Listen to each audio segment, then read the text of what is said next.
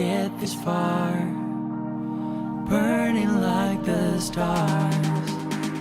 How we get this far, like we're the only ones in this world.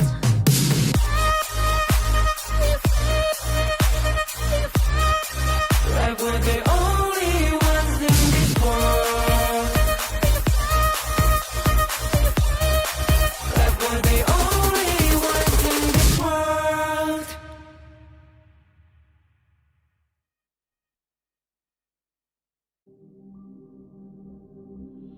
In this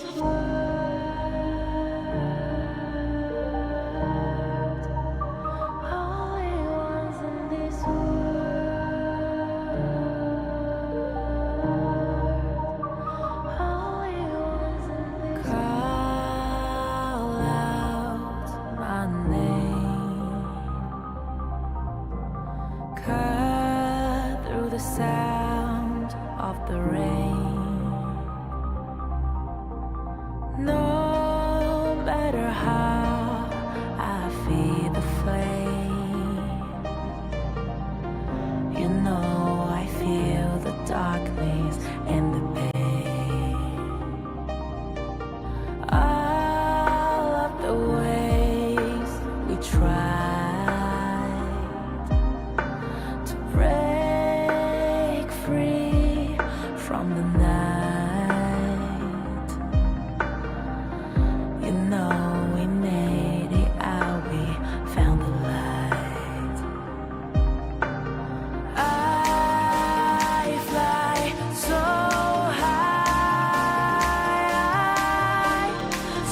high, light up the skyline. Let's do it this time, like it's a whole new vibrant world.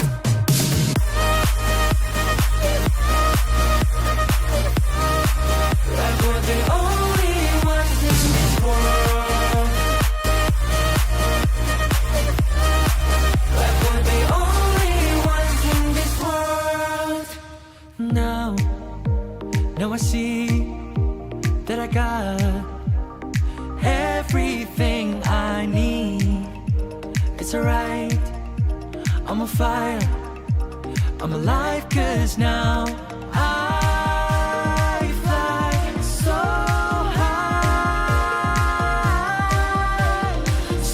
high, light up the skyline. Let's do it this time, like it's a whole new colorful world.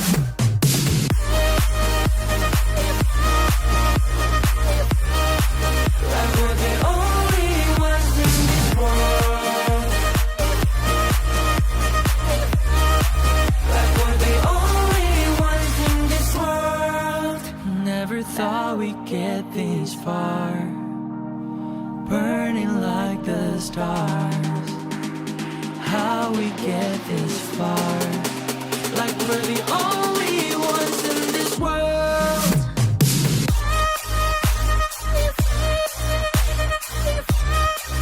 Like we're the only ones in this world. Like we're the only ones in this world.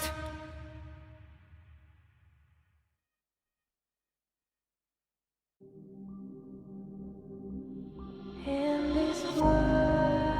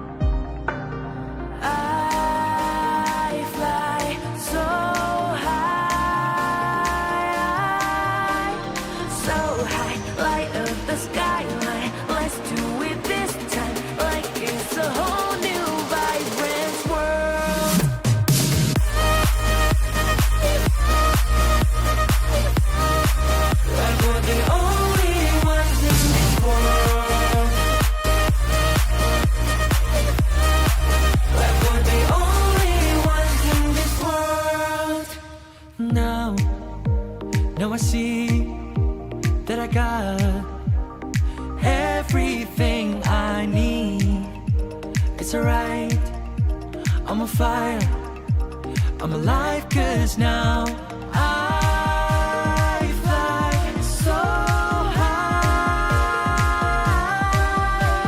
so high. Light up the skyline, let's do it this time, like it's a whole new colorful world.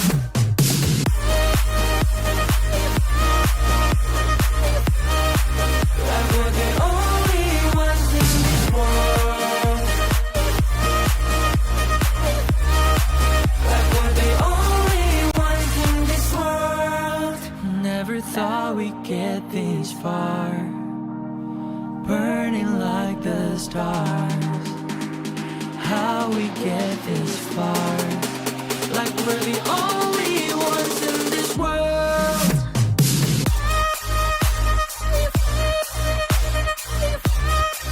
Like we're the only ones in this world. Like we're the only ones in this world.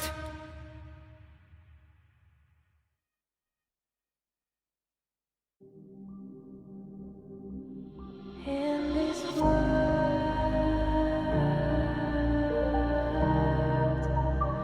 only ones in this world,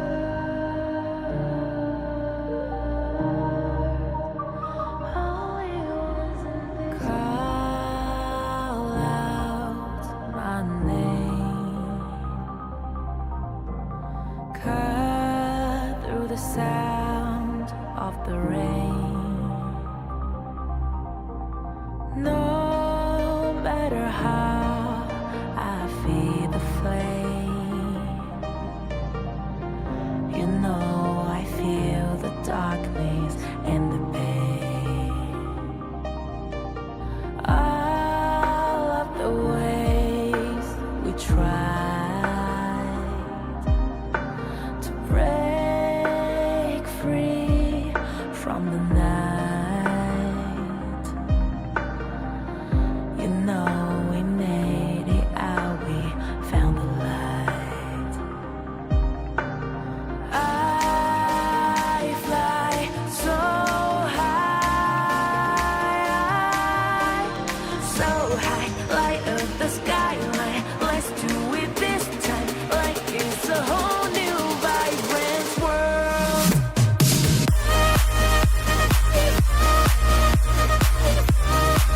Like we're the only ones in this world. Like we're the only ones in this world. Now I see that I got everything I need. It's alright, I'm on fire, I'm alive, 'cause now I fly so high, so high. Light up the skyline, let's do it this time, like it's a whole new colorful world.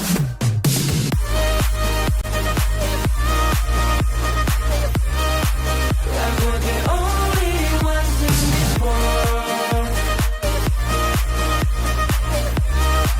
Like we're the only ones in this world. Never thought we'd get this far, burning like the stars. How we get this far, like we're the only ones in this world.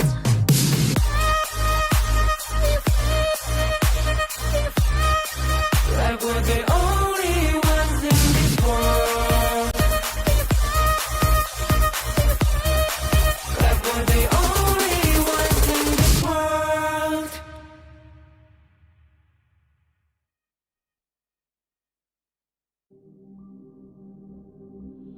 In this world,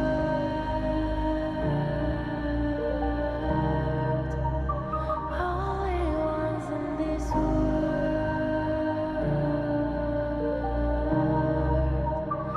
only ones in this world. Call out my name,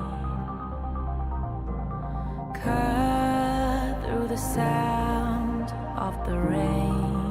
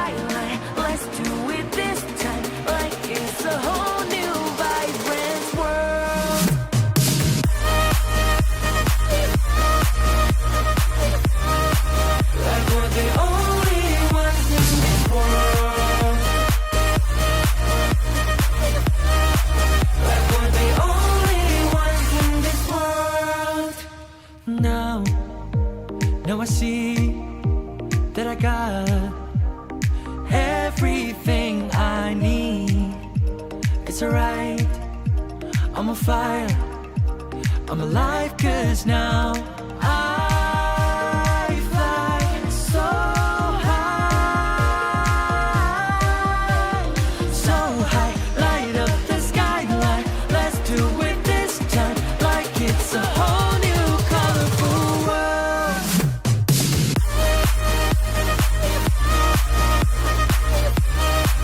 Like we're the only ones in this world. Like we're the only ones in this world. Never thought we'd get this far, burning like the stars. How we get this far, like we're the only ones in this world.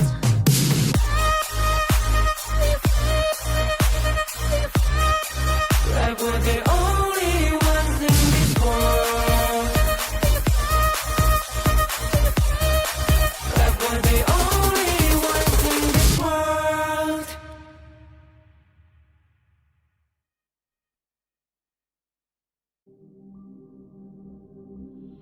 In this world,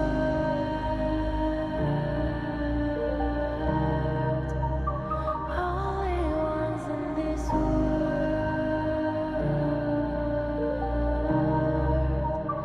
only ones in this world. Call out my name,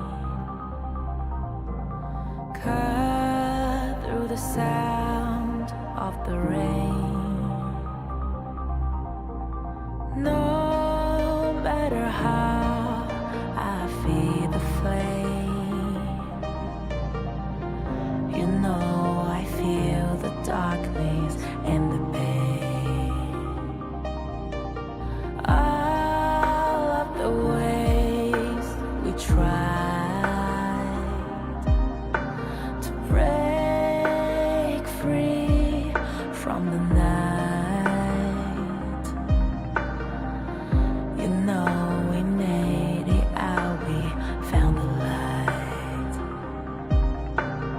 I fly so high, so high, light up the skyline. Let's do it this time, like it's a whole new vibrant world.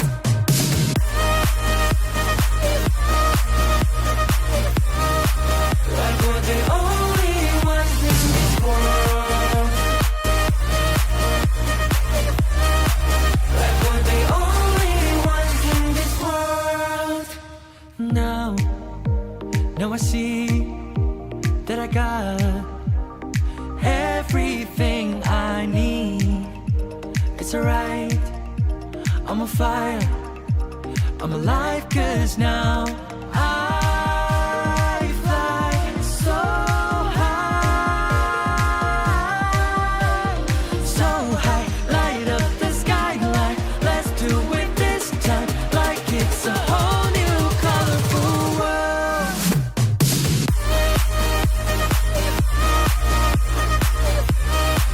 Like we're the only ones in this world.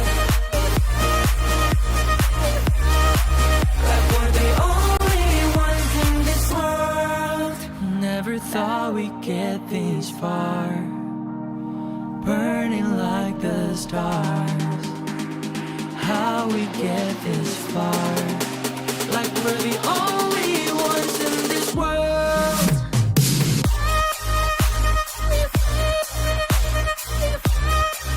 Like we're the only ones in this world. Like we're the only ones in this world.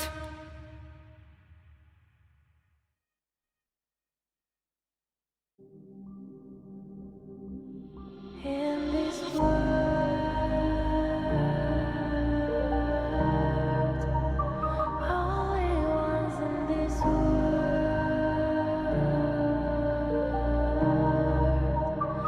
only ones in this world. Call out my name, cut through the sound the rain.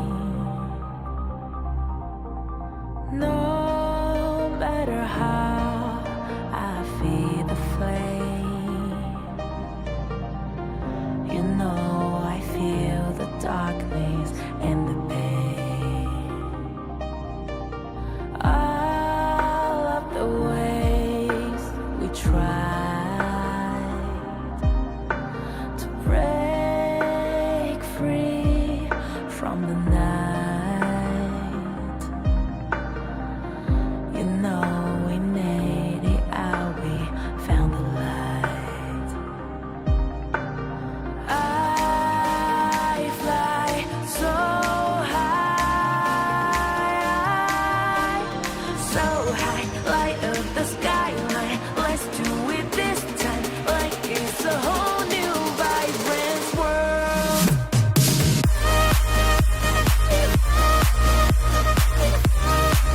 Like we're the only ones in this world. Like we're the only ones in this world. Now I see that I got everything I need. It's alright, I'm on fire, I'm alive, 'cause now I fly so high, so high, light up the skyline. Let's do it this time, like it's a whole new colorful world.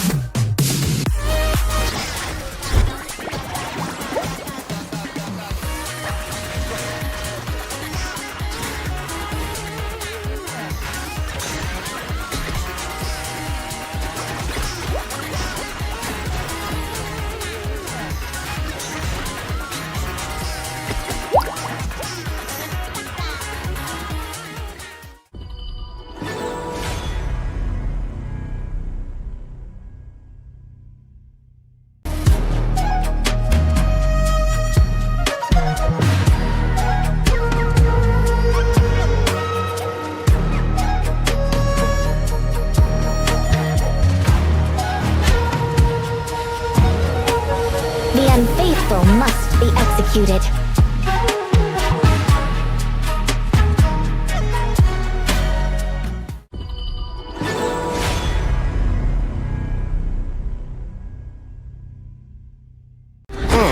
Sometimes working in a different way can be the best vacation. Seagull Circle, predicting victory. Clean up the trash! Break the boundary between sky and sea. You're not welcome at my beach. Get them! Beach sweepers! Follow your orders! Let's go! You're not welcome at my beach. Go! The sea here is dangerous. Clean up the trash!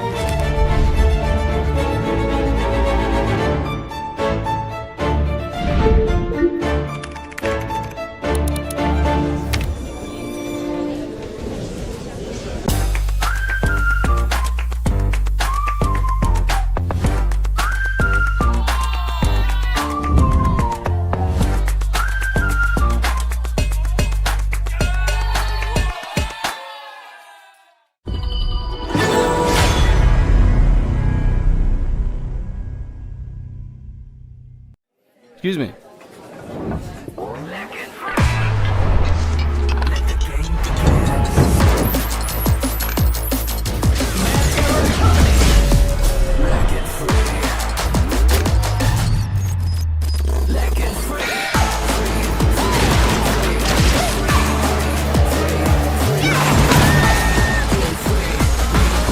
Hugging stings.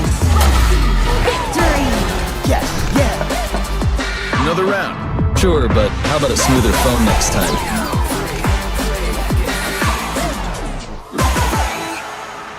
Realme 14. Performance beyond limits.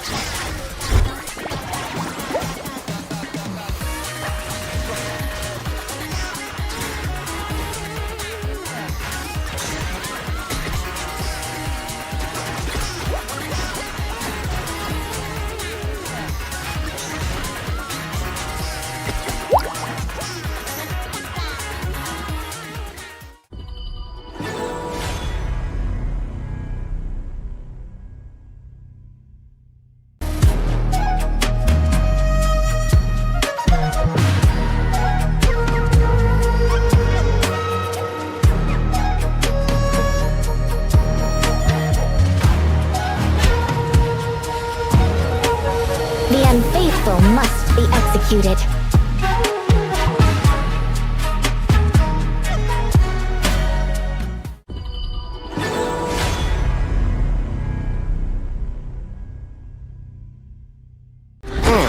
Sometimes working in a different way can be the best vacation.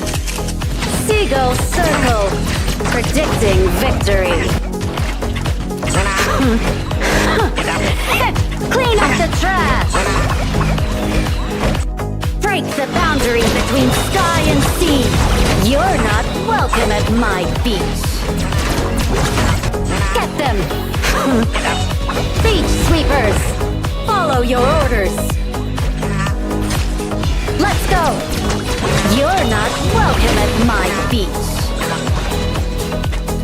Go! The sea here is dangerous! Clean up the trash!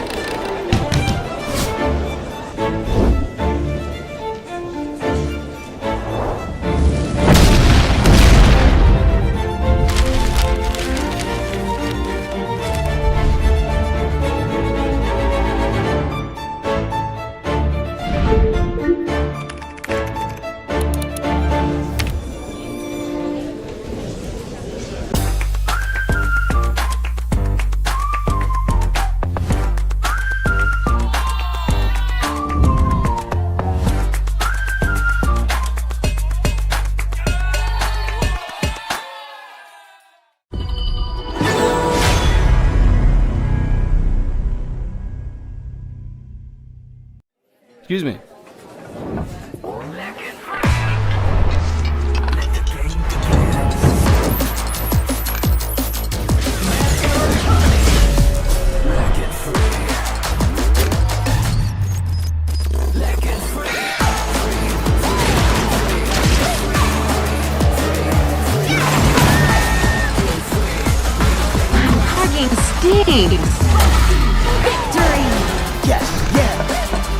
Another round. Sure, but how about a smoother phone next time?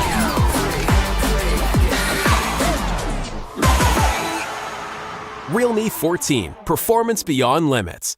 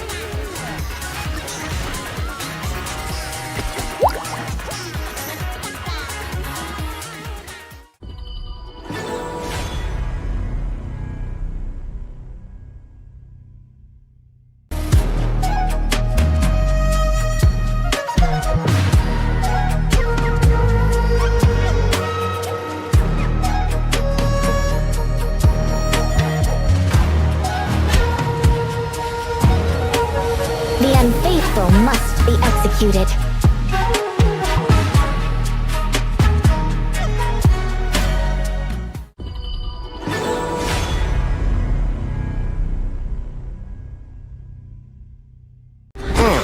Sometimes working in a different way can be the best vacation. Seagull Circle, predicting victory. Clean up the trash! Break the boundary between sky and sea. You're not welcome at my beach. Get them! Beach sweepers!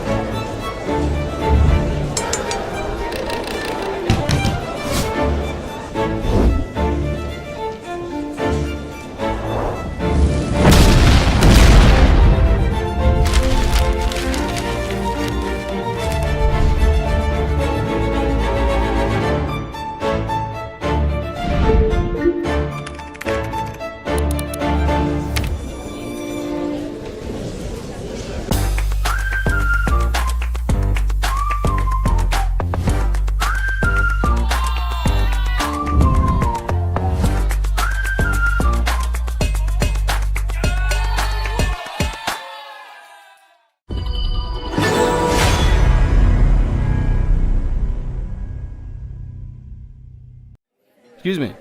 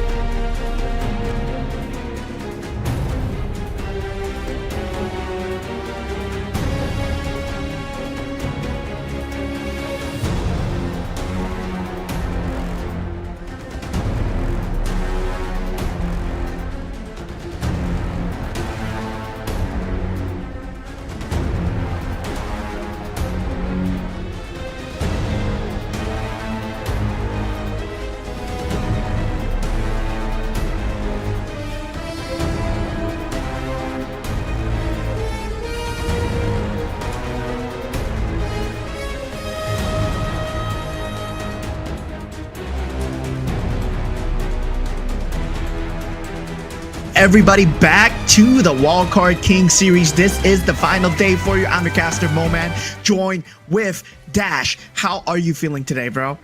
Man, feeling excited. It's been a weekend that I was not in WKS and I didn't know what happened. I just had to run through everything and I'm surprised myself what happened to all of these teams that we've had. And we have Paradise Esports today in the lower bracket finals. And I'll be honest with you, I didn't expect this development once I came back into WKS. How about you, man? How are you?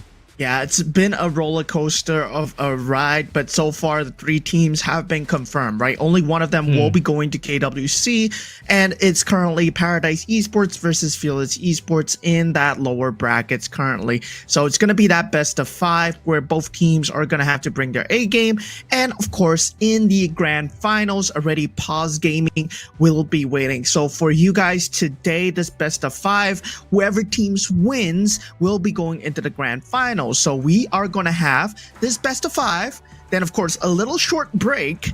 I think it's not going to be a short break. It's going to be quite a bit of a break, a medium break, I would say. Yeah, to kind of get the players a bit of a preparation time, because playing back-to-back matches is a bit too unfair, right? And of course, then going into that grand finals, we're also going to have that event today. So as of today, we're going to go and find out who gets into the KWC. Yeah, I want to know who's the team who's going to get to the KWC. Paws Gaming looking really strong right now amongst all the teams that we've had. And also, I backtracked a bit and they won against Fearless during the regular season too. So they defeated them twice already this time, because they're also the ones who sent them to the lower bracket finals, which is honestly so interesting to see here for our tournament. I would love to see who's going to get there, but first we're going to be going with Paradise and Fearless. Yeah, so I mean, Paradise, Fearless, I mean, you are someone that has watched WKS, right? And of course, I knew you were casting the PKL recently as well. So you do know the top 3 teams that are going to KWC, Boom Esports, Blacklist International, and ACT, right? So as of now, let's just do a comparison here, right? Let's just do a fun little comparison. Spicy. Like, from the teams that you see in PKL, do you think they have a chance when it comes to maybe Paws Gaming or someone like Fearless Esports if they meet in the group stages? What are your predictions going to be? You know what? If they're going to be meeting with Paws Gaming, I think it's going to be tough, especially for the other teams that we have here with the with how ACT's form is right now. I think they're hiding a lot of things, but I do think they have a chance here. But Boom and Blacklist, I do think they could defeat Paws. That's for sure. That's for sure. But ACT might be having a hard time a bit, but they can also win against them. So it's just me being biased about the Philippine Kings League. What about you? What do you think? Well, generally, I feel that a lot of the things they do have to catch up by quite a bit, right? Paws Gaming, in terms of that WKS itself, they seem to extremely dominant when it comes to just having a read on every single team. And I hope that they do the same level of homework when they go to the KWC, because it's about learning about teams' comforts, whatever they're picking. And for Blacklist International and also the likes of Boom Esports, right? The way that they play, they have certain comforts to them. And if they can remove that comfortability from away from the Philippines region, then yeah, maybe they have a chance. But of course, this is with every team that going in, and they all have one huge opponent to face, which I feel it's still the KPL, right? It's the KPL. Yeah, it's gonna be very hard. Everybody's looking forward to facing KPL. Right now, I do feel that KPL is still way much ahead. I mean, you know that because you have casted the KPL. And with how AG is currently, I do think they still have the edge amongst everyone. But as we go on in the group stages, for sure, for the KWC, everybody grows, even during the tournament itself. And everybody needs to grow pretty fast also in the 1 month break that we're going to have, because they're all going to face KPL in the end anyway. Yeah, I mean, as of right now, I feel like currently within the region itself, within the competitiveness of HOK, a lot of the regions, they have grown to be a bit more competitive. And I feel that currently, yeah, the MKL, PKL, IKL, they do have 3 slots each. Yeah. So that's going to be very interesting show of meta when they reach there. One of the most interesting matchups that I would like to see is going to be the IKL versus the PKL, right? Because these two have been powerhouses. And for Malaysia, MKL, they are the main powerhouse so far. They have been the one to be like, yeah, we can probably take it to the Chinese region. Now we have KME, we have KMW coming in. Yeah. So we're gonna have like best of East and West, and that's gonna be very interesting. Yeah, and also I really was excited about the KIC last year because on the KIC last year, it was Dominator who moved forward. But this time, during the last invitationals that we've seen, it was Blacklist and also Nongshim from the KME who actually moved forward in the rankings. And that's why this time, I think everybody's getting a bit close to their level. I mean, I want to say that MKL is still the best. There's no questions about that. Currently, MKL is still the best amongst everybody. But at least everybody is moving close to the level of MKL. Yeah, and I feel that for the audience themselves also, they want to watch a bit more competitiveness. It's not about like, yeah, they come from this region and they're going to be super strong. So eventually we're going to reach a state where everybody's on that same playing field. And it feels to me like, yeah, most of the teams, they have already reached somewhat of a standard to be competitive in that KWC. And for that KWC itself, that round of 16, the group stage, is experimenting.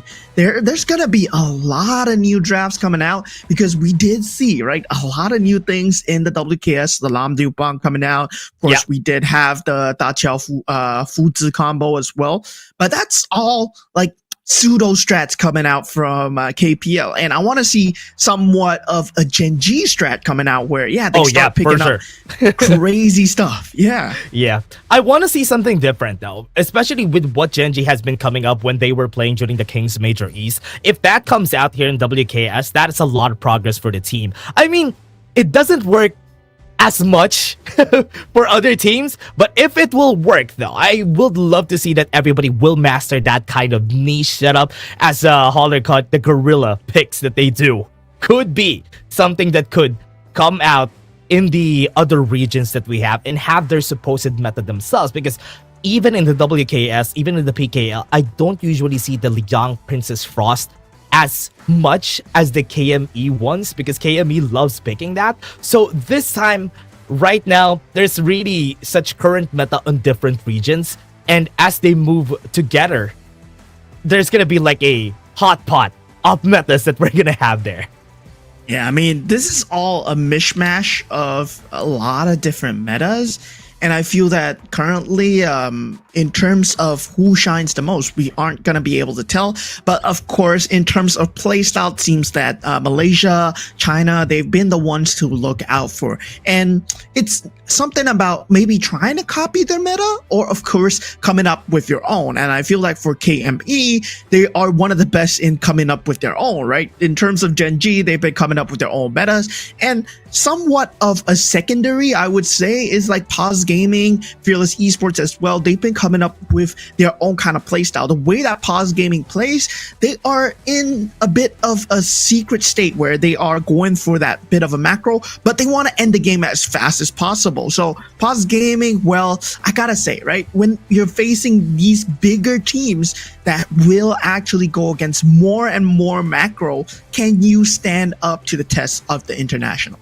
And so far, one thing that I've seen from Paws Gaming though, one thing that is very stand out-ish for me for their playstyle is how strong Snow is.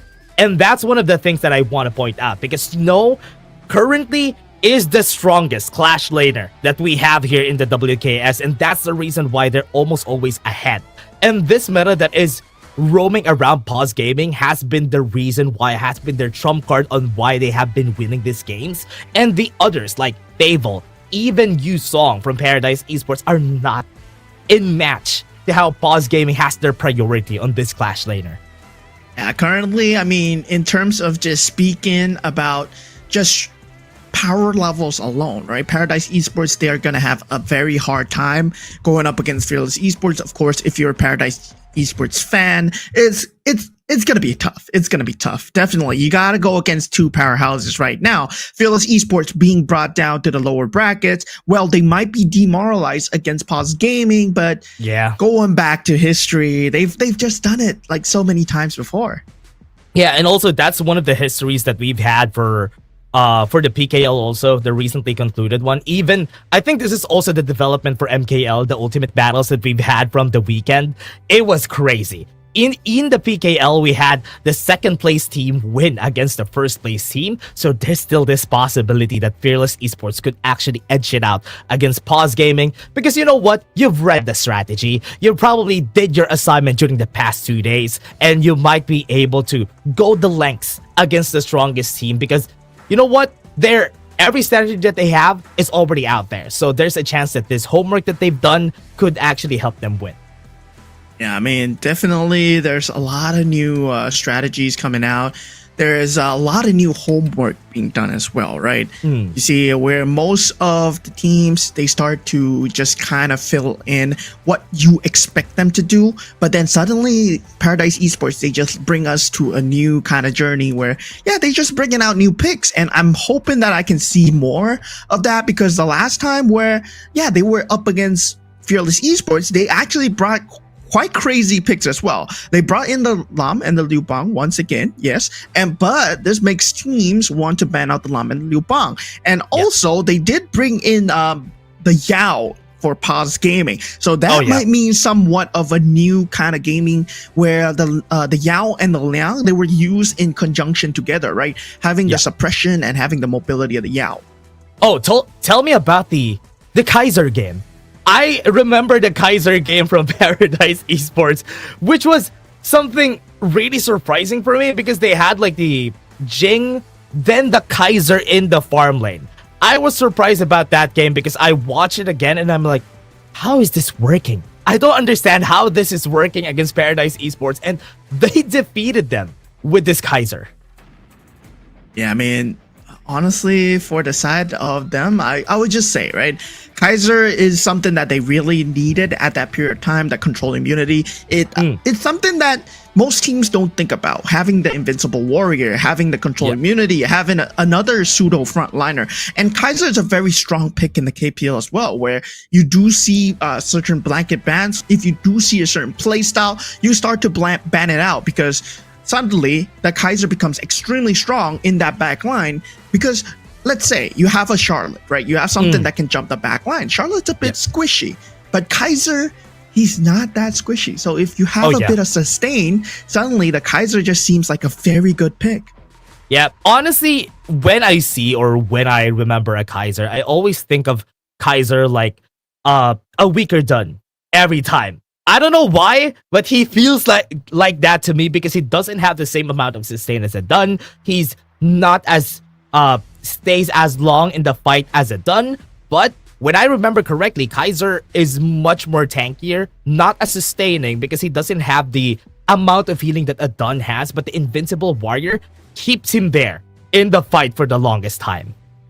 Yeah, I mean, and for those of you guys that are just wondering what we're waiting for, we're still waiting for the players to get ready, of course, get into the servers, get comfortable as well. So, of course, do be patient with us as we will be talking for a little while, right? But, of course, we are talking about the next few events that you will expect to see, the games that you will expect to see today as well. So, I mean, yeah, going on with that topic of the Kaiser as well, I really feel that the Kaiser is a very strong pick when it comes to the jungle as well, because it fulfills that damage slash also that kind of control immune slash sustainable role.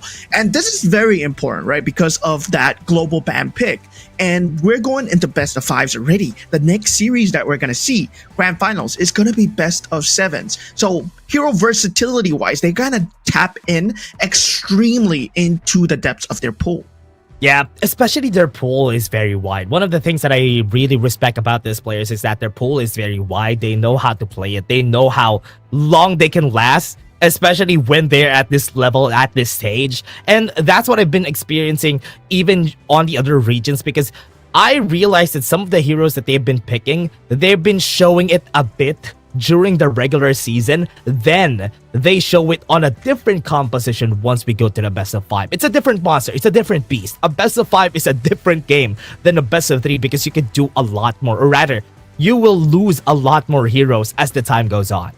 So for you, is there any like heroes that you have seen in PKL that you would like to see in WKS? Like for example, like for me, it has been a very strong combination of the Lady Sun and the Ming that we always see in the KPL, where these two are just extremely scary, very hard to deal with. And then suddenly, Paws Gaming, they brought it out last week, like last weekend, right? During the face-off with Fearless Esports, and they got dismantled. Yeah, one of the things that I've loved about that is when they first time brought up the Liang Princess Frost. From what I've seen, I mean, it's not as effective as I was hoping, but I want to see it here too in the WKS because I haven't seen it a lot. But it's a very viable strategy, especially against those assassins that we have. For example, you have a Luna, you have a Jing in the mix. I think that's one of the things that I want to see. But also, one of the things that I've seen also that worked in the PKL was the Foots on the Clash lane. The Foots on the Clash lane, I'm surprised that it was working during that time, but because he was facing against if I remember correctly, that was a Lubong he was facing, which is why it's kind of okay because Foots is just going to be staying in lane.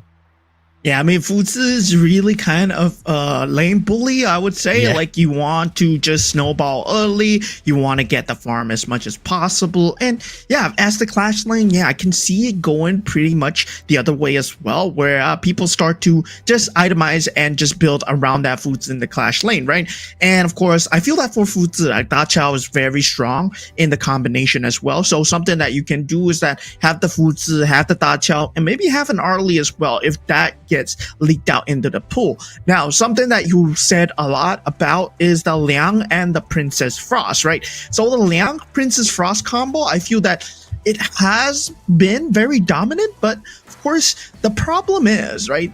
I feel that Princess Frost, it needs very good positioning. Like, the reason why Liang Princess Frost is so great in the first place is because of the pioneers, AG Superplay, aka Chengdu AG, or the best Princess Frost in the world, Chang Sheng, who is the finals MVP. And yeah, of course, he's been playing the spacing amazing. So I feel that most mid-rolls, they have not experienced the fact where they have the farm, right? They have the farm on the Princess Frost. And it feels like they're throwing away the Princess Frost as a utility instead of farming a Storm on the PF. That is true. That is really true. And that's why here in the meta that we currently have, I think one of the things that I've seen a lot is that what I like about the WKS is recognizing that the mid lane is a utility. Is basically a second support, a second roamer most of the time in the WKS. This is one of the things that I want to see more in the other regions because currently it's working so much, especially if you're playing like something like a Princess Frost, a Lady Jun in the mid lane. You don't really need a lot to get things going, which is why most of the time they give everything to their jungler. And we are really going into that state of the game right now. Everybody's been adapting that in a lot of the other regions, and whoever adapts it first actually wins a lot more so far in most of the regions that we have. Yeah, I mean, contrary to the point, right? Mage, well, I feel that at a certain point, you do have to give the farm to the mage as well. And that's identifying the sweet spot that's so important. Well, they see the utility in the early game to the mid game. Then sometimes when you, example, you have a Dun, you have an Ogren, you have something of a tank jungler. And in the jungle role, you need the magical damage coming out from the mage. So we do see the Chinese teams, they start to prioritize the farm a lot on the mage, especially when it goes to the later stages of the game as well. And yeah, for now, I mean, it's an evolution, right? Whether or not they can identify these nuances coming out, I'm pretty sure there has been a lot of knowledge being shared by the Chinese coaches to the rest of the global scene as well. I remember you in the course. I mean, these have been a lot of like new eye-opening picks, but also it's about experience as well. Learning how to use them is equally as important. Yeah, and one of the things that I learned about that whenever I'm there in the program is that the counters that I wasn't expecting are actually counters. And that's one of the things that I learned a lot from them, especially understanding the global ban and pick. They have different thinking when it comes to that. And I'm like, wow, okay, so they think like that. That's the reason why they're the best region. That's why they're teaching this to us, because they know what works and what doesn't work, what counters who, and what is great in a certain composition. And there are heroes in the pool currently that works on most, and that's, for example, the Diadea works on everything basically, the Doya works on everything. And you know what, learning a lot from the KPL region is actually something that the global region would love to know a lot more, because what they do is gonna work for us as the time goes on. Yeah, I mean, what was the most surprising counter that came out from the program? Like, share insight, share a bit of the tea. It was the Arlie Chano. I wasn't expecting that. Honestly, the Arlie Chano counter did not really stick to my brain until they said it, because I'm like, wait, how is the Chano gonna win against an Arlie in the early game? And the goal was not to actually win the early game. The goal was to get to the late game so that the Arlie gets popped pretty early. And that's why they also included the Lady Sun. They also included the Duirinje, are good counters against the Arlie. And I kind of understand now, because in the late game, the longer your range is, the easier it is to kill the Arlie. And actually, it makes sense. It makes sense. Yeah, of course, of the Maple Dance as well, right? The Arlie having the Maple Dance, able to shoot down projectiles. That's why Duirinje, Lady Sun, maybe not too good of a counter, but it's still a great, kind of a burst capability where you're able to kind of lock down the Arlie a bit. But Chano, you don't really have that. But for these games that are coming, this is your prediction. Fearless Esports going up against Paradise. It's gonna be 60% towards Fearless Esports, and actually 40% of you feel that the Laotians will take the series. I actually love that we have 40% of the Laotians here on the prediction, and we don't really have like a what do you call that? 80% of Fearless Esports will be winning this, because right now, at least, I love the support coming in from Paradise.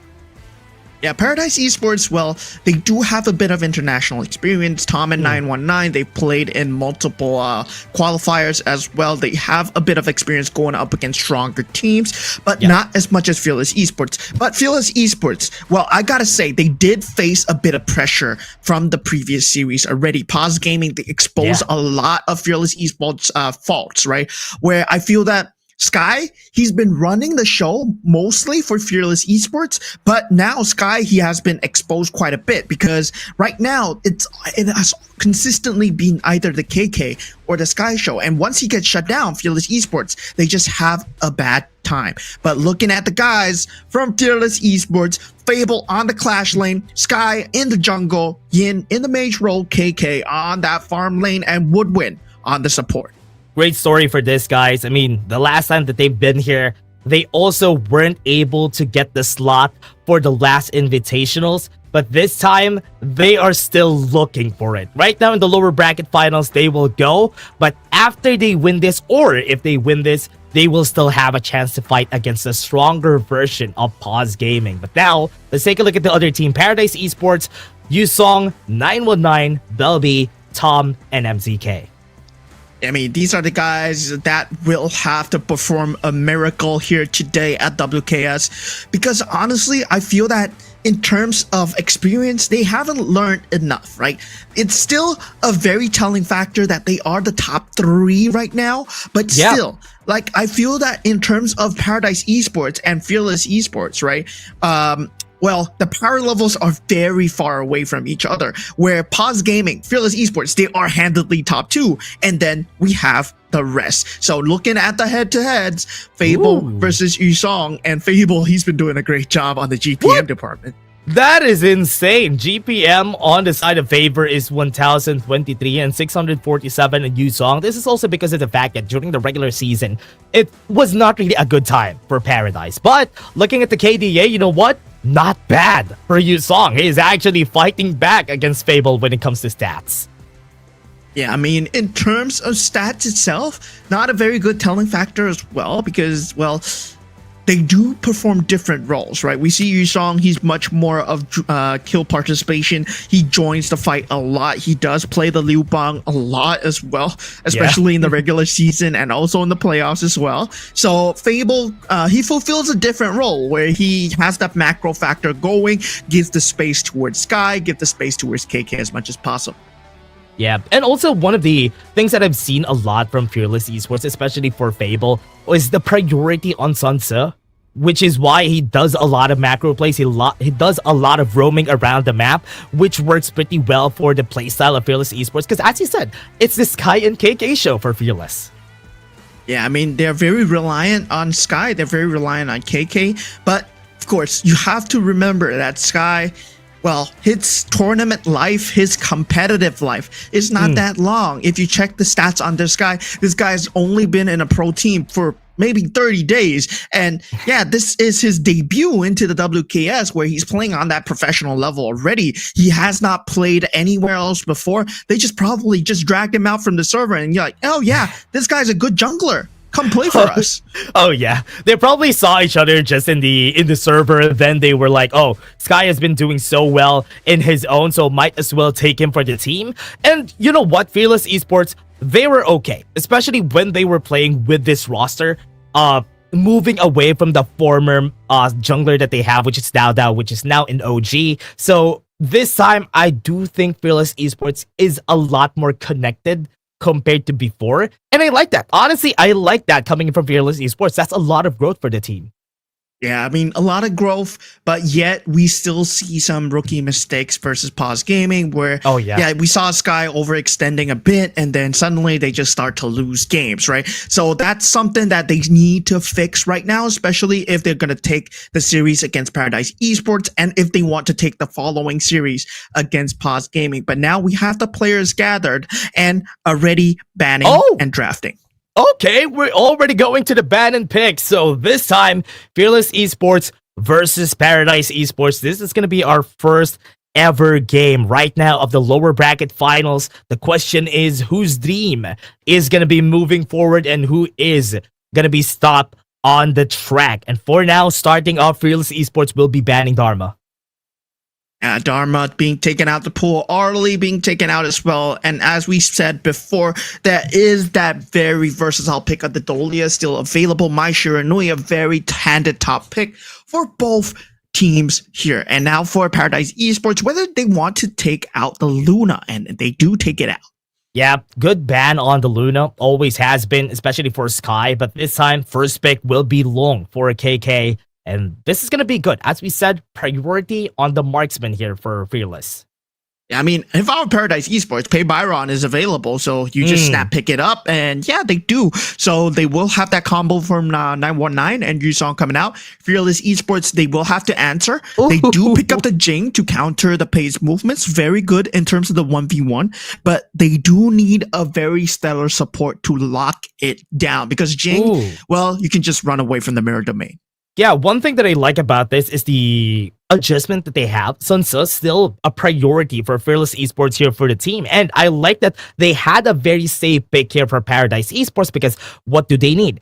Additional crowd control. And that's what Zhang Fei really gives them.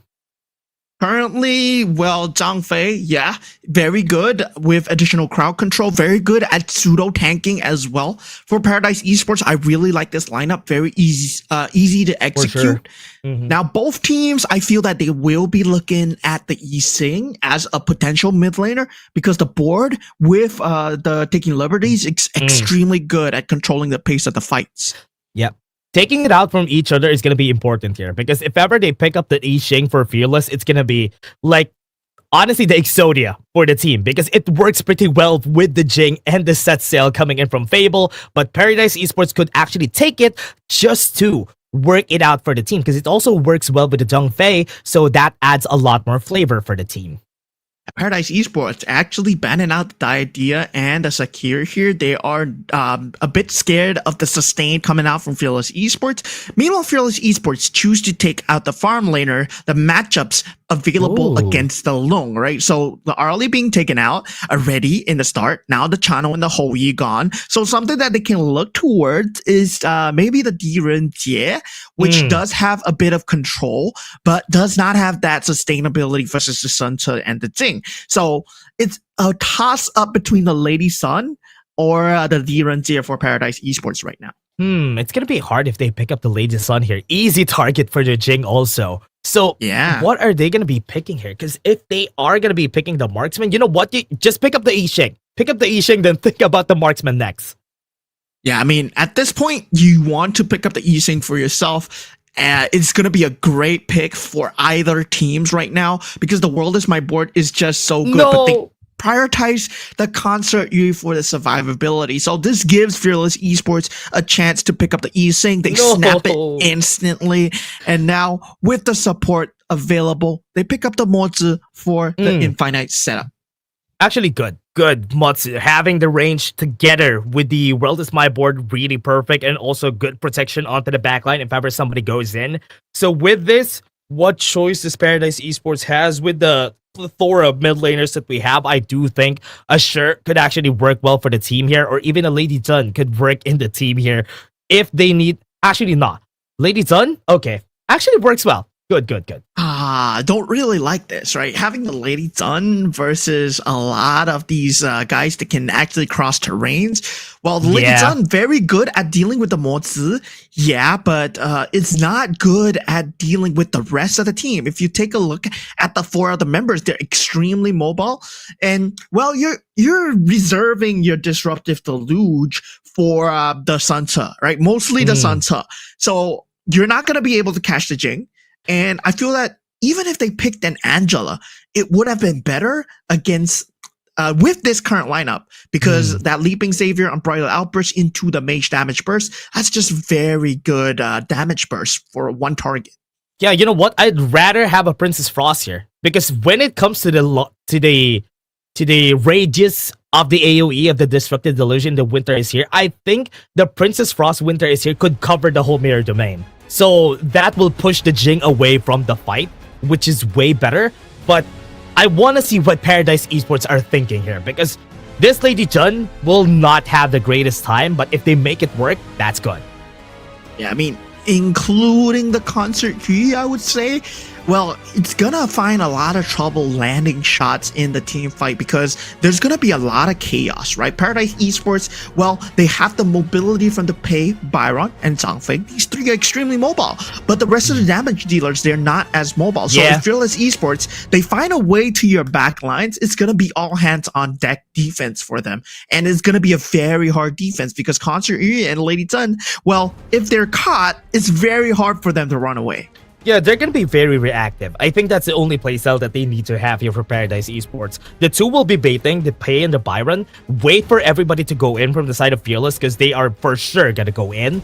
Then use the Lady Zun to react back, get the crowd control, then fight back. But Fearless Esports has all engaged in their tool. So they're going to be the ones setting the pace here for the game.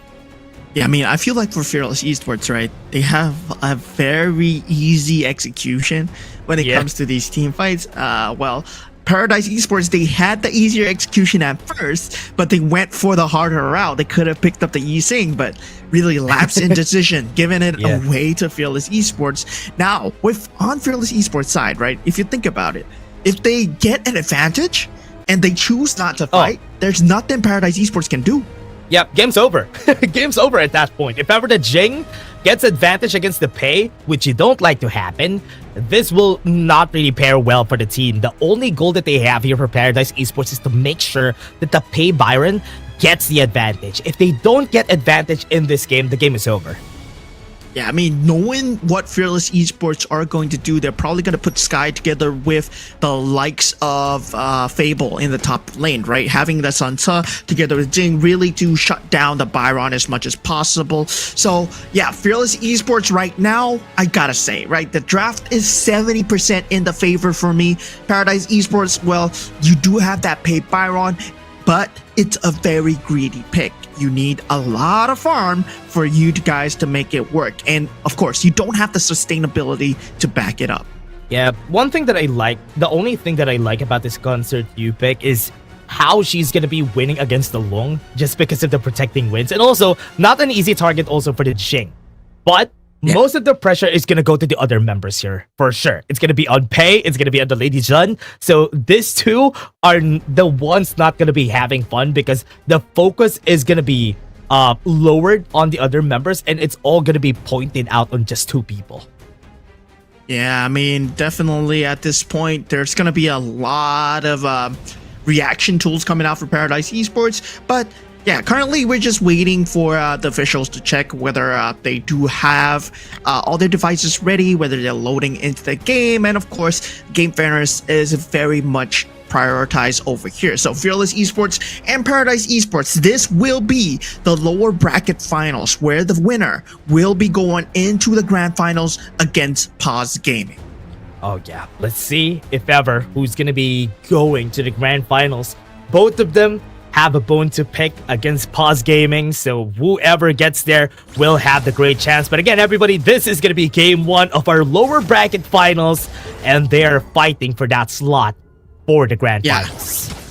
Brady, we see the early rotation coming out from Paradise Esports, really with that Byron getting the advantage onto Yusong. Just get that 1v1 going, get Yusong levels the gold and get the advantages. But something that they have to consistently keep in the back of the mind is the setup coming in from Woodwind with the Cannon Blast, right? The Cannon Blast might be a potential disrupt as well, and as long as Sky is left untethered, he's gonna have a very fast clear speed. Oh yeah, especially for the early game, look at what they're doing here. Especially for the top side, I think Belby is going to be getting that knockup. This is not good. Yin almost died there, but Yusong is just going to be running away. Yeah, Yin at that point still has his passive to just walk away, and we do see the aggressive movements coming out already from the side of KK and Woodwind just to take away the enemy resources. With the Flaming Palm usage, has that slight gold advantage, will have the level advantage as well. He will be hitting level 3 ahead of time, and this means he has access to Downpour, Riding the Wind, and Flaming Palm. This is a huge power spike coming in from KK. Oh yeah, especially for now, with level 3, they're just going to be backing off. Belby has been moving throughout the map and has been really good at just dishing out the damage. Really surprised that we haven't been seeing both of our mid laners yet go to the bot side of the map, but now I do think 919 and Yusong has a plan for the top side. Yeah, I mean, at that point, Sky and Fable, well, they are trying to wrestle the advantage away from Yusong, but look at this, MZK might be in a bit of trouble, but ready. Ushered away by Ride the Wind, KK will be pushing him out. But if they want to go for this... Cannon Blast, yeah, taking liberties is not going to hit. Good thing Tom just flashed off. That could have been a potential kill. Yeah, I mean, at this point, well, Paradise Esports, they hold on to that top lane advantage. And for you guys, we have a gift code. So, of course, go into your Honor of Kings application. It's first come, first serve. So, if you don't get it, well, you don't get it. Taking liberties on the top side, protecting wins just to react. And we still have 919 just helping out the team. Infant Fastest popped pretty early here by KK. Yeah, and this is a really good look from Sad Paradise Esports. I gotta say, right, they've been handling the early game extremely well versus the likes of Sky. But the problem is, Sky, he's gonna scale a lot harder. Yusong already with that 1v1, he's not gonna be in that winning of a position. So it's definitely just gonna be a wash for the top lane, which favors Fearless Esports. Ward is available though for Yin, but they backed off, didn't really opt to go for the fight because they have no information on where 919 is. And they're starting to funnel the farm very hard towards Sky at this point, and able that's to dirty. steal away Crimson Golem. Oh no, set sail has been popped. Not able to find anything at this point. And that's dirty. That's dirty for Sky. Got it. 919 now. Level gap, but on the top side though, Yusong might be gapped here. Two members are going to be fighting against him. Cannon Blast, not going to hit, but enough to push him away. But the first blood still comes in for Paradise because Yin died first. Yeah, Belby and Yin both committing the flashes in the middle lane. Belby just having a slight advantage in the timing. Yin did commit the board, was unable to find the finish. Now, I gotta say, right, with that trade, First Blood going the way of Paradise Esports, it still favors Fearless Esports because they are banking on Yusong having a good game. If Yin goes down, it's not that big of an issue. Yeah, look at the level gap here for 919 and also for Sky, because this level advantage is not good, especially if you're the one playing the pay. Right now, Tyrant's getting taken, but it's looking like Fearless Esports is not gonna opt to go for the fight because they know they didn't have the battle stats to actually go for the fight against Paradise. Yeah, ready. We see the set sail just being used to reposition Fable himself on the top lane. Fearless Esports at this point, they're free to just not take these fights. They can just freely wait for Sky to scale. The only problem that they have is not having that frontliner, but they don't really have to worry about the burst damage until 919 reaches that level 12 spike. Oh yeah, waiting for that critical mass on him. 2-level advantage for Sky against 919. Really good spot to be in. Right now, onto the backline, got the knockup right there on Yusong. He's dead. Nothing to answer for. There's 2 boards in front of him, and he's not gonna answer that. Yeah, once again, Fearless Esports, they have perfect target prioritization across the map. They identify that, yeah, Yusong is the least likely to be able to run away from these engagements, right? And if you just hold him down, there's a lot of damage. Now, Unbridled Outburst on the bot lane, still gonna be using the infinite vastness, but no HP. Yin is already here right there onto the back. MZK left alone, not gonna be able to fight back. The Flaming Bomb, never mind, the Riding the Wind is not gonna kill him, and Woodwind is gonna finish it off.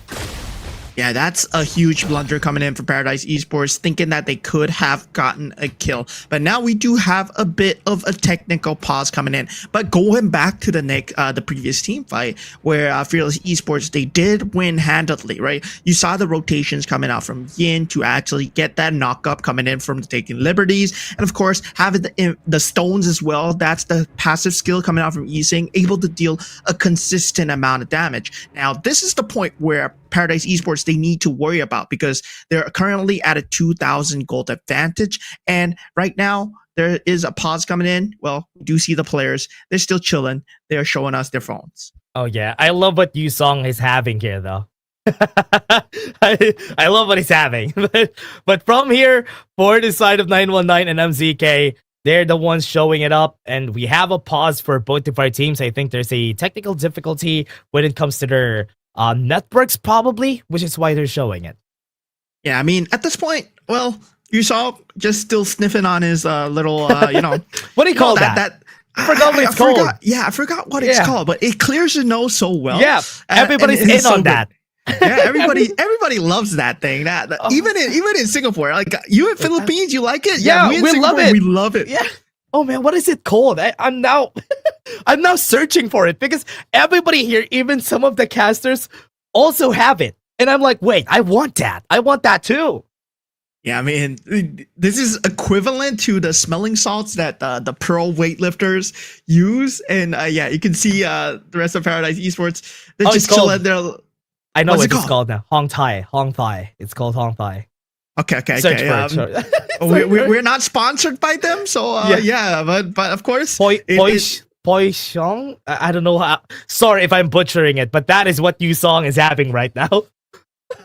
Yeah, I mean, at this point, well, Paradise Esports, they're just chilling. We're left with 1 minute, but they did have a bit of a blunder already. 3,000 gold advantage given towards Fearless Esports, right? Going back into the game, thinking about it a little bit. Fearless Esports, we said that once they have the advantage, Paradise Esports, they're in dire straits. So they gotta take this one step at a time and gotta claw their way out of this net worth disadvantage. Yeah, as we go in, it's gonna be really tough as we go in the game if Fearless Esports is gonna continue pressing against Paradise Esports. Because Paradise Esports with their comp, one thing that you always need to have when you have a pay Byron on your team is win the early game. If you don't win the early game and have like a 2-level gap against the enemy jungler, you're not gonna be able to come back from that game. It's gonna be tougher because Byron is not gonna come back in the game, because that's not how Byron works.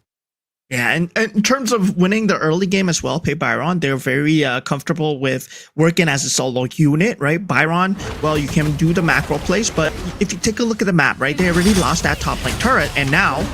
Oh, Typhoon. Not even gonna hit because Belby's already dead.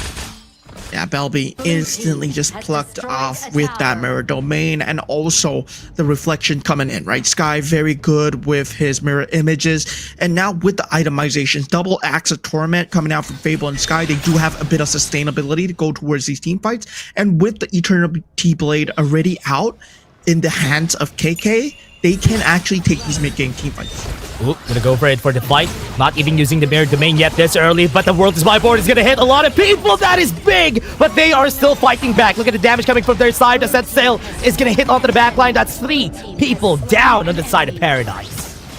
Yeah, they were trying to hold on to this middle lane turret, and they shouldn't overstay their welcome here. Paradise Esports, they will lose that mid lane turret, but they have lost a lot more. That board coming out from Yin was just stellar placement. Now, Fearless Esports at this point, what they're gonna do is just really choke out the buffs, really choke out the rest of the jungle, and that's all of the potential farm from Paradise Esports. Just take a look at this board again. All 4 members stuck inside. The only one available was Belby, and this is why I didn't really like this Lady Zun pick at all. Yeah, really hard, especially when that happens. One of the things that is hard about it is that Fearless Esports' composition, they're not gonna stick together, which is why the Destructive Deluge loses a lot of its value, because the AoE is not gonna hit a lot of people, and that's why, as you said, yeah, not gonna be good, but the World is My Board is perfect, and this is a very dead 919 here, and KK, oh, he's not gonna be the one to actually kill it. It's gonna be Woodwind. Yeah, Woodwind coming in with a little bit of a kill steal situation there, but of course, it's more of a kill secure, right? He had to. Immune taking a lot of damage already in that middle lane. Well, yeah, at this point, it's not gonna be easy for the likes of Paradise Esports to actually take this game, but for Fearless Esports, right, it's more about keeping the advantage. Yeah, they just need to keep at it, especially with the phase that they're playing right now. They're taking everything against Paradise Esports. It's a 7k gold lead at 7 minutes in the game. And this is such a crazy lead just to see it, because all the jungle camps is already in favor of the other side. But Sky gonna be seeing Yuzong, pushes him away with the mirror domain, but not gonna kill him for sure because Yuzong had flash. Sky was 1v5, and thing is, right, when the Jin can 1v5 you like that and able to get out with the reflection. Now 919, he's in danger. Oh no, he's not gonna die though. He's not gonna die. They don't want to overcommit. They don't want to overcommit from Fearless Esports, learning from their mistakes, because if they overcommitted there, Tom was in range to deal damage. Yeah, look at Sky playing it safe. This is not the usual. This is not regular season Sky. Sky is doing a great job, but actually holding back against Paradise Esports, because look at them. They're still not looking to finish the game. They're waiting for the 10-minute mark, because right now they're still baiting out members of Paradise Esports to fight back. Yeah, because they know that if they consistently fight for these jungle advantages. Take inside the box though, down is perfect, and now with the World is My Board already set up, that's mirror domain, everybody's trapped, nobody's gonna go anywhere, 919 is also gonna go down, and that's everybody down. 2 more people are still alive for Paradise Esports, but they can look to finish the game.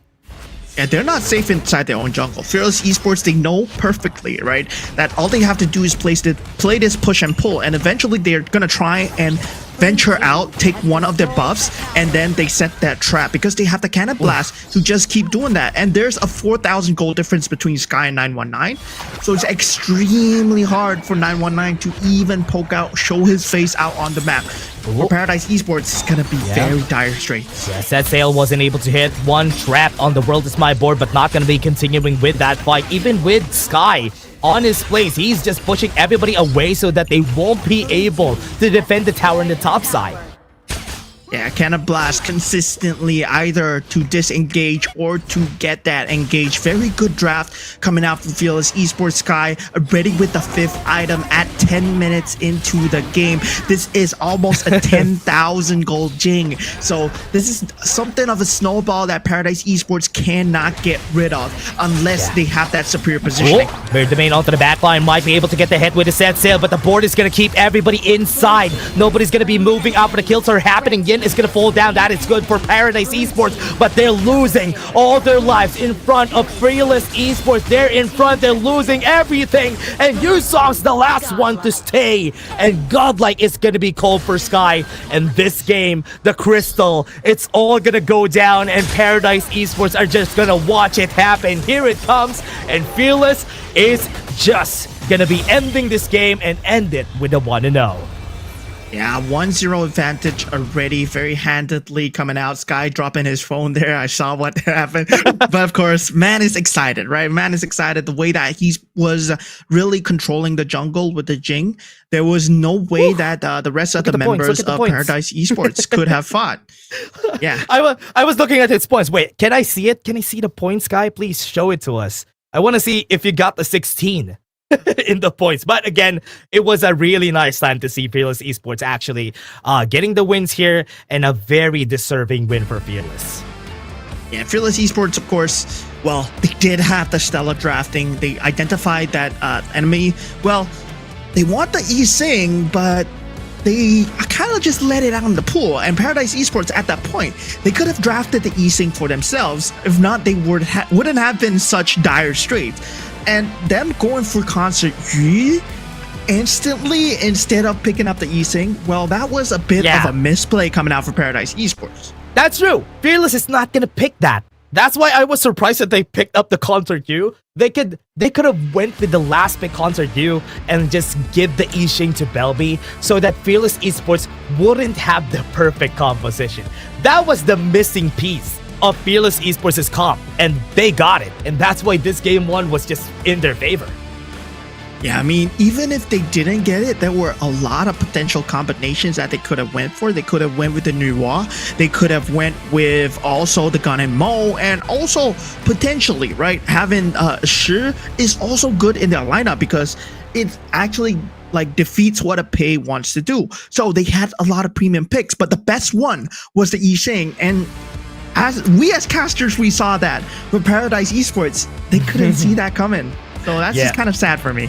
Yeah, that's true. I agree. I agree with you because that could have been it. That could have been their chance to even fight back. Because the Pay Byron, that was their win condition. And also, look at this. They weren't even able to fulfill that win condition for this double setup on the Pay Byron. And they even had the Zheng Fei on that third pick, and this composition could have been perfect. But also, it's Fearless we're talking about, and that's why they are just wiping the floor with Paradise. Yeah, would win on the Mozi is really something to be feared. But going into the next game, right? It is a global ban and pick after all. So, well, they know that the Pay Byron not available for Paradise Esports. The Jing will not be available for Fearless Esports. But speaking of it, right? Fearless Esports, they didn't really lose a lot of priority picks. If they wish to go for it, they still have the Zhang Fei, they still have the Pay, they still have the Byron. Meanwhile, for Paradise Esports, they are going to pick up a lot of that tier S picks within that lineup already. I can count 4 of them: Zhang Fei, Pei, Byron, and the Lady Zhen. They are already gone for the take. Yeah, this is really sad because seeing this 4 out of the picture here for Paradise Esports. Also, remember, Fearless Esports could also pick that up. This is going to be the next pickup for Fearless Esports for the next game because the Sun Tzu, the Jing are already out of the picture. So they have a lot more things to work with. For the next game, having a Pay Byron for themselves is also something that Fearless Esports would be happy to take. Yeah, I mean, at this point, Fearless Esports, they just outdrafted, they outplayed, and they played it very disciplined. Something that was a bit lacking when they were going up against Paws Gaming. So I really like that they reflected into that really impulsive nature that they had going up against Paws Gaming. And now, with these new adjustments, maybe they can take on the grand finalists, but they have to go through Paradise Esports with another 2 games. Oh yeah, this is, oh man, look at that craft mode. This is just in favor of Fearless the whole time because we've seen them got like 4K, then it ballooned to 7K, and in the end it was an 11.8K gold lead for Fearless Esports. And man, Paradise Esports needs to do a lot of work here because this game is gonna be the Sky Show for MVP. 606, 27% damage taken 16%, and total gold of 26%, the highest for the team. Yeah, 606. This man, I mean, at this point, who could stop him, right? For Paradise Esports, there wasn't a lot of disruption or lockdown for the Jing. He was free to do whatever he wished. And speaking of free to do whatever he wished, there was no response coming in for Paradise Esports when he was rotating out with the mirror domains. Inside the mirror domains, he's essentially unstoppable. And that's something that, yeah, as the Lady Zhen, you're not going to be able to do that against a Jing. Oh yeah, really hard to deal with the Jing if you don't really have like a good amount of private control for the team that could actually target her pretty easily. Which is why in this game it was just unfortunate they weren't able to fight back. But this time at least they have something to think about.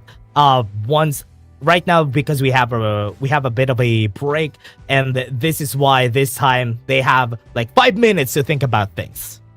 Yeah, a bit of a breather at this point, but it's kind of known, right? Sky, he's going to go for these assassin junglers. He's going to try and dive your backlines as much as possible. And it's his playstyle. It's in his blood. He's been doing it for a very long time throughout the regular season. You don't really see him on the tank junglers. So that's what Paws Gaming, they really try and keep down, which is Sky. They know that he's going to try jump your backlines, try and get the farm a lot of the places, but they couldn't keep him down. And this trade not going in favor of Paradise Esports. Yes, they get the first blood onto Yin, but Yusong going down. That's a consistent net worth advantage taken away from the Clash laner Paradise Esports, a Byron who needs to snowball. Yeah, and that is actually half of the reason why. No, that is the whole reason why you pick up a Byron, because you want to win the lane. And if you don't win the lane, oh man, this is just gonna be bad for the team. But again, it was a lesson to learn for Paradise Esports. They learned from that lesson already, so they would be able to think about what they can do next, what they could fix, and what is gonna work for the next game. I hope they pick up something from Fearless Esports from this game. Yeah, look at that cannon blast into that flash think inside the box. Oh, just yeah. very good setup coming in for Fearless Esports, and it's just very flawless execution coming in, right? Fearless Esports, of course, they are able to pick and choose which of these team fights that they want. If they're not an advantage, they can actually disengage because they have a lot of mobility, but they're always at an advantage thanks to the boards coming out from Yin and the eventual damage coming out from KK as well. Oh yeah, and look at that. This is it. This was the first game. There was a lot to unpack there for that game, but ultimately it was just Fearless Esports who actually won the game. And you know what, Mo? I am really looking forward to what Fearless Esports is going to bring to us for the next game. Yeah, game 2 going in, of course, there will be a lot of adjustments coming out for Paradise Esports. Well, it seems to me that they still don't know really what to do against Fearless Esports. They were playing the early game very well. They had the rotations of 919 trying to help Yusong as much as possible. But when it falls to that mid stages of the game where, they start to look at, we're going to leave Yin alone. And then we're going to just really focus on Yusong. They prioritize Yin over Yusong. And it feels to me that Paradise Esports, they need to understand their own win conditions a lot better. Yeah, they really need to. They really need to understand what their composition entails, what they can do to make it work. Especially picking up a very early game composition and not winning the early game really puts you under every time. And this time, they have to think about what they can do next, whatever they can bring out from that magic hat. Because I know in the second game, there's a potential that Fearless Esports would bring out the Hansin in the second game. Yeah, I mean, the Hansin, something of a sore spot, I would say, versus Really? Paws Gaming, because it did get dismantled, right? For Fearless Esports, it got completely dismantled by Paws Gaming. The Hansin was unable to find any form of value, and he was just kept locked down. He was able to get the farm, but they just kept disengaging from Hansin because they knew that Hansin, you don't have anything to actually keep them there. And Paradise Esports, if they can play the same way versus the Hansin, well, we will have a game on their hands. But currently as it is, I gotta say, right, Fearless Esports is gonna look like a clean sweep just from the way that they're playing. Yeah, man, it took like 1 week for Paws Gaming to decode that Hansin pick that they had. Just 1 week. Once they went to the playoffs, they already knew how to deal with that Hansin. Because I remember during regular season, they won once with that Hansin. They tried it again in the playoffs.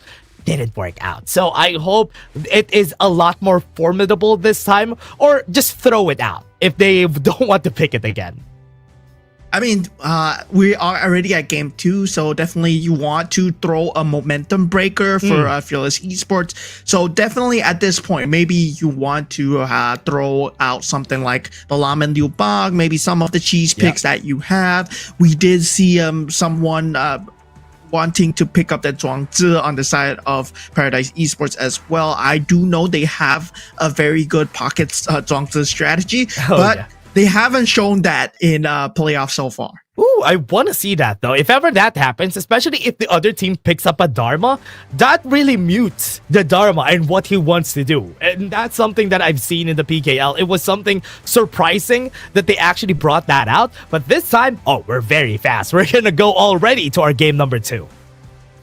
Yeah, I mean, at this point, Paradise Esports, they have that first ban and pick. So they will be looking to put their best foot forward against Fearless Esports, who looks so poised, right? Who looks so poised to win. Oh, yeah. Especially Sky just being a bit excited, throwing down the phone on the table. But it was excited for that win on that game. But Paradise Esports recognizing that Fearless Esports could also pick up the buy run themselves, and banning it on their side is really good. Yeah, I mean, it's good to look at the available bans and also what your enemy might do. And now for Paradise Esports, they really want to shut down Sky as much as possible. They take out the Pei, they take out the Luna. So this means, right, Paradise Esports, they want to either take up the Mai Shiranui, but Fearless Esports, if they pick up the Mai Shiranui, usually what Fearless Esports do is they pick up the Dolia and the Dun, but now they go with a different route. They go with the Dharma. The idea on the second pick here for Fearless Esports. I mean, the idea could work pretty much on every composition because she's very versatile. But the Dharma, at first, good prioritization because they could definitely find a way to answer that Mai Shiranui on the other 2 picks, or rather, the other 3 picks that we have. Yeah, I mean, the fact is he has a lot of mobility on the Mai Shiranui. So for Paradise Esports, they pick up the Dun themselves. And if they pick up the Dolia here, yes, they actually kind of have a very good lineup for Paradise Esports right now. Fearless Esports right now, it's more about trying to find the mobility to stay away from the Dun, or do they take the team fight? They take the Lady Dun. That's a very good response. Yeah, good counter. Good counter against the Dun. Not a good counter against the Mai. You're not going to have the greatest time. But against the Dun, at least you mute him a bit whenever he tries to go in, throw the Destructive Deluge, then he's not going to be able to do anything to get out of it. But the problem here is Paradise Esports, they have a lot of things that they can still pick. Remember, they still have the Long in their favor. Good thing it's banned, but they could still pick up the A lane on the Clash lane just to make it a living hell for the marksman on the side of Fearless Esports. And for the side of Fearless Esports, well, they look like they don't really like Tom because they're bans. You can't play Tom. They have all been for the farm laner, and now they do take out the Elaine, so they take out the option available for Yusal. But yeah, there has a lot of farm laners have been banned. Like, as a farm laner myself, I don't know what I'm gonna play. You know, right now, Arlie taken out, Lung taken out, Lady Sun taken out, D Renjie taken out. So at this point, it's like, are you gonna pick a Ho Yi? Are you gonna pick something like a Garo? I don't know, man. You know what? They picked the Shadow, so you really have no choice but to pick the Ho Yi, I think. I think that's the only choice that they have here. They pick up the Ho Yi or the Shoye. If ever they need somebody to go for that late game, that could be possible. So if they pick that up, if they pick the Ho Yi, they're going to be losing on the damage department, then pick up the Charlotte. I think that could work out here for Paradise Esports. But I really doubt that they have Ho Yi in their pockets. I know they don't pick that. So it's looking like a Shoyu pick. I mean, Shoyu, very good. And something I would like to see is a Sun Tzu, right? But they go for the Charlotte instead.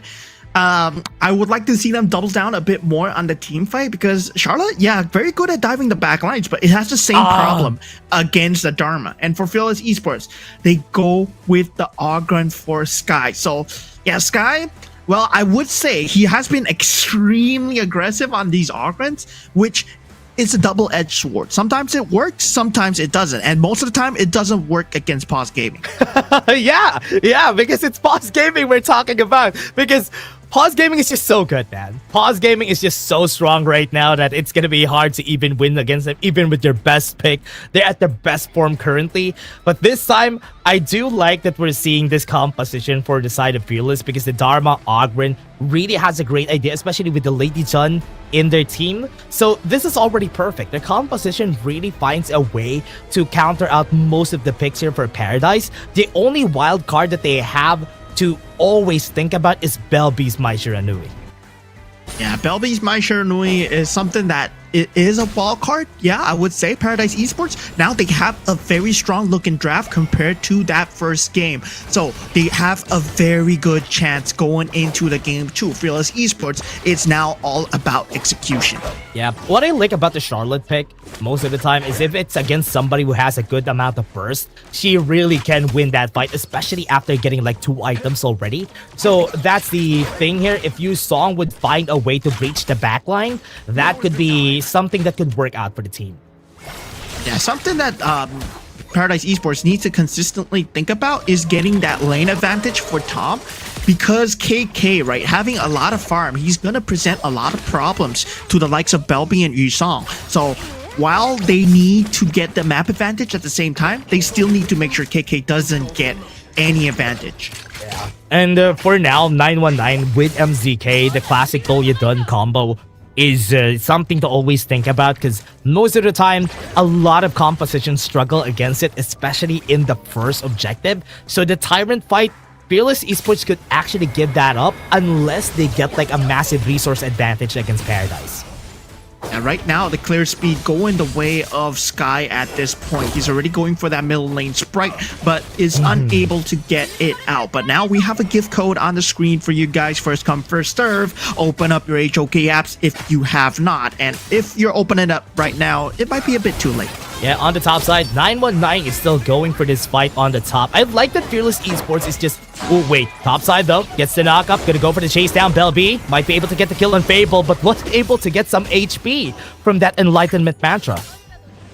Yeah, a bit of the formlessness coming in as well to just try and get away from harm's reach. Now Sky, he wants to force things here, but 919 and Yusong, they are in a bit of danger. There's a bit of pincer coming in for Fearless Esports. Ooh, but are they gonna fight it? It's looking like they are not gonna continue with this battle currently, but they're trying to steal as much as they can. Right now, they're gonna go for the target in 919, but at this point in the game, I do think they don't have the damage to go for it, but Fable is gonna go in with a Truth Mantra. He's gonna be dead for sure. First blood coming in for the side of Fearless. Yusong is nowhere to be found. He has the flash though. Gonna go to the backline, gonna go for the dash, but the knock-up is still gonna connect and Paradise loses too.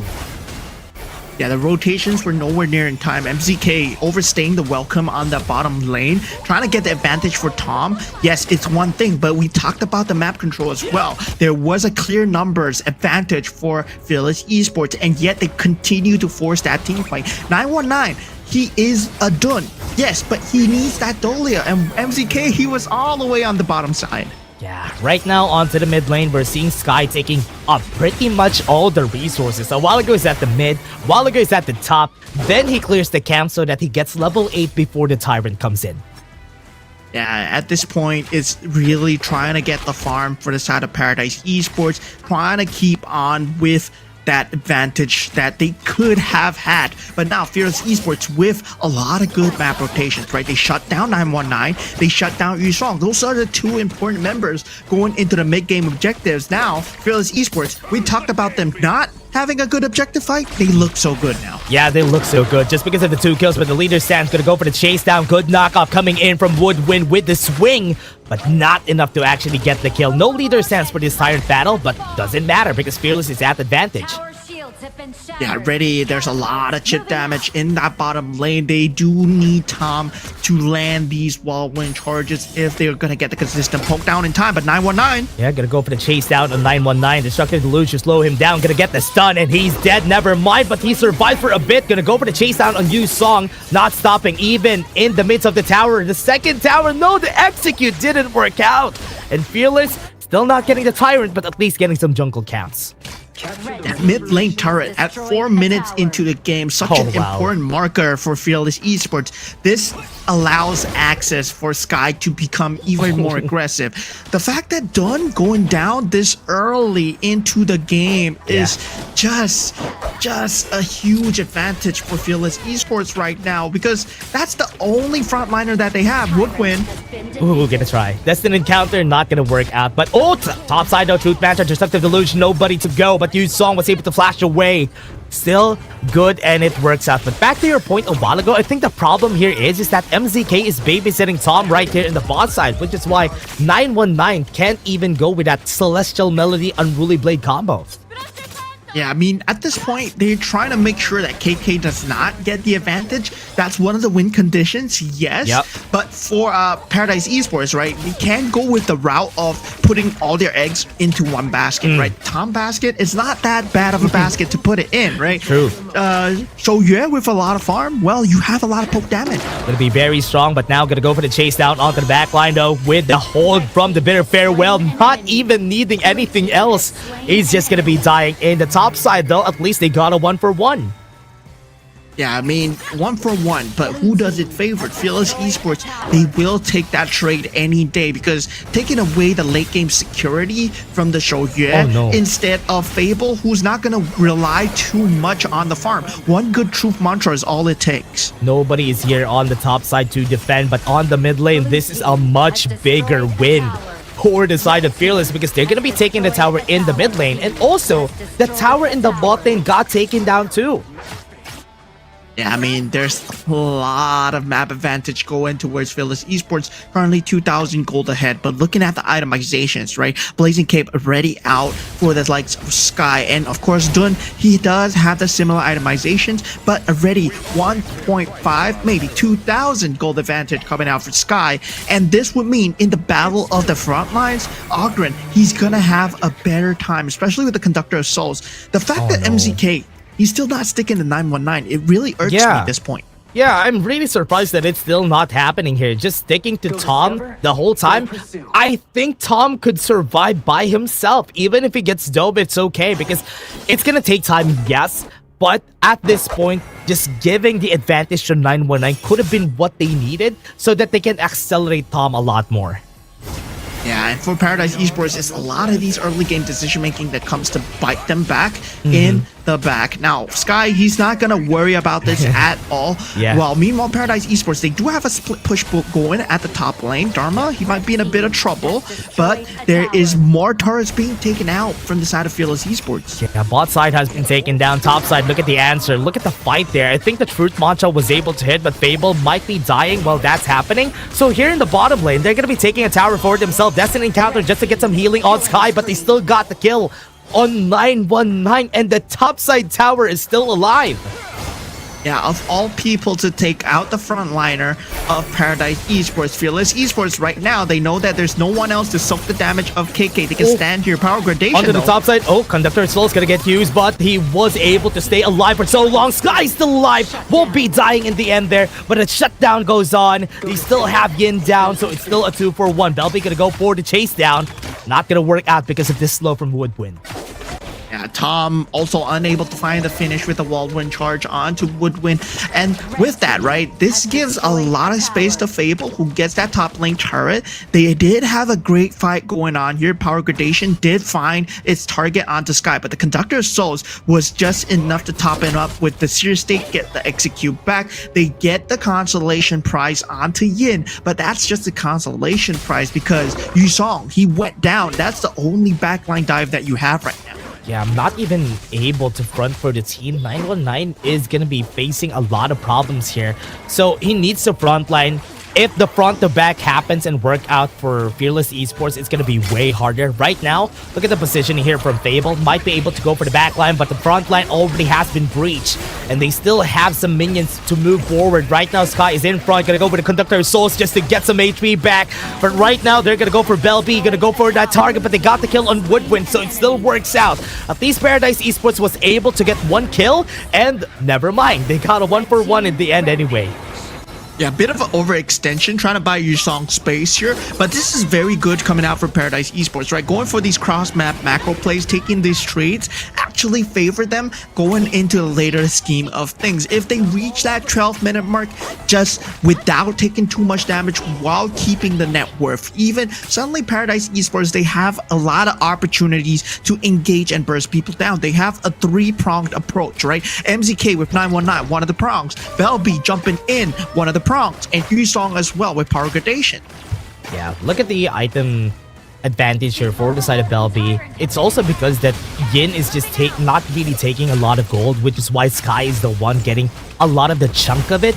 So I hope this investment that they also put on Belby will be put to use, because it's going to be important for the next fights that we're going to have. Now they take the Overlord, they have a handshake on the objectives, and right now they're going to go for the chase out. MZK is going to be the first one to go down. They're going to go for more, and this is the backline. They got the Truth Mantra in front, and that's why they got the kills on both of them. Double kill, or rather 3 kills for the side of Fearless. This is such a bad disengage coming out from Paradise Esports. Either they had to go for the fight there or just try and get some trades. For Paradise Esports, the moment MZK was getting caught out, the rest of the team members, they had to disengage. They couldn't disengage. They had to fight the back lines. They looked like they weren't fighting back at all. The call was to run, and that was a very bad call coming in for Paradise Esports. Now, with that, they lose 3 of the members. Yusong getting the 1v1 in with Fable.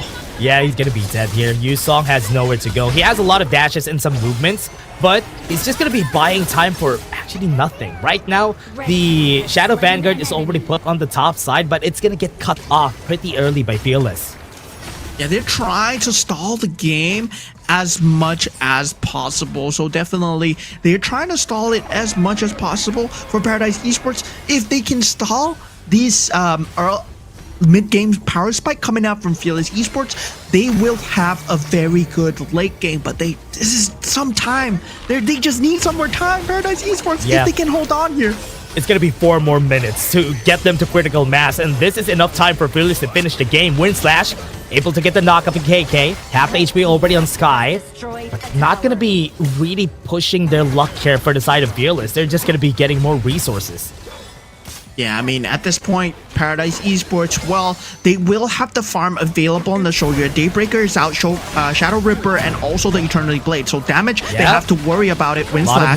A lot of knockups though. Woodwind, gonna be at the back. Gonna go for the fight though, but Yusong won't be able to find the target. KK just rushing in front. He's not gonna get any kills so far. The Wildwind actually gets one on Woodwind. Wow, surprising. But it is still a kill for this side. Right now onto the bot lane, they're gonna take the tower, and at least that's mission complete for Fearless. Yeah, Fearless Esports right now, they are looking to take out the middle lane turret as well. If they can take it out, it's huge, but look at this. Oh, what a conductor souls on everybody. Destructive Deluge slowed him down, and that is just going to be taking on their heads right now onto the back. Babel looking for the truth, and he was able to find it. Was able to get one, and now they're looking to go for the end. Phantom passing off the Sky, gonna get some HP back, but he's getting hit by the tower since a while ago. I'm surprised he actually rushed in. Yeah, a great trade coming in from the side of Fearless Esports. They did get that tier 3 turret on that middle lane, right? Conductor Souls was huge in that sustained department, and the fact that they couldn't take out Sky was just a very bad nail on the coffin for Paradise Esports. Truth mantra towards the wall was Tom, and now he does have the Sun Chaser, but it's gonna be a bit too late. If he had it just 1 second, like maybe 10 seconds earlier, right, Sky would have died, and that team fight would have went a different way. Yeah, you know what? If they had the T3 still up, this game could have went in favor of Paradise Esports. This is basically the critical mass here of Tom, and he could definitely kill everybody on the side of Fearless, but having no turrets is gonna be hard. You need to take like 2 clean fights to be able to come back. Yeah, a lot of lane priority needed. They need to be proxy units across the map. The only one that can do that is potentially Yusong. But Fearless Esports, they're gonna go ahead and put the pressure on, right? Take the objectives, take the Shadow Tyrant, take the Shadow Overlord, and really force the team fights going through into the next side. If you have consistent lane pressure, you are unable to push out into your own jungle. Yeah, they don't even mind the Primal Bond. They're just gonna be taking it to finish the game. This is a different look for me, for Fearless, because look at how steady they are. They are really making sure that they're gonna win the game before they take any risk. Now Tom, a critical mass, gonna go forward, gonna maybe even find some fights here for their side. The last battle is gonna happen today, and half HP already on their tank. They haven't popped their leader stance just yet for KK. They're gonna move forward. Here it comes. Damage gonna come in. Yusong onto the backline. Power gradation's not gonna hit. And it's working out for the team right now. The damage is just taking in their heads. 919 gonna unruly blade away. They still have some minions in front. The damage is gonna be there, and the backline has been breached. And that is Fearless Esports taking the game. Yeah, 2-0, showing their phones, showing that they're all playing Fearless Esports. They're all together in trying to make magic happen, finding themselves at match point. 2-0 right now. That's a lot of pressure onto Paradise Esports. They have a lot to answer for. And this time, their draft was way better than the previous game. And I gotta say, Fearless Esports, they navigated the minefields very well. I gotta say, for Paradise Esports, they had to have better rotations. Yeah, they need to take their time here because, as you said, I was surprised that MZK was not sticking with 919 the whole time, because that could have been the goal of their composition. Make sure that 919 gets advantage against the Ogren matchup, then think about Tom after the fact that 919 already won it. And that's why it didn't work out. Yeah, I mean, at that point, I feel that knowing your power spikes is also very important. Knowing your synergies is also very important, right? Usually in the professional level of games, you see that for Dolia, the moment you have that Celestial Melody, you are inseparable from that unit that you are trying to buff, which is 919. And for him, it just felt like he was on that brunt where he was not getting a lot of the support that he needs as a Dun. 0-5 and 0, 7,945, 15 minutes in the game. He's just not tanky at all. Yeah, very different look at what Fearless Esports had. Sky had Woodwind, had Yin together with him the whole time whenever he's trying to invade, whenever he's trying to go for the mid lane. And that's the reason why it was a different win condition. Also, they invested a lot of gold onto Belby in this game, but I haven't seen Belby get a good knock up or a good setup in. Yeah, but you do see the damage coming out from Tom, where that later game scaling was actually coming into effect, but they lost too many objectives, right? Fearless Esports, very good with the trades, consistently making sure that they were losing the map advantages, losing the turrets, then of course losing the resources as well. So Fearless Esports, well played to you guys, right? KK with the matchup on the channel and the idea, it really fulfills that same role of that early in the lane. Of course, in the later stages, you fulfill more of a burst damage rather than poke damage, but still, they made it work very well. Yeah, they tried to make it work here, but Paradise Esports, they could have had the idea here. The idea was there. We know how their team should have worked, but it weren't able to fulfill the win conditions that they wanted here for the team. And Fearless just made sure that theirs are gonna happen, and they still are the ones who won. Yeah, I mean, for Fearless Esports, they look all but poised and ready to go into the grand finals, as they are ready at match points. If you look at the gold graph, it is all painted red. The color of Fearless Esports during that game, and they never let go of the advantage. Looking at the MVP as well, it will be Sky once again, 7-1 and 6. This guy has been just farming the MVPs here. I do think even during the playoffs, he is getting a lot more than everybody else. So this time he probably has the advantage already because he got 2 today at the playoffs. And even during the regular season, Sky has been getting so much MVPs. I mean, Sky, he had 7 regular season MVPs, and the next best was 4. So he had 3 ahead of everyone else. And now, well, it is a very good statement that Sky, he's not bothered but with what Paws Gaming did to him in the previous series, and he's ready for the next few series as well against Paradise Esports. And of course, looking at the final obstacle, it's gonna be Paws Gaming waiting in the grand finals. They're already at match point, and they're already so close. Yeah, they're close to finishing it. They're close to even getting there. So with this, they're looking for that revenge, and they're hoping things will work out in their favor so that they can fight against Paws Gaming in the end here.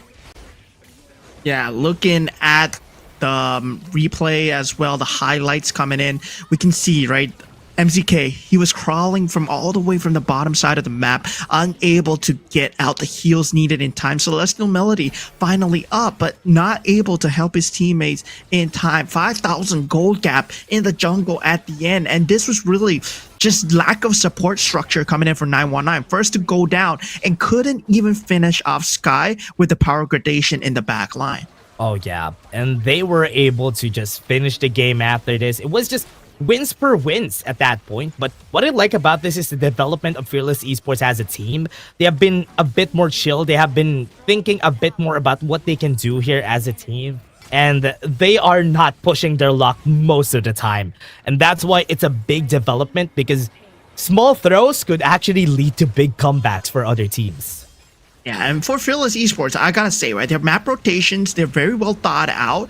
When Sky, he's going in with the path of passing, you can clearly see, right, Yin is there, Woodwind is there for the disengages, for the protection, and with Fable always playing across the cross map or finding a flank, he's able to find these truth mantras consistently, where it's always in the back of your head, where somewhere a Dharma is gonna slam you into the wall. Oh yeah, that's true. And also thinking about it, also in the back here, everybody was trying to go in. Belby didn't even have a chance to even just get a thing going for the thing, because nothing was going in their favor. I was expecting Belby to be the one to carry those team fights with the executes, and it didn't really happen. And that's why it's really unfortunate that they've been losing a lot of this very high priority good picks, and they're not able to fulfill the win condition. Yeah, definitely for the side of Paradise Esports, they will have to go back to the drawing boards if they want to pull a reverse sweep. Maybe Fearless Esports, they start to thin out after that 2 series, because this is playoffs after all, and we are in the lower bracket grand finals. Currently, Fearless Esports, they are at match point, but we will be going for a short break. So see you guys after the break as we find out who goes to the grand finals. Another round. Sure, but how about a smoother phone next time?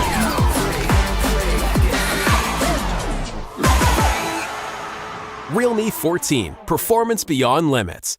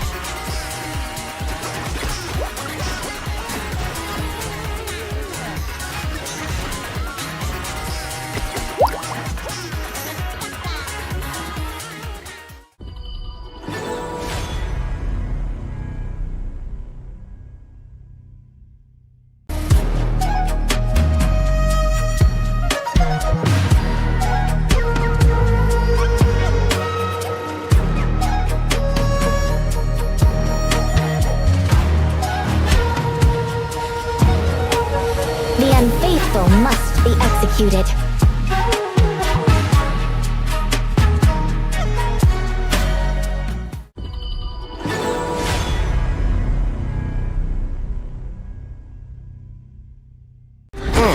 Sometimes working in a different way can be the best vacation.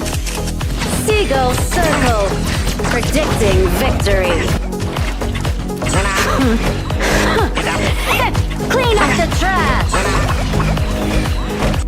Break the boundary between sky and sea. You're not welcome at my beach. Get them! Beach sweepers! Follow your orders! Let's go!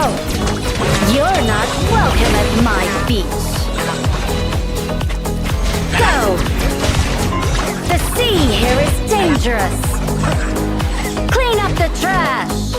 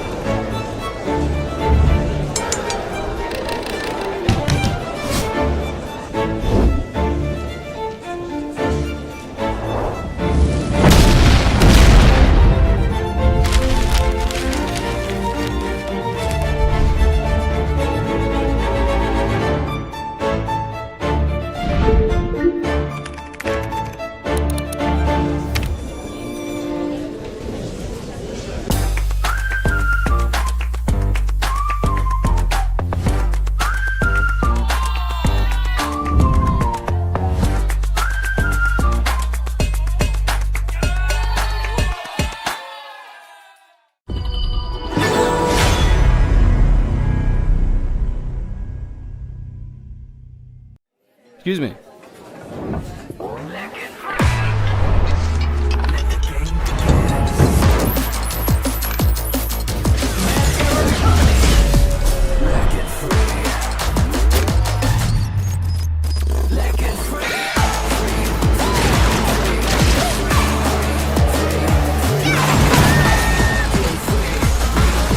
Hugging stings. Victory. Another round. Sure, but how about a smoother phone next time?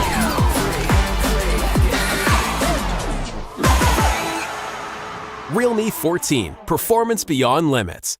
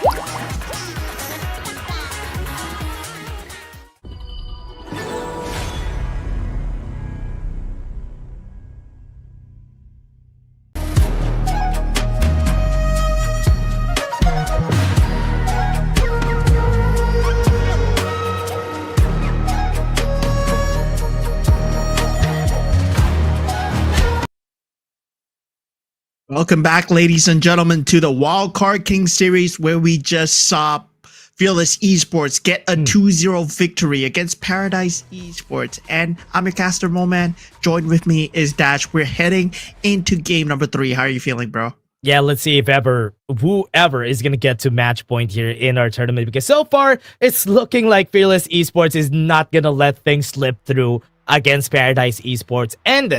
But Paradise Esports has been keeping things a bit close because it's taking quite a while for Fearless Esports to finish the games.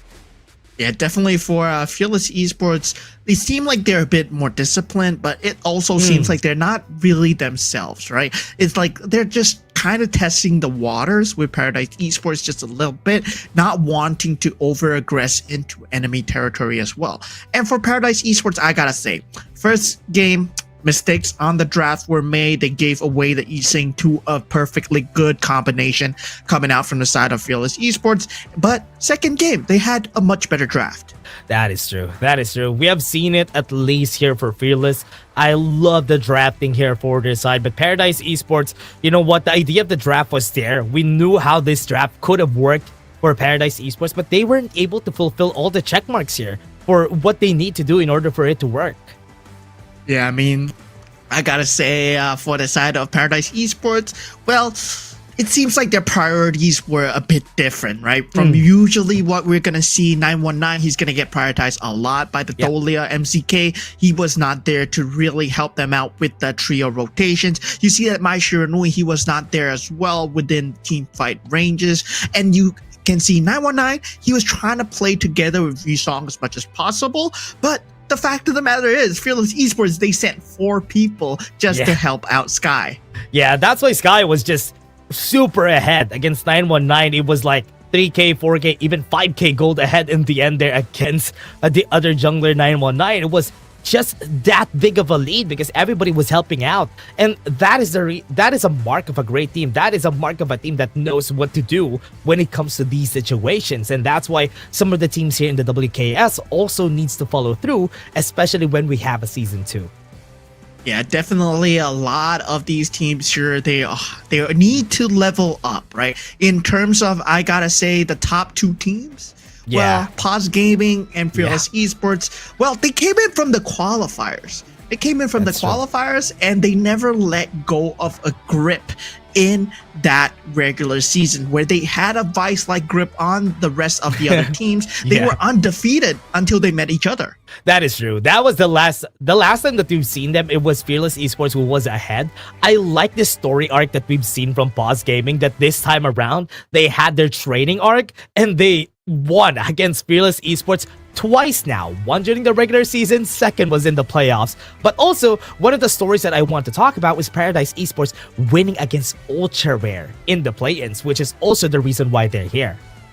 I mean, Paradise Esports getting a victory onto Ultra Rare Esports, it was an extremely tough series indeed, right? It was back and forth, nail biters of a series as well. But Ultra Rare Esports, right? A new organization that has been formed just for the WKS itself. Of course, I'm looking forward to more of the representation in the more WKSs to come. But for Paradise Esports, well, it's not about counting your victories now. There's only one obstacle ahead, and it's gonna be Fearless Esports. What are you gonna do when you get to play with the big boys? That's true. That's the reason why, especially this HK teams have been really, really strong. They've been really good at taking down all the other teams that we have here. And also, what's with top 5 teams? The PKL and the WKS have the same thing going. The top 5 team in the regular season was the team who got 3rd place.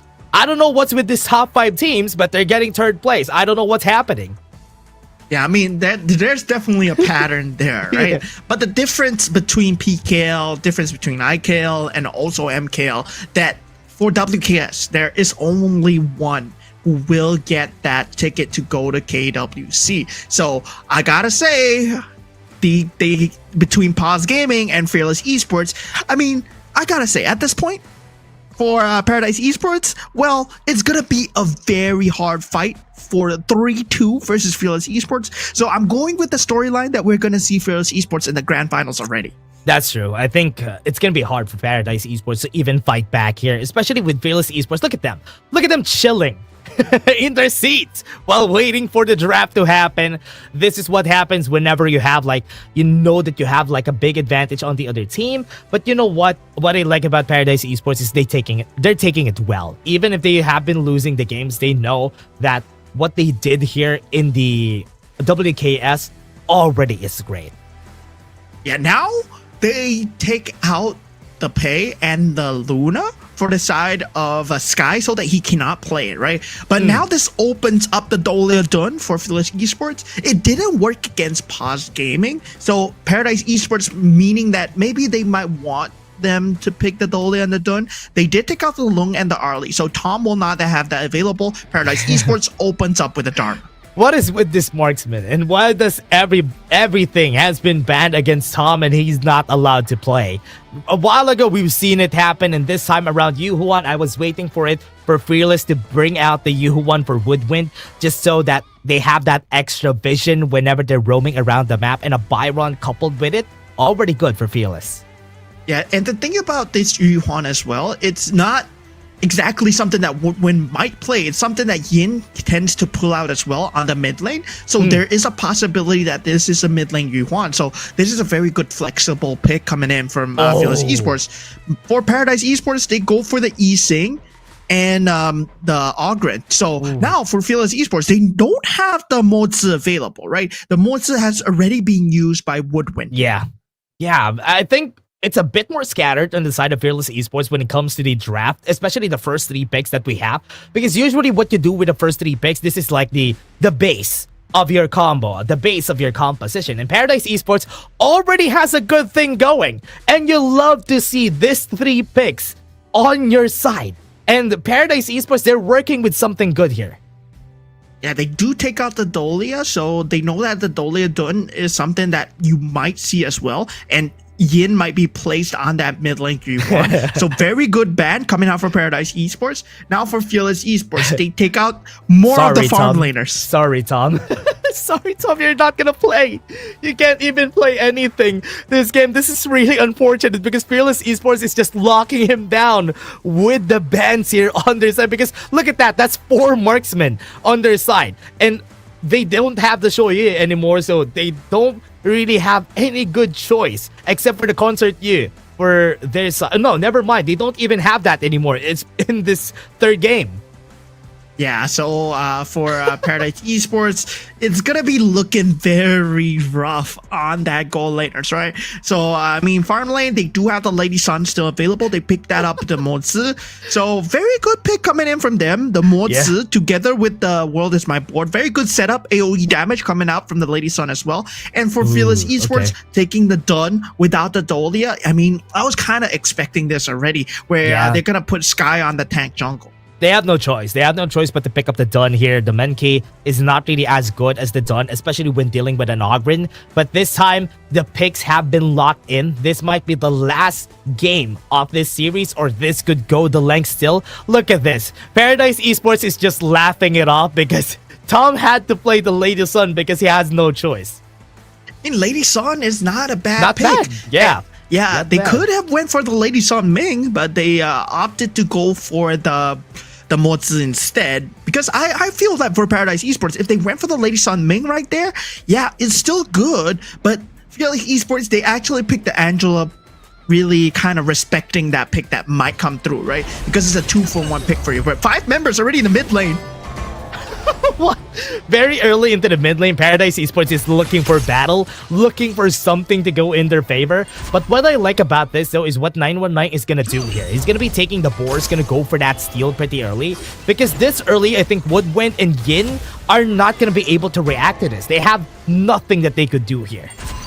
Yeah, 919 ready with that early aggressive movement. 5 members, Paradise Esports, they planted in that mid lane. And now, for Paradise Esports, I just gotta say, right, in this early game, they're gonna have a great advantage, especially with Ogren on 919. Tom on that Lady Sun has decent mobility against the Shoyu. And now it's really on to Woodwind to find the key rotations through. That Cannon Blast being blocked out by Fable, very, very clutch there. Yeah, just putting out the elevator just so they could give Sky as much space as they can and helping him out on the clear, because they know with that early losing that board pretty early was a really big loss for that Sky, so they have to do something to help him out.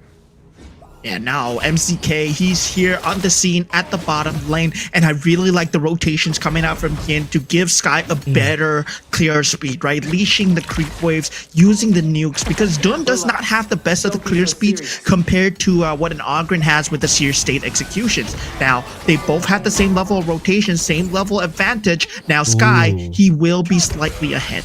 Yeah, Sky being ahead is something good here for the team right now. Pretty good spot to be in. Brooks, my board has already been laid out, but they're going to be going. Sky missed a bit on that Unruly Blade. Going to be leaving himself alone here on this fight, but there's 4 people compared to the 3, but they're still losing the fight. The Taking Liberties was able to hit, but Sky now alone on the battle, though 919 is in front, but regenerating a lot of health onto the back line. The Truth gets 2, and that's 2 kills on the board for Paradise Esports.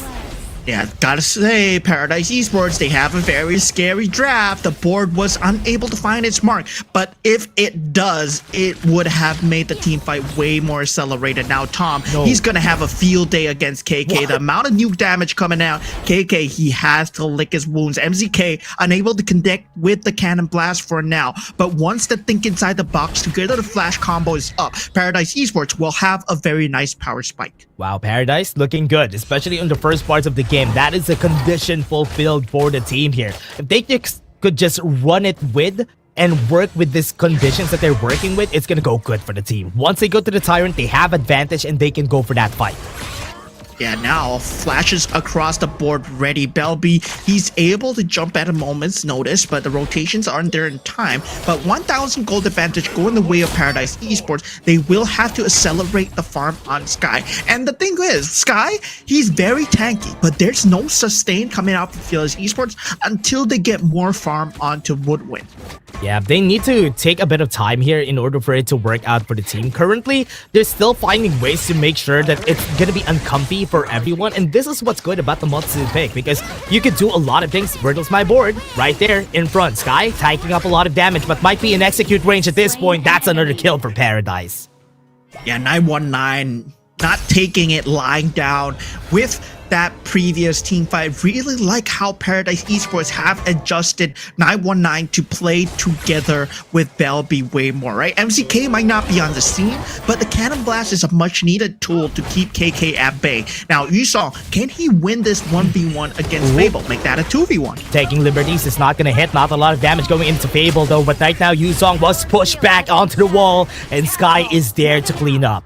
Yeah, consistently, they do have to worry about the launch pad mechanics, but of course, with the spike being out of the equation, this would mean they will take the Tyrant for free unless they make a huge blunder here, but they do get it in the end, and they are able to clear up their own creeps in the jungle, so there is no invasion shenanigans coming out from Fearless Esports, and they respond to KK very well. Good work coming for the team. Think Inside the Box not gonna hit. Good thing KK was able to react accordingly with a getaway. And now, onto the bot side, Yin and Woodwind are already in position, but Paradise Esports already backed off. Yeah, very good disengage, but of course not able to find KK there with the flash Think Inside the Box combo.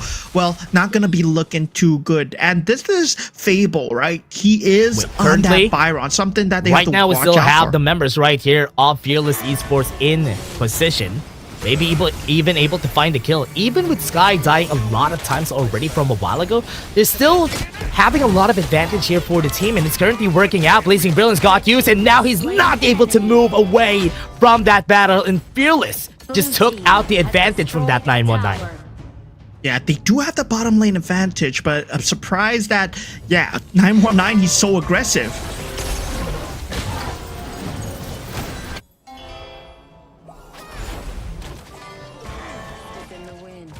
Oh, wow.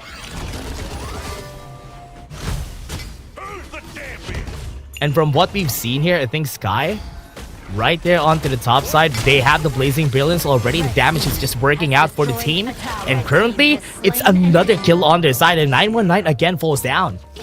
Yeah, they need to watch out for the burst damage coming out from Yin. At this point, level 8, that 2 levels in the ultimate power spike. Sky already jumping the back line here. MCK, he's trying to defend. Yeah, gonna go for it, but Sky very tanky. Think Inside the Box, not gonna be regenerating HP at that point. That's gonna be another kill for their side, though. At least they're fighting back. Yin in front, gonna fall down, but Taking Liberties, he's out. And that's another one. 2 people are down. They're gonna go for the chase down, but Fearless Esports, oh no. Woodwind, not a good spot to be in, but was able to flash away. Unending Sorrow is up, but he's not. Never mind, he's gonna be using it to get some HP back. But a chase down with a Cannon Blast, enough to kill him in the end.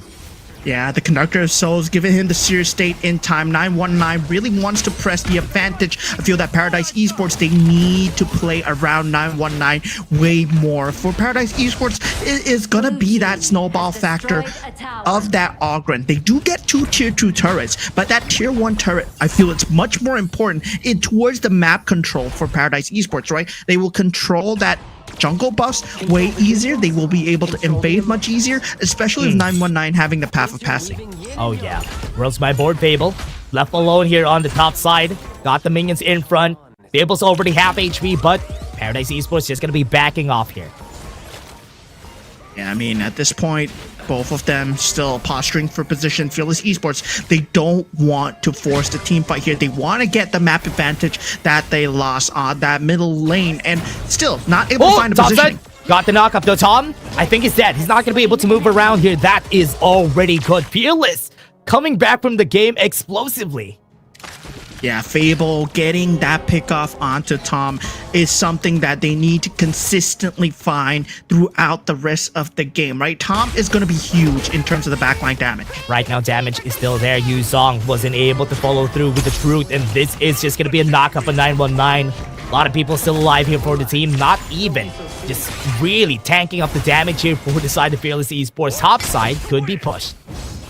Yeah, they not need to overstay their welcome. Fearless Esports, they do have a sustainability issue if you compare it to the side of Paradise Esports, right? Their heroes are just meant for longer team fights, and Yusong at this point still unable to find a good truth mantra is something that Fearless Esports needs to consistently keep at the back of their mind. Now, Cannon Blast landing on the Woodwind. Yeah, and then Zoro had to force it out. And right now, Tyrant is available, but they have position on Fable here. Maybe they're going to be trying to take this. Right now, with this positioning, Fable, Sky might be going for that steal, but Unruly Blade was already used, so they're not going to go for it. Yeah, definitely. Tyrant side, objective side, still favoring Paradise Esports. But Fearless Esports, they have been keeping up with the objectives, with the farm. Neck and neck in terms of net worth. And in terms of scalability, scaling into the late game is not a problem for Fearless Esports, especially at the state. 9 minutes in the game, 27,000, they will take these team fights. Oh, got the damage. Blazing Brilliance finishes it off. Now the board is already on Sky. Not really going to move forward because Woodwind has been pushing them away. They're doing really good at taking time here for the team. Got the healing that they needed. Sky's in front. Unruly Blade is going to be there, but Yu Song on front is going to be killing one, and that's good. At least it's still a 2-for-1. They can still go for that chase down, but the bot lane tower is getting taken out, and Fable is just going to be taking this for sure. Even if he dies here, it's still worth it, but looking at it, he's just going to back off and respect the members of Paradise. Yeah, I mean, at this point, Fearless Esports, they got huge damage onto that tier 3. They do get a tier 2 turret, and there's just a lot of map advantage going the way of Fearless Esports right now. They've been playing the macro, they've been playing the recovery very well, and it all started with them just trying to catch 919, and he might be getting caught once again. Yeah, Stormstrike. Fable, really in front, smites the Crimson buff away, and that is going to be a call for Tyrant for Fearless. This Tyrant is going to be the Shadow variant coming out for the side of Fearless Esports. They have clawed their way back into the game as Paradise Esports, they lapse in control towards that middle stages of the game. I felt that the rotations, they are just not as fluid coming out from Fearless Esports, where they are not respecting the damage also coming out from the Angela. Yeah, Paradise Esports have been looking to maybe find something, maybe get an Overlord for themselves before they start this fight. So far, Sky and 919 really not that far off when it comes to the gold. Good comeback coming from Sky because he has died 2 times before this. And right now, already on critical mass is KK and even Tom. So this is going to be a scary fight on the marksman. Yeah, itemization wise, KK slightly ahead, and he does have the range to poke a lot harder than Tom. Tom is going to be a very heavy committal, but will have the AoE to deal with those team fights. Now, MCK, he is very important in landing these cannon blasts and landing the think inside the box as well. Yeah, especially for the fight. Right now, Tyrant is still on their hands. Primal Bond, they have it. Gonna go in with Unruly Blade. Knockup's gonna work out. Conductor Souls to get some HP back for 919, but it's not gonna be enough though. KK's damage is just too much to deal with. And now they have somebody in front with Wind. taking a bit of damage from that cannon blast, but was able to unending sorrow away. This is now a time to take the Tyrant, or rather Overlord, even with the Primal Bond. Yeah, Fearless Esports, well, if they choose to commit this, and Paradise Esports, they sniff it out, they can actually contest this, but they choose not to. They actually go for Fable there, who has been applying pressure cross-map. Fable has been doing such a great job of doing this macro plays on the Byron that keeps Paradise Esports consistently pulled across the map. Yeah, they always need to go to where he is because he has been pushing the towers really hardly. Woodwind had to use the Unending Sorrow again, but they have the timing. Use Song in front, but he was pushed back. The knock up on 3 onto the back line. Working out for the team, but this is 919 in front of everybody, and he's just gonna get killed in action. This is already 2 kills for the side of Fearless Esports, and they might be looking to end this game. What a reaction coming out from Fearless Esports Yin there, as the Truth Mantra was gonna be able to slam him against the wall, but the control immunity coming out from the Blazing Brilliance just in time. That response just showing a lot of micro depths, and Fearless Esports already knocking on the front door of Paradise Esports. Knocking on the door. Last member, they have the Shadow Vanguard at the ready here. Yusong is going to be up in a bit though. He has the flash and the Truth Mantra to work it out. Now they have the board. They got 5 people on the board here. Goes in with the Truth. Are they going to get the kill? No, it's not going to happen. They're still surviving for so long here for the team. Right now, they're losing all their members, and the Crystal also falls down in the end, and they fell before, but they rise now. This is so good. With this win, they carve a path to go to the grand finals. It's now time to face against Paws Gaming again. Fearless Esports, they have done it. They will get the revenge match that they really wanted against Paws Gaming. Clean 3-0 against Paradise Esports. For them, it's just a little warm-up here, right? They looked unabided. They, of course, for Game 3, they did lose a bit of early game pressure, but they recovered extremely well. What a great recovery coming in from Fearless. That Game 3, there was a lot of good picks on the hands there of Paradise Esports. That could have been very well their game if they were able to continue with the early kills that they had there. But Fearless Esports was very formidable in finding kills themselves and coming back from that game. Yeah, really, the damage of Yin was not to be underestimated once he hit that level 8 power spike.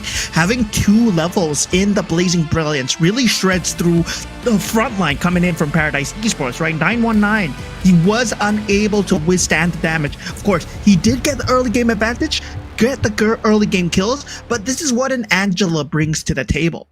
Yeah, this is, as you said, the Angela is so good. Even looking at it, look at the items though. Venomous Staff on an Angela, usually not what you want to go for because you want to get that burst damage as early as you can, but still opted to go for it because they had to deal with that Ogren, and really good team player Yin is here. Yeah, itemizations all on point as well. Knowing the mechanics, Yin, well, he took the Truth Mantra head on and just popped the Blazing Brilliance just to get that damage in time. And him not being slammed against the wall, him not being taken out, it really led to a lot of the key factors of winning team fight. Sky, he might not have had the best of games, but of course, all he had to do was tank the damage while Fable was getting the cross-map plays and KK was dealing the damage during the team fights. Yeah, KK really need to just hit the critical mass here, like what happened during Game 2. A bit too late for Tom during Game 2, but Game 3 here for KK accelerated so much because nobody was looking at him the whole game. And Paradise Esports had to deal with him in the late game, and this is what happened here. But it was still a nice try for Paradise Esports. The story of these guys being the top 5 in the regular season and getting here as the top 3 is still something good, something great to go home with. And of course, Paradise Esports does get relegated from the race of going to KWC. Only 2 left remaining, Fearless Esports and Paws Gaming, who will duke it out in the grand finals. But of course, Paradise Esports, they have left us with a legacy, right? The only Laotian representatives to come in from their region and to leave in the top 3, I say not too shabby. Yeah, still good to see that Paradise Esports was able to get here. You know what? When we were talking in the regular season, we were talking about This is the only Laos team. Getting to the play-ins is already good, but they even got to the playoffs and got to third place. You know what? I love it. I love this development coming from Paradise Esports. I hope to see more Laotian teams come out and be able to join the Wildcard King series. Definitely.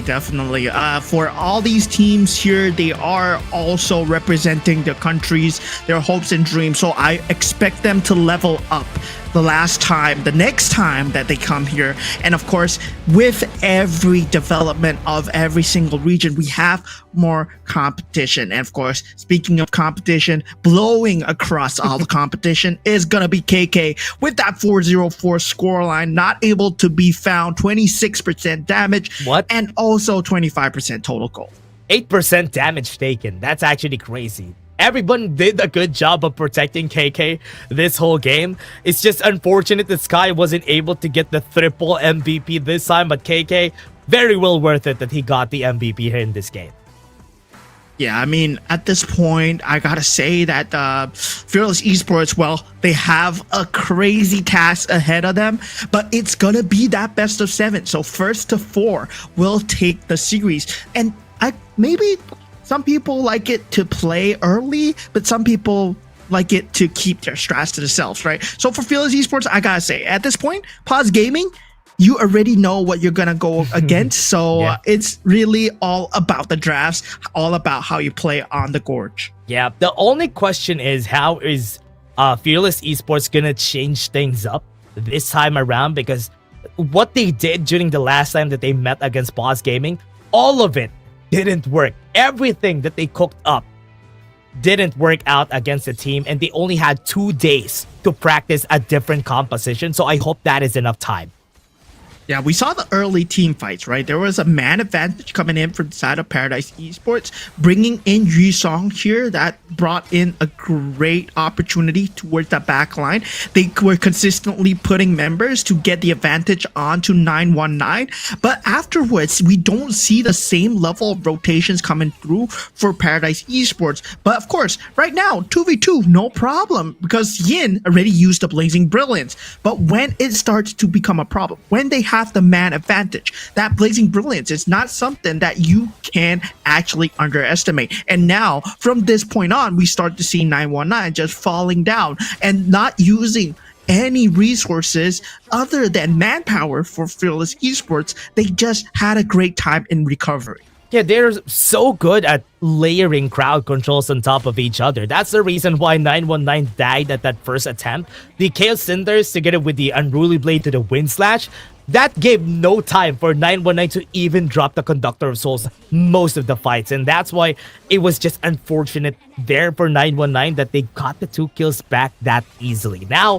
for the last parts of the game, it was just Fearless, Yusong rather, finding kills on the backline, but not really working out. Yeah, I mean, definitely for both sides, I would say they did have ideas of what they wanted to do. Just Fearless Esports executed it way better. The board catching all 5, but it's not enough to hold the base, right? There's not enough damage coming out from the side of Tom. Belby, of course, he did what he can, but all I have to say is they couldn't defend 919 when they needed him, and definitely Fearless Esports, they took advantage of that. Yeah, you can see the next match here. Wait, what side? Okay, right, the right side. Yeah, good side. Paws Gaming versus Fearless Esports. You can see it right there on the right side. This is gonna be a time to see it. For Paws and Fearless, this is the time for revenge. Paws Gaming on top of everybody during the regular season and even during the playoffs, because they're the ones waiting on that grand finals. Yeah, Paws Gaming and Fearless Esports, well, there is going to be one going to KWC, and of course this is the last region to find out who gets that ticket to go into the international series. Paws Gaming, they have been on top of things so far, taking Fearless Esports into that lower brackets where they had to play against Paradise Esports, but now it's going to be that revenge match, right? They're currently at 1-2 with with Paws Gaming ahead of the scoreline. Yeah, it's gonna be real hard here for Fearless. Gonna be a time to come back. I think they're gonna be having a very long break to think about what they're gonna be doing for our next match. But again, we're still gonna be your casters for the grand finals, everybody. It's me, Dash, and I was here with Moman, and we're just gonna take a break before we head into the grand finals. The unfaithful must be executed.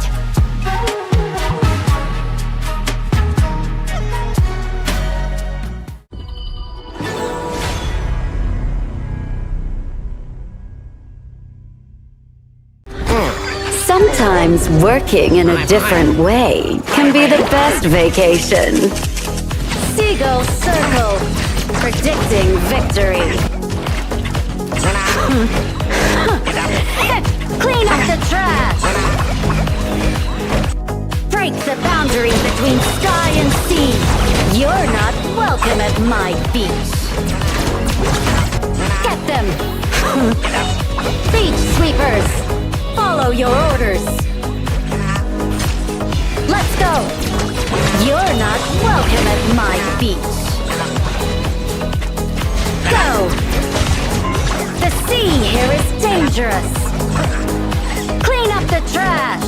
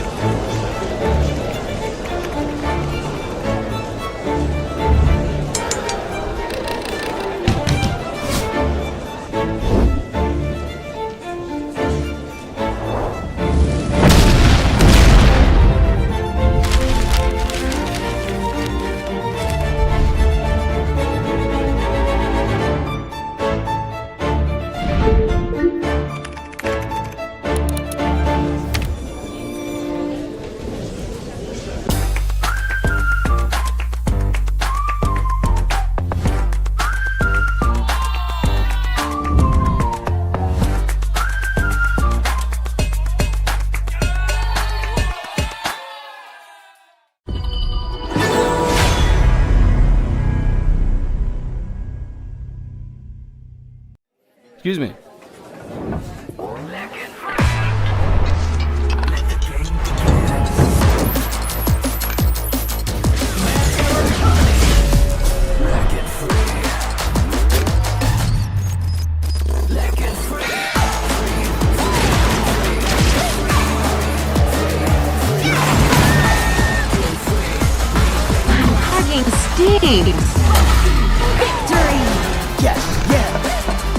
Another round. Sure, but how about a smoother phone next time?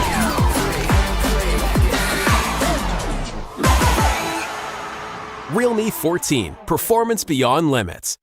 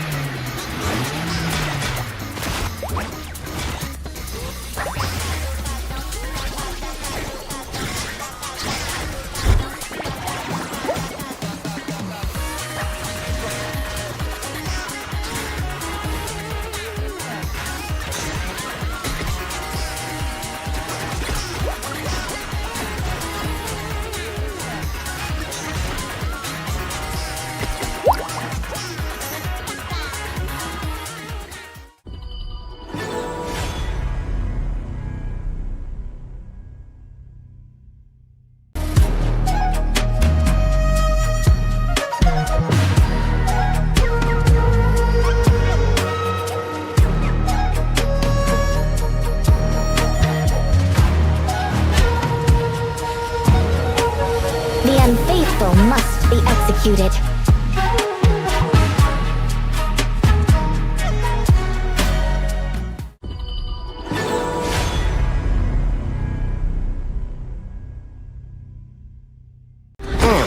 Sometimes working in a different way can be the best vacation. Seagull Circle, predicting victory. Clean up the trash! Break the boundary between sky and sea. You're not welcome at my beach. Get them! Beach sweepers! Follow your orders. Let's go. You're not welcome at my beach. Go.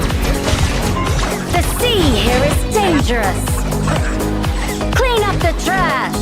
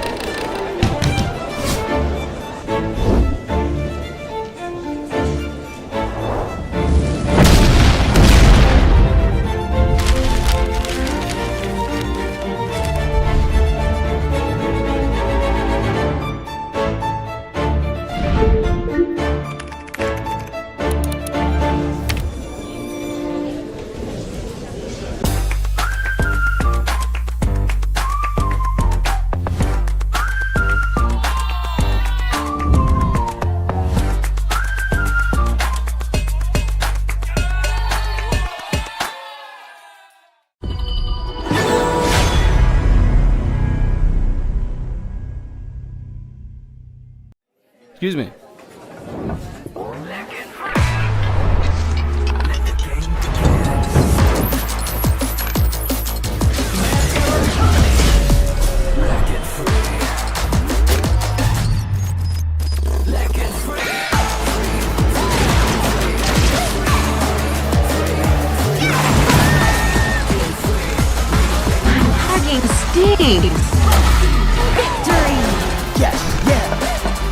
Another round. Sure, but how about a smoother phone next time?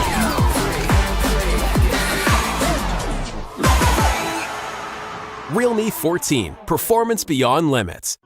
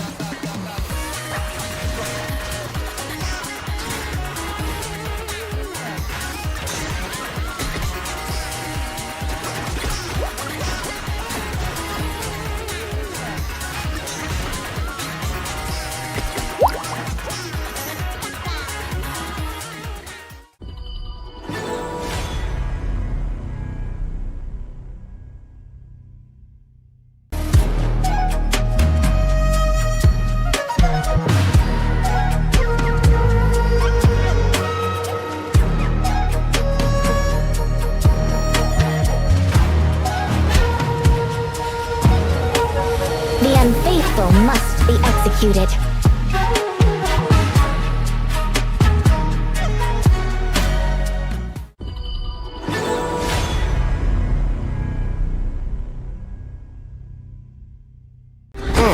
Sometimes working in a different way can be the best vacation.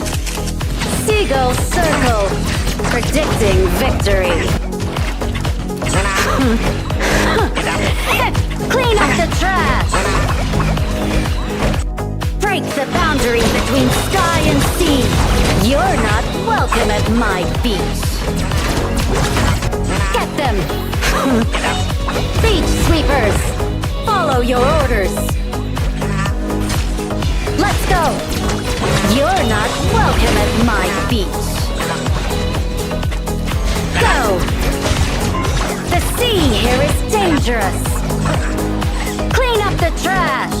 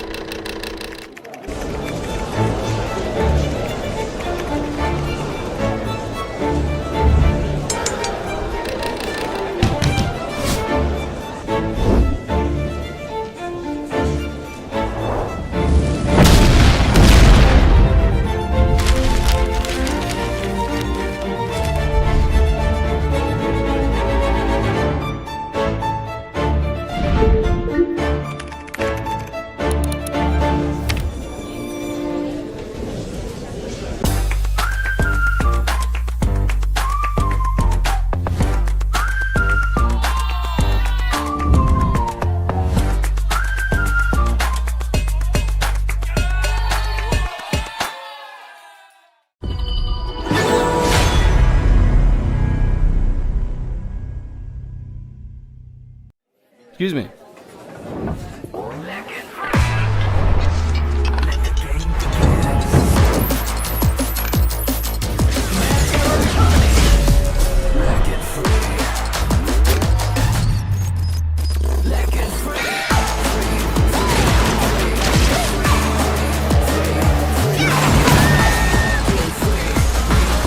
Hugging steams.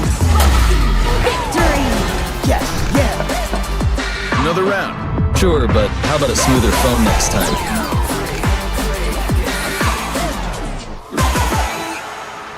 Realme 14, performance beyond limits.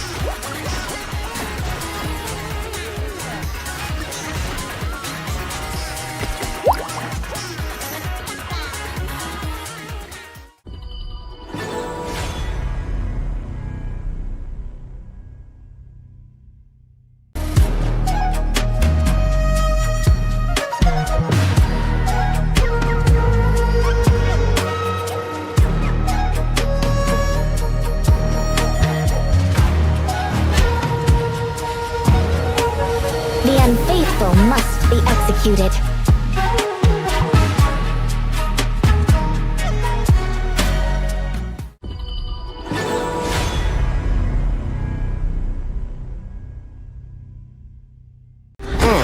Sometimes working in a different way can be the best vacation.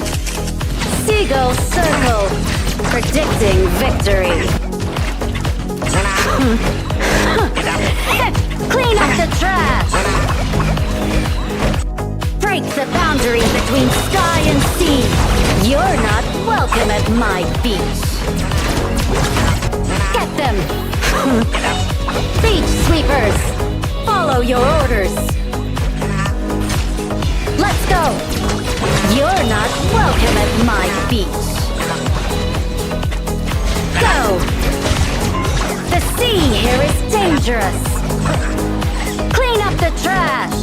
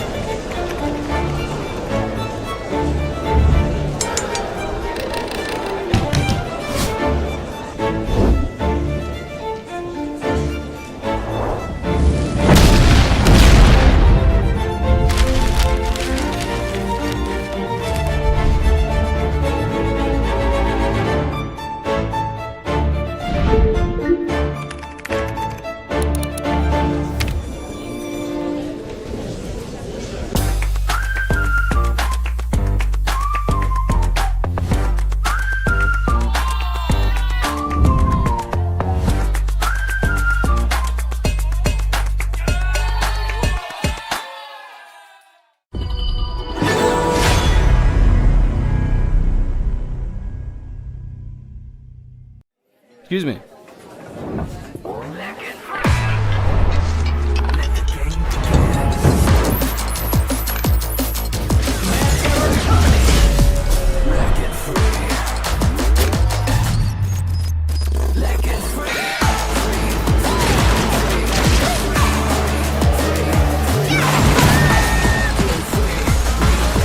Hugging steam.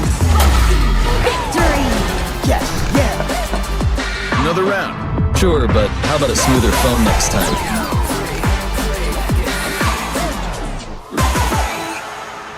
Realme 14, performance beyond limits.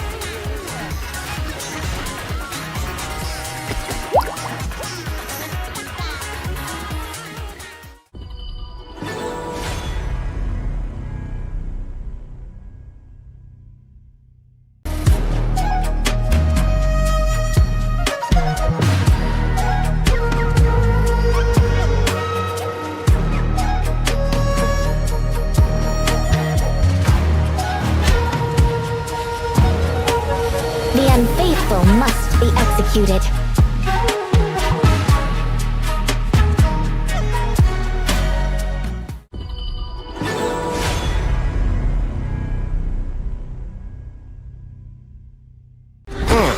Sometimes working in a different way can be the best vacation.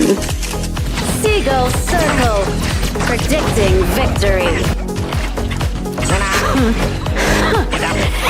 Clean up the trash. Break the boundary between sky and sea. You're not welcome at my beach. Get them. Beach sweepers, follow your orders. Let's go.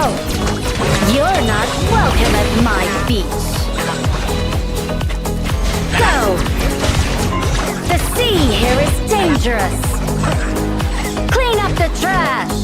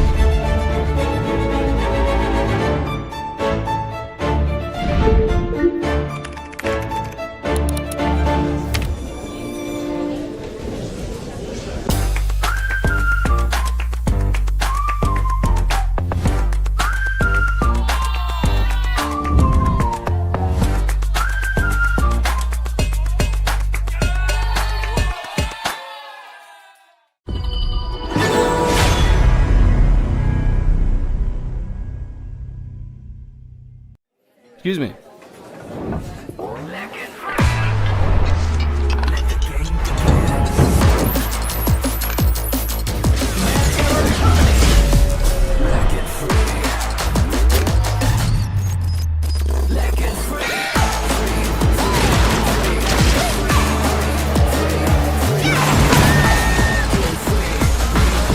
Hugging steam. Another round. Sure, but how about a smoother phone next time?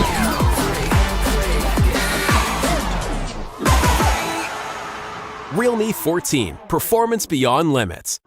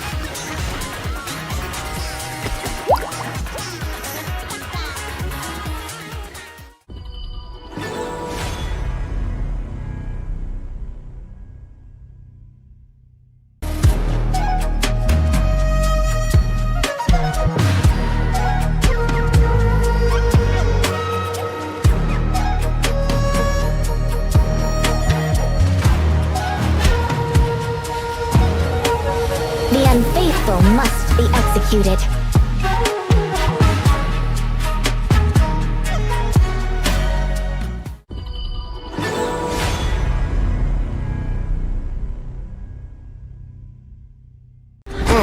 Sometimes working in a different way can be the best vacation. Seagull Circle, predicting victory. Clean up the trash! Break the boundary between sky and sea. You're not welcome at my beach. Get them! Beach sweepers! Follow your orders! Let's go! You're not welcome at my beach. Go! The sea here is dangerous. Clean up the trash!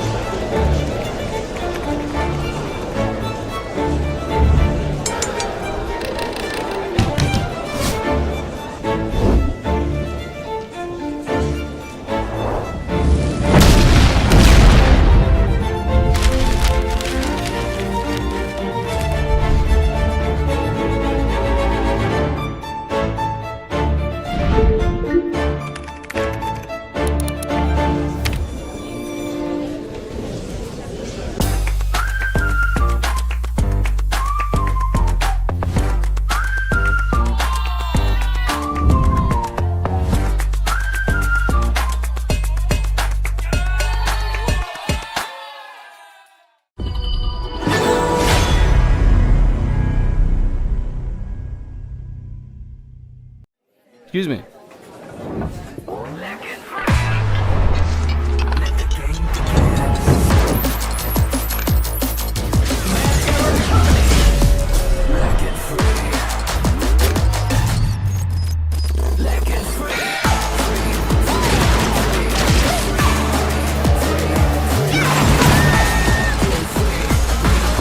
Hugging Steve! Victory! Another round. Sure, but how about a smoother phone next time?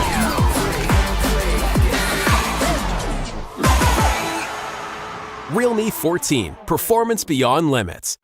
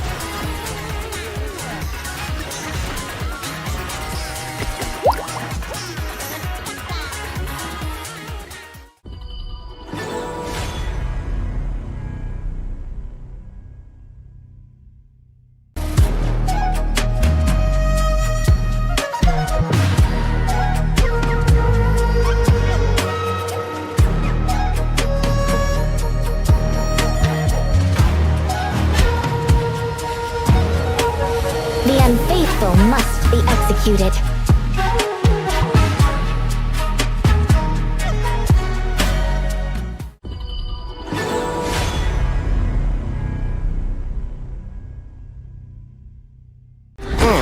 Sometimes working in a different way can be the best vacation. Seagull Circle, predicting victory. Clean up the trash! Break the boundary between sky and sea. You're not welcome at my beach. Get them! Beach sweepers! Follow your orders! Let's go! You're not welcome at my beach. Go! The sea here is dangerous. Clean up the trash.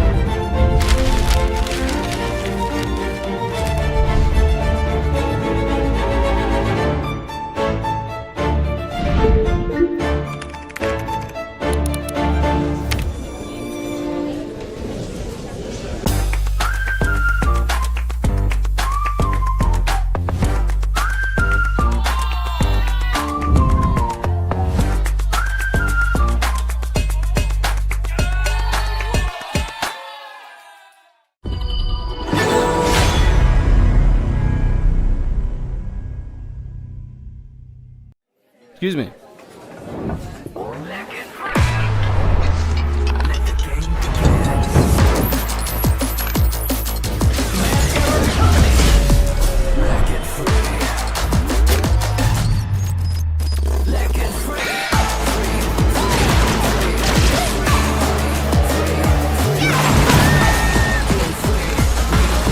Hugging steam.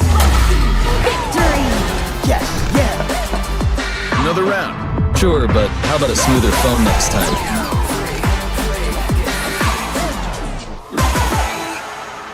Realme 14, performance beyond limits.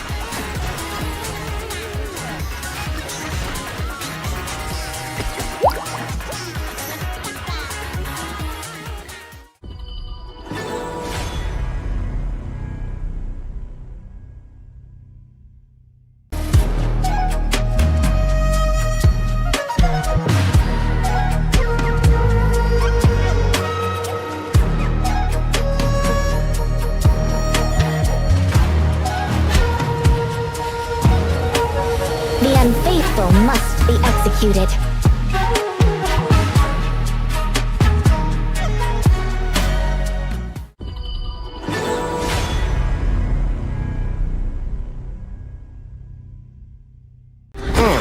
Sometimes working in a different way can be the best vacation.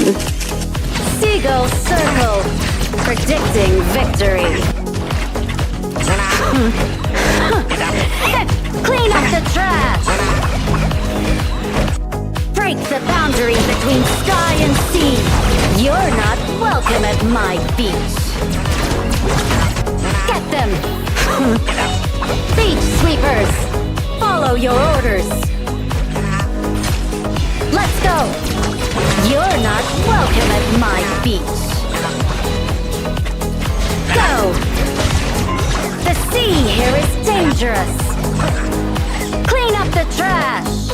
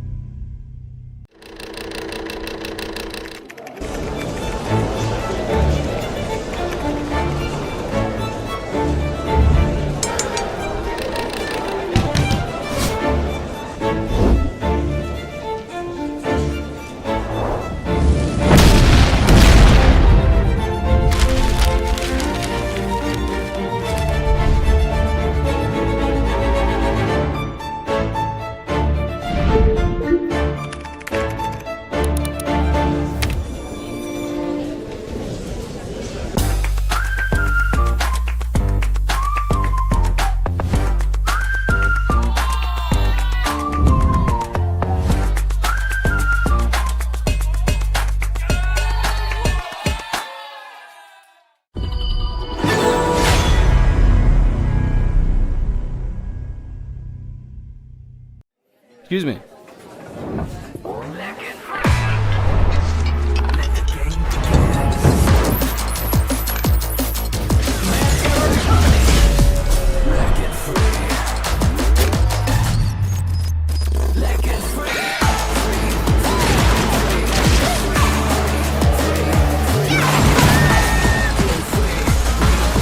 Hugging Steve. Another round. Sure, but how about a smoother phone next time?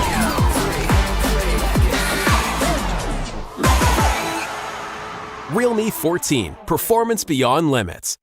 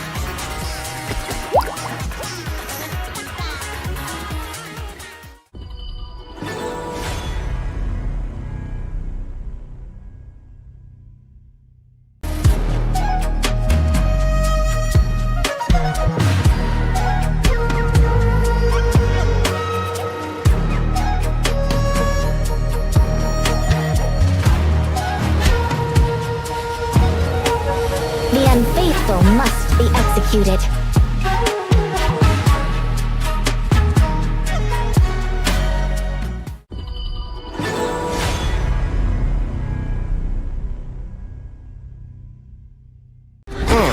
Sometimes working in a different way can be the best vacation. Seagull circle, predicting victory.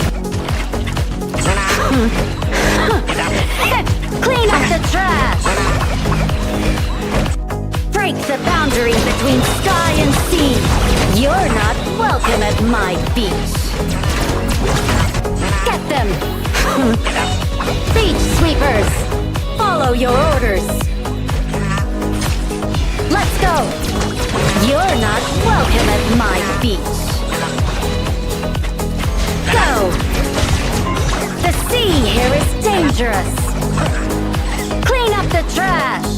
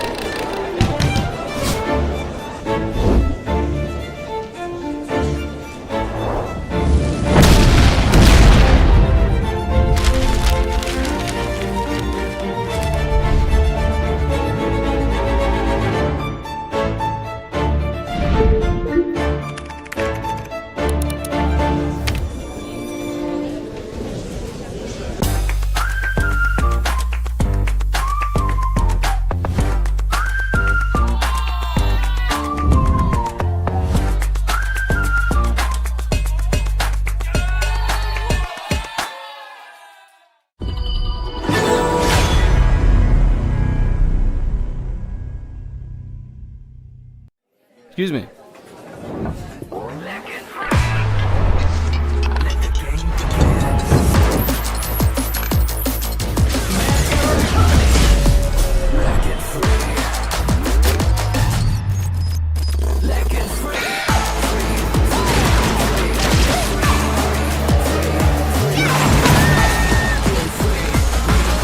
Hugging Steve.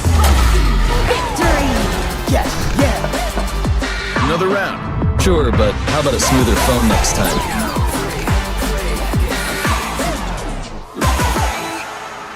Realme 14, performance beyond limits.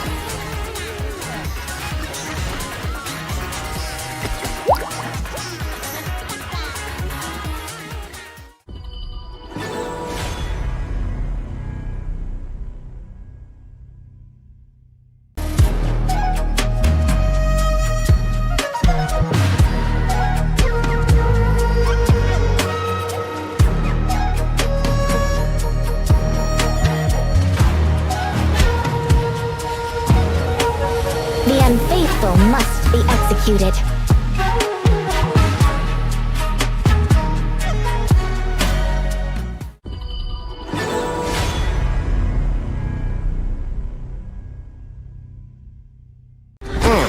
Sometimes working in a different way can be the best vacation. Seagull Circle, predicting victory. Clean up the trash! Break the boundary between sky and sea. You're not welcome at my beach. Get them! Beach sweepers! Follow your orders. Let's go. You're not welcome at my beach. Go. The sea here is dangerous. Clean up the trash.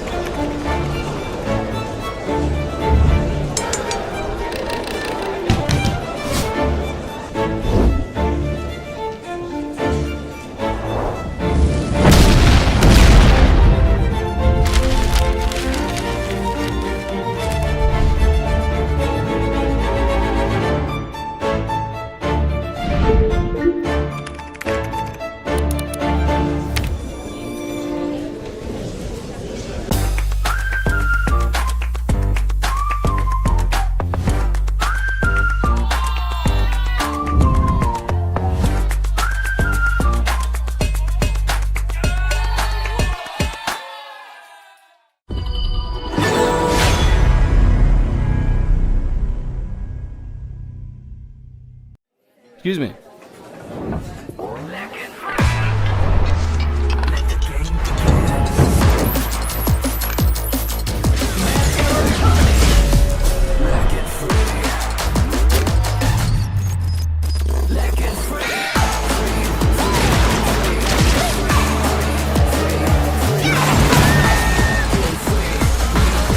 Hugging Steve. Another round. Sure, but how about a smoother phone next time?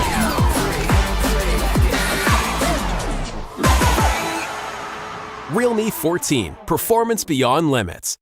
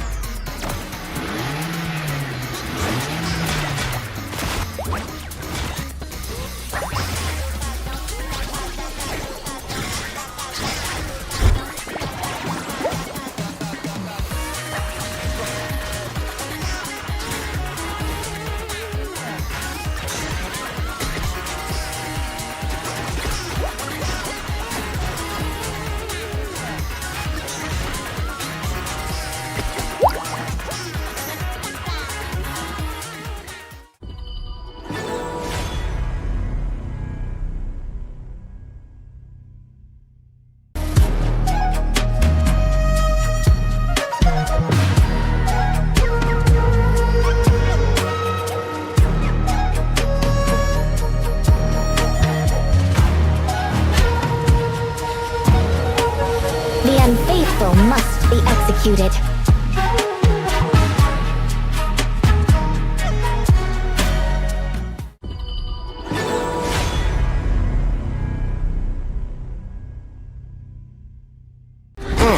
Sometimes working in a different way can be the best vacation. Seagull circle, predicting victory. Clean up the trash. Break the boundary between sky and sea. You're not welcome at my beach. Get them. Beach sweepers, follow your orders. Let's go. You're not welcome at my beach. Go. The sea here is dangerous. Clean up the trash.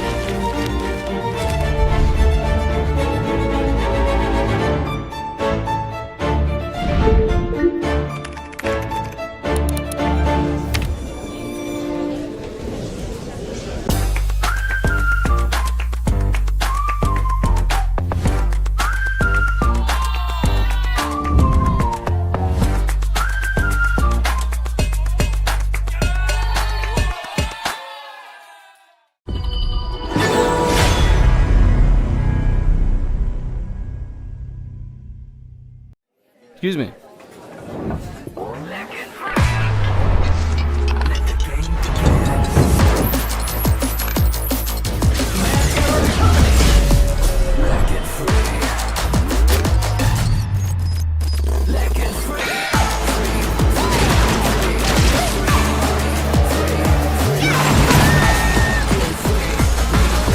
Hugging stings. Victory!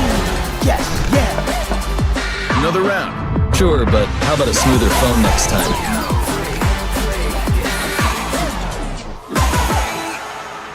Realme 14, performance beyond limits.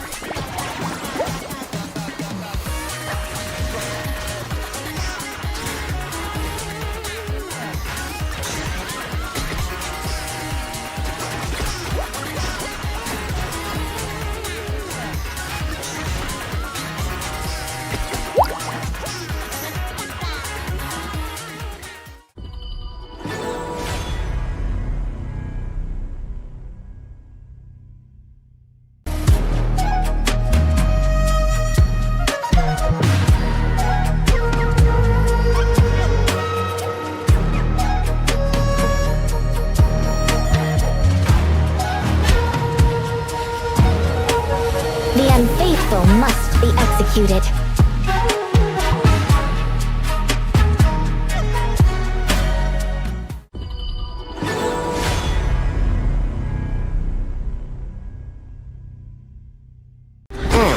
Sometimes working in a different way can be the best vacation.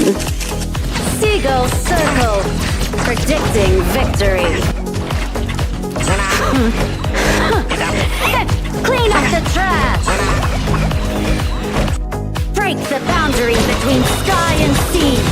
You're not welcome at my beach. Get them! Beach sweepers! Follow your orders. Let's go. You're not welcome at my beach. Go. The sea here is dangerous. Clean up the trash.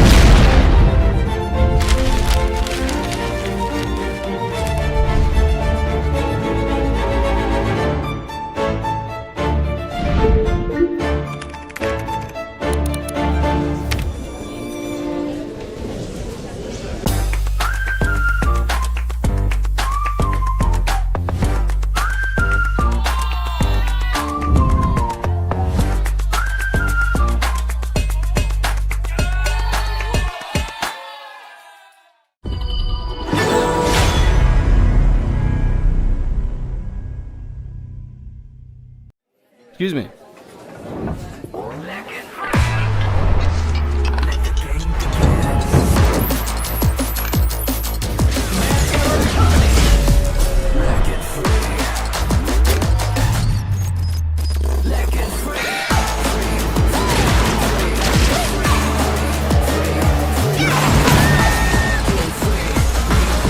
Hugging steam. Victory! Another round. Sure, but how about a smoother phone next time?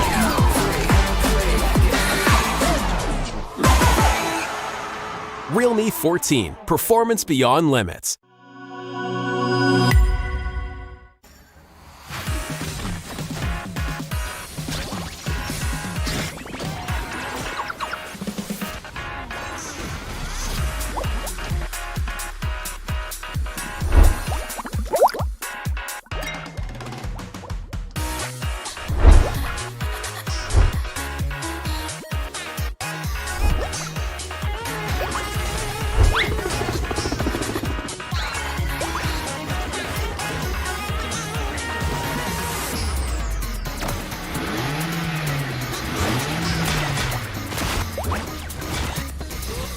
Welcome back, ladies and gentlemen, to the Honor of Kings Wildcard King Series Spring Season Grand Finals of 2025, where we're going to be bringing you guys the action of the last game. It's going to be Paws Gaming versus Fearless Esports. But first of all, I'm your caster, Bowman, and joined with me is Dash. Oh yeah, it's gonna be a fun day. It's gonna be a fun time. We've seen this two fight against each other. It was Paws Gaming who really went on top. This was like a battle of a lifetime for me for the WKS because I was waiting for it until week 3, day 3 until I saw their battle, and it was Paws Gaming in the end. We actually won, so this time they have advantage.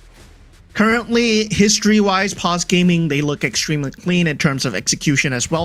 It seems like from qualifier, they have read the strategies of Fearless Esports very handedly, and Paws Gaming, they've never let go of the advantage ever since. That is true. That is true. They have been really good at what they have been doing, and especially against the other teams, we've seen them finish the fastest game at 7 minutes, right? I think 7 minutes. Yeah, at 7 minutes they finished the game, and that was the clear indication that they were just so ahead against everybody. Yeah, and against Fearless Esports, I just have to say that for Paws Gaming, they have shown a lot of their strategies. Whether or not Fearless Esports, they do answer with a playbook of their own, because there is a saying, right? The more you win, when you start losing, you don't understand why you're losing. And for Fearless Esports, it seems like, yeah, they still don't understand why they can't win against Paws Gaming. Yeah, and until now, I think I'm still surprised that they brought out the same compositions when they were fighting against Paws during the upper bracket finals. So this time, I hope they have something in their stash to maybe pull out a composition that could actually win a game against Paws, because right now, it's a best of 7. So there's a lot more chances in winning. Yeah, during the first face-off, during the upper brackets, of course, where they met each other, we saw Sky pull out almost every single trick that he had in the book, right?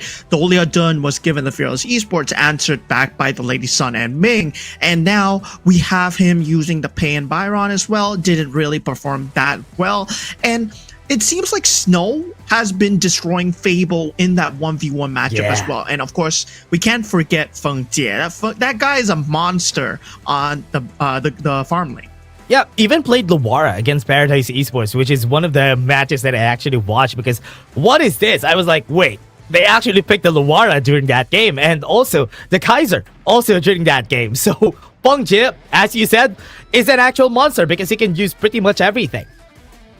Yeah, I mean, that guy, pretty much, you can't ban him out, but you can make his life a bit harder. As we saw out of multiple teams, what they try to do is try and zone out Feng Jie. But of course, Paws Gaming, they have a very strong, unstoppable unit of Tinglin and Feng Jie together, and Myosotis and Snow really playing together with Xiao Yang as well, right? Xiao Yang, he's more of that fallback potential where you can trust him on that mate role, and he's never really failed as a mate so far. That is true. He has been really good. I think one of the only fails that we've seen from the team was that one game that they lost. I think that really put a blot on their record here for the side of Paws Gaming. It could have been a perfect season, no losses, but it was still Fearless who actually gave them that loss.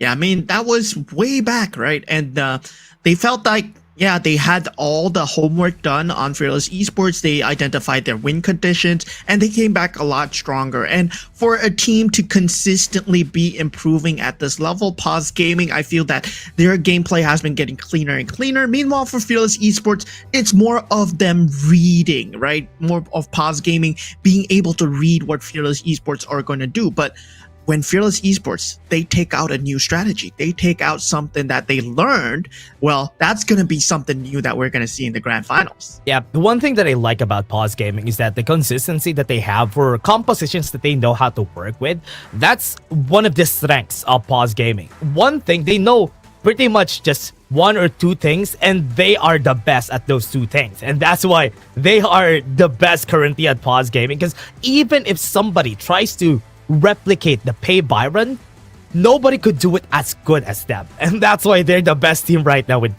right now in the WKS. I have to say, right, their identification of target prioritization across the map is very good in terms of getting the win conditions, whether it be Snow on the Byron, whether it be Myosotis on the Pei, or something else. They know very well who they need to put the farm on. Even games where they were losing, where we saw Myosotis on the Ogren, who has been very dominant, well, they were losing, but they always had that layered fallback plan where they had that Feng Jie, all eggs in that Lady Sun basket. it all eggs in that Shouyue basket. Feng Jie, sometimes even on the early, he would just decimate and dismantle teams. So every single one of them is a potent threat towards Fearless Esports. But I'm not discounting Fearless Esports, right? Yeah. They also have that potential. Fable, if you put him on the correct position, he could do a lot of backline damage. You know his Charlotte is a monster, but they have not found success against this one team. Yeah, and one thing that I want to say about these teams is how there's different prioritization for Fearless and even for Paws Gaming. For Fearless Esports, you definitely know that it's going to be the Sky KK show, but on the other hand, Paws Gaming, there is some layers about how they do this. It's usually Snow in the early game, then all of it will go to Feng Jie once we go to the late game. And that's how there's a big gap on how they play the game, and that's how different these two teams are. Yeah, and they really like to layer their setups as well. So you will see a lot of potential to start the team fight or not take the team fight at all.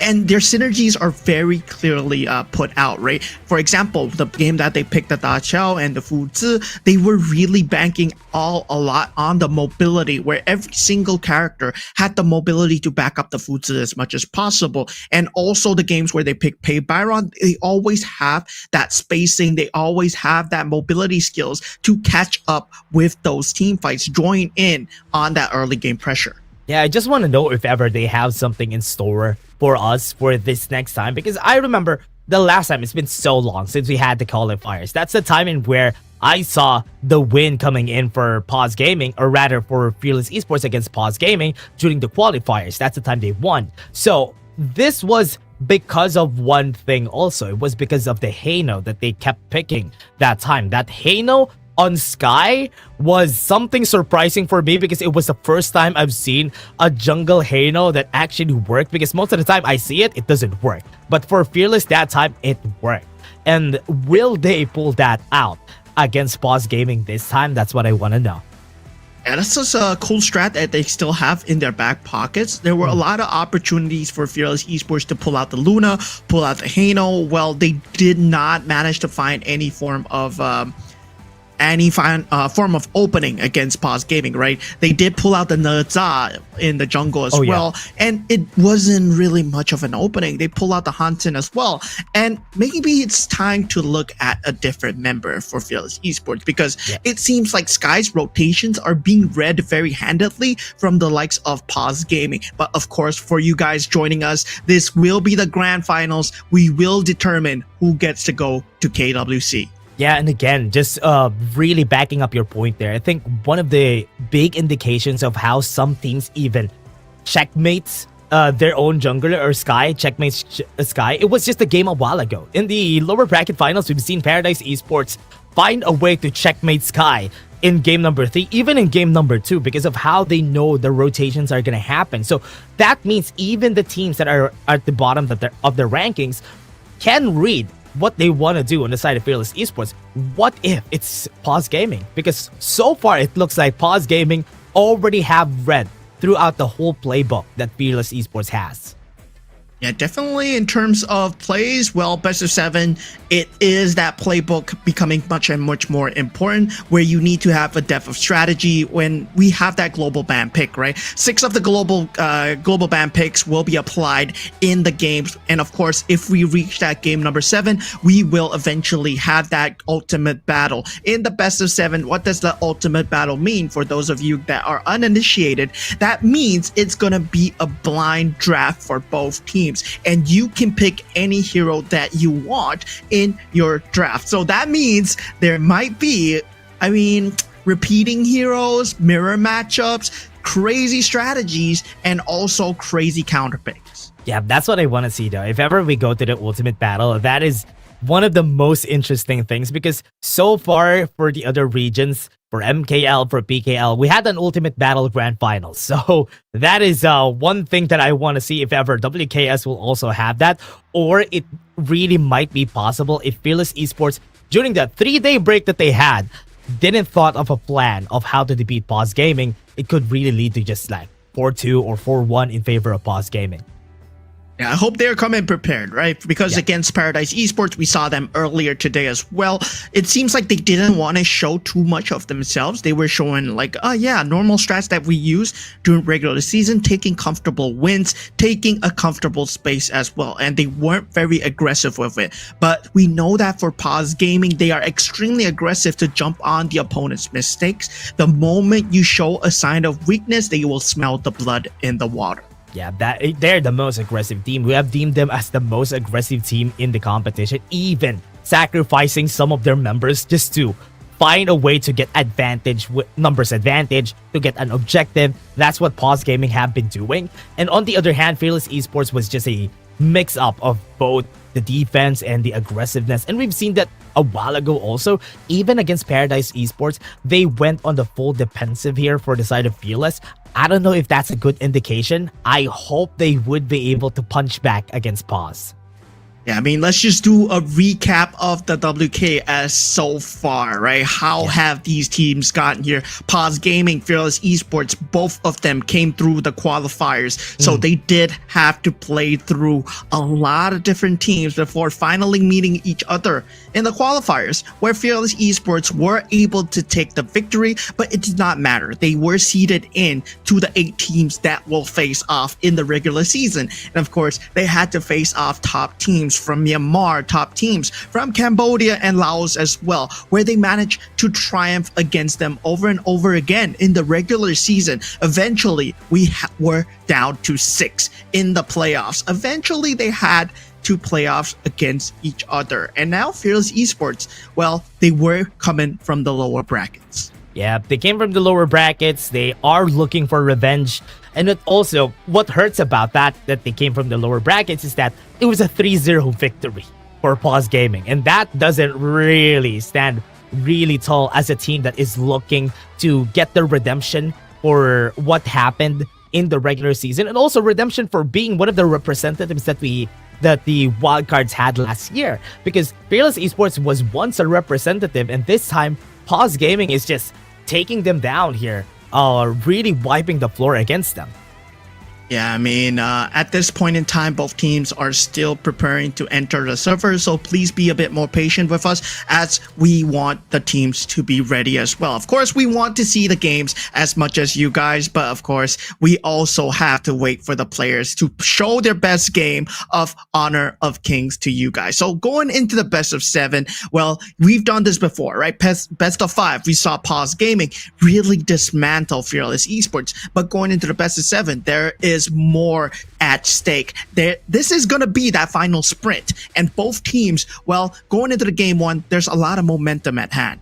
Yeah, there's a lot of things here for them to unpack, especially as you said, Fearless Esports went from the lower bracket final, so they have more momentum going into this. So Paws Gaming was chilling a while ago, watching their games, checking out their strategies, and what they can exploit out of the mistake that they did from a while ago. So this time, there's a big challenge ahead of Fearless Esports because they exposed some of the chinks in their armors, so they would need to really step up this time.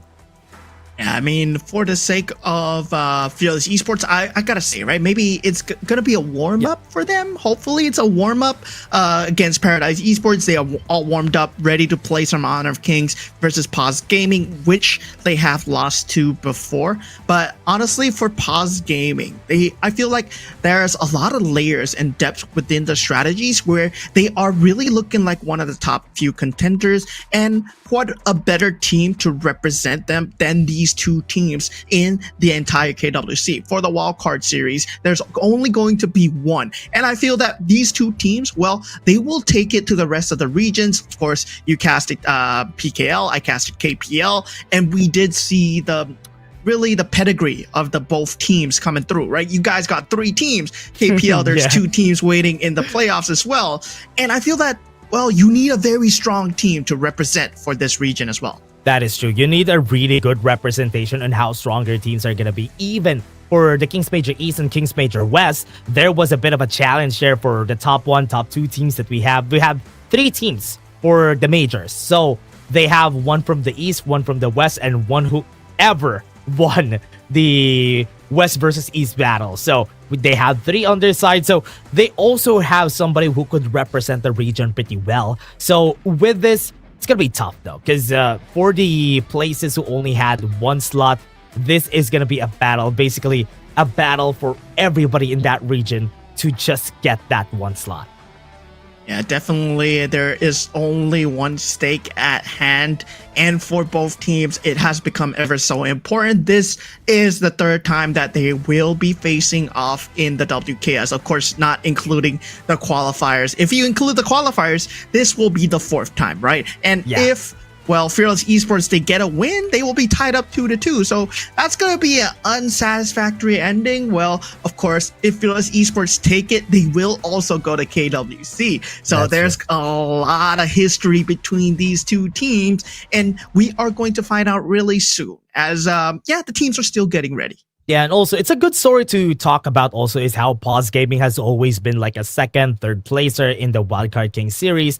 And this is basically their path to redemption because they haven't been the best team in the wildcard, which is why we haven't seen them on internationally just yet as a team. We have seen them here in the wildcard, but haven't been able to branch out like the likes of Fearless Esports that we've seen today. So with this, at least if they win, even though they're currently the strongest team in the Wildcard King series, this is also a good growth to their story because at least they were able to topple or at least be the top one in the region. Yeah, I mean, at this point, it's all about the experience about playing with each other before this is the final preparation that they will have, right? Speaking of KWC going into the bigger brackets, straight away when you go into Riyadh, you will be playing against top tier teams. You're thrown in the group stages straight away where you will be eliminated, of course, if you do lose out in the group stages. And going through the playoffs, well, that's no easy feat either. If you don't get a lucky seed, well, sometimes you'll be facing the champion right off the bat. That's true. It's really hard, especially facing up against the strongest ones. I hope that in the Wildcard King series, we've seen some development also from the other members of the Wildcard King series, because right now everybody's been developing, everybody's been growing. The likes of Ultra Esports being one of the youngest teams that we've had here in the Wildcard King series. I hope that the next time that we've seen them, they already grew out of this tournament. And I do think everybody just grew out of this tournament, and they have some time to practice. I think it's going to be 2 months before the next Wildcard King series. So they have some time to practice so that they would be able to fight well against them. Yeah, a lot about it is on the development of the region, and I feel that for this WKS region so far, we've seen 4 different regions combine and try and battle it out. So far, the Chinese region of Hong Kong, they have been extremely strong in having this vice-like hold, right? Of course, you can't forget their older brothers. They are also coming in from the KPL, the Chengdu AG. They are going to be in the playoffs as well. So that's going to be one of the teams that they are looking to fight. And of course, 3 of the members of Paws Gaming, they were ex-AG Global, so there's a bit of history there if they go up against the current AG Global, who is at the MKL. So MKL, yeah, you did say that they are one of the strongest regions, right, going through. How do you think MKL is gonna fare compared to maybe something like Paws Gaming or Fearless Esports? Oh man, you know what? I'll be honest with you. I'm not sure if Paws Gaming will have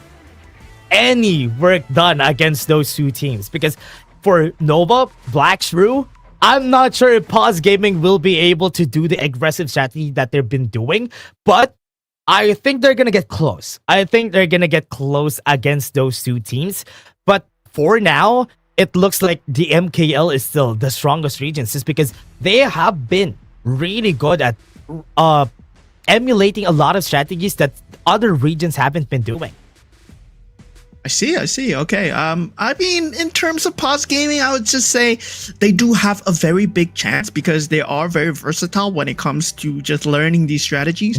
They have been putting it out forward as well. We did see them use the Liu Bang to a very good degree. We did see a lot of new faces coming into the drafts as well, where they will draft something much more oppressive in the later stages of the game, right? I really like that they were looking at the Liang, they were looking at how to make the Liang work, and of course putting in the Yao. I gotta say, they are putting in more work of their own to develop somewhat of their own play style. Yeah, and you can definitely see the playstyle here of Paws Gaming because you know what they're gonna be picking, you know what they're gonna be using most of the time because they are really good at those ones. But again, the experimental picks that we've seen from them, this is the most experimental that we've seen from a team in the WKS because so far the WKS have been sticking to just one strategy most of the time. It's the meta. Whatever works in the meta, let's just replicate it for the team. And I hope that will really work things out for the team as we move forward. Okay, so all the issues on the technical side, they are ready. Pause Gaming, Fearless Esports, they will be having that last 5 minutes before we head on into the grand finals. Of course, for the grand finals, it will be a best of 7 global band pick as well. The entire storyline of WKS, the wildcard region, all these 4 regions, the hopes and dreams, they lie on this match. Yeah, on this match, you could definitely see who's going to be at the top. Will it be Fearless? Will it be Paws? There's a lot of upsets that happen on the other regions though. So the second place, most of the time on the other regions, were the ones who actually won. So there's a big possibility that the second place Fearless Esports could actually get an upset against Paws Gaming. Yeah, they call it the upper bracket curse, right? Yeah, the upper bracket curse, right, where right. When you're in the upper brackets, well, there's some sort of confidence about you. But for Paws Gaming, I gotta say, they haven't been number one. Both teams coming in from the qualifier, they have that fire, they have that drive in them to really take this championship, show everybody else in the region what they're all about, especially the established teams. If you look at Fearless Esports jersey, I mean, there's no sponsors or anything. It's just FE on their jersey, right? It's That's just true. the simplest of jerseys. But now we'll be taking a look at the side of Paws Gaming. Look at their simple jersey. Snow on the clash lane, Myosotis in the jungle, Xiaoyang in that major role, Feng Jie on that farm lane, and Tinglin in the support role. Yeah, this team has been looking for honor. They're looking to get that first place this time. It's been so long since we've seen them, but they haven't really clinched a top 1 spot in the WKS. So this time might be their time, and I'm hoping that it actually works out for Paws Gaming this time around.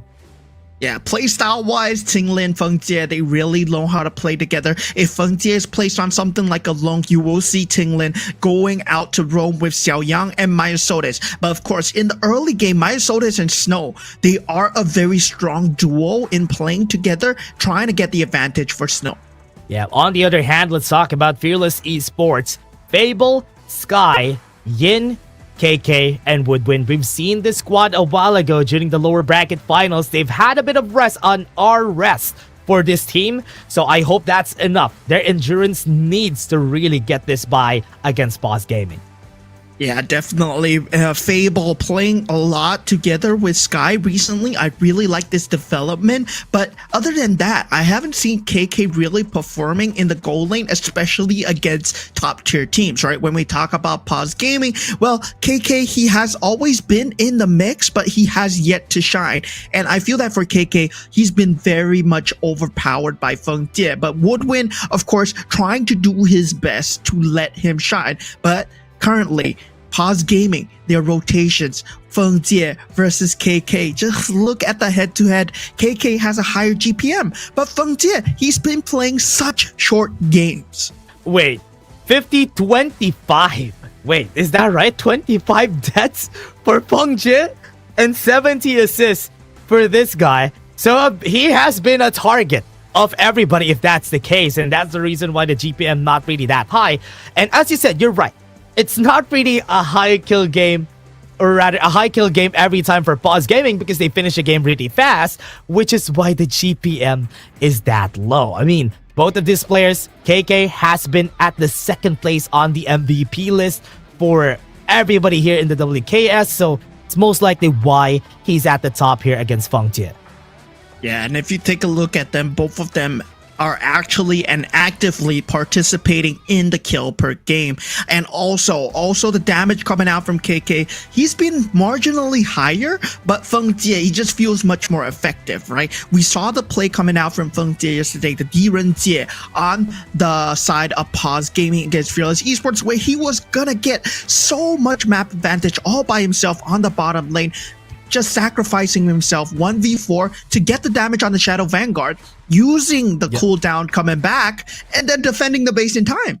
That is true. That is true. And I hope they would be able to do this time, especially for the last time that we've seen them. They were not able to clinch it out against Paws Gaming. So with what has worked out, what have we seen here for the team?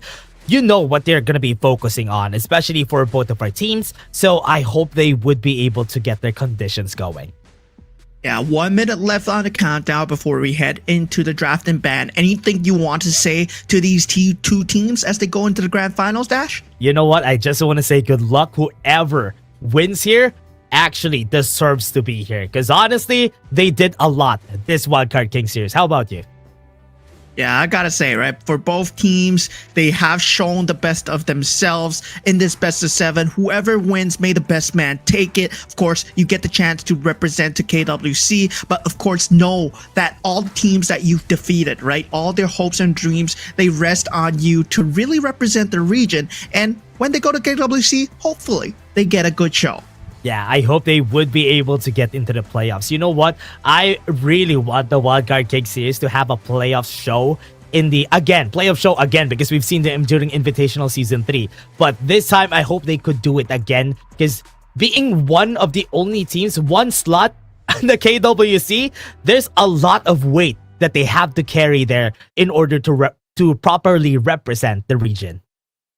Yeah, I mean, there's a lot of pressure there, but of course, for these players, they are no stranger to pressure. They've been in these high-stakes situations before. They all have a lot of experience amongst them, and right now, it's time to show that, yeah, all that training, all that scrims, all those gameplays that you have pocketed, it's time to show everything, because going into the best of 7s, we might not even be in the same patch when we go to KWC as well. So definitely right now, it's time to show what's the best of this current meta. I think there's going to be a new hero before the KWC. So I think everybody needs to know about that new hero, because that new hero is going to be a big one. So they all have to think about how they're going to be using that new one, and really excited on how these teams are going to be integrating that into their compositions as we move forward to the KWC. 1 month to practice, and they really need to make use of that 1 month pretty well. The good thing is, right, there is a lot of SAT strategies already developed by the KPL. So, of course, they can learn about the strategies over there, but they still need to make it more comfortable, right, about really adapting to the hero, adapting to the newer size of the pool, whether or not it works with certain lineups, whether or not they can find something new as well. Because I've seen like new meta is developing here in the global scene as well, where it's not really very similar to KPL. They just execute it very differently from the Chinese region. That is true. Very differently, just because it's a different culture for the region itself, and they really could think about or brew about what they can use in the region in order for some strategies to work. So they have their own flavor. So with that flavor that we have, I hope they will be able to do that. And I think the players are really getting ready right now before we head into the game, because I'm really excited on what time this game is going to go. Yeah, I mean, best of 7, definitely it is about the marathon right now. One game might not mean everything, and of course, you might see players holding their cards in for the drafts, but of course, getting the momentum, right? What does it mean to them? That best of 1, that wait straight away, once you get that 1-0, that momentum shifts so much heavily in your favor. You get a lot of breathing space, but at the same time, you can't relax. Yeah, that's true. You really need to think about what you're going to be doing, especially on the first part of the battle, which is the ban and pick. So you really need to think about what you're going to be doing. And also, the side selection is also one of the most important things here, because it also dictates how you're going to be tackling the ban and pick.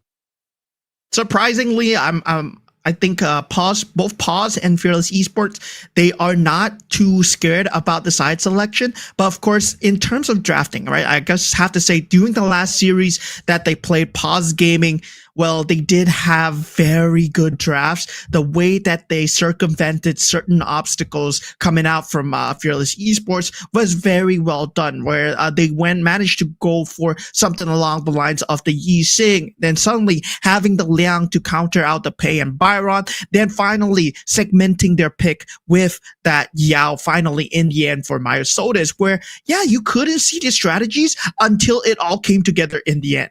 That is true. Even the Lady Sun Ming that we don't really see in the WKS as much, which is a definite staple in the KPL because it's a very strong late and also a very strong carry in the late game.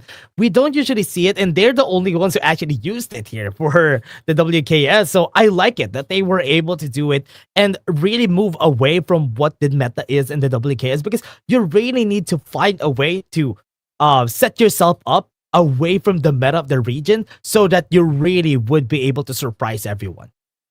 Yeah, I mean, at this point, well, for both teams, they're still trying to head on into the server, I feel. So just buy us a bit more time, right? We are going to be talking to you guys just for a little bit, just a bit about the other regions as well. What do we expect? This is the last region that's going into KWC. For those of you guys that don't know, of course, the other teams are already rostered in, and PKL, of course, my man Dash right here, he just casted the PKL. He saw the 3 teams go in. How was it so far? Yeah, one thing that I was really surprised about the PKL was how, as I said a while ago, I think it has been a constant trend. MKL, IKL, even PKL. The second place team in the regular season was the one who won. It's Boom Esports in the PKL who won in the end. And I don't know, it might be the ultimate battle that has been putting off a lot of the top teams like Blacklist for the PKL, which is why I think they really need to think about how they're going to be tackling the drafts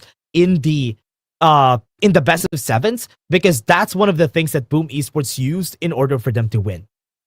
Yeah, maybe Fearless Esports, when we talk about the best of sevens, maybe they do have more versatility, but it doesn't seem so coming in from their first clash together with Paws Gaming, where it felt like Sky was getting a bit more limited on the hero side, right? I would like to see him expand his hero pool, try to see maybe something he has in his back pockets as well. We do know that he always has that Hansen, he has the Agudo, he does have a bit of the Jing of gameplay as well. That Luna is something that we always have to fear. Yeah, that is true. That is the reason why you always see the Luna getting banned on most of our games, is because both of our junglers, Myosotis or even Sky here on the hands of Fearless Esports, they are the reason why Luna gets banned a lot, because whenever they get a hold of it, the game is going to be over right there and then. So that's why you have to be careful about what you're going to be picking. Also, we saw a Jing a while ago, so that could be something that Paws Gaming has already taken note of. Yeah, I mean, with the other regions at hand as well, I mean, there is that KJL, the Japanese league, that will be entering too. So that's something to be worried about for other teams. That Japanese meta might come in extremely strong. Of course, they are an extremely new region. So, I mean, if you have been looking at the region, if you've been identifying what are the strong points, well, you might want to tell your teams in advance that, yeah, this is an upcoming region to be a bit scared about. Of course, we do have the new KME and also KMW as well. New teams coming through. So both sides, there is a lot to expect.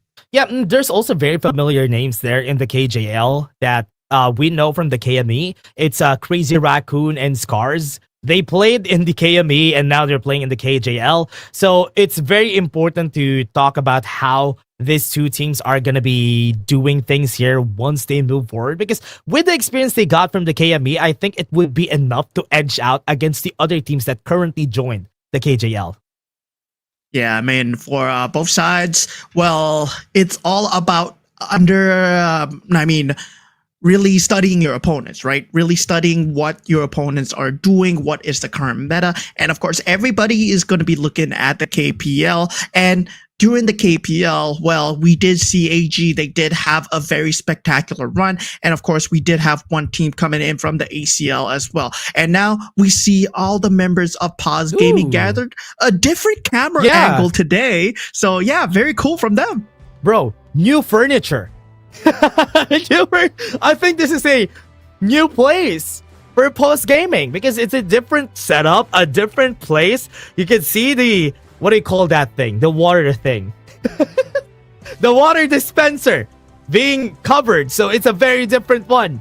And also Fearless Esports still in the same spot and still in the same places as they had a while ago.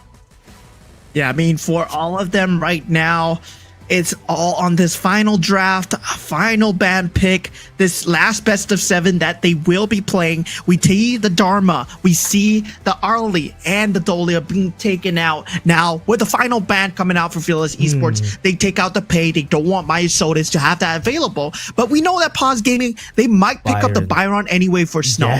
Yeah, they're going to pick the Byron. First game, yeah, yeah, it's going to be a priority every game for Paws Gaming, especially for the first one. My Cherry is up for contention here for Yin. They could pick that up for the team just so they have something very good for their first pick. And even the Long, we've seen also, which was one of the priorities here of Fearless Esports.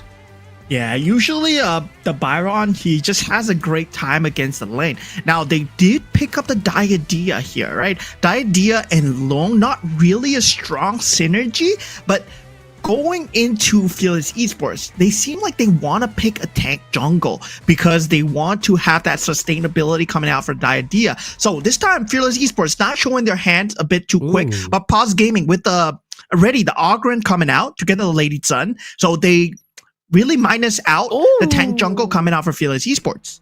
Really surprising they even picked up the Luna here because remember, Paws Gaming still has a way to find a counter against that Luna.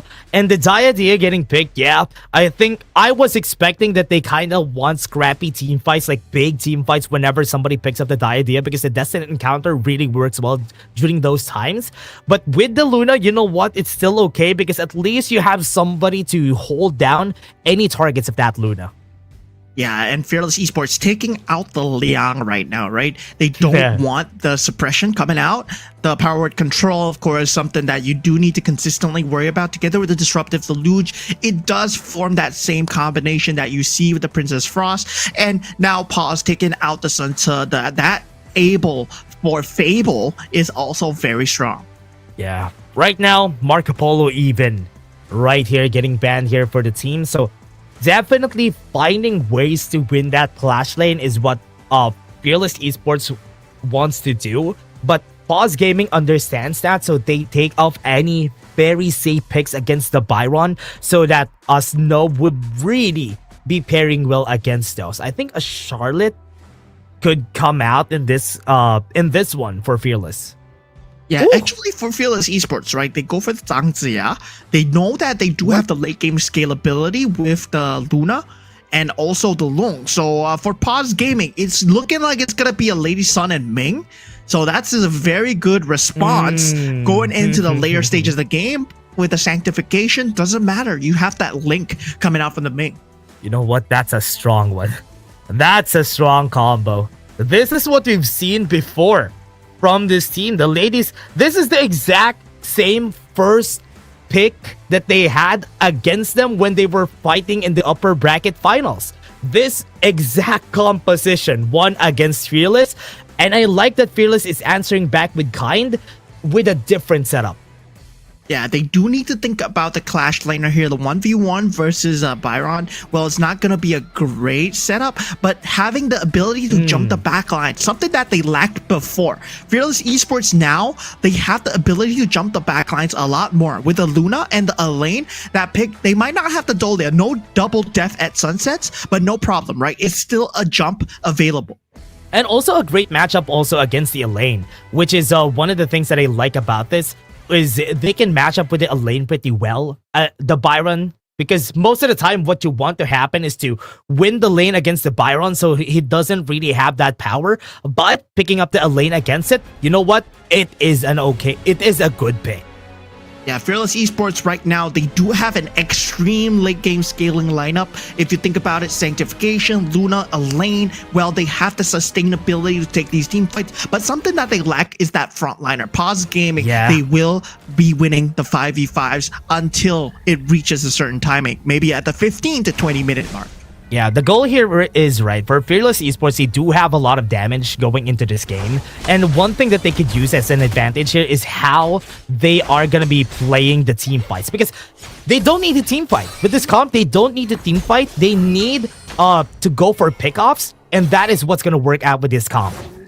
Yeah, I mean, KK is not going to have a good time at all, but what we need to see out of Fearless Esports is whether they can get advantages from the other lanes, whether they can win out Xiaoyang, whether they can win out Snow. Yeah, that is the goal here, especially for Paws Gaming. Look at this. The lane matchup, even though Long usually wins against the Lady Sun, but when you couple that up with a Ming, this is a lane that is unwinnable. And understanding that they're not going to win is what you need to know here for Fearless Esports. That Woodwind would just go for roaming so that they don't need to stay here this long. Yeah, I mean, Woodwind at this point, getting that level 4 needs to have that sustainability for Fearless Esports. But Xiaoyang already in the enemy jungle, not able to disrupt that Crimson Golem being taken. But Yin not having that level 4 yet, well, not too big of a deal. Yeah, not really a bad try. At least Xiaoyang tried and got some vision here for Myosotis in the mid lane.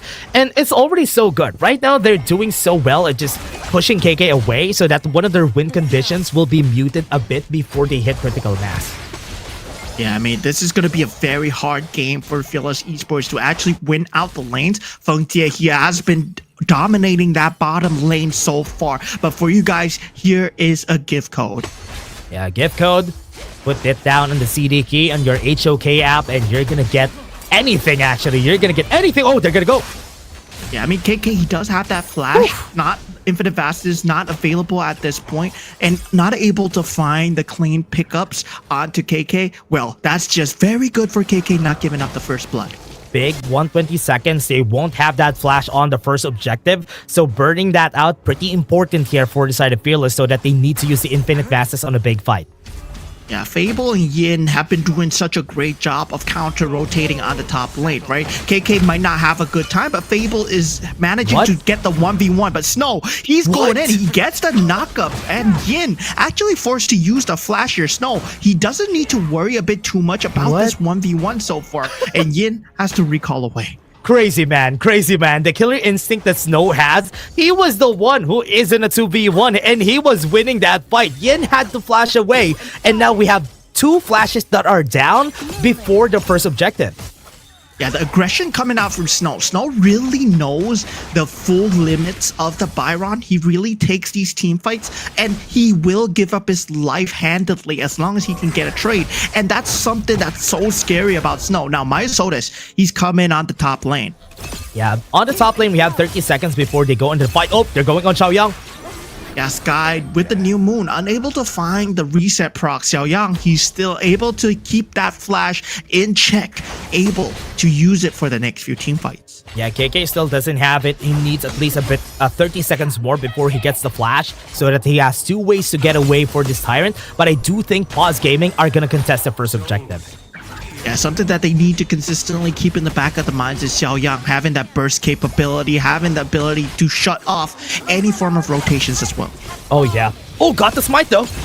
Yeah, Xiaoyang, he will be going down. First blood going the way of Sky at this point. And Sky's Luna, something that's really supposed to be feared. Death at Sunset towards that back line. The lane gets a knockup onto 2. This is a great team fight for Fearless Esports as they get more. Sky with the resets, getting a double kill, a triple kill for himself. At 4 members go down, Snow manages to trade out Yin, but that will be the only consolation for Paws Gaming. Good play from Sky, went to the backline, got Feng Jie and Ching Lin, and that really just went in their favor once they're out of that fight. Yeah, something that they need to worry about is the consistent dive in the backline. Snow in a lot of danger here. He wanted to go for the 1v2, but they did have a lot of sustainability. Yeah, a bit too late on that fight though. If Snow was there even before the fight broke out, that could have been a possibility for them to win because they really went forward here and I thought that they didn't have enough damage on the other side.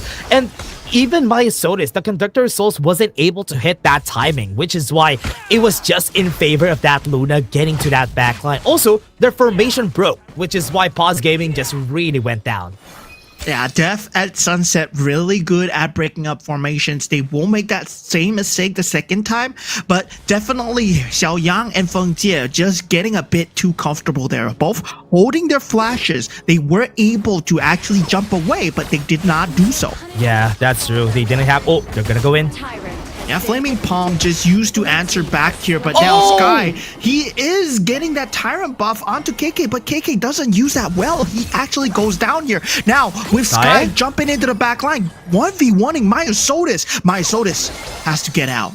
Yep, not a good fight for Mysore. Sky really ahead here. 2 level ahead if you think about it. Against the other jungler here with that 1k Goldie, that's a very big one. Yeah, ready jumping onto Snow. Snow, he wants to fight, but this is not the fight that he wants as Sky will be taking that rampage. He's currently just unstoppable. Fearless Esports, they come to play during the grand finals. Great wins coming in from Fearless. Gonna go for more. Sky jumping in. Ready, Xiaoyang is out. Myosotis, he needs to try and find an opening. But with the rest of the team members jumping in, Ting Lin and Feng Jie, they're in a lot of danger. They might be potential falling low here. Def at Sunset being used to zone out Feng Jie. Not able to find the finish, but now KK is here. Not able to find the Flaming Palm. Does get the finish. He actually finds the KO onto Feng Jie. That will be a great trade for Fearless Esports. More kills for Fearless, and Sky is just on an onslaught, looking for battles left and right, and has been winning it for the team. Yeah, consistent pressure coming out for Fearless Esports. Sky might not want to take this 1v1, but knows that Myosotis is extremely low. Sky, he will be given the shutdown gold here. Snow, not able to get him. Sky, with the new moon reset, actually able to path the terrain away. The timing was just perfect here. Sky could have died there, but topside. Yeah, KK coming in with Bride the Wind. Snow, he's not going to be long for life. Yeah, that was a good win. From what we're seeing here, I think Snow just a bit too aggressive on what they did here. Paws Gaming really just getting shut down by Fearless Esports. They really did their homework, and everything has been working well in their favor. So far, the fights have been going their way, but they have to be careful here. They're on a timer. Remember, they have Feng Jie on the Lady Sun, so once this goes to the late game, it will be a lot more scary.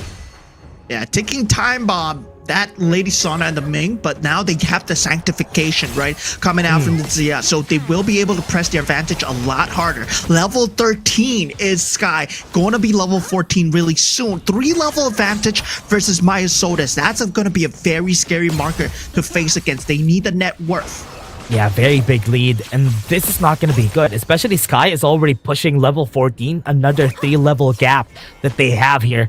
Right now on the top side, we can see Snow just really pushing boundaries, maybe looking for a 1v1, so that fight in the mid lane is not going to be as pressuring. Yeah, but they have to worry about Fable coming in with the Death at Sunset for the flanks. Now Sky, he is going to try and push the advantage as much as possible, just proxying out the waves to deal with the pressure on the top lane and giving KK the farm, right? Funneling KK is very important now because he needs the farm laner to get the damage. With this 3k gold lead, I think Fearless Esports really has a big chance of just winning here. I think Feng Jie knows that. Rolling raid, whenever you have somebody very close, you're gonna get the move speed buff, and he understood the assignment and knew that somebody was hiding in the brush. Yeah, very good use of micro skills there. No advantages, no objectives to take for now. But Sky already living in the enemy's base. He's trying to find a pickoff, trying to find Feng Jie and Ting Lin, but they managed to get away. Very smart hug on that wall here for Feng Jie and Ting Lin, because they knew that somebody was coming because they have no vision on Sky. But Snow might find a kill here once somebody moves forward. I think he's going to be killed though. Yeah, I mean, KK at this point, he's willing to take this 1v1. Woodwind coming in with the flash. Snow flashing forward, gets that suppression, but it is not enough as 3 members are here. Yeah, 3 members jumping in against him, and there's also tons of ways to just push him away. And Fearless Esports just ballooning the gold lead. It was a 3k gold lead a while ago. Now we have on a 4k. So they have to go for the fight though. Oh, this is going to be huge if they can find Ting Lin and Feng Jie. They are able to pass the terrain away, and they're not able to extend the team fight. Myosotis with the path of passing. He wants to force something as soon as possible so that they can get a pick on the KK. But KK, at this point, he's flashing in, has that flaming palm. Feng Jie extremely low. Yin will be falling, actually. Able to find the damage. Feng Jie eventually does go down. 1-for-1 trade, but the rest of the team, they are not able to have the damage coming out from Feng Jie. Myosotis has to retreat. Death at Sunset being used as Sky is jumping in, but Sky might be giving up his own life here if he overextends. And already they do disengage. Very clean coming out for Fearless Esports so far. Oh man, I want to see the replay of that. If you saw how Feng Jie, everybody didn't look, maybe did the fade away, and they were not looking at what Feng Jie was doing. He was dealing a lot of damage against everybody, and that's why he got away with a kill, almost getting 2. Yeah, the trades go in the favor of Fearless Esports, though. They did eventually take out Feng Jie, and that's something that they need to watch out for. The cap that Fearless Esports have will be annulled by the Lady Sun. Yeah, the Lady Sun is going to be the most important part of this game. Look at them going to the top side, though. Yeah, going for the Shadow Overlord here, but the rest of Fearless Esports, they're here to contest. Woodwind already in. Fable jump in the back line. Does have Death at Sunset if he wants to get out, but he gets instantly plucked out by Feng Jie. As Feng Jie gets the damage. What is that damage? He's so hard to deal with right now. Oh man, Feng Jie is doing a really good job at keeping space even against Fable. Because remember, when you don't have Zoya, you can't get away with just going to the backline using your Death by Sunset. Because if you do that, you have no way to run away or even close the distance a lot more, which is what Feng Jie was using against Fable there. Both teams trading objectives for now, unable to keep a track of the rest of the team. Now already 3,000 gold lead coming in for Fearless Esports. The gap is getting closer and it will only get shorter. As Sky, he's trying to go in for a jump here, and a great ultimate actually plucking off Ting Lin and Feng Jie as they both go down. Sky and Woodwind, they are now extremely low, but they don't have the damage as KK is able to dish it out behind the backs here with Ride the Wind and Downpour combo. Snow, he's surviving for now, but Biosodus is already out, and already Snow will be going down. These overlords, these vanguards will mean nothing. Oh no, wasn't able to get any pushes out of that. 4 kills on the board in Sky. What a play coming from him, keeping the distance in order for them to stay alive, not to be in execution threshold. And this was enough to just push the boundaries. Right now, it's looking like Fearless Esports are done losing against Paws Gaming and are just happy to take this battle. Yeah, we saw that in the first game, though. This Lady Sun and Ming, it's not over till it's over. They did take 2 tier 3s and they still lost the game. So that's something that they need to consistently keep at the back of their minds. They've been doing a great job of taking out Ting Lin and Feng Jie. The combo being shut down is very good with the jump in the back lines. But when it comes to the high ground defense, do they have that same amount of pressure? Yeah, the only thing that they have to think about always is how KK is just free to hit. Look at this whole fight. This whole fight, KK was just free hitting as a long. And that is not good thinking about it. And I like that the sanctification has been given to KK because he has been the one dealing the damage against the other team as much as what Sky was doing. So it's very smart that they were able to do that to him. Yeah, the scalability is currently going Fearless Esports' way, but net worth's only 6,000 difference. Now, with this high ground defense, Paws Gaming, they have to lose very little members here. Fearless Esports, though, if they get 2 tier 3 turrets, they're all but set. Yeah, they can definitely finish the game after doing so. Right now, critical mass here for Feng Jie already on that Daybreaker, so they have to be a lot more careful. It's gonna be all on Sky on how he's gonna be killing this back line. Luna able to stay in out of the sights here in the bush here, not able to find the pickoffs that he needs. Currently they're pushing without any vanguards, trying to form a bit of lane pressure throughout, trying to get the chip damage, right? Fable consistently jumping in. Now in this bottom side, Sky providing a bit of damage, but Snow, he's able to just jump in. First life of Sky has been taken out. Snow will be able to get away. Now the rest of the team members are in. Ting Lin, he's actually getting knocked back, but Sky being taken out. KK going down here. Yeah, he does go down though. Snow, he gets the counter kill onto Fable, but in the back line, there is so much damage coming out for Paws Gaming. 2 for 2, not a bad start. Also popping the Siege Sanctuary out of Sky in that battle. Very good job. And Feng Jie doing a good job at spacing, even though the Fable and Sky are constantly going to the back line, still working out in their favor. This is a good start if they want to come back. Jumping onto Maya Solis. Conductor Soul's not enough as he gets taken out. Now Snow, he's in 1v3. He's in no man's land. Lady Sun is around. Xiao Yang unable to supplement damage, but he's fighting. He takes out Woodwind. That's a great consolation prize. Yeah, legendary for Sky. Really good job at just making sure that the Conductor's Souls is not gonna hit anybody here for Myosotis, and that's the biggest reason why it's so hard to play the long against this composition, because nobody is in range to use that Conductor's Souls. Yeah, we see the group up coming in currently on the top lane. If you take a look at the team fight once again, they found a burst damage on the Sky, not able to finish him off. Same thing for Snow, Tingling going down. That was the huge changing factor. And Fable, he's able to jump the back line. Something along the lines of them having that Elaine right now, really changing things up. And this Elaine, he's still going for more, but Tingling extremely low. Feng Jie, they're both there, no man's land. No. They overcommitted for the Overlord, but it's just for lane pressure. Yeah, but they were able to get the Overlord, so at least they bought themselves some time, so still a good job at doing so. So they bought themselves another clash. So that's one thing that we had to talk about, because this time, at least they will be able to still fight back in the end here. 8k gold lead, but the top lane might be in danger right now. 20 seconds away, Feng Jie and Tingling. And currently Snow, he's still recalling they are going to lose those tier 3s. They lost the tier 3 at the top lane. Fable going in with the Death Sunset. But Snow in the back line takes out Yin already. That is a great trade. Losing the Zhang Ziya, not too big of a deal for Paws Gaming to lose Byron at this point. Eventually does go down now, but Feng Jie and Tingling, they're back up. They still have a tier 3 to work. They have to back off though. The tower in the bot lane might get pushed by that Vanguard that is pushing right now. They're waiting for them to take this. Yeah, that is so fast. Oh.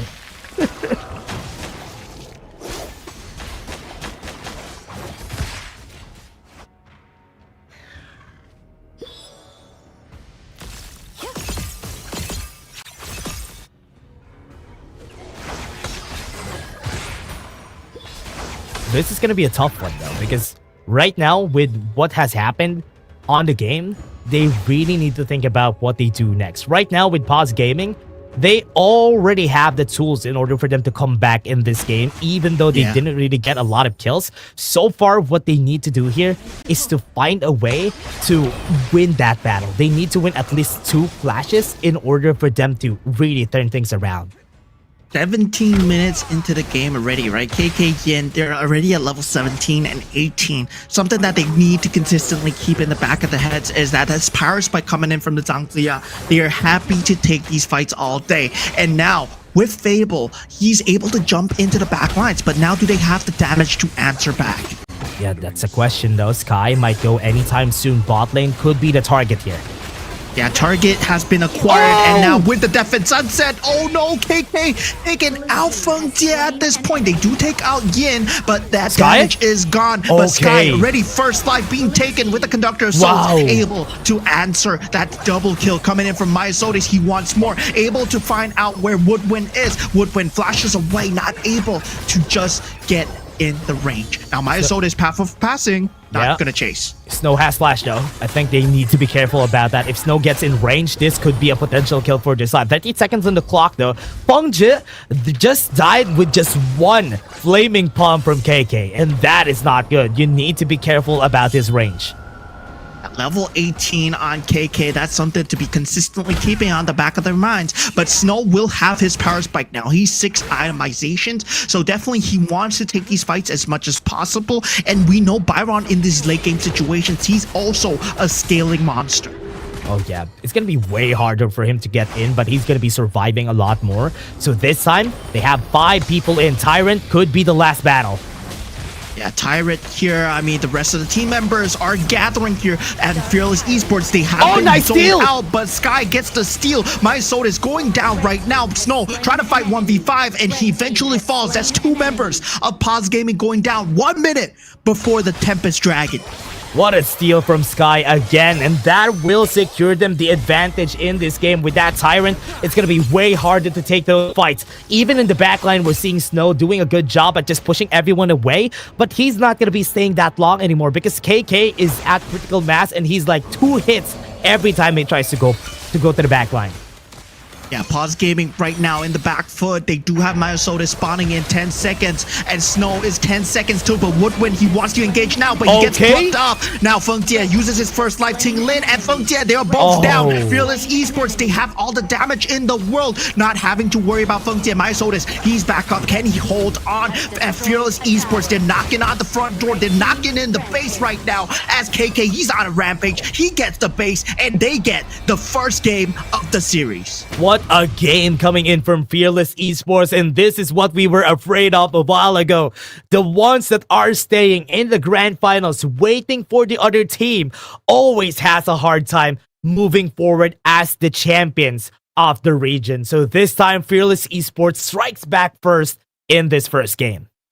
Yeah, they were unable to just find an opening with the Lady Sun and Ming. The Elaine just being the answer that they needed together with the Luna, able to jump the back lines. You had to see how KK was playing, right? KK consistently was looking for an advantage. He wasn't playing like a marksman. And this is what's so cool about his Lung. He's playing like an assassin. Yeah, what's hard about this is how they are playing also on the side of Paws Gaming, especially on how Luna was just so ahead. Paws Gaming didn't really find a way to answer Fearless Esports in their own game. Especially they have the Byron pick on Snow and still not able to come in clutch as the winner. Yeah, I mean, at that point, well, there was a bit of a snowball lead. We did see a bit of answers coming out for Paws Game. They were consistently trying to break out the Vice hole, but there was a bit of too much damage coming in for Fearless Esports, right? We did know that their lineup is a bit greedy, but once they reach that stage of the game where they are ahead, the damage is no problem for them.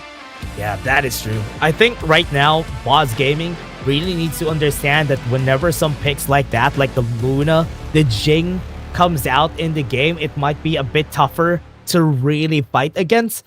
And we can see it right now. Fearless Esports, Sky was just a monster this game. Even though he didn't get the MVP, he was doing so much for the team. He got 19k gold out of that game.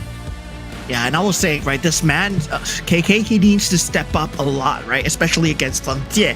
And he was down so much early game. Feng Jie and Qing Lin, they were doing a number on him on the bottom lane. But the funnel of farm coming through, just space bought by Sky and Fable together as a unit, they've been playing extremely well together. And Maya Sodas and Snow, well, they couldn't find the advantages that they needed. That's true. It was really unfortunate that we've seen this. But whenever you have a Luna on the other side, it's gonna be tough to play something like a Lady Sun.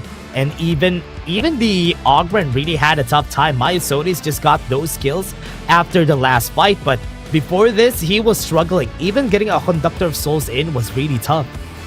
Yeah, I really like the breakaway because for Fearless Esports, right? Generally, when you pick the idea, it shows that you want to pick a tank jungler because the idea has that sustain, but they really just broke away from that. And the idea, he was just, that Woodwind was just a jumping initiator. He didn't really need to sustain in a team fight. He would throw his ultimate from far away just to start that team fight. And for Fearless Esports, well, this was the playstyle that Paws Gaming was not expecting with a idea pick. That's why they picked the Lady Sun, and then suddenly, Fearless Esports just outdrafted them. Yeah, they were fulfilling very different conditions here on the team fights especially. Paws Gaming really needed to go for those big team fights, but Fearless Esports didn't really opt for it. They didn't even want to take the team fight against Paws Gaming. Usually they take fights when they know they have a numbers advantage, and that's what they did. Divide and conquer is what Fearless Esports did. Yeah, I mean, Fearless Esports very good at playing as a unit and also good at really getting the macros throughout the map. We saw that there was consistent pressure put up by Fable, and looking at the goal graph, well, Paws Gaming, they did have an early lead, but it was all taken away, and the MVP of the game has got to go to KK, 10-2, 11 assists, 30% damage, and also 23% total gold.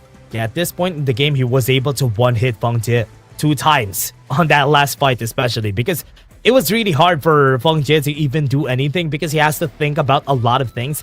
One, he has to think about KK, and the other, you have to think about Sky. So that was a lot of even Fable, that was a lot of challenge that they have to think about, and that's why KK was free to just roam around and hit everybody. And this was the exact same lineup that Paws Gaming used to actually win Fearless Esports in that first game, right? Where we saw that, yeah, they actually had a horrible time just dealing with the Lady Sun and also the Ming as well, but they couldn't find a way into the backline. And once that answer was solved, that Elaine, that Luna pick, and KK just flashing into the backlines, well, they managed to take out the combo of the Ming and the Lady Sun. Oh yeah, that is true. You can see it in this game. It was really tough. Even Snow, the star of the show here for the team, hasn't been able to really do a lot of things. I mean, he was trying. Every fight, he was trying to go to the backline to try and kill KK, but they were so ahead that he wasn't able to do much in those times. Yeah, and this was a very good counter pick coming in from the side of Fearless Esports, right? You picked the Lady Sun, really expecting us to go for a tank jungler, but then they switch away. They go for assassin jungler. They go for Sky, jumping into the backlines. Fearless Esports, they have adapted extremely well, and they have adapted so well to Snow's macro plays as well, just really sending Woodwind and KK to deal with this consistently together with the help of Yin. They are now dealing with the pressures extremely well. Yeah, right now, Fearless Esports doing a good job at coming back in this hard-fought battle that they've been doing since the qualifiers. And having the first strike, having the first laugh in this series is actually a good showing for the team. At least now they're constantly improving and they're doing really good. Yeah, great use of momentum there. And we saw that Paws Gaming, they did have a lot of signs of life. Yeah, they did have abilities to take the game, but they lost Feng Jie and Ting Lin, right? And this is the problem of the Lady Sun and the Ming, where they are always together. So they are weak to AoE, they are weak to snipe and burst damage, and they are the only sources of damage. So once they are taken out of the game, suddenly you see Paws Gaming, they cannot finish off members of Fearless Esports, even though they're so low. Oh yeah, that's true. Even here, look at this. Feng Jie was showing signs of winning those fights, but there was just a lot to think about there. There was a lot of really long-range engages that could happen anytime, which is why Feng Jie had 8 deaths this game, because there was a lot. Right here, you could see how much spacing they were doing for Fearless. I like that. They were spacing pretty well and keeping Snow and Myosotis at bay. Yeah, I really like the return to form that Fearless Esports has, where it's not very predictable anymore. Their lineup is very different coming through. It's not the similar meta slave slash lineup where they're trying to pick up the Dun for Sky. They actually go with the Luna, and they were presented with this option in the upper brackets, but it seems like they were just laying dormant. And now, with them coming into grand finals, they have that 1-0 lead. They take the team fight so well. If you take a look at the highlights, well, initiation was onto Feng Jie, the only source of damage. Yeah, that's true. Right now, they are really looking to maybe finish this up, but again, with how Paws Gaming, are they going to be taking this lying down, or will they find a way to do this? But look at this, Sky getting that steal and that Tyrant was just icing on top of the cake in order for them to finish this. Yeah, that steal coming through, that buff at a critical timing 1 minute before the Tempest Dragon, and they didn't even need the Tempest Dragon. They could end the game right before that. That's true. Right now, this is going to be a challenge here for Paws Gaming. How are they going to come back from that really big loss? Because they had lost a lot of very good picks on their side. That's already 3 in the picks that they had there. Look at that. That's 3 good picks that they have that they lost, and this is going to be tough moving forward. Yeah, Xiao Yang on Lady Sun is actually very strong, especially against the tank capabilities coming out from Sky, especially if he goes for a tank jungler, right? So now that you don't have the Lady Sun, that tank jungler, you're suddenly very weak to it. Whether or not you draft the Liang and Princess Frost, well, that might be an answer, but it's usually meant for those dive assassins. Yeah. So definitely you won't have that response coming out from just picking up the Lady Sun against the tank jungler coming out for Fearless Esports. They're not gonna have the choices of others. I think the only viable choices that they have is gonna be the Yi Sheng and also the Shi, if ever they want to control somebody in the front line. And they're not as effective as a Lady Sun, but it's still a nice pickup that they could do. But as you said, big pick has been gone, and they need to think about what to do next, especially Fearless Esports looking pretty strong with these picks. I believe this is the first loss Snow has had on the Byron in the entire season. So yeah, it's definitely in the grand finals. Well, you do see the playoffs magic happening. Fearless Esports, they brought their A game here in the best of sevens, and already with the Olympic really surprising me on Fable, and also KK, the way that he has been piloting the Loom. Well, that was not something that you want to play against as the opposite farm laner, because even if he was not on the Lady Sun, you would have been sniped so easily. Yeah, that's true. I think with the Lady Sun Ming, they were trying to fulfill a very hard battle, especially with what they had already presented for the side of Fearless. It was really hard. It was really hard for him to do anything that game, because even with the help of the Ming, he's just going to be dying anyway. So it was really tough. But again, this is just a first game. It's a best of 7. This is why it's so good to have a best of 7, because they can still do a lot of things.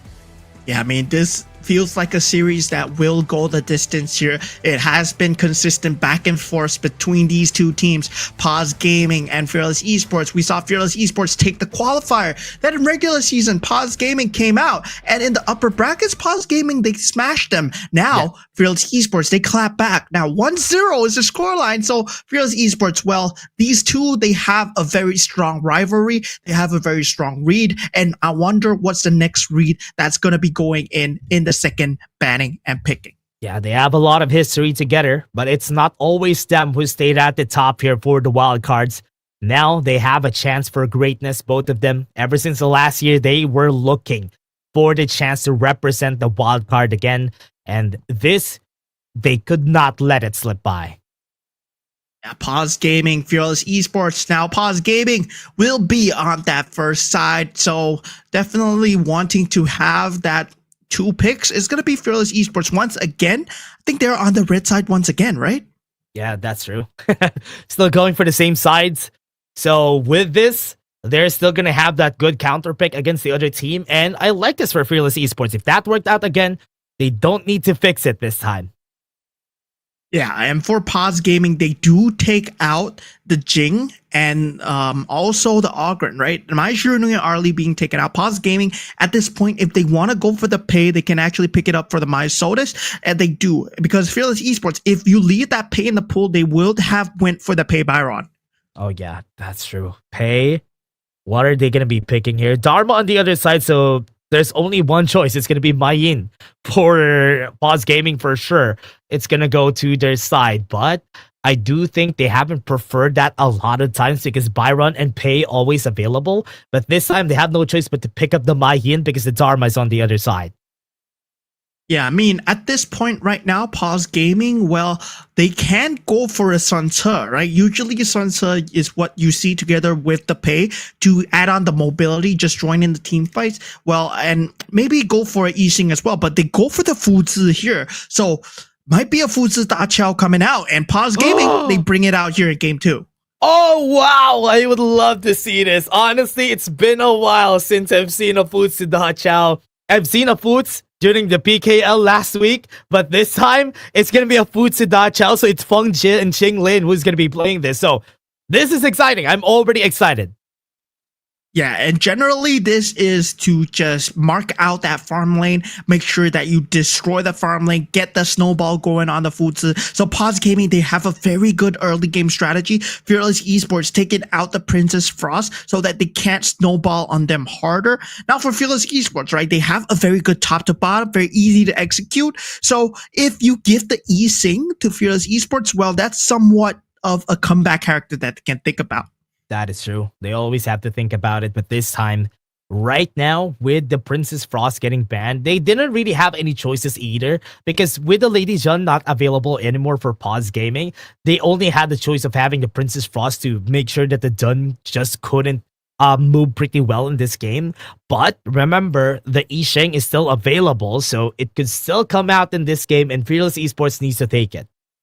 Yeah, Fearless Esports banning out the Gun and Mo, and that's going to be an added mage damage, right? They don't want Xiao Yang to have a good game, and for Paws Gaming, they take out the Angela. They don't want that early game burst damage coming out from the hands of Yin. So for what Fearless Esports can look towards is maybe go for the more honest team fight.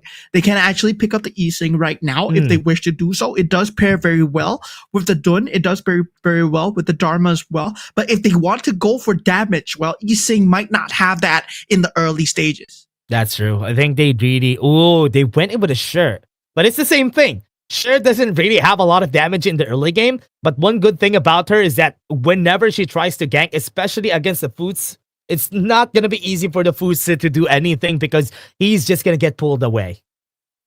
Yeah, right now for Paws Gaming, they've yet to pick up the Clash Laner and also that middle role, right? Xiao Yang's picks have not been decided. So if they want to go for that using themselves, well, I don't think it really synergizes with them well. So they can actually go for a new wall, but they go for Miyue here. Me and what else? And a Hano? Wait. This is a lot to take in.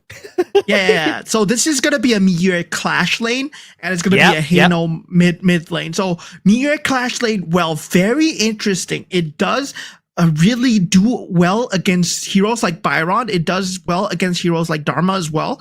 So definitely it's more of a snowball hero coming in for Paws. They really want to get the early game advantage. I think the good thing about Paws Gaming's composition is that they can stay alive for long. That's the ultimate goal here for Paws Gaming. They have a way to split push with a Futsu, with a Miyu.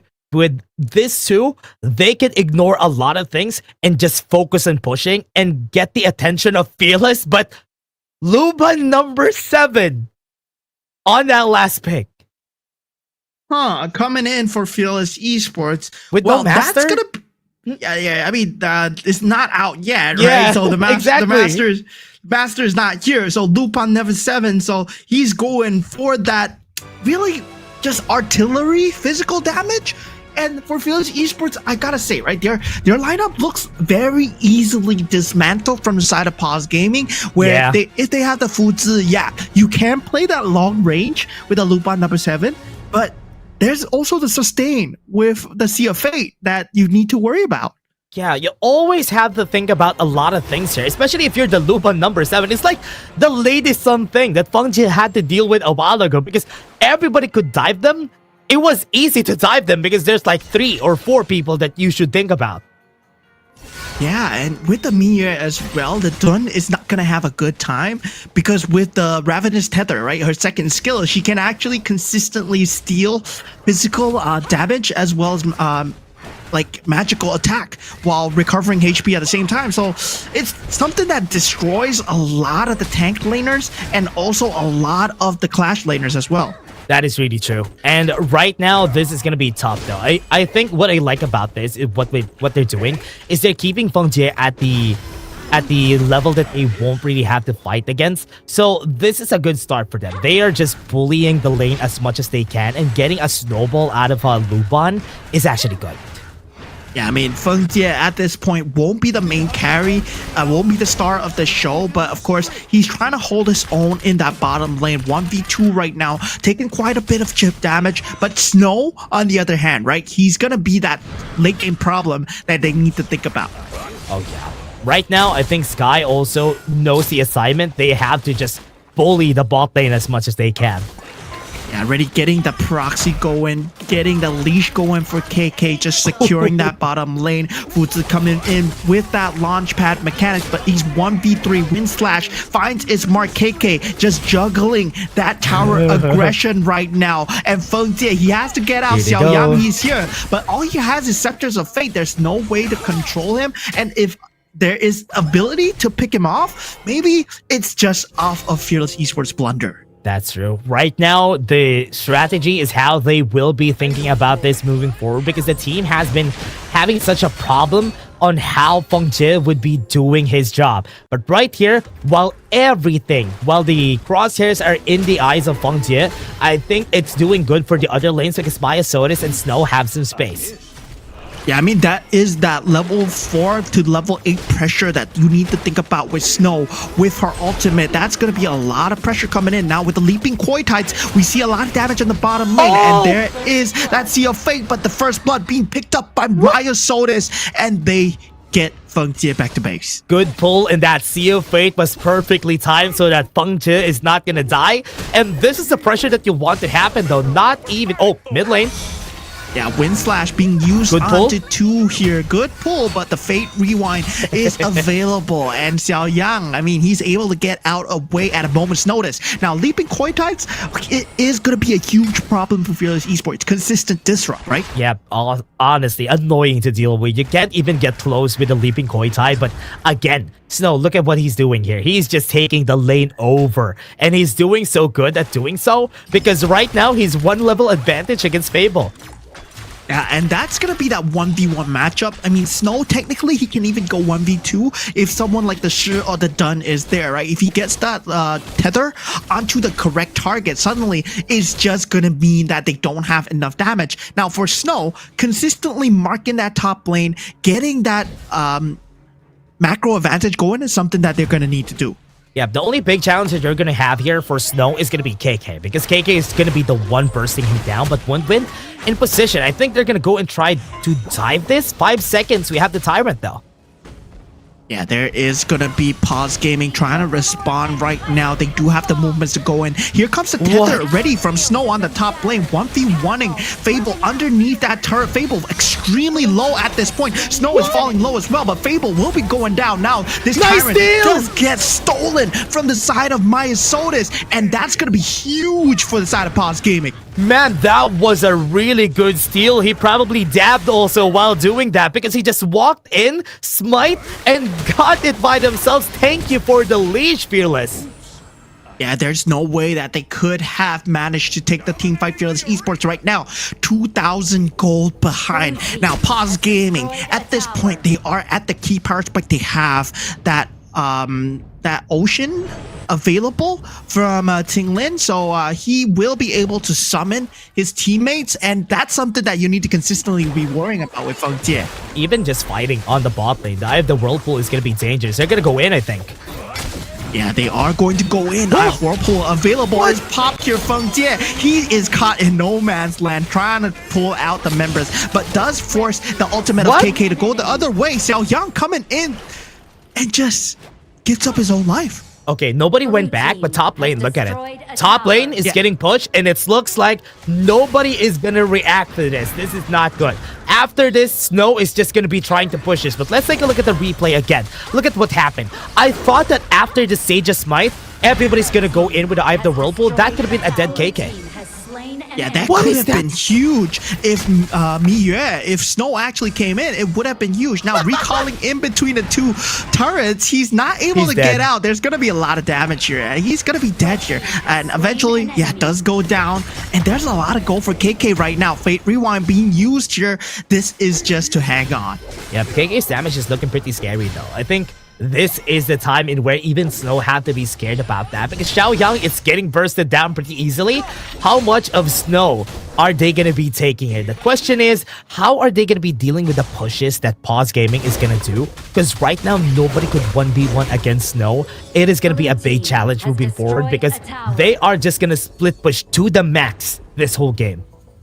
Yeah, having that range versus Snow is, of course, a much needed advantage. But of course, if Snow manages to put his face against KK, right, that's when things start getting a bit awry. And now for the side of Fearless Esports, they really want this mid lane turret. They have that push going. KK drops his ultimate already just to clear out the space. And already that chip damage will be enough. Fate Rewind. Okay, that's going to be a Fate Rewind. Okay, they just got it back anyway.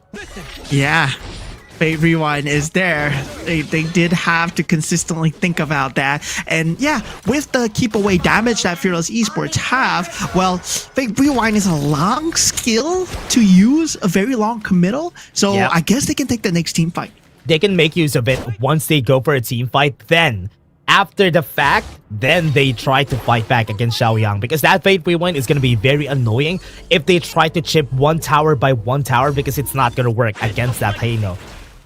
Yeah, they do need to consistently apply pressure, but they need to think about the pressure that Snow is applying on the top lane as well, right? No one is able to fight him 1v1 with that Ravenous Tether. His skill too is just so good at this point. Now Yin is here, but with the Umbral Shadow, able to get the disjoint away. Now Sky is there. 3 members are here, but the rest of the team members of Paws, they are disjointing in that middle lane. Snow eventually goes down. They're unable to get a trade, but they get the turret. That tier 2 is gone. Paws Gaming, they're going full macro. Tower in the top, kill in the top side, tower in the mid lane, and tower on the bot lane also has been taken down. Look at Fearless Esports. They're kind of sticking together, which is not good in this situation because Paws Gaming is just gonna do this every time. They're gonna put somebody on one lane, then try to push it so that their formation breaks. And Fearless Esports is a team fight composition, and they can't even get a good team fight in. Yeah, there's a lot of lane clear coming out from the Scepters of Fate, consistent high ground defense as well. So this is consistent lane pressure that they need to think about. Now, Tinglin and Frontier, they might be in a bit of trouble here. They are able to get out. Sea of Fate is there if they want to use it. Now, Frontier, he's getting pulled by Yin. He overcommits, but he's one sliver of HP. Unruly Blade, unable to find him at this point. Now, the Whirlpool has been used, but there's no one coming in. Now, with the rest of the team members not able to really commit of this. Snow, he is here, but with the Umbral Shadow, you don't want to fight into this team fight lineup. They actually want to get the tier 2 turret. Fable is not here with the Truth Mantra. Sky jumping in even more. Wind Slash finds its mark, but they want that tier 2 turret, and eventually Frontier, he is going to go down. No, he does not. He survives here. There's a lot of chip damage. Scepters of Fate, enough. Oh man, enough, but Mayasota is going for the chase now. Yeah, Mayasota with the flank coming through, wants to find the priority target onto Sky, but jumps into KK. Great target prioritization coming out. Great kill right there from Mayasota. That is very, very smart. Now they don't have any damage, so on the next 30 seconds, they could find a way to get the tower's sun. Fable has been doing housekeeping since a while ago, hasn't been able to join any of the fights. It's also because, look at this. Look at what they're doing. They're just pushing the side lanes. Yeah, consistently proxying the side lane. Snow, he's just taking these 1v1s, 1v2. He doesn't care as he has the first kill to just bounce away. And Paws Gaming, they can just do this all day. Oh man, they're gonna do this all day for sure. This is a game that they need to think about what's gonna happen because the split push has been keeping the team fights at a minimum. And that's not what you want at what they have here for Fearless. Yeah, right now, Paws Gaming still keeping Snow in the bottom lane with that Shadow Overlord being up. Fearless Esports, they want to path towards it. They want to take this team fight. But already, that Shadow Tyrant has been taken from Mayasota. That the Whirlpool is there. They do jump in. Frontier is being taken out, but he's just a meat shield as the rest of the damage is here for Paws Gaming. Snow, he's able to survive for so long, and that's 4 members of Fearless Esports down. Sky, the only one alive, he is just a tank. He is just a meat shield. Paws, they get the advantage. They might actually get the game as they rush towards the middle side of the map with the creep pressure that's already there. They want this turret as much as possible. Okay, last time, 10 seconds on the clock. I think this is over, Mo. Yeah, I think this is over already. KK will be spawning up in 3 seconds. Sea of Fate being used, but the crystal already gone. Paws Gaming, they tie the series. What a game coming in from Paws Gaming. That is how you work a composition because honestly, they kept the fights to a minimum. That's what you needed to do with that comp. They had a split push idea and it worked in their favor. Man, oh man, they were not playing at a fair advantage there. They knew what they had to do. Yeah, a lot of the normal viewers won't understand this, but this is about objectives after all. They didn't win the team fights. It doesn't matter because they are getting the lane pressure, they're getting the goal through turrets, and they're consistently pulling Fearless Esports around the map where they couldn't take a team fight at all. Yeah, that is really true. And again, it's what you want to do with that composition. Also, what's making it hard too is the Hano. Even if you try to push the mid lane, which is where Hano was the whole time, he's just gonna use that ult every time, then prevent the tower because it's so hard to win the wave clear against the Hano. That is a comp that I wasn't expecting them to pull, and they were able to effectively use it. Oh man, Paws Gaming, they show a different side of themselves. Usually we know them for being so aggressive, but their macro plays are so strong as well, right? Fuzi Da Qiao, you really expect them to fight, but now they're using the capabilities of the Sea of Fate and the Isle of Whirlpool to just pull and drag members of Fearless Esports around. And the map pressure is just really exerted on all sides from Snow and Myosotis. Well, that all came into play.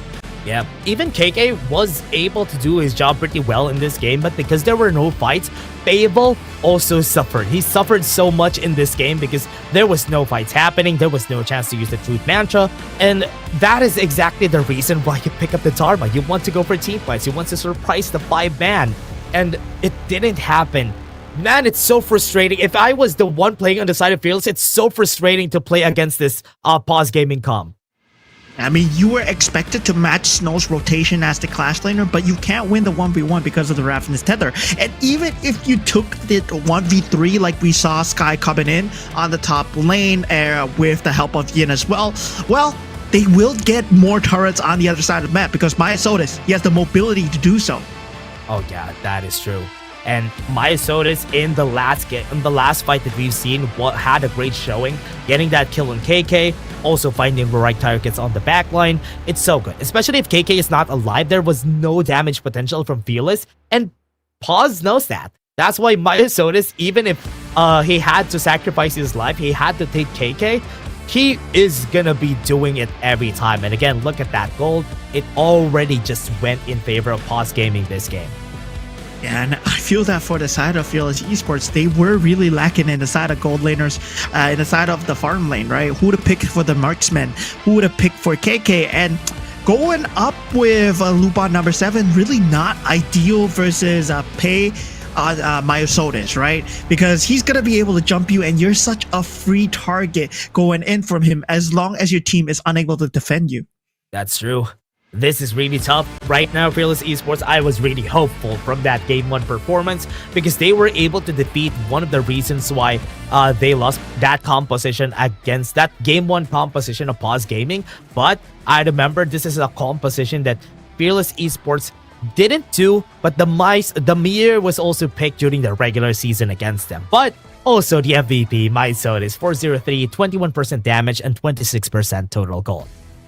Yeah, Myosotis definitely shows what it means to be just both aggressive, great target prioritization, great patience, and great understanding of the macro, right? Sometimes when your team is making a cross-map play, usually we do see a lot of times in where teams do not communicate in ranked games, in competitive, where they go, yeah, he's just given up his life. But of course, it's about making use of the space. And Myosotis, he would form the lane pressures of his own. He pushed down the mid tier 2 while Snow was taking out 1v3. He took down the bottom tier 2 while that was happening at the same time. Oh yeah. Again, as you said, this is really good. Right now, I think that is one of the strategies that some of you need to employ also in your own games because this is very effective, especially if the composition really screams not go for team fights. Don't go for team fights. You don't need to in order for you to win. But here, Fearless Esports in the early game, you know what? They did a really good job here. The Eye of the Whirlpool a lot of times was used as a bait.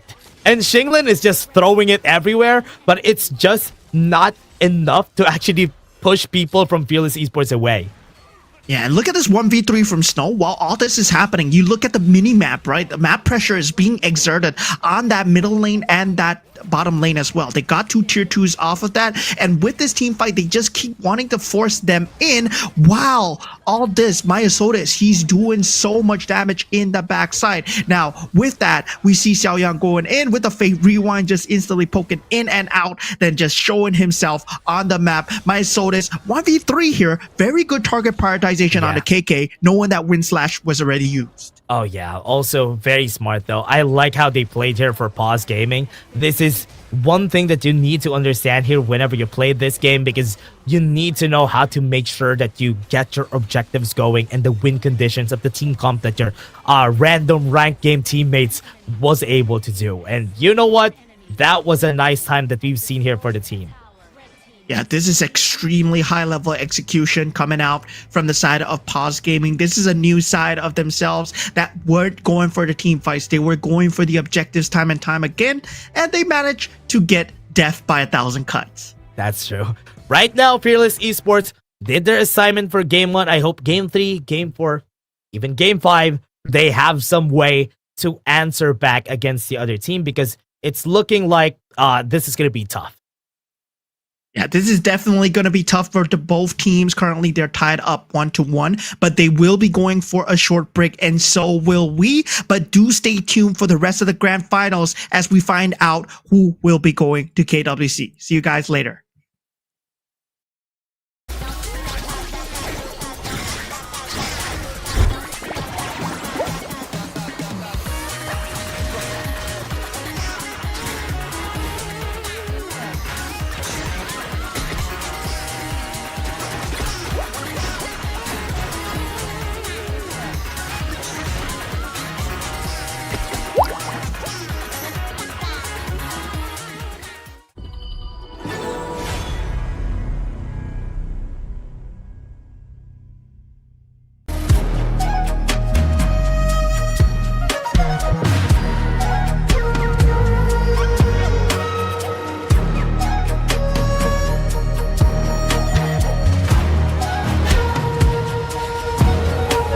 The unfaithful must be executed.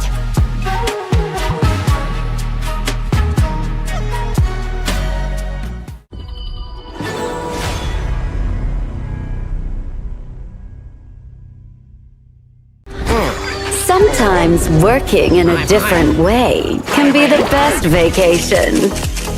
Seagull Circle, predicting victory. Clean up the trash! Break the boundary between sky and sea. You're not welcome at my beach. Get them! Beach sweepers! Follow your orders! Let's go! You're not welcome at my beach. Go! The sea here is dangerous! Clean up the trash!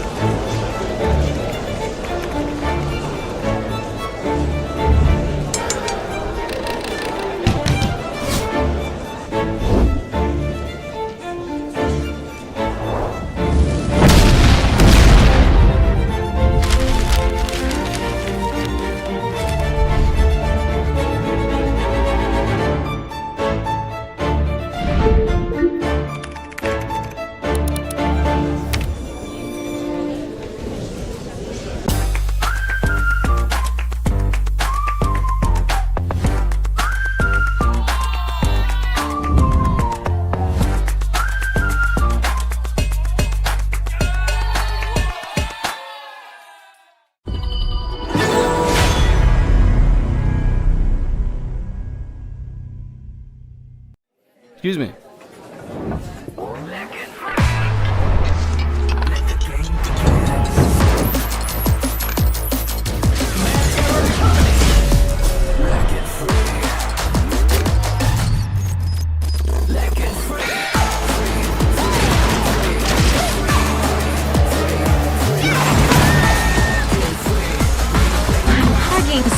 teams. Victory! Another round. Sure, but how about a smoother phone next time?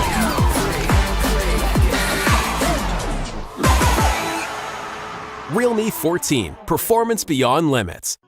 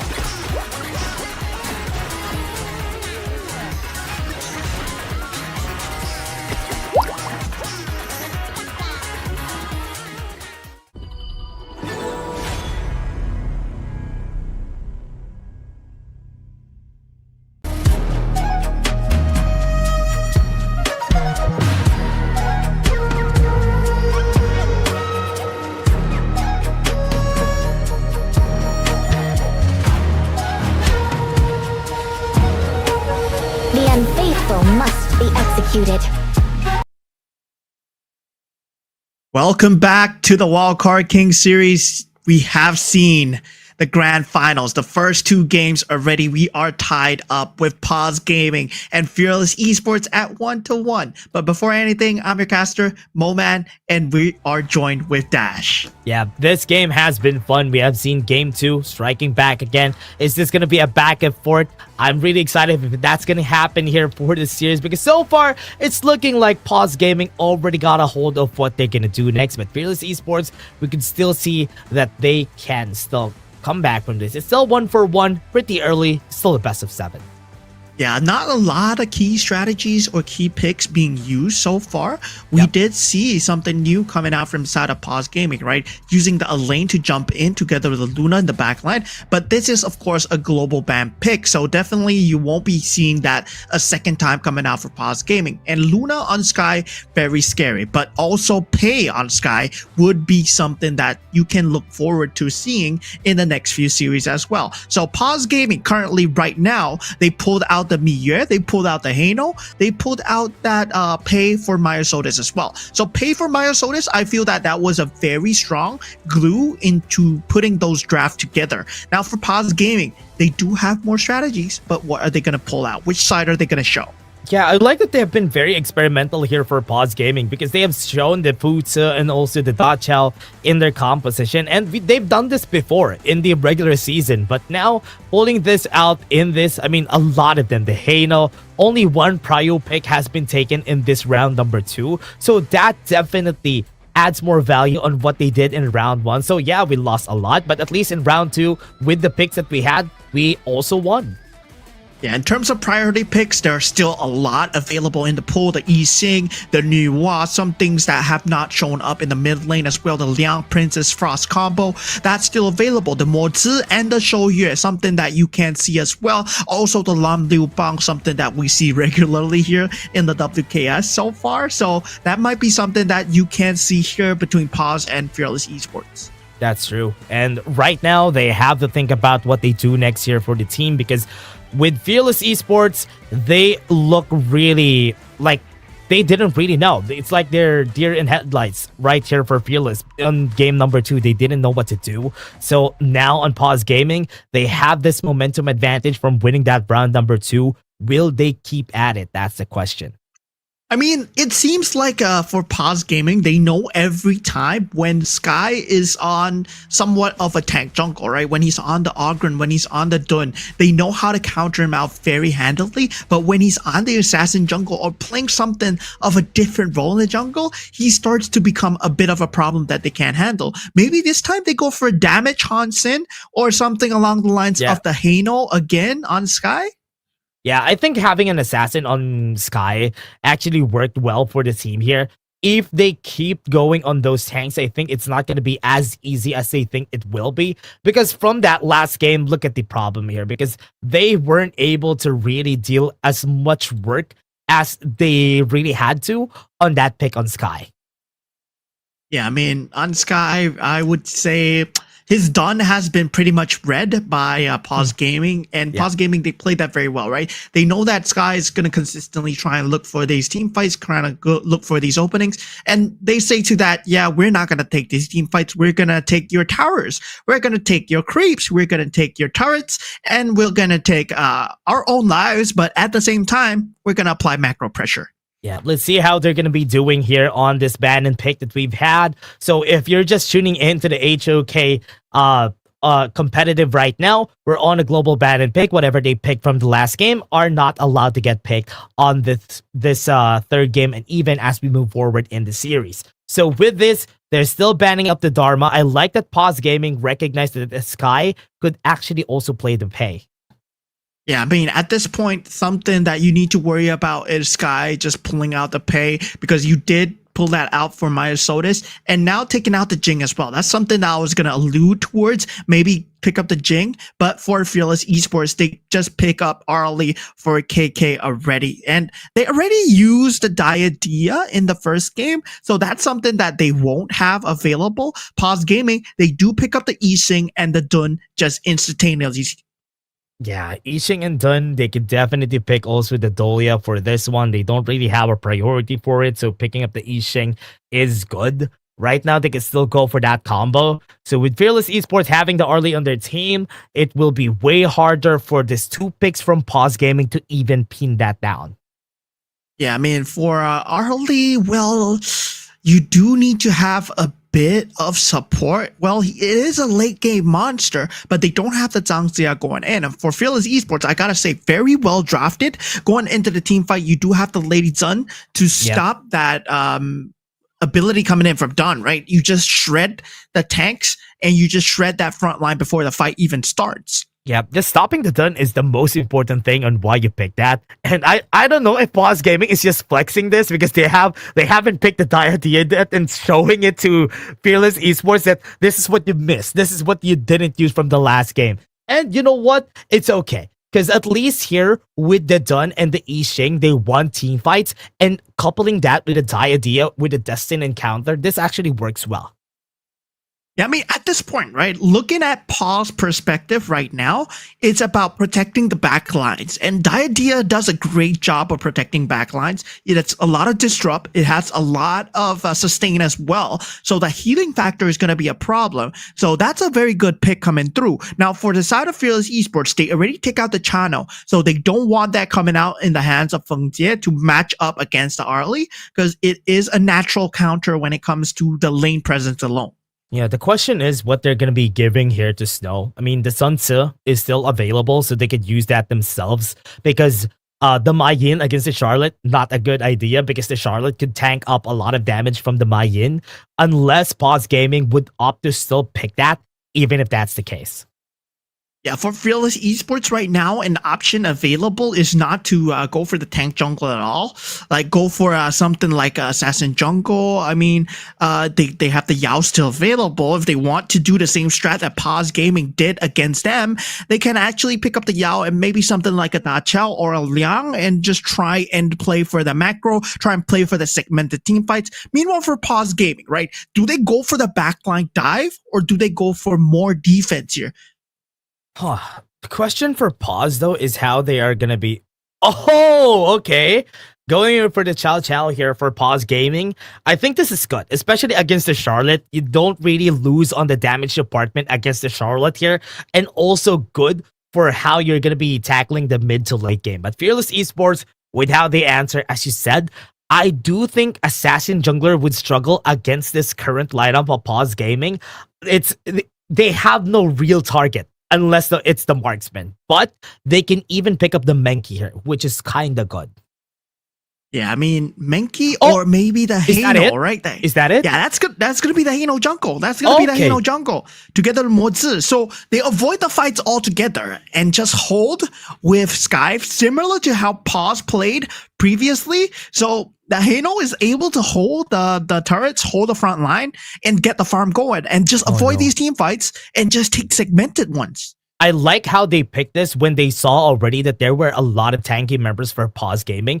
Because the question usually is for the teams that fought against this Hano was, how are we going to kill the Hano? If you don't have an Arlie on your team, it's going to be hard. The only option is going to be the Demon Jet. I think that's the only choice that they have here. Or Garo.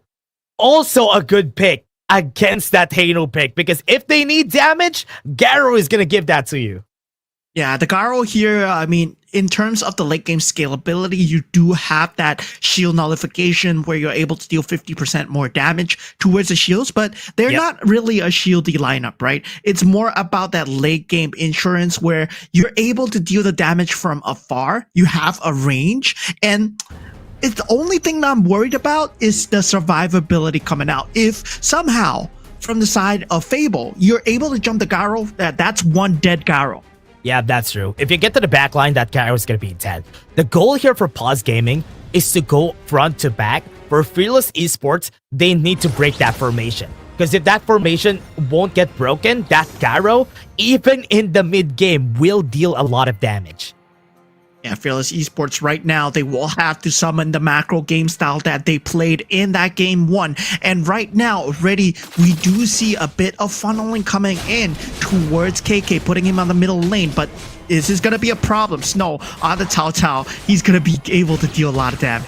Oh man, with the Cao Cao here, especially in the early parts of the game, Fable is not going to hold a candle to this guy because the early game is just going to go in their favor. And it's going to be tough, especially for what they're going to be doing here. Because right now, it's looking like it's going to be a lot of problems that they have to deal with. Yeah, I mean, slow problems here, but of course, for both teams, it's still very early on into the game, where from the side of Paws Gaming, they really want to take these team fights, especially force them out of the Cao Cao. But I feel that they have an easier way to execute things, right? Where they are able to actually go for the macro, go for the team fight as well. But meanwhile, for the side of Fearless Esports, it's all about the defense, I feel. Yeah, I do think Fearless Esports has a lot more of things going here because having Hano, especially with the tank Hano that Sky has been pulling up a lot, is going to be surviving a lot of the early game fights. So the other members of the team loses the pressure. Every eyes are going to be on that Hano most of the time. So the other members are going to be allowed to do a lot of things on the map. Yeah, I mean, at this point, it's all about funneling the farm to KK as much as possible. And of course, with the global ban system, well, it means that they won't be able to pick this again. But still, they have to show their best right now, especially if they want to take the advantage, because the score is still 1-1. Oh yeah, that's true. 1-1. And now this is going to be all about how they deal with the Garo. That's going to be like the side mission right here of Fearless Esports. How are they going to kill that Garo? How are they going to do that? Because most of the time, even during most ranked games, if you have a Garo on the other team, the only goal is to kill that Garo and that game could be over in seconds. Yeah, but of course, there's also a problem in trying to kill the Garo because of the inherent skill set of Garo as well, right? The Silence Arrow, the ability to just take away the skill members of Fearless Esports, right? But then once you get silence, you can't use your skills. Yeah, that's true. It's also a big AoE, which is why it's also hard. And her range, that is one of the biggest problems though. Her range is massive and she could really kill from the L brush that you have there on the Crimson buff. She could really kill somebody who's trying to kill the Crimson buff. That is how long her range is. And that is the toughest thing to think about whenever you're fighting her. So you always need to break that formation. I mean, they have the tools though for Fearless to do that. Yeah, they do have one jump which is the Charlotte available in the back lines. They need a secondary jump, I feel, and maybe Hano will be the second jump, but they don't have the control. I don't think this is similar to the first game where they had the Luna and the Elaine, the two jump abilities available. Well, for Fearless Esports, it's very hard to execute. They need a lot of farm and KK first. Yeah, at least in the mid game, the KK could actually kill that. Could kill Feng Jie at the mid game just because of his movement and also the presence of the Maple Dance. So that's something that they could use. Yeah, consistent pressure is on that middle side of the lane. Already 3 members have gathered up. That lane clear speed is going to be crazy coming out from the side of Sky because he does have that Scepters of Fate. So they are going to disengage for now. But Paws Gaming, they have already gathered a bit of an advantage here in the early game. Yeah, Paws Gaming really doing good here at their jobs, especially at Myosotis. Getting to level 4. This is what's important in the early game, is how you make sure that your jungler could give you more advantage after the first Tyrant. So you invest on them on the first 4 minutes, then let them do their jobs at increasing the pace of the game. Yeah, we see the rotations very heavy-handed towards Fable. They don't want him to have a good game, especially on Charlotte. Dive the backlines against Feng Jie is something that you need to consistently worry about. He does have Tinglin to protect him, right? But Tinglin, of course, you want to be doing other things than just looking out for Fable. You also want to initiate the team fights. Yeah, and also what they're doing here, look at this. Look at how they're clearing the jungle on the other side, though. They have the Fate Rewind right here, so they know that Sky is doing something here. Yeah, ready with the teleportation circle. Myosotis, they want to contest this Sky. He's already in the enemy land here. He is 1v3 at this point. Does have that Fate Rewind. Gonna try and take as much creeps as possible. Does jump into the Wind Slash, but he's so tanky at this point. Able to 1v1 against Myosotis and then Fate Rewind away. I mean, Azure buff not going his way, but not too big of a deal. Was not able to steal. Oh, going in. Yeah, Tinglin, he does respond back here. There's a lot of damage. Would win the level 4 yet. Does not have Think Inside the Box. Silenced up with the board. First blood going the way of Mr. Feng Jie. As you were saying a while ago, the silencing arrow is actually so good at preventing Woodwind from doing anything else, and Xiaoyang even dropping the board just to secure it. Yeah, definitely. At this point, they have to make use of all that's available. Now, Fable, he's in a bit of danger. Myosotis unable to catch him out with the Unruly Blade. The reaction speed coming out from Fable, but that's a flash being used. Good flash, good flash. Right now, they have some damage. Oh, Yin might be in trouble. Yeah, not able to catch him out with the abilities coming out from Xiaoyang. Already using a lot of the abilities at the bottom lane, right? That's going to be a huge problem, especially in take for this new objectives coming out, the Tyrant and the Overlord. But of course, the Tyrant will be appreciated. 1k gold advantage for Paws Gaming before we go into this objective. Right now, the damage, I do feel it's not going to be enough if they fight against Sky. But top lane, though, Yin is waiting for the fish to come. Yeah, already Snow might not be the fish that he's looking for, but does get the knockup, but not able to land the rest of the skills. But already at the bottom lane, KK able to find the finish onto Feng Jie with the help of Sky. Now, this is huge for the side of Fearless Esports. Perfect timing from their side, though. They can go for a 5v4 here, 8 seconds before Feng Jie comes in. Yeah, Cannon Blast onto 2, not able to really make use or capitalize off of this. For Fearless Esports, it's all about the macro gaming. Sky, he still has the Fate Rewind, just pushing on his luck here. Able to get out and keep an advantage at the same time, while Fable pushes down the top turret. Low HP on Sky, not even prioritizing the Tyrant at this stage. And I think it's really normal that we're gonna see Feng Jie getting a lot this game, because he has no way to escape. Yeah, I mean, especially if he gets silenced by Feng Jie, that's going to be spelling disaster for him. But there is that silver lining, right? The macro coming out for the side of Fable. But Snow, he's been doing a good job of 1v1s. Oh man, this Cao coming in from Snow has been anything against him, especially in lane. And currently, the struggles right here of Fable will just really bleed into the late game later on. Yeah, I mean, at the time where if Fable is able to get a gold advantage above the Cao, then that's when it becomes really scary for Paws Gaming. But at this point, they don't have to worry because Snow, he's already 500 gold ahead. He's winning the 1v1s, power gradation or not, he does not care. Yep, even using the ult just to win the 1v1 there. I think right now, bot lane already down. So with this, they can move into the mid lane. Yeah, right now the teleportation circle being used. Fable not able to find the kill there. Sky, No, he's Sky. in the midst of everything, but he does have the Fate Rewind to get out of harm's reach. Already very low. Oh, nice It's gonna ult. be Ting Lin. He gets taken down. Think inside the box used by Woodwind though. Now Snow in the back line. Sky, he's doing the same mirror rotations, but already KK does get out. So that's the key damage dealers out. And Fearless Esports, they want to disengage. They want to buy space for Fable. Yeah, I think Fable with space on the top side, that tower is gonna go down, but look at the space also for Snow. Could actually take the second tier tower here.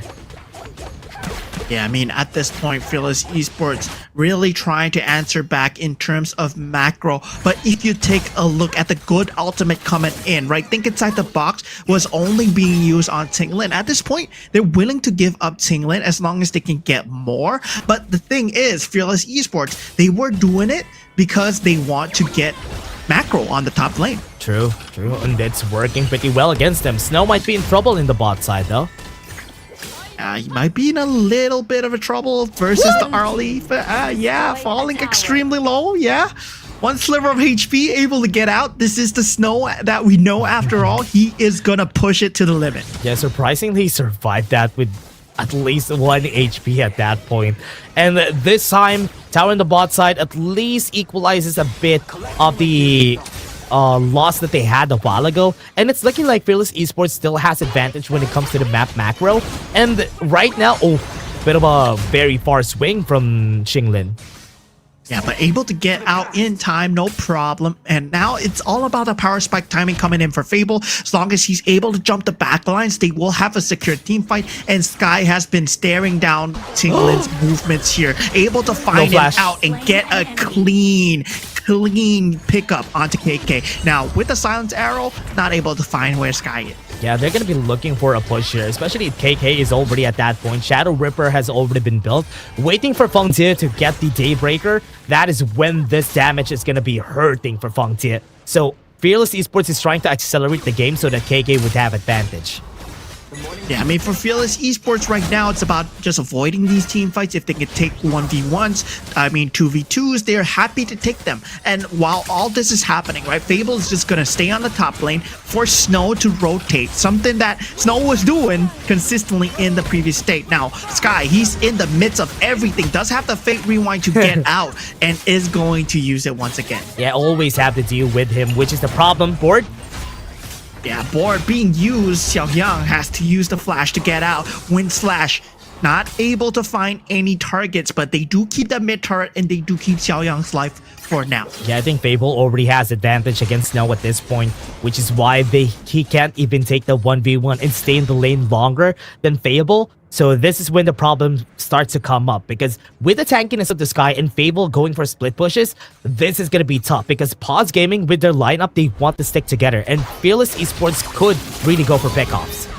Yeah, Fable, he might be in a bit of a pickle here, but he does have the ability to get out. He still has the flash. Sky is here, but power gradation already used to try and get out harm's way. Now, with the rest of the team members coming in, Cannon Blast catches onto Snow, but not enough as they do get the turret. Paws Gaming get what they are here for, but look at where KK is, and look at where Feng Jie is heading towards. This might be a huge pickup if Feng Jie is able to land the silence arrow, but KK, he's already out of the way. Good thing was able to back off. 30 seconds on that Tyrant, and KK already has advantage here, just looking at how he's moving around the map freely, because he knows that it's going to be hard for Paws Gaming to get a hold of him on most fights. So right now, that is going to be the struggle, and Feng Jie with this Garrow, he needs to get these items, and fast, because it's slowly going in favor of Fearless. Yeah, Fearless Esports right now, the macro advantage slowly starts to swing in their favor. They will have the Fate Rewind once again on Sky. He is going to man fight this, and with the board, he might actually be able to. The ultimate coming out from Diadia at this point, but Snow coming in with a huge flank might be able to find the knockup. It's not spotted out yet. Jumping into KK at this point. KK able to get out, but not for long as he gets picked up, and that's huge coming in for Snow. Now, Paws, they want to take this team fight. Fate Rewind being popped by Sky, able to extend the team fight. They're extremely low here, but Sky, he's in the midst of things as the Tyrant is still beating him down as well. Wow, what a play coming in from their side. I think this is going to be over. Mid lane, though. Yeah, ready, Xiao Yang able to find the finish, but Fable, he's here and he's mad. He wants to rotate as much as Snow. Finally gets traded out, but a great trade coming in for Fearless Esports. But look at Snow, he gets to tier 3 already. Gets the T3, and that's a bigger win for them. I think a bit too aggressive for Paws Gaming to even try to fight back against Fable there. And with this, KK is now alive. It's going to take a long time before they will be able to take this Tyrant, so that's going to be a problem that they have to start thinking about, because KK is going to come, and Sky is also going to come in just a bit. Yeah, Cannon Blast landing onto 2. Sky and KK, they are here Nice with deny. the launch pad, but unable to finish the Tyrant. Tyrant buff already in the hands of Paws Gaming. They don't want to overextend. They don't want to overstay. What a knockout timing there coming in from MyZone is just denying Woodwind from getting a good tank inside the box, and that's why they were still able to get out. Tyrant is on their heads already, and they can play defense on that overload. But let's take a look at this replay first. Look at what happened during this game. Fungjit free to hit. If nobody's there to help him out, or rather to kill him, this is gonna be an easy game coming in from Paws Gaming, and we said that a while ago. Yeah, I mean, for the side of Snow, he did a very good flank maneuver, finding onto KK. Great target prioritization once Fable. again, coming from the likes of Paws, but Fable able to get a triple kill. Yeah, that was crazy. What a crazy performance from Fable. He's at that point in the game in where he could definitely go for a 1v2 even in the backline, because the damage is going to be crazy. Right now, Fungjit already on Daybreaker. This is going to be a scary game.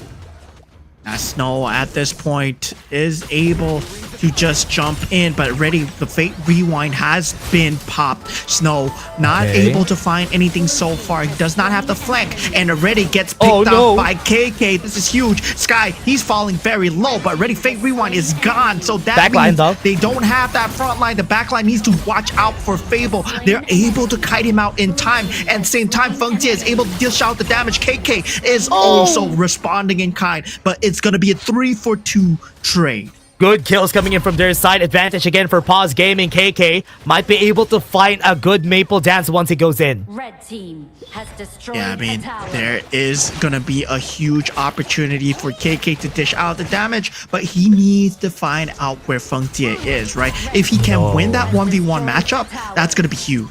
No, he's Sun Chaser already. It's gonna be hard though, because once he pops that Sun Chaser, he's gonna have massive range.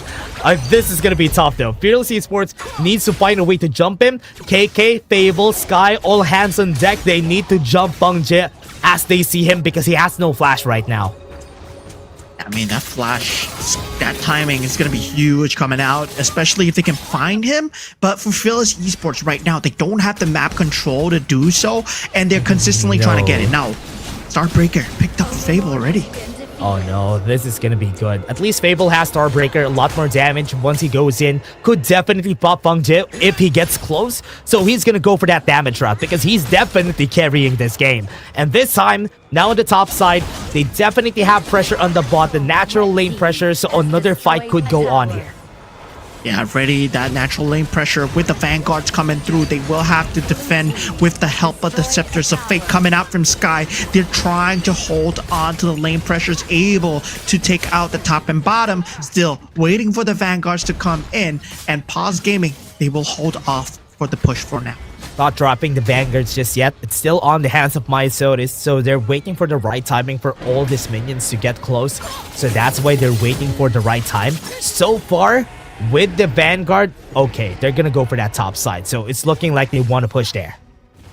Yeah, Shadow Vanguard popped on the top lane. They will have the tri-lane pressures. Sky right now, he wants to try and force out something, especially something onto Snow. Keeping the vision up is very important for the side of Fearless Esports, right? One mishap will mean that KK might be in danger.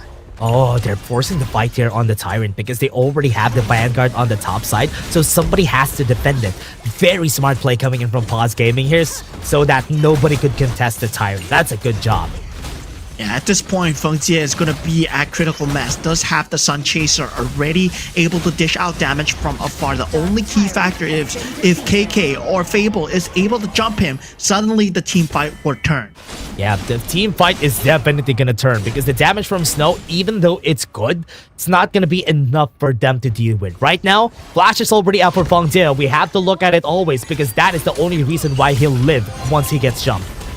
And now tri-lane pressure's coming in. They will manage to get a tier 3 here. Do Fearless Esports want to fight it? They do not. They do get a cannon blast onto Snow. No, really Nice follow rewind. up there. We do have Snow already jumping in. Takes out Yin in the backline, but KK is still alive. This is Yin for Snow at this point. Cannon blast unable to latch onto more as they lost their only magical damage hold here, but they will still have Sky available. Yeah, Fate Rewind, waiting for that cooldown. I think 10 more seconds before they would be able to revive this tower, but no, it's not gonna happen. Yeah, ready. This tier 3 will not be long for life. No! We have Sky jumping in. He gets latched on. No Fate Rewind. Miss Blake's coming out for Fearless Esports as Paws Gaming. They will be able to just capitalize. Think inside the box. Not enough. Woodwind, you're the only one left. There's no damage as Paws Gaming. They will be taking the rest of the turrets. They will take the base and they will take the series 2-1. What a game. What a very simple objective that they have to do for the side of Paws Gaming. Protect Feng Jie. And they were able to do it multiple times in a very simple objective that they have to do for the side of Paws Gaming. Protect Feng Jie. And they were able to do it multiple times in order for them to get this win against Fearless. Yeah, there were opportunities where they could have jumped, but it felt like the link pressure was not being dealt with enough. There was a full tank build coming out from the Hano, from the side of Sky, where, yeah, I mean, if you're going full tank, you're not going to have the same capability that the normal Hano has in the lane clear department, right? Yeah. So you're giving up something for the other, and really, it just favored Paws Gaming because they were just able to play around the objective so well. Yeah, they got a checkmate there. Even though that Hano was a checkmate, but they got a check on that check on the other side because I thought the only choice that they had there for Paws Gaming was a Diren Jet so that they could kill that Hano pretty easily, but the Garo really passed off my mind because I was not thinking about it. But when I thought about it, it's actually a good pick. Garo, even though Sky is very tanky, could still shred a lot of people. Not the Sky, everybody from Fearless.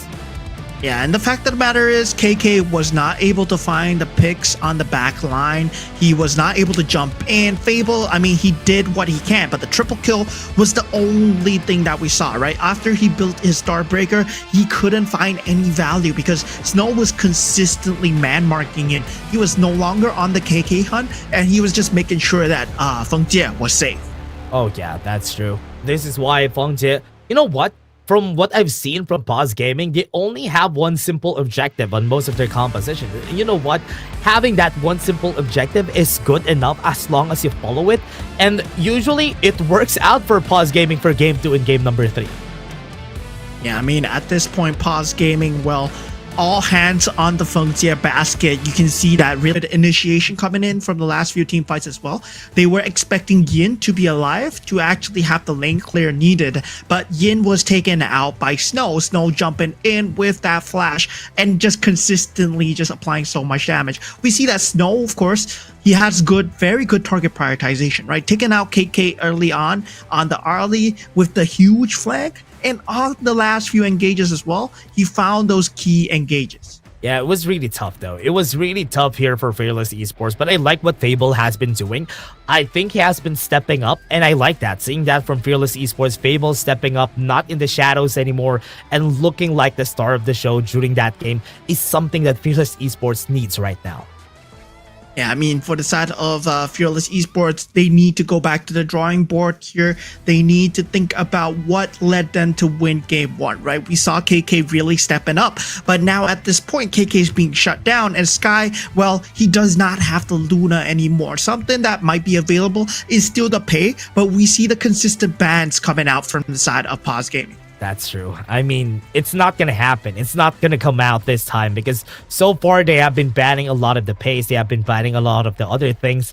And now they would need what to pick up next for our next game, because looking at what Paws had during that last game, they still have a lot. Yeah, I mean, they still have a lot available in their pool. So I just got to say, right, going into the next few games, well, it's all about the mental reset. It's all about the marathon mentality. Fearless Esports, I hope they're not too much bothered by losing 2 games in a row to Paws Gaming. Of course, anyone would be bothered by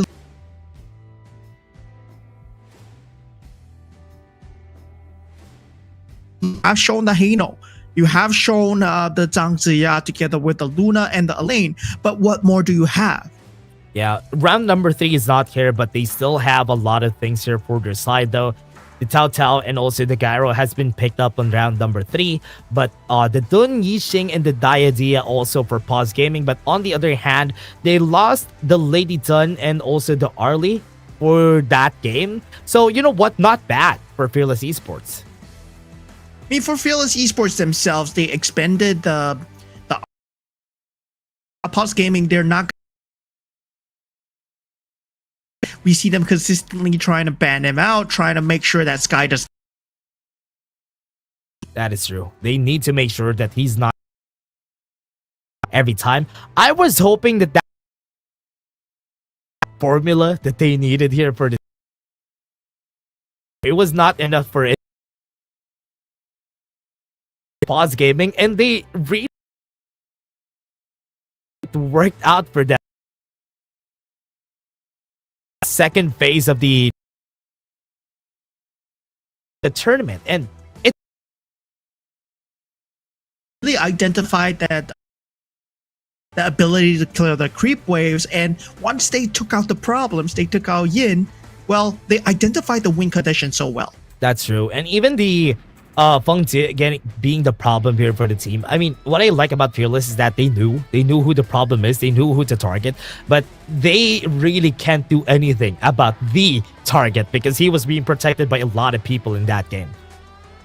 Now currently 2-1 scoreline. Paws Gaming, they look to take match point here, right? One more game and they put themselves at match point because first to 4 in the best of 7 will take it. But Fearless Esports right now, they have to respond back in terms of drafting. And I think that mid laner for Paws Gaming, that's not Princess Frost, right? Yeah, I think it was Lady Zhen.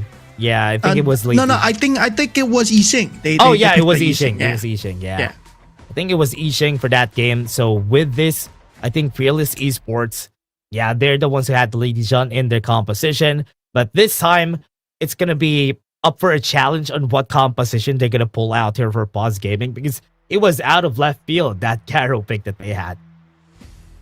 I mean, it's a very hard pick to go up against. Usually we see in the Chinese region, they do pick up the Garo together with a late game scalable factor where they are able to pick up the Hano and also the Garo, right? Then you go into extreme late game where you're able to hold the turret for days and also deal very far range damage. And now they use it as a singular set where the Garo together with the Dun, you're able to buy the space and deal the front to back damage. So very good evolution coming in for Paws Gaming. Yeah, I like that they do this. I like that they understand the assignment whenever they do that. But on the other hand, though, the composition from Fearless Esports really lacked a bit of depth here. I think what they needed here for this composition to work was more easy access crowd control. And there was the Lady Zhen. Yes, there was the Matsu. Yes. But it was not enough for it to work out. Even for Sky to stick close to the targets, it didn't take long until somebody kills him. Yeah, I mean, the problem is also that I feel that they were a bit too greedy with their lineups. While they were trying to react at the same time, they didn't have the synergy to make it work, right? Arlie and the Charlotte were really the only ones that were able to jump the back lines.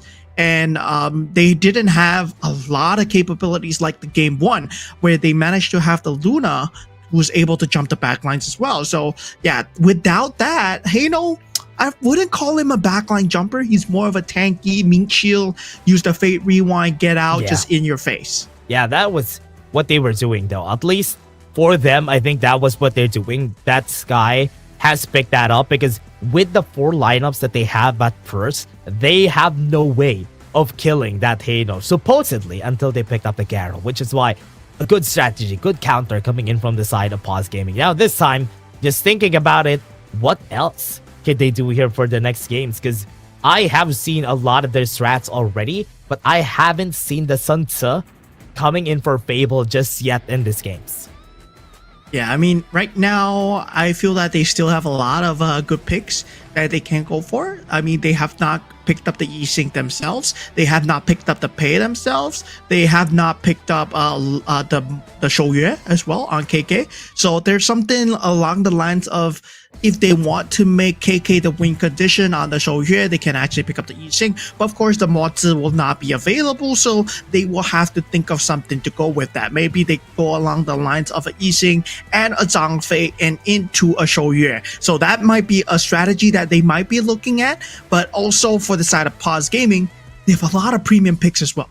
Yeah, we have a lot of things that they can still pick up here. I think the Dharma hasn't been picked yet by Snow, and that's one of the things. Also, the Charlotte hasn't been seen yet for Snow, so those are very good carry potential on their team that hasn't been picked yet. So those are the strategies that I'm kind of thinking about on how they're going to focus their eyes again on Snow for the Clash lane.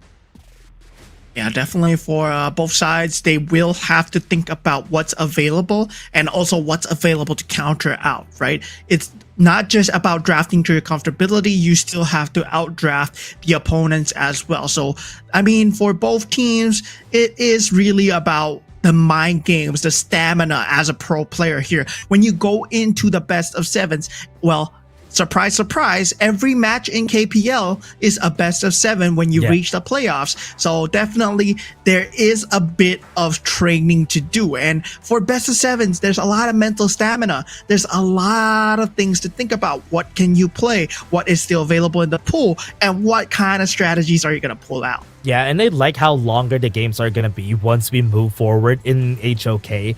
As you said, best of 7s on the HOK in the KPL, and we are going to be reaching that point. I mean, not this year, maybe next year we're going to be reaching that point here for the HOK Global, but for now they are training slowly to get at that level in where best of 7s, best of 9s are not even going to be a problem anymore. I mean, at this point, well, there is going to be a lot of training needed to be done. Well, I feel that for a lot of teams going into the KWC, this is going to be one of the true litmus tests, right? How well does your region really stack up against other regions as well? And of course, we're still waiting for the players to get ready into the 4th game. So just be patient with us just a little while as we talk a bit about the stakes at hand, right? Whoever is getting through here, this is the grand finals of WKS. So this is the final region. One person will be representing the WKS in the KWC. Yeah, one team for this one is going to be representing that for KWC, and that's why Paws Gaming and Fearless Esports are fighting their hearts out in order to get that slot. So far, advantage already for Paws Gaming, and it's just going to be taking a bit more time for them to reach it. So far, it's working in the favor of Paws Gaming, and it's looking like they're in their final form in order to defeat Fearless Esports. Yeah, I mean, at this point, it's all about the glory as well. And if you think about the other regions, well, they have already settled on the representative, right? They had to fight it out. And of course, for the PKL, if you're talking about the MKL, IKL, we know who's going to be the opponents. So every region right now is looking at WKS, looking like, oh, yeah, are they going to be good opponents? And right now, I'm just thinking, yeah, actually, for WKS, they have a very good competitiveness, right? Especially if either Paws Gaming or Fearless Esports are going to compete. Well, these are the teams that you want to see them on the top stages. Yeah, you know what? I'll be happy. Whoever wins here for Paws and even for Fearless, I'll be happy because they definitely represent what the region has done, especially for both of them, because they're the strongest currently in the region and have been fighting for that slot in the wildcards, because we'll almost always just get one slot here for the wildcards, and it is important for them to represent it as we move forward in order for them to gain more slots for the region. Yeah, I mean, for regions, one slot, Man, I gotta say, I mean, they have been fighting it quite hard, right? Because there's only one shot for them. So hopefully in the future, if they get very far in KWC, they will have more slots. But that's also unlikely. I mean, these teams, they are fighting because there's only one little slot left. And meanwhile, for the other regions, well, they have to prove their worth in KWC first. If they don't even beat the other teams, why would we give them even more slots? You know, something along the lines of that. That's true. And that's why it's very important for you to even just go to the playoffs. That is the goal here. Get to the playoffs for Wildcard King series. And if it's going to be any of this too, I think they would be able to do so. Yes, there are more slots for the other teams, for the other regions, but just having one slot, at least you get to represent everybody as a whole. And yes, there's a lot of pressure, but you know what? They can do it for Wildcard.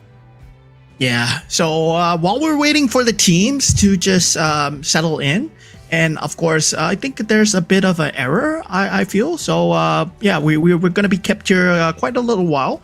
So going into already like group stages, right, for KWC, like who do you think would be a good fit for you know, let's just say like who's gonna make it out of group stages for you, like currently? For KWC currently?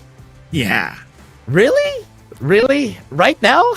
wait I mean, just think of the teams that are top of your head, right? Like I would say, like for right now, Nova Esports is definitely one of the top teams to just look out for. Black True also. Then I feel that maybe OG, something to look out for. Yeah, because they are a bit of a wild card coming in, right? Yeah, that's true. I think one of the themes that I really want to get in is probably one is gonna be it's going to be from the KME. It's Nongshim Red Force. I want Nongshim Red Force to get there. I think they have the capabilities to do so. Boom in Blacklist. Yeah, I think. ACT, they really have... I do feel like ACT have a lot in store for them. They have a lot of secrets that might just get revealed in the KWC, which is why they're going to get to the playoffs. But the other teams, I want also... Other than OG, you said OG already. I think OG is a good one also. Dominator, yeah, I think they have the possibility of getting there.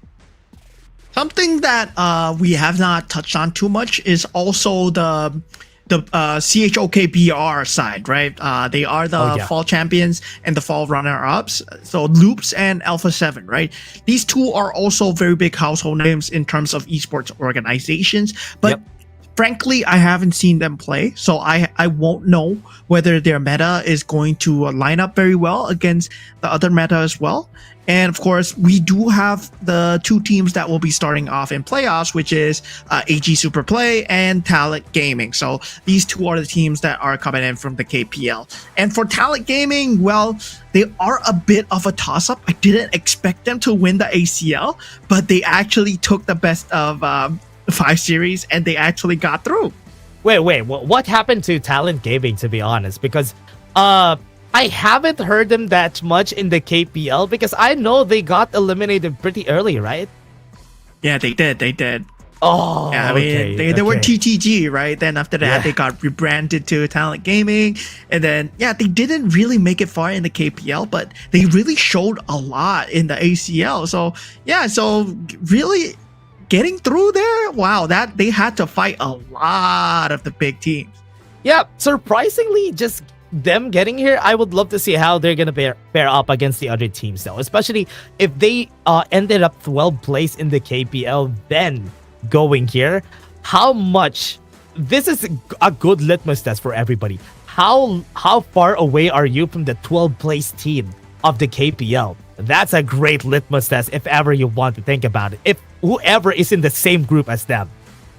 Yeah, I think that's the very big difference between the Chinese region and the other regions that we see right now, right? Because in KPL, okay, other than AG Superplay, maybe Chengdu AG, they are top tier, but everyone else it feels like they are so close. And even there are games with Chengdu AG, they couldn't do anything against the other team if they have a great lineup. That's why we don't see a 4-0 in the KPL so much. It's always like a 4-2 or 4-3. And for Talent Gaming during the ACL, during the Asian Champions League, to determine who is going to go to the KWC, right? Who gets the second slot, they took DRG, which is the runner-ups of the KPL season, to a 6-game series. And also RW, right? Fly, he's from RW, and he lost to them 4-3. So Talent Gaming, there are no slouches either.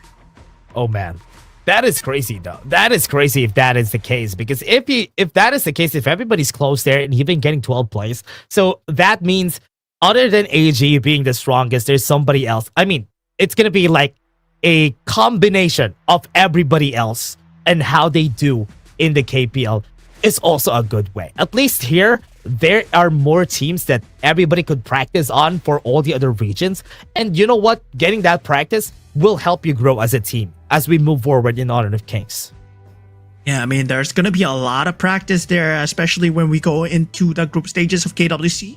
So, I mean, for these two teams, of course, we are still talking about who gets to go to KWC here, right? So, back to WKS, these two teams that are playing Paws Gaming versus Fearless Esports, they've shown that throughout the regular season, they've been improving at a steady rate. We see them really throw out newer and newer strategies. And of course, there's been a lot of reading done by the side of Paws Gaming, where they're always able to read the side of what Fearless Esports wants to do. Yeah, that was the story of game number 2 and game number 3. They just really knew how to really deal with the other teams, and it's working out for the team here for Paws Gaming. And I think they already have the tools in order for them to end this for a whole series. But Fearless Esports, how will they learn? If they win this next game, game number 4, and we go for a 2-2, this is definitely going to lead to a game 7.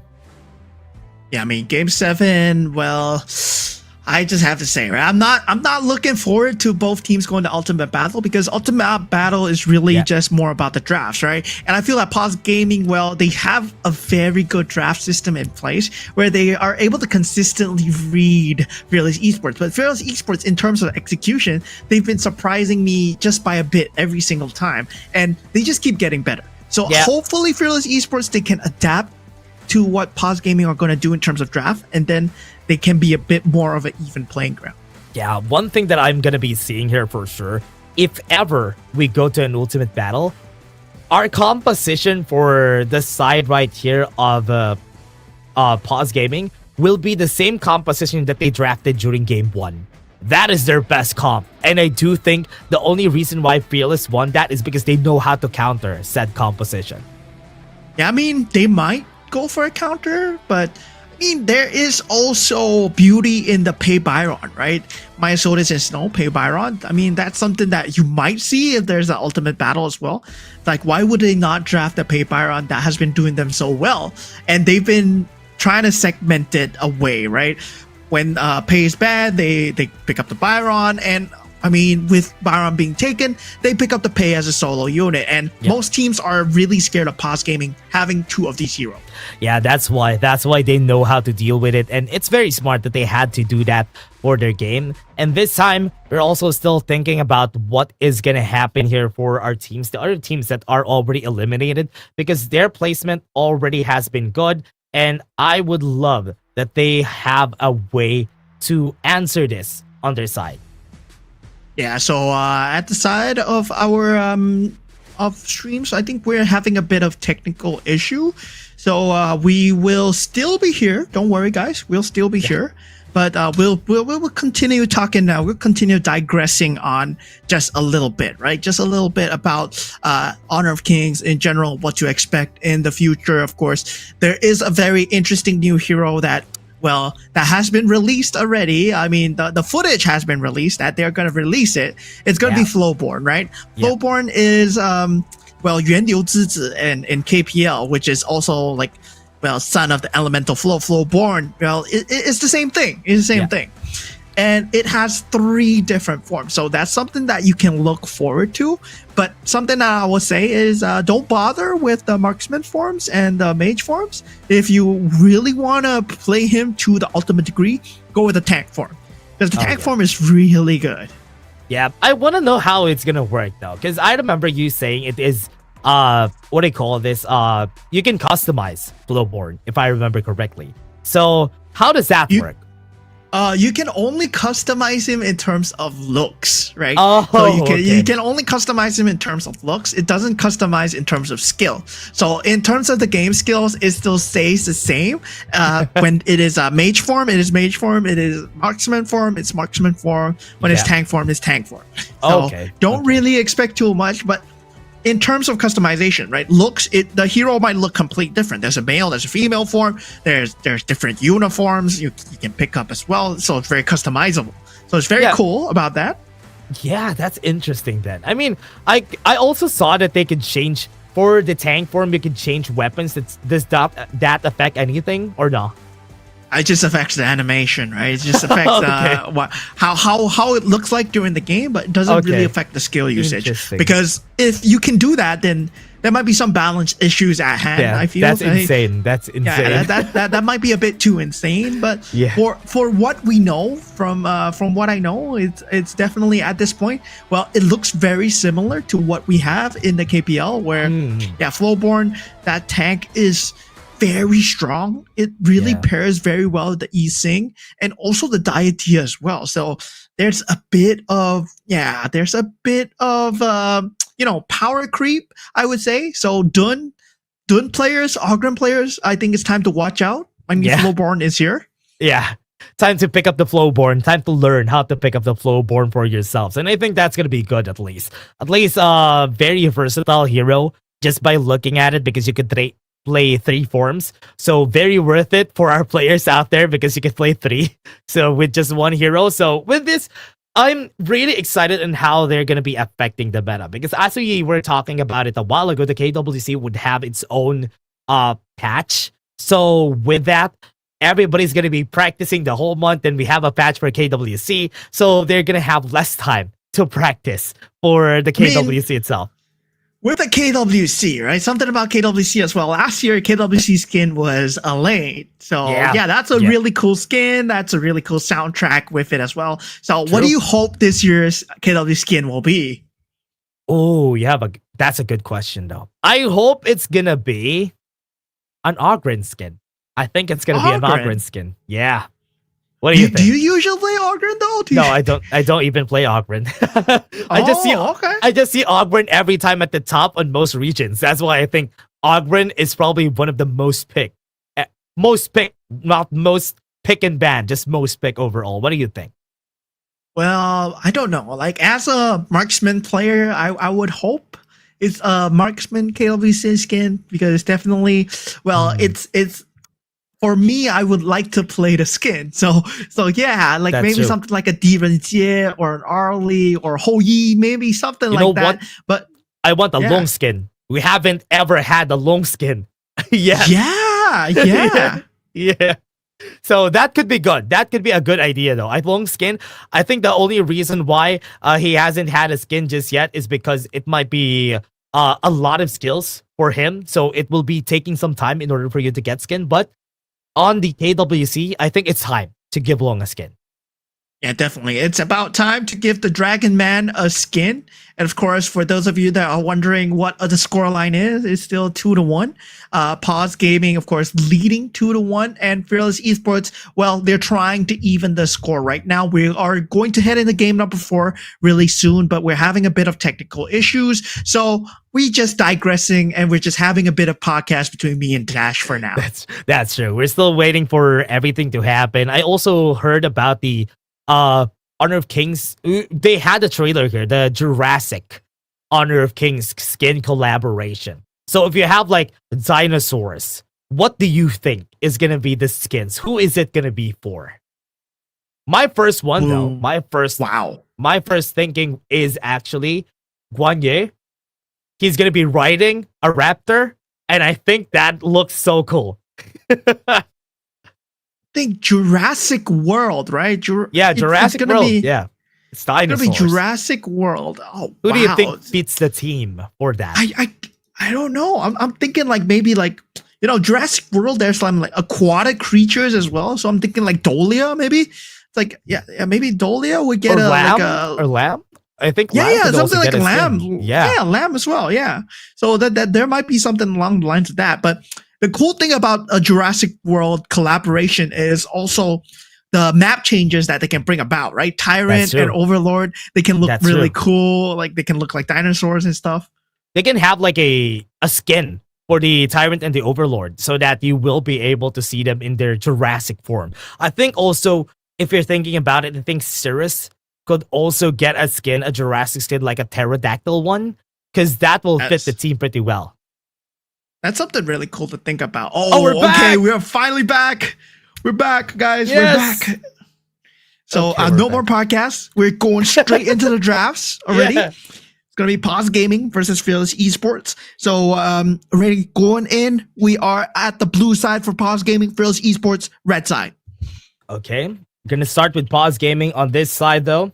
They have always been preferring going to the blue side so far. They have gotten some wins for this side. Now, Fearless Esports still not letting go of that early because once it comes out to the side of Feng Jie, could definitely turn the tides of the game in the favor of Paws.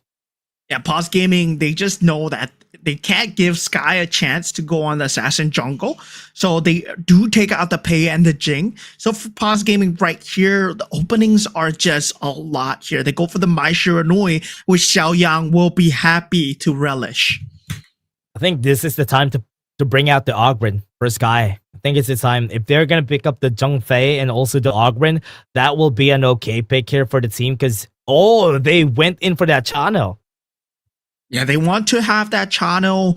Well, I mean, in terms of having the goal farm lane picks, they don't really have that available right now. For Paws Gaming, they're really going jump in style, right? With the Charlotte and the Menki, with the Dream Roam, and also the mobility from dashes coming out from the Charlotte as well. Oh, surprisingly, they went in for the Charlotte. I was kind of expecting it to be like a Game 5 pick. But coming out with the Charlotte and the Menki, they have a lot of ways to jump around. And seeing that Chano, they found their target. I do think Chano is going to be their first target here. Yeah, and meanwhile, for the side of Fearless Esports, they are going to go with the Yi-Sing. It does synergize very well with the Unbridled Outburst, but it's still a very heavy team fight lineup, right? Who's going to defend your back lines here? And there's no Sky hero as of yet. So Paws Gaming, they might be taking the chances here to ban out the Ogren, to ban out any more tank that might come through, which is, actually Dun has been used by him already. Yeah, I think Ogren could be the first ban here for Paws Gaming if they don't want that to get picked. A Han Shin could have been a pick here also because it could still be a Lubang composition. Actually, Lubang Lam could still be coming out here for Fearless. Yeah, Liu Bang Lam it's also a possibility. So Paws Gaming, they might need to think about that. But I don't think they really care too much, right? Liu Bang Lam, having the Menki, you do have the mobility to just really go away from him. And even if the team fights do erupt, you can have the disadvantage of just disengaging. Yeah, Sun Tzu definitely could also come out here for Fearless Esports. If they pick up the Sun Tzu here for Fable, they definitely need a carry jungler for Sky. I think a Fade could come out in this game because Paws Gaming definitely looks like is going to be drafting a lot of very squishy heroes. Yeah, for Fearless Esports, the jungle options available are very limited, but of course, there are still very good ones in the pool, right? Going for the Agudo might be an option here. The Agudo together with the Yi-Sing and the Byron, well, you do have the team fight capabilities. Yeah, I think with the Ogren getting banned, as you said, there is still a possibility that they can pick a lot of things all together here for the team. And what is that? A Marco Polo Yarya on the last pick per Paws, so that whenever a fight breaks out, they are going to be winning the battle with a Fevered Barrage. I think this is a good way to think about the picks in order to counter what Fearless has. Yeah, Paws Gaming in terms of synergy wise, I would say they're doing extremely well. They have a lot of mobility. The synergy wise, it's really good in terms of jump and disengage. Fearless Esports does go for the Agudo and really good in terms of the team fight departments as well, right? But in terms of committal, Fearless Esports, they're very heavy committal. They have to catch people on the board. If not, they will be just disengaging from the side of Paws Gaming. Just a bit of a warning, we haven't ever seen Fearless pick up the Agudo for themselves. So this is the first time we're going to be seeing Sky pick up the Agudo in this grand finals. So this is a bit of a risk, but a risk that I'm okay with for Fearless. I mean, Fearless Esports, they do have a very good team fight, right? Definitely for Yixing, well, with the ability to lay out the board, as long as you can catch one key target, that's all you need. One key target, you just win the team fight. Yeah, that's the ultimate goal. But you know what? It's hard to do because you said it a while ago. There's a lot of dashes on the side of Paws Gaming, so it's gonna be really hard to find that. But as you said, it's a team fight composition. There's a lot of ways for them to traverse that, especially they have the, for example, the Agudo with the Wild Growth, they have the Storm Strike, and even the Unbridled Outburst. So that is definitely possible. Yeah, we see the lane rotations coming out for Fearless Esports, putting KK on the top lane just to try and get a lane advantage versus Snow, but already Tinglin, he's here extremely early. So this puts Marco Polo up 1v1 against Fable. So that's going to be a kind of a set tail at the bottom lane as well. Oh yeah, gonna be tough, especially for Yin also in the mid lane. I like that they are not really giving most of the resources on the Benki. What they are doing is just pressuring. Look at this. Just because of the switch up that they did for Fearless, I think they're the ones losing on the lane advantage. Yeah, Tinglin, very good identification to come straight to the top lane. And Oh, KK man. not having a good time at all. Oh man, KK not having a good time. That is the problem here because the goal of what they did was supposedly to get advantage for the Chano, the Zhengfei against Snow, but because they switch up the lanes, it actually worked well for Snow. He's just bullying KK the whole time. And wouldn't be a Paws Gaming game without a Paws, right? So, of course, Paws Gaming living up to the name of Paws Gaming. For sure. Well, yeah, for sure.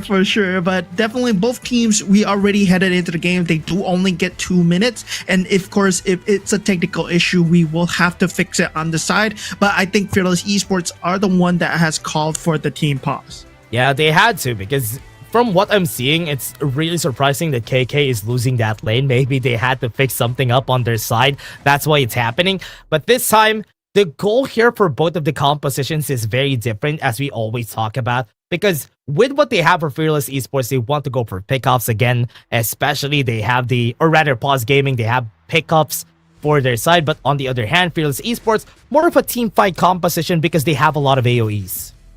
Yeah, I mean, itemization, power spikes also very early on into the game. Very important for Fable to actually pick up potentially just the Axe of Torment, just to fight on as much as possible. And same itemization might be coming out from the hands of also, is it Snow? Yeah, Snow. Snow on the Charlotte as well, right? So he's going to want to jump the backlines as much as possible. You're going to see KK on the channel just being a prime target. And whether or not you can defend it, that's going to be huge. If you can land the board while the Charlotte is there, you practically segment the team fight with the board. Then with the Unbridled Outburst, you have a free engage. So whether or not that Yixing on Yin, can you land your boards? Yeah, that's the biggest thing, right? One of the things that they're really good at here for the team is how they are doing a good job at the dividing the team fights, and that's what Yixing does. Yixing divides the team fights in your favor, which is why the world is my board is a really essential skill for most of the teams that we have, because it's just so good. Yeah, I mean, at that point, well, it's a free catch.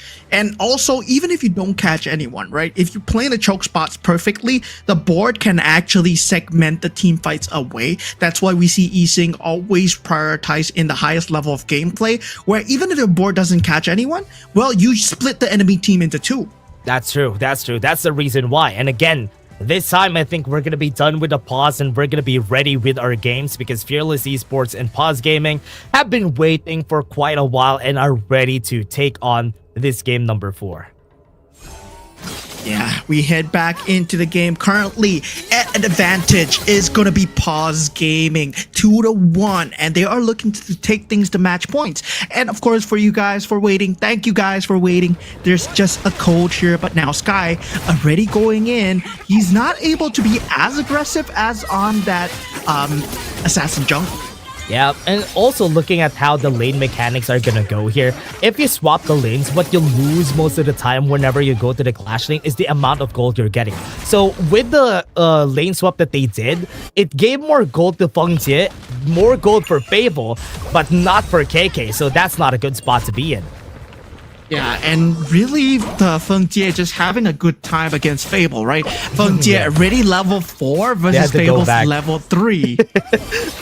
They had to go back to the bot lane though, just because of it. Because they're not winning the lane matchup, so they had to think about how they deal with it. Yeah, I mean, at this point, Fable is going to be one whole level behind of Snow, and this would accelerate Xiaoyang to actually just kind of get a pick off. Now, my Shirunui on Xiaoyang, well, we have not talked about this enough. This guy, he really wants to play this. It has always been bad, but now that he's on this hero, we're going to see some crazy pickoffs from this man. Oh man, look at this. Snow even preferring going against KK, even using the teleportation, just so they can stay there. And while that's happening, a kill on the mid lane already happened. Yeah, Yin, the first target going down. Not too big of a deal, but still for Pods Gaming, it's a lot of added pressure. 2,000 advantage already. They're going in for even more. They're just continuing to bully KK out here. Oh man, he's not gonna stay in this lane for so long. He needs to really switch it up. If not, he's gonna get bullied a lot more. I mean, Unbridled Outburst already up. 4 people on the side of Fearless Esports are in position to fight back, to counter attack on this, so that could be an opportunity here. Oh, Sky, he's coming in, but look who else is here. Xiaoyang, he's going to be able to jump in, but not able to find any target as of yet. Just showing himself just to prevent the team fight. Now, we do have Mysotis jumping in, and he's able to land the Dream Rope, gets the damage on the KK. He's out of the game, and that's going to be a great trade for Pause Gaming. Great deny on that flash. Once they flash in, both the knock up from Mysotis and Xiaoyang hit, so definitely KK, when he flashed, it looked like it was short, just because it was delayed a lot longer by the knockup. Yeah, now we do have the counter lane swaps coming in. It's a huge game of police and thief here as they are trying to run away from the policemen of Paws. Oh man, this is so funny. Look at them playing the teleportation circle because they are getting played around by Paws Gaming, because look at what they're doing. They're forcing KK to fight a fight that he's not gonna win to. Once again, Snow runs towards where KK is, like the homing missile that he is, right? You can't get away from me, sir. I have the mobility. I want to fight you as much as possible. And Feng Jie is just a secondary target that they don't need to think about too much, because he's gonna have a great time 1v1 against Fable. The mistake, man. The mistake there was lane swapping and Snow preferring it. They're gonna go in. Yeah, I mean, they're trying. They have the power gradation already being used. But Feng Jie, at this point, he has been funneled that Crimson Golem buff already. So he's going to try and just accelerate the farm as much as possible. Bro, he's almost, never mind. He's level 9 already. He has the highest level on the team. And that's not a good look, because Marco Polo at this level has a level 2 Fevered Barrage, which is going to be hurting a lot more. Yeah, Snow continuing to apply the top lane pressure, just consistently pressuring on. Leader stance has been popped here. Snow might be in a little bit of trouble. He does not have the power gradation, flashes away, but Sky is behind for a ball. Unable to connect, but gets the damage through. Gets the kill that they needed against him, but they already did the damage. Look at the gold. 3k gold lead for the side of Paws Gaming, just because of their rotation that they've been doing as a team here. And look at the wave crashing on the bot side, taking down the tower slowly for Paws. Yeah, already 6 minutes into the game, 2 turrets has been taken. We saw that Snow overextending just a little bit here, but doesn't matter, right? While that was going on, Feng Jie, he was taking a romp in the enemy's jungle, able to clear out all the creep waves, get that macro advantage for himself. 5.2k to 3.1k for KK. Man, this is not a good look because right there with a 2k gold lead on Feng Jie, this is a big win already. 2 items on this guy. 1 fevered barrage, everybody gets erased. Yeah, Spark Force Dagger and Doomsday already picked. Furball going in here instantly gets bursted down. He has to recall it. There is no semblance of frontline coming in for Fearless Esports, and I'm gonna be very scared of the next few engages coming out for Paws Gaming. Yeah, look at the top side. Structural damage has already happened because the wave has crashed on that top side of the map. And it's looking like this next wave is also going to do the same thing. With this, if nobody depends that, and they have to really use their magnifying glass on most rotations that Paws Gaming has been doing, they are just going in the tune of what Paws Gaming wants. Yeah, finding the pockets of space within Fearless Esports and the rotations coming through on time. Snow. Now, he might be in a bit of trouble. Nice the board. board able to catch on him, and that board is huge. Fearless Esports, they are winning the team fight right now, but now they have to watch out for the Fever Barrage coming in from the backline. They spot him out. Feng Jie unable to land it. Could have been bad. Now, Fearless Esports, they have to play it safe. They are disengaging handedly. Another kill on Snow, but another tower on the top side of the map has been taken down in exchange for it. And with the structural damage, look at the map. The map is already painted in favor of the blue side because they have been pushing the luck there. So slowly but surely, Paws Gaming is also going to take their jungle and most of their resources. I mean, we talked about the board being great value for Fearless Esports, but it seems like it's only one member at a time, right? Because they're playing this macro game. They're playing the long game here. And for Fearless Esports, they really want this middle lane turret, but they cannot deal enough damage to Myosotis. He's just going to be able to run away scot-free here. Yeah. Wasn't even able to clear the wave. If they just took the tower there, that was really unfortunate for their side. Look at them. As we were saying, just because they got the towers already, Paws is slowly going to take all their jungle camps, and they're using Divide and Conquer as a strategy here. They're taking down all the side lanes as much as they can, put the pressure, force them to react, then we find some pickoffs. Yeah, very good rotations of the map, consistently shoving the creeps in, making sure that they have to feel the lane pressure. Now, Tyrant has been taken out by Snow already. Fearless Esports, they can't even respond. Man, Myosotis wasn't even there, and they were not afraid of the fact that Sky was there with the smite to try and steal it. And man, it is a really, really tough situation for the team. It's looking like they lost their composure from the last losses that they had. I mean, there's a lot in terms of the lineup as well. You don't really want to run against this lineup when they are ahead, right? You want to respond to the macro as much as possible. But Xiao Yang, there's a burst damage coming out. Unbridled Outburst is catching him, but that actually pushes him out away. But KK gets the finish. At what cost? Bot lane tower could get taken down.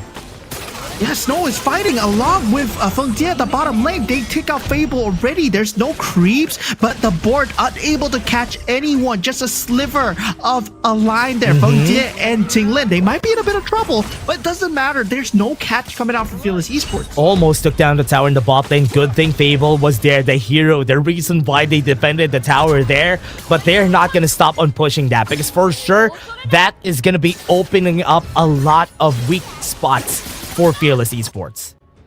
Yeah, lane pressure, very hard to deal with coming out from Paws Gaming. You see where Xiao Yang is going. He's consistently going across the opposite direction from Snow. And that's just to shove the creep waves in to make sure that one member is consistently defending for Fearless Esports. And then they can take the winning team fights because they have more members. Slowly taking it. And now Tyrant is already up. Paws already started it without any hesitation because nobody could contest them at this point. The 6k gold lead at 10 minutes is a really big lead. Right now, look at Snow and Xiao Yang. They're going to try to stop them from taking the Overlord.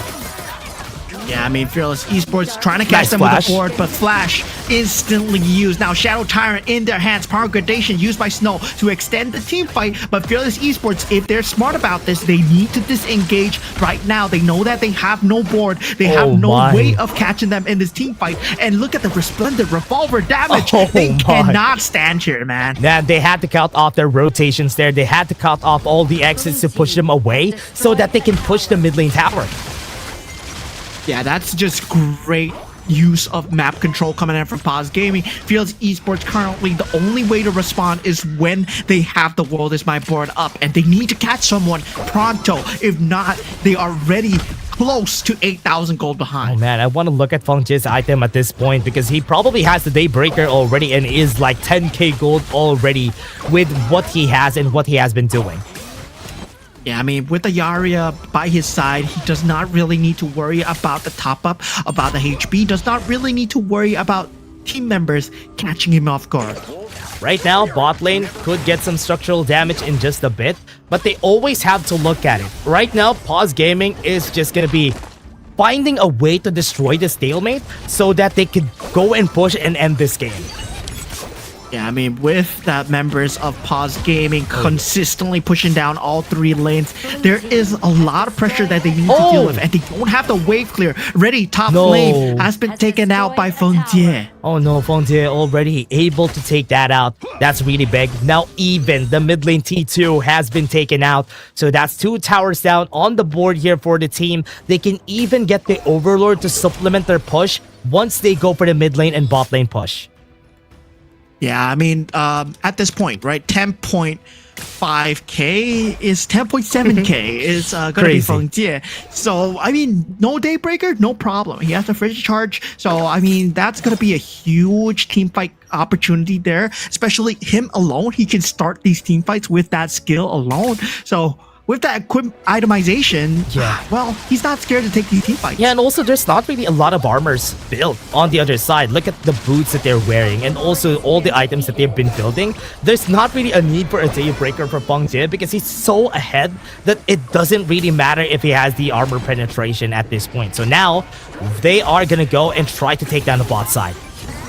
Yeah, I mean, bottom side being taken down right now. Resplendent Revolver not able to find its mark, but so does the board. And that's the only way to take the team fight for the side of Fearless Esports. Now, Paws Gaming, they have a free road of free pasture for them to roam as much as they wish. Yeah, the Shadow Vanguard is going to be here on the mid lane. One last push could be the end. Could be the last fight that we're going to see. Yeah, we do have no response coming in for Fearless Esports. They're trying to go with Fable in the side lane, but Xiao Yang, he just disengages. And this is why, with no board, they don't have any forms of catch. And for Fearless Esports, they're so reliant on this ultimate that without it, I mean, Xiao Yang, he's just playing with them at this point. Yeah, forcing some attention on him. Xiao Yang has been getting a lot of it, and this is so good. 9k gold lead, almost on the 10k here for Paws Gaming. Built the last item, Eternity Blade for Feng Jie. Look at this. The game is 3-3. And you look at the lead for 10k gold lead for Paws Gaming. Extremely accelerated timings, right? Giving him the jungle farm, giving him the freedom of moving around in the bottom lane. Feng Jie, he will gladly take all the gold that's offered to him. And of course, being the farm laner that he is, well, doesn't have to worry. But now we do have a bit of a pause coming in. I think it seems like a technical issue as Ready Fearless Esports, they did call the first pause coming through. Yeah, I think it's going to be for Paws Gaming at this point, right? Or will it be for Fearless? That's going to be the question for the pause that we had today. Because for Paws Gaming, the playstyle that they've been showing here has been crazy good. Honestly, I'm kind of scared at what they're showing. This could, if this ends, because the T3 has been taken down already, this is for sure a game 5 already.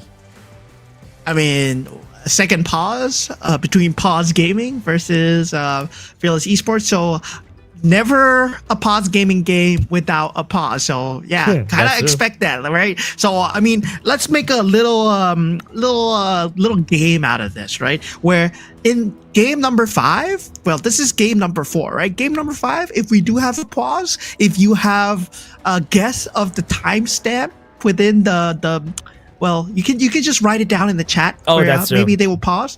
Yeah, and then yeah, maybe we can run a bit of side bets here, where you know, Paws Gaming. Well, they currently are at a huge advantage, right? Just going back to topic here, Paws Gaming, they're at a huge advantage, and the fact of the matter is, there is no way for Fearless Esports to catch them. The only way that they do is, I would say, Paws Gaming makes a huge mistake.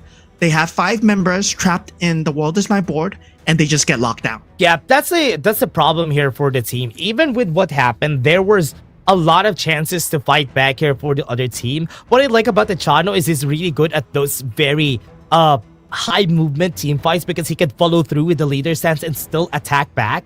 And I am not seeing that because there was no chance for KK to do so because most of the fights have been... There's no fights. No fights have been happening. That's why we only have a 3-3 scoreline. This is what I was worried about, right? For a Paws Gaming draft with the Marco Polo and the Yaria, and also the rest of the team members, they can just don't take team fights. With Charlotte, yeah, you don't need to take the team fights as long as you don't get caught. And there's nothing that's forcing the issue coming out from the side of Fearless Esports. I mean, something along the lines of having that Yixing, yes. Having that Zhang yeah. I mean, it's good, but it's really defensive, right? There's no offense power behind it. The board only locks up if, let's say, they jump into you because you need certain spacing to just have the board up. And yeah, you're not gonna flash forward to just land the world as my board. That's true. That's true. You need to really be in a great position in order for you to do that. And that's the scary part about it is how you be able to use it. What I like about it is how great they are at most of the teams, especially the mid laners, are great at placing the boards. But in this game, the only real counter to a Yixing is a lot of dashes, and that's exactly what Paws Gaming has. Yeah, I mean, they did your drafting extremely well.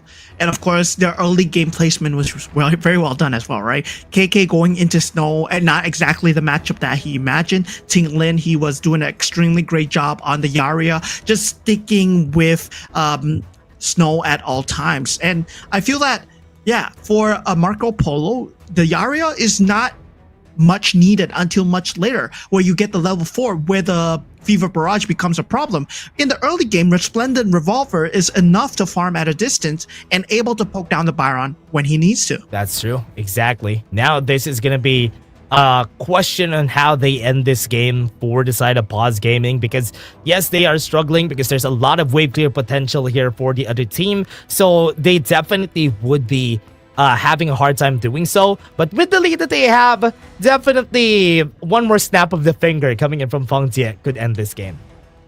And we do have confirmation that the Paws is from Paws Gaming. So yeah. So it is from Paws Gaming. So yeah. So not a Paws Gaming game without a Paws. That's of course. True. A Paws. Paws Gaming. I mean, I feel that for the entirety of the tournament, right? Paws Gaming, they have been using a lot of technical pauses just because they have issues with their camera at home also. So of course, we do want to know who are the players playing and making sure that they're playing at all times, right? Because this is one of the issues with online tournaments where you need to keep eyes on your players and you need to keep that competitive like kind of atmosphere. You need to keep the same environment. Make sure that there's nothing cheeky going on in the back line. Yeah, you need to really be honest on how you do things, which is why all the referees that we have, all the everyone that we have always looks at what they're doing as a team, and that's why we are making sure that everything is okay, everything's smooth sailing. Sorry, smoothly sailing. That's what the word I'm looking for. Okay, thank you very much, Mo. But that's exactly what we want to happen here, and I think everything is gonna be ready in just a bit, everyone. Yeah, speaking of smooth sailing, I mean, someone mentioned, right, with the Jurassic World, well, the new collaboration that's coming up for HOK, Chante might get something for his set sail. So it's like, yeah, it makes sense, right? Maybe him riding a little dinosaur or something like that. And then, yeah, that would be kind of cool. So, yeah, that's something that I'll look forward to. Yeah, me too. I mean, man, I want to see how they're gonna do it. For Paws Gaming, though, I also see one of the reasons why they have been pausing a lot too is because the difference in the camera of Paws Gaming and also Fearless Esports, you can see it. Definitely see it with the setup that they have, because Fearless, things have been smoother on their side. Yeah, I mean, things have been smoother indeed. And for Paws Gaming, well, they did shift their camera setup, right? We saw that generally last time. We saw them just showing the world map in the wall behind. And now with that, we do see more of the players. We do see more of a close-up. And of course, we can see them playing. I mean, we did see think was it Snow? Yeah, Snow was holding a pen and kind of drafting for the team as well, right? Showing that, oh yeah, they can pick this, they cannot pick that. Yeah, and we can see that for, I think before for Paws Gaming and Fearless, they had almost the same setup. They were on one table and the camera was kind of far away for both of them. Now it's different for Paws Gaming. I think they really moved out of where they were playing before, and I'm kind of liking it. At least we see all the 5 players sticking together on one table, and you could definitely imagine the chaos that happens on that table most of the time. It's still the same place. It's still the same place. It's still the same Really? place. It's just a different. It's a different angle. Oh, yeah, okay, yeah. okay. There's still the world map on the right side now. Generally, last time the world map was behind them. Now it's on the right side. So it's still the same wall. It's a different, yeah, unless just a you're- different angle. Okay, I haven't seen this angle before because it's the first time I've seen the water dispenser, and I'm like, oh, is this a different place that they have? Because there's a water dispenser in the side now. Yeah, I mean, at this point, well, I gotta say, for the side of Fearless Esports, well, I'm really fearing for them because going into the current state of the game, we have already saw that Paws Gaming, they were dominant before the pause, and it's gonna be the same story, right? There's no catch available, and one of the reasons I feel is like Sky is not very comfortable on the Agudo either, and we see that his fur balls aren't able to find the catches. Usually, what happens is the fur ball finds the catch, finds a knockup, then we have to continue knockup, and then we have the board coming up, but they haven't been finding any form of value from that. Yeah, and also for the first parts of our game, there was no way for them to help out KK. And I think that was the most important thing that they had to do as early as they can. Because if they found a way to help KK very early, the 12k or rather 3k gold lead didn't happen for Feng Jie. Yeah, we saw Zhang Fei, right? We saw Zhang Fei on Woodwind. He was trying to help out KK as much as possible, but that's a problem with a Zhang Fei, where you have the Leaping Savior, you have a lot of defensive capabilities, you have a lot of tankiness, but you don't have any offensive capabilities. So you can't really help out in the damage department when it comes down to supplementing KK's damage. Yeah, you only really need, the only disadvantage of having a Zhang Fei, especially is if you don't have the rage, if you don't have the unbridled outburst, you're basically a shield bot. That's the only thing you can do. You can tank up damage, you could just shield, you could just push everyone away. But if you don't have the unbridled outburst, you lose a lot of that value. So it's gonna be real hard to even supplement the laner most of the time. Yeah, so I mean, at this point, well, it's still gonna be both teams in the technical pause. Well, I think there's still the camera issue from the side of Paws Gaming, so we will be just here for a little while. I mean, we need to talk between you and us, me and you. I mean, Dash, and of course the audience as well. So yeah, it's gonna be the podcast once again. It's me, Moman, and of course Dash with the podcast here at WKS, right? So. What are we going to talk about, right? What are we going to talk about? Let's welcome everybody to the podcast. What title do we have for this podcast, though? Is it the WKS podcast? Because I guess so. Paws Gaming Podcast. You know? Okay.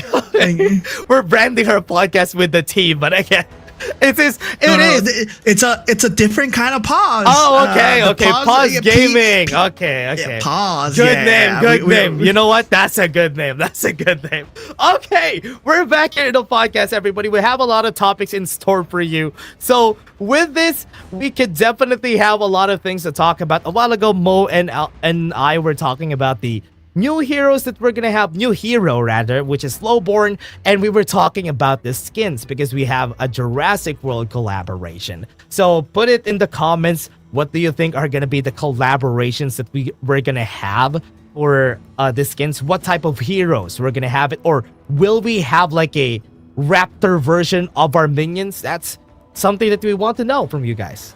Yeah, and something along the lines of a KWC skin as well, right? We did have Elaine last year, so of course we're definitely going to have another KWC skin this year.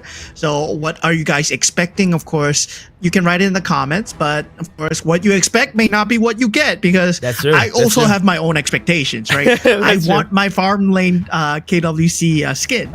This is just opinions, everybody, okay? We won't be able to send it forward to HOK itself. So just what you want. So at least we know what you guys want. What are you expecting? I think a lane with the skin from before, great song by the way. So I hope we have another great anthem coming in from the KWC. So because one of the things that's good about that is I hear it every time before we start the game. So we're gonna add one more to the mix.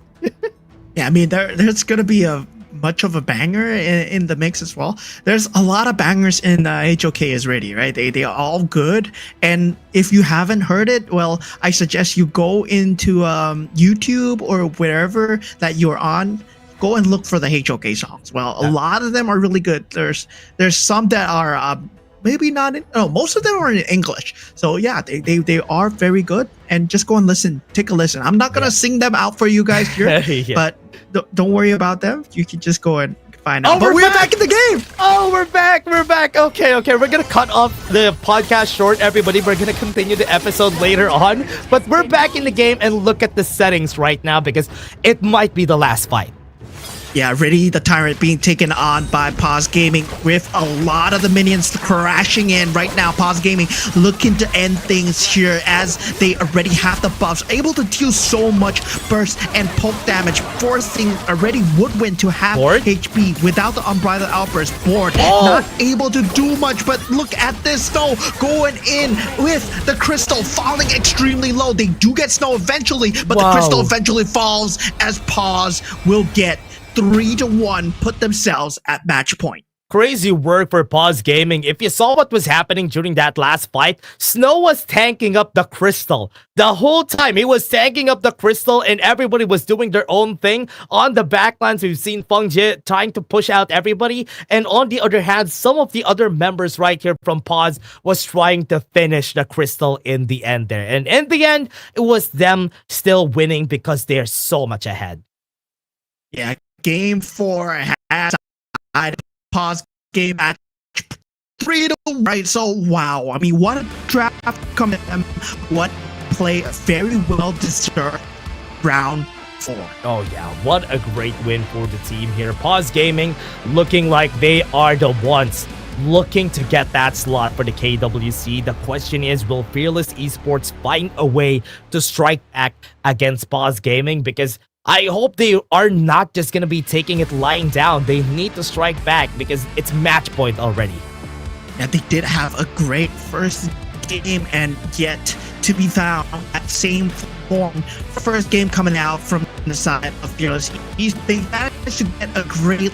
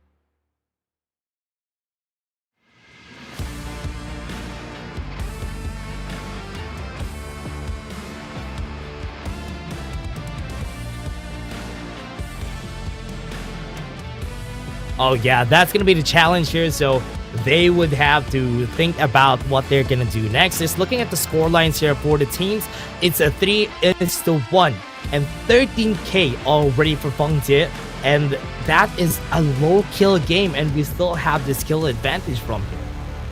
Yeah, I mean, at that point, well, Paws Gaming, they were playing the map extremely well. They were consistently just running around and making sure Fearless Esports, they were running around like a headless chicken, just chasing around Paws Gaming players, right? And they consistently had to worry about Xiaoyang in the bushes. They consistently had to worry about Snow having the split push or him diving the back lines as well. And of course, Maya Sodas, he has the mobility to jump.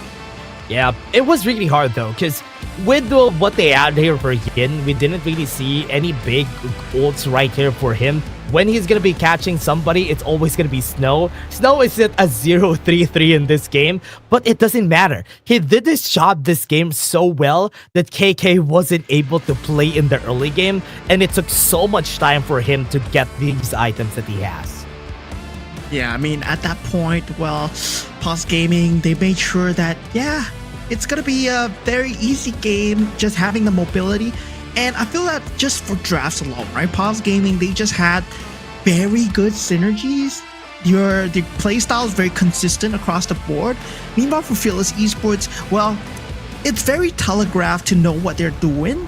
Where, yeah, they have to use the board, they have to use the Unbridled Outburst to take these team fights. But what are the rest? How's the rest gonna set up? And Agudo, yeah, that might be the setup. But Fable also not able to find those knockups as a Byron.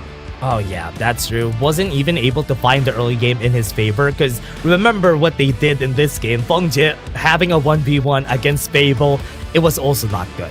But again, this is just Paws Gaming just recognizing what they had to do in the early game, and they have always done that from the last 3 games that they won, and it's all because of that they were able to do this all along. Yeah, it feels like they really have Fearless Esports number. It was a very slow roll coming in for Paws Gaming. They were consistently having the lead, making sure that they would be consistently racking the lead as well. And they always get the macro pressures going, right? If it's not for a trade on the map, it's a turret. If it's not a turret, it's a mini objective like the buffs. And they consistently just make sure that they're getting the upper hand. Yeah, and it has always happened in their favor. And 10k gold lead for the team. What I like about them, they have been so good at recognizing what they need in order to win. And with what they have been doing, they always find a way to make small wins bigger ones, and it just balloons in their favor. But the MVP, Feng Jie, he was allowed to take anything he wants in the map, and that's why he was the MVP. Yeah, there was no pressure to catch the Marco Polo there. 3-0-0, 28% damage. Feng Jie, he had the whole bottom half of the map to himself. And thing is, there's so much mobility coming out from this Marco Polo. Feng Jie himself piloting the hero, that there's no one who can catch that. Yeah, that's true. It was really hard. It was really hard. Really difficult game for Fearless Esports, but right now with this, I think they can really make use of these strategies against Fearless so far, because I love what Paws Gaming has been doing. They are dodging all big fights, all team fights on game number 2 and game number 4, and it's working for them. Yeah, I mean, at the side right now, if you take a look at the team fights here, I mean, Snow does go down here. But if you take a look at where Feng Jie is, right, he's in the enemy jungle, just roaming around, clearing all these creep waves. Yeah, Xiaoyang does go down, but same thing. There's the bottom lane fight going on, and they want to take more turrets. They take out Fable. They consistently apply the pressure, and with that, they just secure the rest of the game because they had so much of an advantage, 10,000 in their favor. Yeah, look at that, everybody. We have the 30-second highlight because there was nothing really to highlight there that you can see visually, because there were no kills that game. It was a 3-3 game until in the end there they were able to get a bit more kills, but it was just going in favor of Paws Gaming the whole time, and that's how you could just make use of small advantages in the map to make them way, way bigger. I mean, Paws Gaming currently, they are at match point, and that was game 4 of the series. But of course, we'll be going for a short break before we go into the potential last game, as these players, they do need a bit of a breather, especially for Fearless Esports as they try to recover. So we'll see you guys after the break.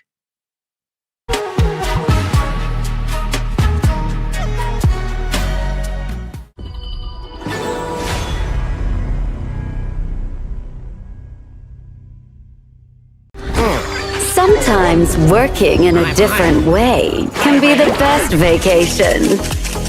Seagull Circle, predicting victory. Clean up the trash.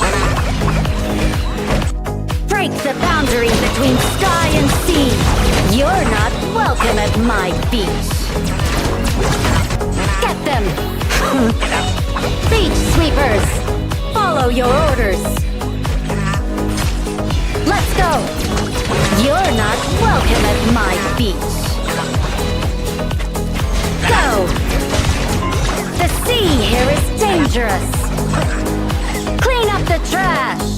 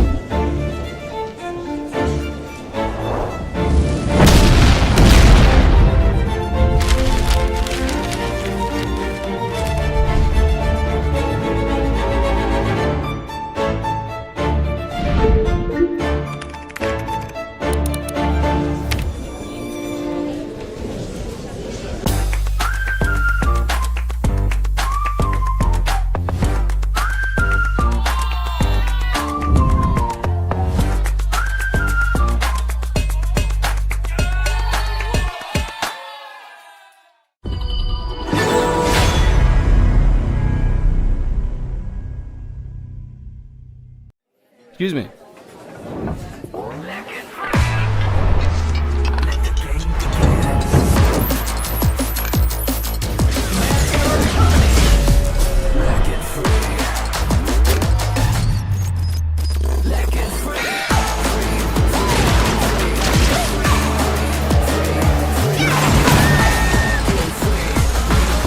Hugging Steve. Another round. Sure, but how about a smoother phone next time?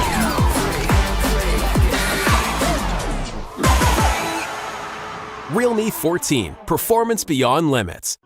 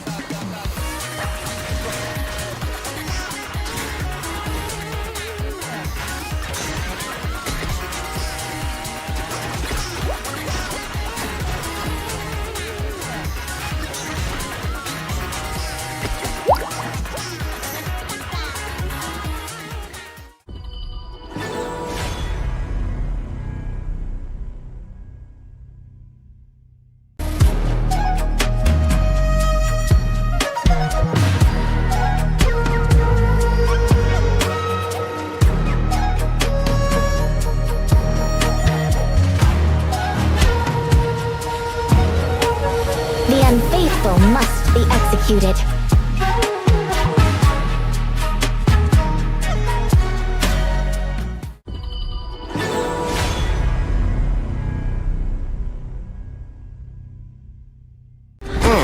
Sometimes working in a different way can be the best vacation. Seagull Circle, predicting victory. Clean up the trash. Welcome back, ladies and gentlemen, to the grand finals of the WKS. The potential last game is going to be happening really soon between Paws Gaming and Fearless Esports, where they're currently 3-1 in favor of Paws Gaming. But before anything, I'm a caster Bowman. Joined with me is my fellow podcast mate, Dash. How are you feeling? Yeah, we're gonna be making a podcast after this. But again, everyone, with what happened today, they have been doing such a great job here for Paws Gaming to definitely checkmate the other team, because so far we haven't seen Sky play an assassin because he's not allowed to. Yeah, I mean, Paws Gaming right now with the bans and drafting phases, their patterns are so good in really trying to single out Sky and making sure that he's in the most uncomfortable position possible, right? We saw that, yeah, they found success with Sky on Luna in the first game, but now that they really read the full versatility of Fearless Esports, it seems like, yeah, Sky has been the main reason they've been winning games, and KK, well, he's been trying to just alleviate that as much as possible. But it's time for someone else to step up for Fearless Esports. Yeah, everybody needs to, for Fearless to step up, because if what's happening, they look like they are a team that has been struggling when it comes to where they prioritize all the resources for the team. I think the last game could have been prioritized in favor of KK because he was the win condition of that composition that they built, but he was struggling the whole game. He wasn't even able to play the game because of the switching that constantly happened. And you know what? They were the ones who started the switching, and they were the ones who got punished.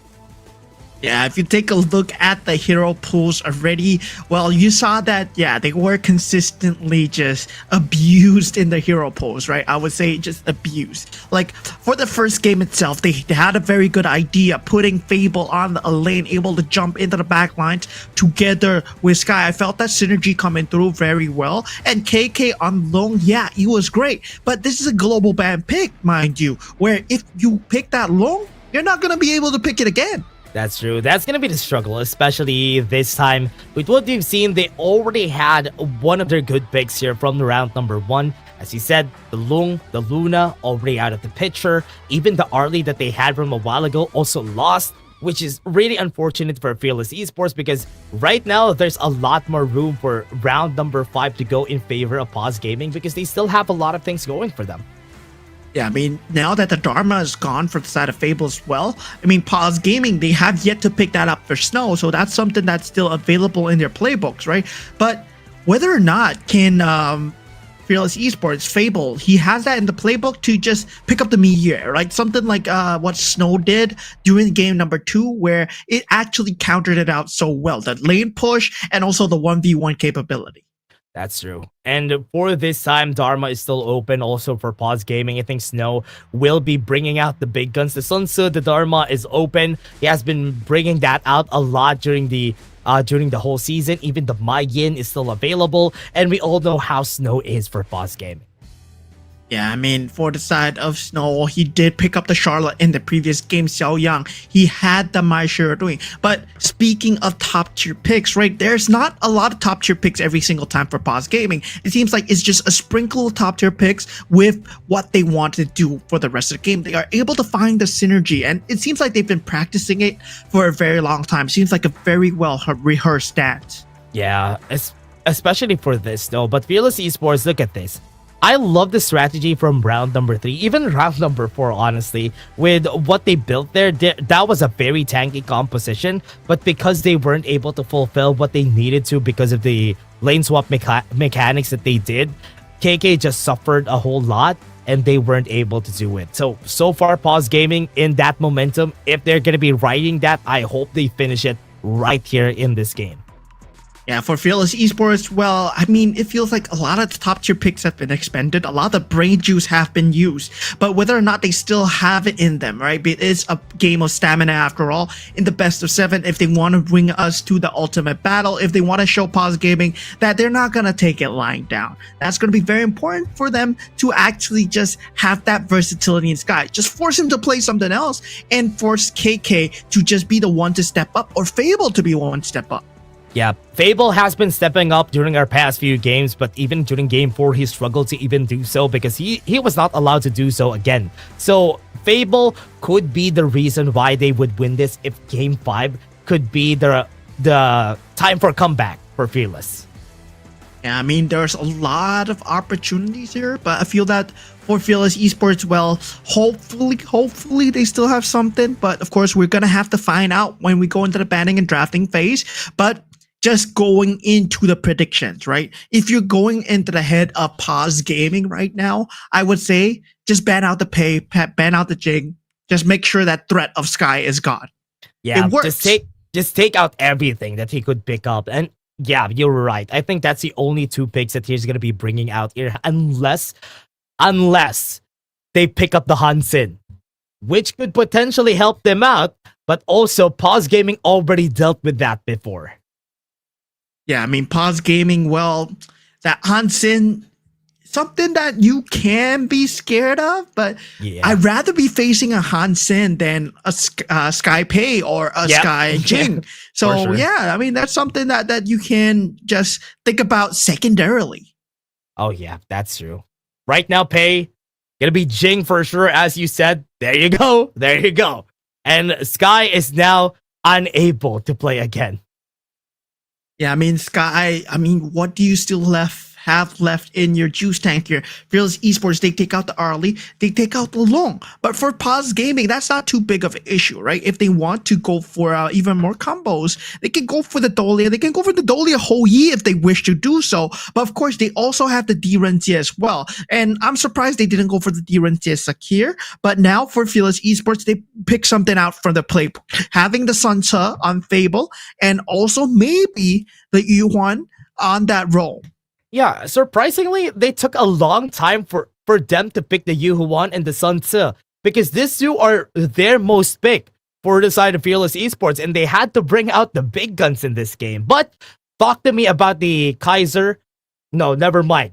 I already know the idea. The Dolia will just use the ult on both of them. Yeah, Dolia with Kaiser and Elaine coming out from Paws. Double Invincible Warrior or double Death at Sunset, right? This is the same amount of backline jump that Fearless Esports had with the Luna and the Elaine. Now, this is Kaiser, right? He's going to be able to soak up a lot more damage. So he's going to be able to tank up the set sail as well if needed. Yeah, that's true. And as we said, as we predicted also, the Hansen is something that they are going to be picking up this time around, because Sky is really itching to pick up an assassin jungler on their end. I don't know how this is going to be pairing up against a very tanky comp that Paws Gaming already drafted, because Hansen usually struggles against those. Yeah, Hansen generally, it's not going to be doing well against Kaiser, because Kaiser has the ability to body him around. Now, Fearless Esports, they might be going for that Lady Sun, and they can actually put the Yuan on the mid lane and pick up the Ming for themselves. So, I mean, that might be a potential strategy that Fearless Esports can do. I've seen this too much in the PKL, and I'm gonna say it. I don't like the Lady Sun here. When you see an Elaine and Dolia on the other side, you please don't pick the Lady Sun, because the Lady Sun is not gonna have a good time. Yeah, I mean, for Paws Gaming, they're definitely gonna jump in towards the back as much as possible. And for Paws Gaming right now, they are lacking that mid role for Xiao Yang and also that farm laner as well. And they're gonna go with the Ukyo Tachibana. So it is gonna be the gold lane Kaiser. What? No! That's why I saw a smile coming in from Paws once they finished with the draft. So they were really smiling about this Ukyo Tachibana. So Feng Jie is the Zhao Chan. Man, how are you gonna deal with this? Especially if you're the Lady Sun, how are you gonna fight against this comp? Oh my god, there's a lot of backline dives coming through. This is a very aggressive look coming in for Paws Gaming. Of course, Paws Gaming. Well, they were the first to end the game in 6 minutes 47 seconds. The world record. I mean, not world record. A record for WKS here. Yeah, it was a record. It was insane that they were able to go through the records right there. Mai Shiranui against this comp, really? I'm not sure about this, Fearless, but it's looking like Paws Gaming, with the unorthodox draft that they did here, they already got you in a vice grip this game, but I want to be surprised. Maybe this could work for them. Yeah, maybe this could work for them. Hopefully it works for them, because for Paws Gaming, well, this is match point, and for Fearless Esports, if they want to just bring us further into the series, they want to drag your life here just a bit longer, this has to work for them. This has to win this. This has to end here. And there is a chance for Fearless Esports to even come back because of this. And their composition might be the reason why it works out. Yeah, I mean, this Elchan pick, very unique coming out from the side of Paws Gaming. Does not have a bit of a lane clear potential as much as Mai Shiranui, but does have the ability to deal a lot of AoE damage in the team fights if she's left unabided. Yeah, they have to think about it. They have to be very careful. But with the game and how it is going to go here, they're going to have weak laners here for the team. And I think they're okay with that being the case here. But topside, yeah, Yin already coming in, not able to find the knockup. Yin not getting the knockup there. Snow will be able to use that sprint away. So that means that Paws Gaming, well, at this point, they are going to be losing the lanes quite a bit, right? They don't have the ability to win these lanes, but of course, they have a very strong team fight when they reach the level 4s. yeah, especially for the Tyrant, when you have the Celestial Melody already for Xinglin, that is when the fight is gonna go to chaos. And those long drag-on team fights, Paws Gaming's comp really strives on those. Yeah, so that level 4 is something that they need to watch out for. But Fearless Esports, they're doing very good with the level 1 to 3 power spike, making sure that Feng Jie does not get the farm. KK, he has the rage advantage, so consistently poking. Now Sky, he's able to jump in, gets the knockup onto Tinglin, but Tinglin able to jump away with the disruption. Now Sky, he needs to rotate towards the bottom lane, needs to look at Feng Jie before that invincible warrior is up. Yeah, holding on the lane, that's good for KK, just delaying the level 4 coming in for Feng Jie, and also delaying some of his camps by Sodas. Yeah, my Sodas is here, but gets knocked out by that mournful tempo. Will be able to get disjointed. Now, 2 minutes into the game, this is where they start to get the level 4. Xiao Yang, he will have that level 4, the flowery potential, able to deal a lot of AoE damage. So already, he gets taken out though. First blood in that middle lane with the help of Han Xin on the Sky. Yeah, good knockup coming in from Sky there. I've seen it in the map. He wasn't even able to move and cast everything, which is why it's good for Yin and Sky to start this off explosively, because that's what they need here for the comp. Yeah, the first blood going the way of Fearless Esports, macro advantage. They are going their way so far. And with the set sale here, that's something I need to worry about is, yeah, if Fearless Esports, they go for the same macro game style as Paws Gaming. Well, meanwhile, for Paws Gaming, the only way to catch is really that Ukyo. Yeah, that's true. I think the Ukyo is the only not tanky member for the team, unless he goes also on that route and where he's going to be building a bit of that armor.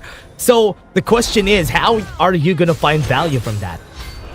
Yeah, it's going to be a hard team fight going through for Paws Gaming, especially since they need to find that 5-on-5, right? And for Paws myself, I do feel that the Ukyo is a bit much more of a flexible pick that you want to find the pickoff off and still do the damage at the same time. But Feng Jie, he's gonna start to find the flanks, and if he can find the flash engage, right, that might be an opening too.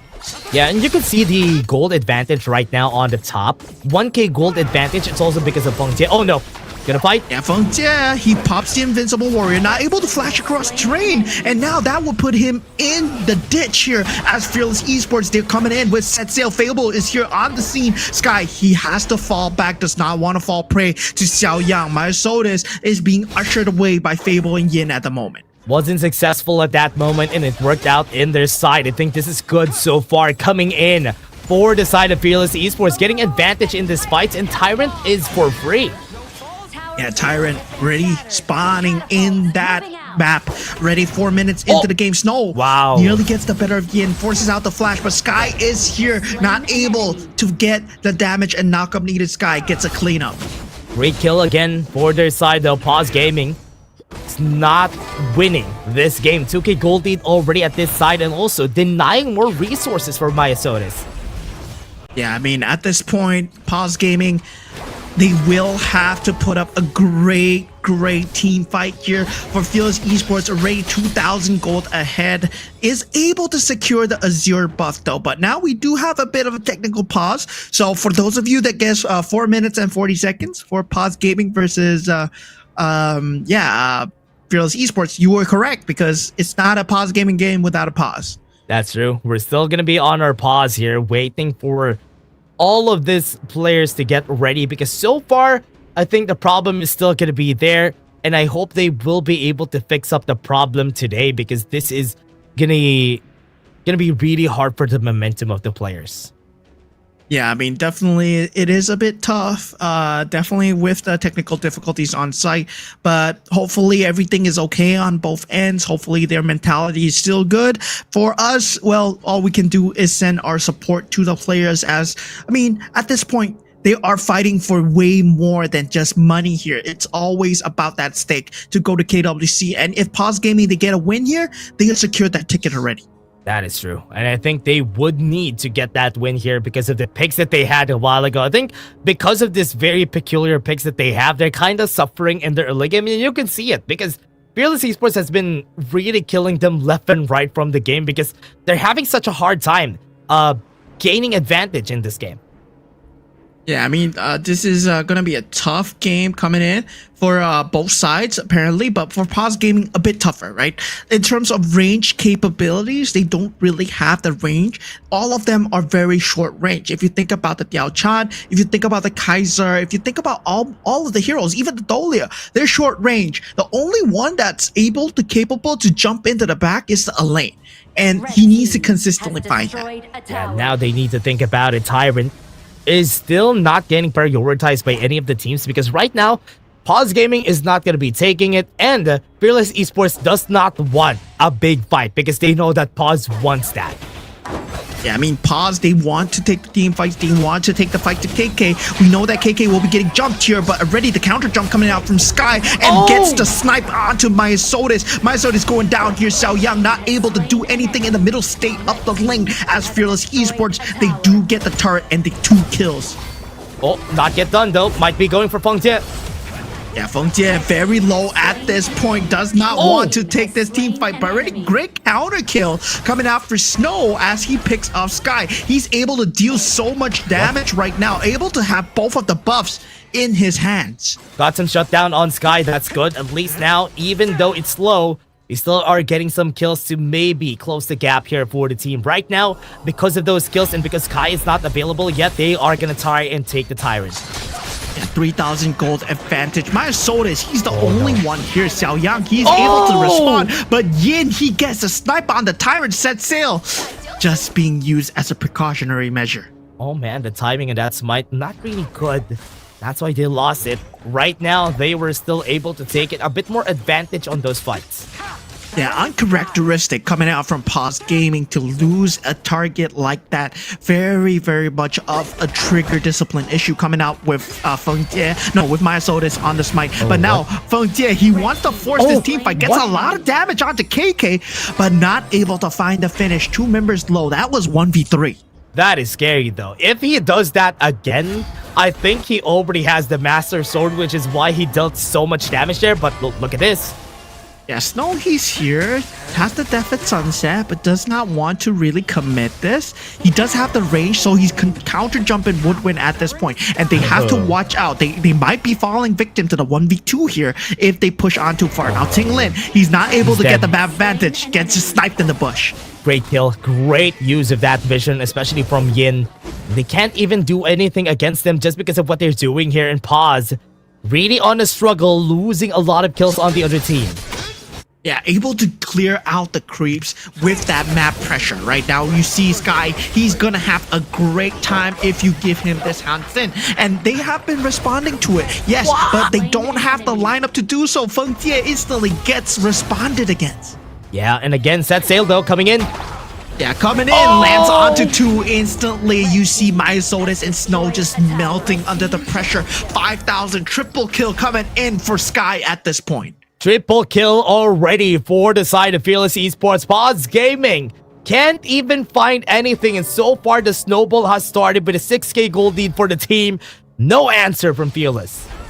1-11 right now. The problem is they don't have a front line that can stand up against the damage coming out for Fearless Esports. They're trying to consistently get the jump onto KK, but KK is nowhere to be found.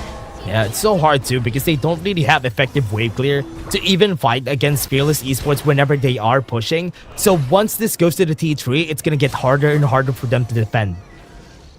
Yeah, very aggressive lineup from Paws Gaming, and I'm surprised that they lost that early game so much. Now, for Fearless Esports, they're gonna be very happy that they lost this early game. Now, Paws Gaming, at this point, they have to get that 5-man death ball rolling, and Feng Jie, he might be the first target, able to flash away, but no counter engaged coming out. There's just too much damage. Qinglin extremely low, but not able to find the pickoff onto Yin, as Yin will be going down himself. Now, with the rest of the team members going in, Myosotis, he wants to just fight for more, but there's macro advantage going away of Fearless. Great tanking coming in from Myosotis, taking that set sail in the face just so to save his teammates. That's so good, but oh my, Sky gets a kill again. Yeah, Sky once again just putting on the advantage. They do have the macro going on the bottom lane. Snow trying to do what he can on the perspective of the bigger scale, trying to get the gold advantage going. But he's 1v1 with Fable right now, with actually KK coming in. That Death at Sunset already being used together with the sprint set sail. Unable to find him, but does get the former catch. Now Qinglin and Myosotis are here just to disengage. Sky, level 15, very fed in this game, could definitely pop any members coming in from Paws Gaming. And while I'm saying that he already died to the hands of Sky, well, that was happening. Yeah, I mean, at this point, Sky will be able to take as much team fights as he wishes. He has the damage a lot. And Dolia Kaiser at this point, well, they will be able to deal the damage, able to jump the back lines, but they need to consistently worry about Sky, who's able to jump in like this. No, he's trying to extend the team fight, already forcing that jump coming in from Sky. That might be huger, but the rest of the team is here, and he finds the pickoff onto Snow without the Death at Sunset being used. Feng Jie, he's extremely low. Dolia not around to help him. Myosotis will get knocked out by the set sail. Huge coming in from Fable, and with KK able to dish out the damage at the back, Sky and Fable, they will be taking the team fights. They will be taking out the crystal. They will be trying to tie things up as they are taking the series 2-3. What a game for Fearless Esports. Paws Gaming with their play, and they were expecting that to happen. They were playing around with this Bannon pick that we've seen, and Fearless Esports just handed them back with a punch of their own. Yeah, I mean, at this point, well, I gotta say, right, Sky, he's expended all his picks. I mean, if they continue banning out the Pain Jing, he wouldn't have the Hansen anymore. Maybe the Ogren? Yeah, the Ogren is still available for the side. So Fearless Esports, they can definitely bring this to the ultimate battle if they wish to do so, especially if they can find a draft around the Ogren. Now, this is whether Paws Gaming, they see this possibility and have they prepared for it. Now, with that Dolia Kaiser pick, it didn't really go in their favor. So right now, Fearless Esports 2-3. Yeah, the question is, are they also ready about those picks that we've seen from a while ago? Because they're kind of surprised about what's happening during that game. I was not expecting them to really have it that bad during that game. But as we said, Sky, whenever he gets a hold of an assassin, he's going to be running with it. And if they're going to be going with the same bans here, he doesn't really have a lot of choices anymore because the Hansen also garnered them a win. Yeah, I mean, they were expecting a slow game coming in from the side of Fearless Esports, where Sky wouldn't be building, itemizing towards that damage. Usually we see Sky going for more of a tank build, but now fully itemizing towards that damage side, right? And we see Sky, he just shreds through the defenses of Paws Gaming. Well, they went for the Ukyo Tachibana just to mirror the movements. Sky, he can do that way better. Yeah, and look at this. Look at the struggle here from them. Look at Fearless Esports just looking for kills. And as you said, just the damage department was enough. He was just one-hitting even Feng Jie this game. And that was the struggle here for the composition that they had. I mean, it's very tough. Paws Gaming, well, they were able to just not get advantage at all to the game, right? Feng Jie consistently controlled down by KK and Woodwind. And also, in the jungle department, you can see that Sky, he was consistently outpacing Myosotis. That's true. He was. And Myosotis even wasn't able to take a lot of his camps in this game because Sky was just taking them, then going away. And there was nothing he could do there because even though he also has 2 dashes, Sky's is way faster. Yeah, I mean, at this point, right, that Yao Chan pick really is just very confusing to me, right? Paws Gaming, they were going like, yeah, we want to take the 5-on-5s as much as possible, but they weren't able to group up as 5 as all because there were a lot of disrupts coming in for Fearless Esports. If you think about it, Set Sail, huge disrupt. Hansen, huge disrupt. And there's also the knockup coming in from Yin, that's also another form of disrupt. Yeah, they have a lot of ways, yeah. There were a lot of knockups, there were a lot of things. Snow was doing a great job in this game, even though it was quite a struggle. He was still able to do something to make sure that the damage department goes in. Look at that game. 10.5k gold lead. Nothing was taken by Paws Gaming except for that one tower. Yeah, Fearless Esports still a lot left in their tank, right? The Hansen pick coming through with the rest of the team members. I really like the Dolia lane strategy, but the Kaiser maybe could have been better in the jungle, right? I felt that maybe trying to build that tank Kaiser in the jungle would have been a much better look for them. While they were trying to go for some form of a surprise strategy, I felt that Fearless Esports were already expecting this. Yeah, it was a better experience overall if that was what they did here for the team because that could have gave them a lot more space. But yeah, Sky, again, taking the MVP whenever Fearless Esports takes the win at 34% damage and a total gold of 28%. Yeah, 9-1 and 7 on the Hansen, and this isn't a tank Hansen. This is a damage Hansen coming out from the side of Sky. So we see it for the first time here at WKS playoffs. Well, he didn't have a chance to really perform during the upper bracket finals, but now in the grand finals, he is up to full form. So Sky, I gotta say, he's gotta be feeling himself right now. So Paws Gaming, well, going into the next match, will they be able to just ban him out? Yeah, they have to. They have to ban him out as much as they can because if they don't find a way to ban him out, this guy is just gonna go crazy like what he did during game 1 and here in game 5. And this could be finished as fast as they can. Look at this game. Sky was just everywhere when fights were happening. Rotations were unable to be found. If you think about it, Snow, he's the only backline jump that they have. That Death at Sunset is the only thing that needs to keep them in together. There's no way to have the catch unless Myosotis finds a crazy pick. But even at this point, like, I feel a Musashi would have been way better than the Ukyo Tachibana.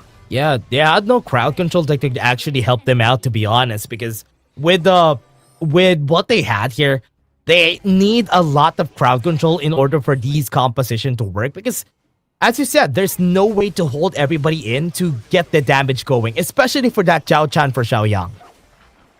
Yeah, I mean, at this point, well, it just feels like for Paws Gaming, they're just reserving the draft for that final game where, yeah, we're going to just pick the Diao Chan, we're going to pick the Ocho Tachibana, and yeah, we're going to go with the last game where we are going to bring up our A game. So this is a global ban pick. So for them, expanding the Dolia might not be a big deal. Dolia lane is one of the key strategies that they might want to use. But Feng Jie on the Kaiser, Xiaoyang on the Diao Chan, and Myosotis on the Ukyo Tachibana, those are not priority picks at all. Yeah, this is probably a lot of random picks that they have strung together on that last composition that we've seen from Paws Gaming. So I hope this doesn't really affect them, except for that Dolia. I think that Dolia is a big pick that they lost because of that. But taking the risk there on game 5, yeah, you know what? It was worth it. But Fearless Esports, I like that they were able to strike back during this game 5. Yeah, I mean, for Fearless Esports, well, this would mean that the Hansen has been expended also. So that is a key utility already gone from the side of Fearless Esports. Sky, we know that he is a master of a few tricks, right? So for Paws Gaming, they might be fully using to exploit the fact that Sky might not have the deep hero pool that is required in the best of 7. That's true. I think that is going to be the struggle here for the team. How are they going to be using a tank this time around? I remember, as he said a while ago, he didn't pick the Ogren just yet.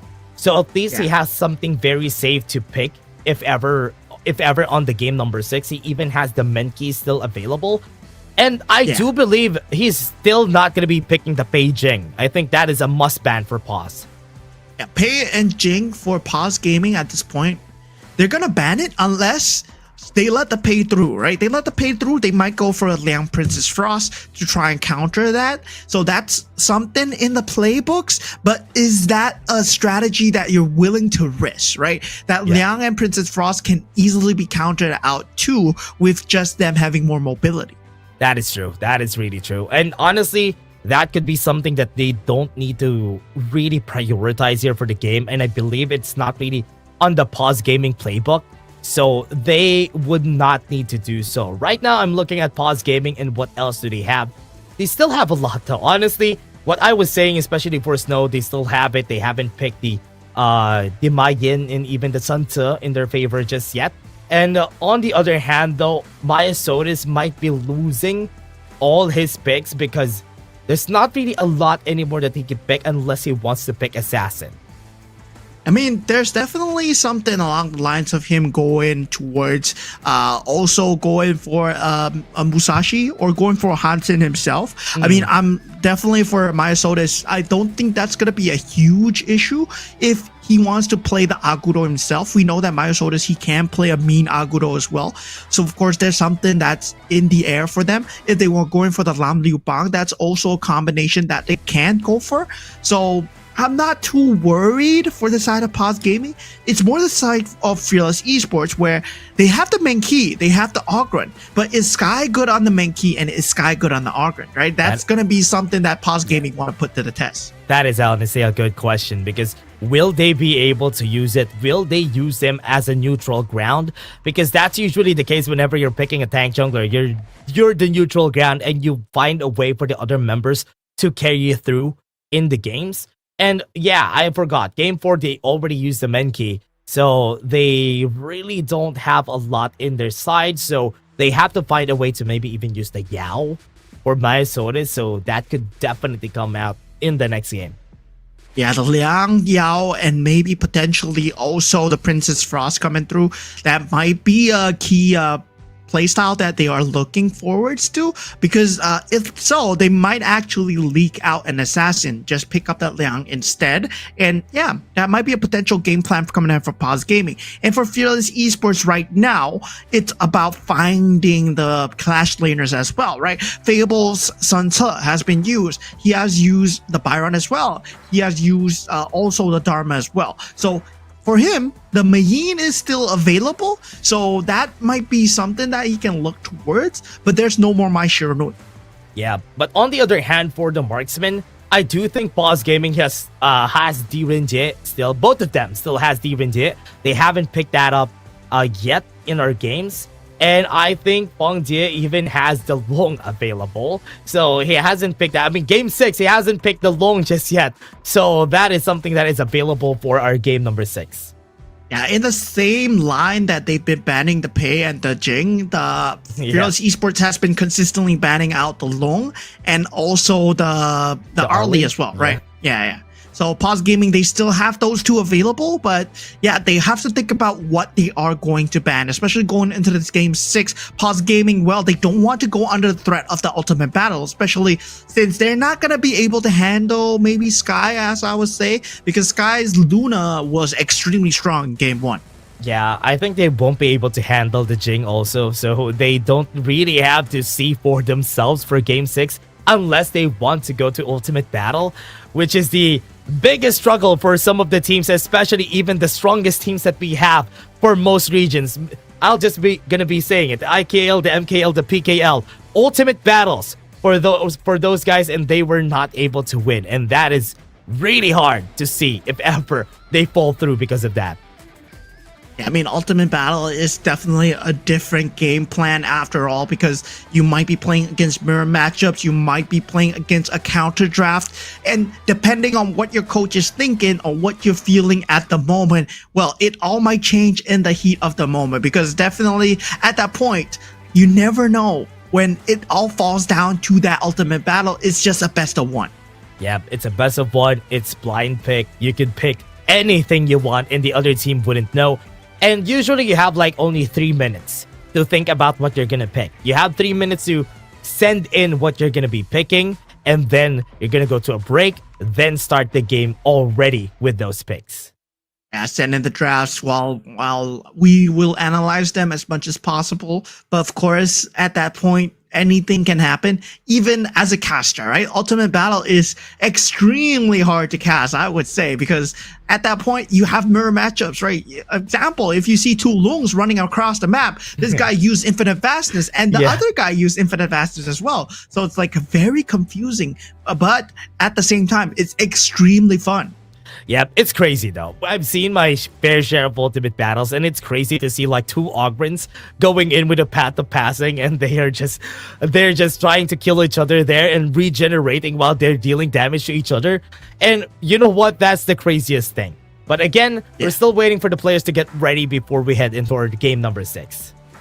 And a lot of people here are thinking about, yeah, what heroes are they going to pick whatsoever. They do know that between games, these are all when all the mind games, all that permutations and combinations are happening. This is what makes Honor of Kings so interesting, where we have the global ban system, where we need to think about, well, they have picked this, so what's going on with the next pick? And this is why the analyst role and maybe the coach role of Honor of Kings are so important, right? In finding out what are the combinations that are comfortable for your team members. Yeah, especially even the coach, yes, and even the data analyst of the team is going to be a very important role, because it's a lot of data that you have to think about, and having that pressure on the players to know such data when it comes to it is not really a good weight the players have to take. I think, yes, you need to have a coach and a data analyst to be able to use that in your favor for those moments, especially for Ultimate Battles. It's not gonna be a new thing anymore, because most of the time we're gonna have those.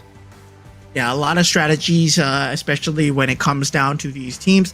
And for Paws Gaming right now, they're still at match point. So definitely there's going to be a lot of thinking. Maybe this is going to be the best foot forward before the Ultimate Battle here. So they are exploring the best possible outcome. If you are a Marvel fan, maybe a Doctor Strange fan, yeah, this is the best possible timeline, right? They're looking for the best possible timeline to win the game. That's true. They're looking for the best possible outcome. They are looking for the best timing to finish it all off. This is that one timeline that could be the best one for them to have. And I hope it will be the best one for both of them. I mean, it's not possible to be the best one for both of them, but for one of them, we'll have the best thing. I mean, for Fearless Esports, I would have to say I have expended a lot of their picks, especially for Sky, especially for Fable, and also for KK, right? KK does not have the early anymore. So in terms of banning priority, there's a lot of traps that Paws Gaming can set. Like, for example, they can leak out the assassin and then play very good anti-assassin. Or they can also leak out, they can ban out all the assassins and then they play anti-tank jungle. So there's a lot of ways to counter out for Paws Gaming that I'm seeing compared to what Fearless Esports can do. Well, Fearless Esports, what they can do is also they can leak out the early and then they can try and counter out the early like we saw in the first game. That's true. I think that could be a possible thing that they would do here, but usually just go for the Princess Frost the Young, because that is available, and if they pick up the Arlie, that could definitely go well for Fearless Esports. But what I'm kind of afraid of is what they're going to be picking here for game number 6, because so far there's not really a lot that they can do anymore for, I think they still have the Shoye, so they could use that for Fearless Esports and the Demon Jit. So that's the only choices they have for the marksman. So those are honestly good picks, especially against an Arlie. I mean, not to show you, but at least the Demon Jit. I mean, they do have the Direnjie, they have the Hou Yi. We did see Paws Gaming play the Hou Yi as well. And if they want also, there's the Concert Yi available as well. The Garo has been picked by them, so I wouldn't say the Garo's within their cards. But do they still have the Chano available? I think they still have the Chano available as well, right? For Paws, yes, I think so. Yeah, they still have the Yeah. Chano, so they could use that for their side. Now, we're going to go to game number 6, everybody. This is going to be the last part of the global ban and pick, because the next game after this, if we go to game 7, we're going to go to Ultimate Battle. Yeah. Global ban and pick does not matter at game number 7. You can recycle your drafts. You can pick anything that you want. It's going to be blind. And for Fearless Esports, they ban out the Arlie for the last time. Paws Gaming will be banning the pay. Oh, yeah. Let's see how they're going to be dealing with this. Right now, Arlie Long, always for Fearless. And on the other hand, it's always going to be a Pei Jing. And again, for everyone watching, whoever wins this will go to the KWC on this series. Yeah, both teams not gonna play around with the idea of letting the hero through. Now, Fearless Esports, they go the first pick. They pick up Mayin for the side of Fable, right? If you're thinking about Clash Laners coming out for the side of Paws Gaming, there's not a lot to match up against the Mayin that's left over in the pool. They are going for the Nuwa and the Lian Po. So having the Emergence and the Tremor Smashes for the team fight. It's looking like they want to go for those early rotation. Wait, Fade? This early in the draft. Is that real for Fearless? I hope it actually works out for them.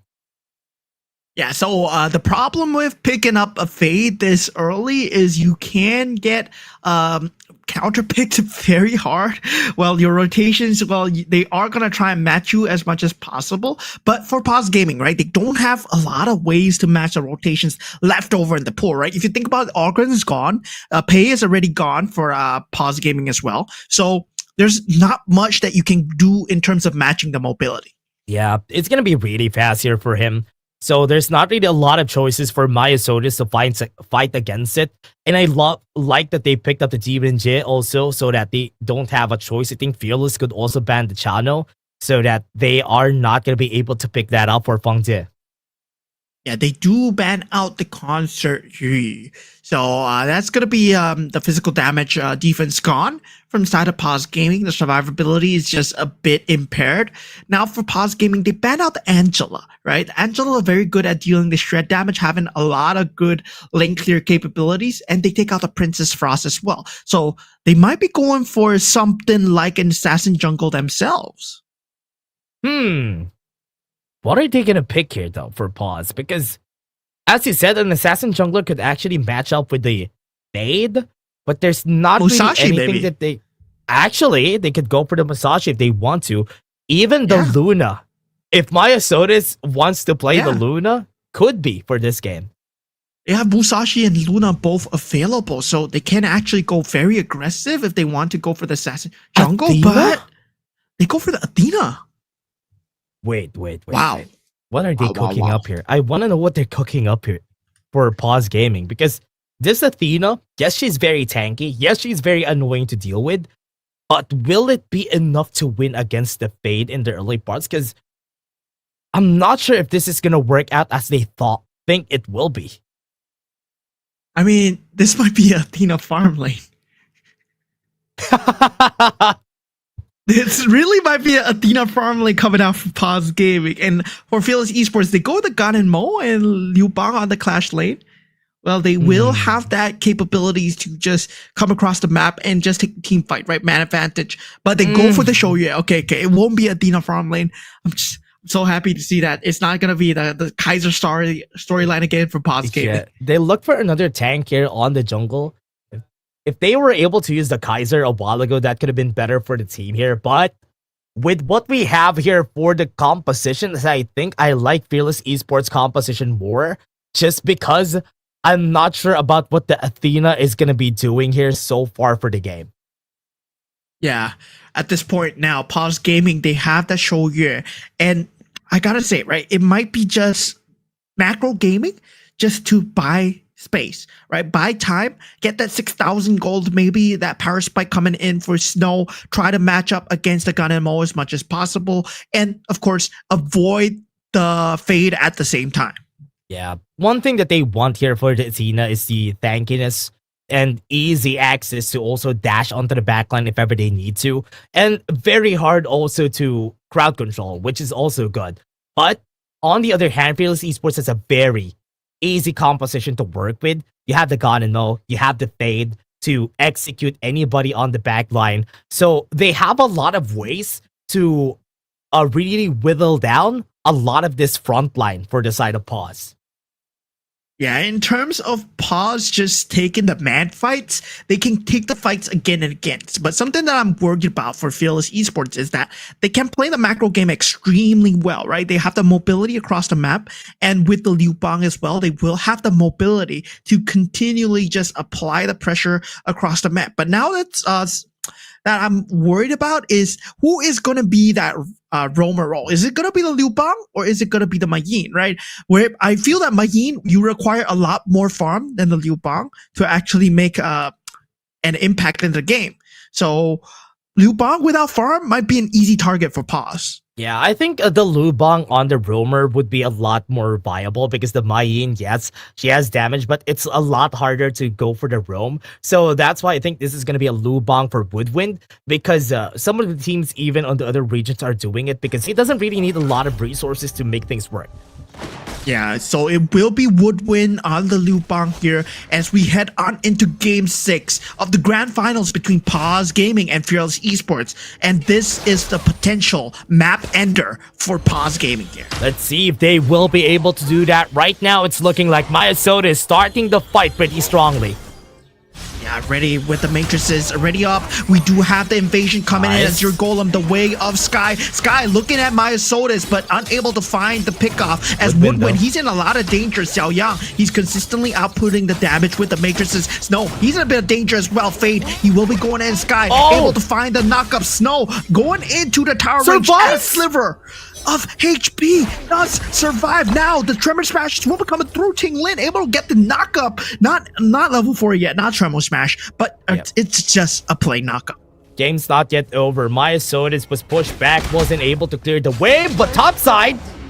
Yeah, Fable actually finding Snow overextending. At this point, he could have recalled and took the launch pad back, but was greedy for the lane control.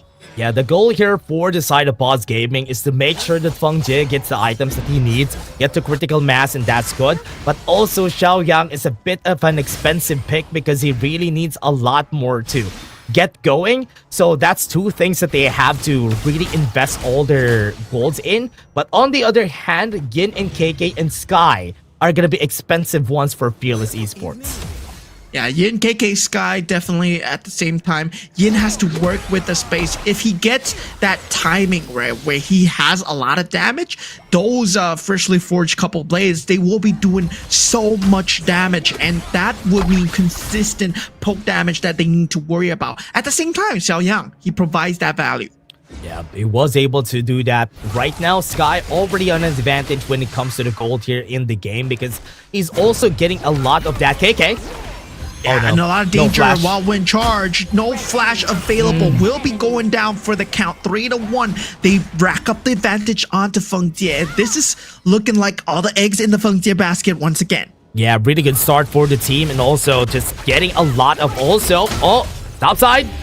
Yeah, great knock-up coming through. Snow in a lot of trouble, not able to get out my Sodas as well. He does have the ultimate, but that's just vision, right, at this point.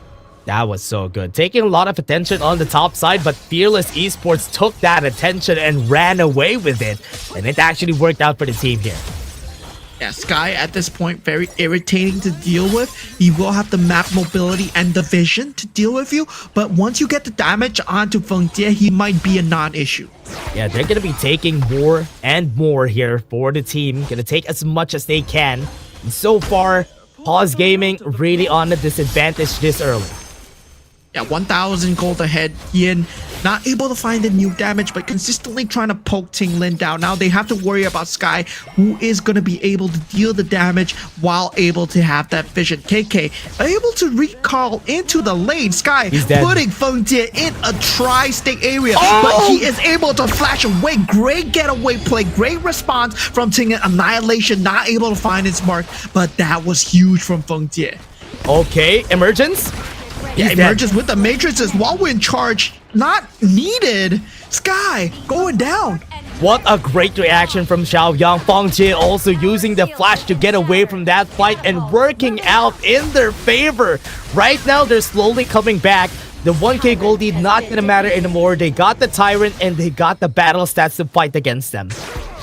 Great response. Not able to find Feng Jie yet. He was in the midst of 3. This man is a connoisseur of that Shouyue. Now Snow, he's gonna consistently just try and keep Fable here. And he does have that set sail to start the next team fight. That's the goal. That's the goal. Keep Fable, not die on lane, and just use the set sail in order for them to get into the fight. But Paws, right now, I think they're really leaning on what Xiaoyang could do in this game. Staff of Reverberation have been built already, so the next time he uses Emergence in the bot lane, KK could glow out in a second. Yeah, there might be a lot of pop potential coming through. There's a lot of burst damage being built from the side of Paws. Now Snow in a lot of trouble, but we do see Xiaoyang going down to the gun and Mo Yin finding an advantage. And now he does have that Crimson buff. Great reaction right there, especially using the battlefield command in order for them to get the stun in onto Xiaoyang. Not even allowed to flash that time.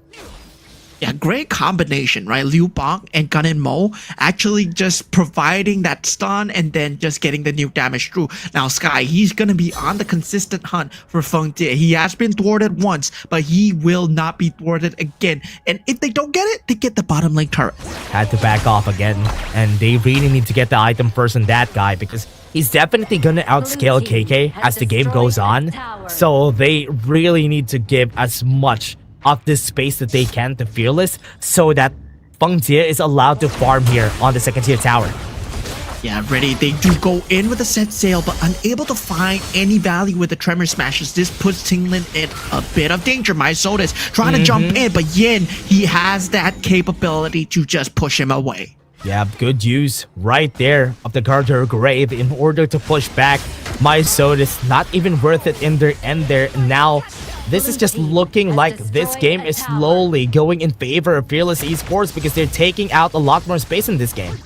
Yeah, Battlefield Command being used together with Sky. Yeah, he's extremely low. Maya Sodas, he's in the thick of things. He is able to tank it up, is able to escape with a sliver of HP. Able to survive against KK, 1v1. 1v1 at this point. I gotta say, he's dead. Feng Jie, he might not want to be here. He's gonna die. Yeah, that's a lot of people there on the bot side. Sky and Woodwind knew the answer and taking that 1v1 a bit too aggressive for Feng Jie. Yeah, I gotta say, as a Shouyue, you can't be in that kind of position, right? You need to know that the Liu Bang would be coming anytime, especially with Sky on the fade. There is just so much mobility there. Yeah, they have to think about it next.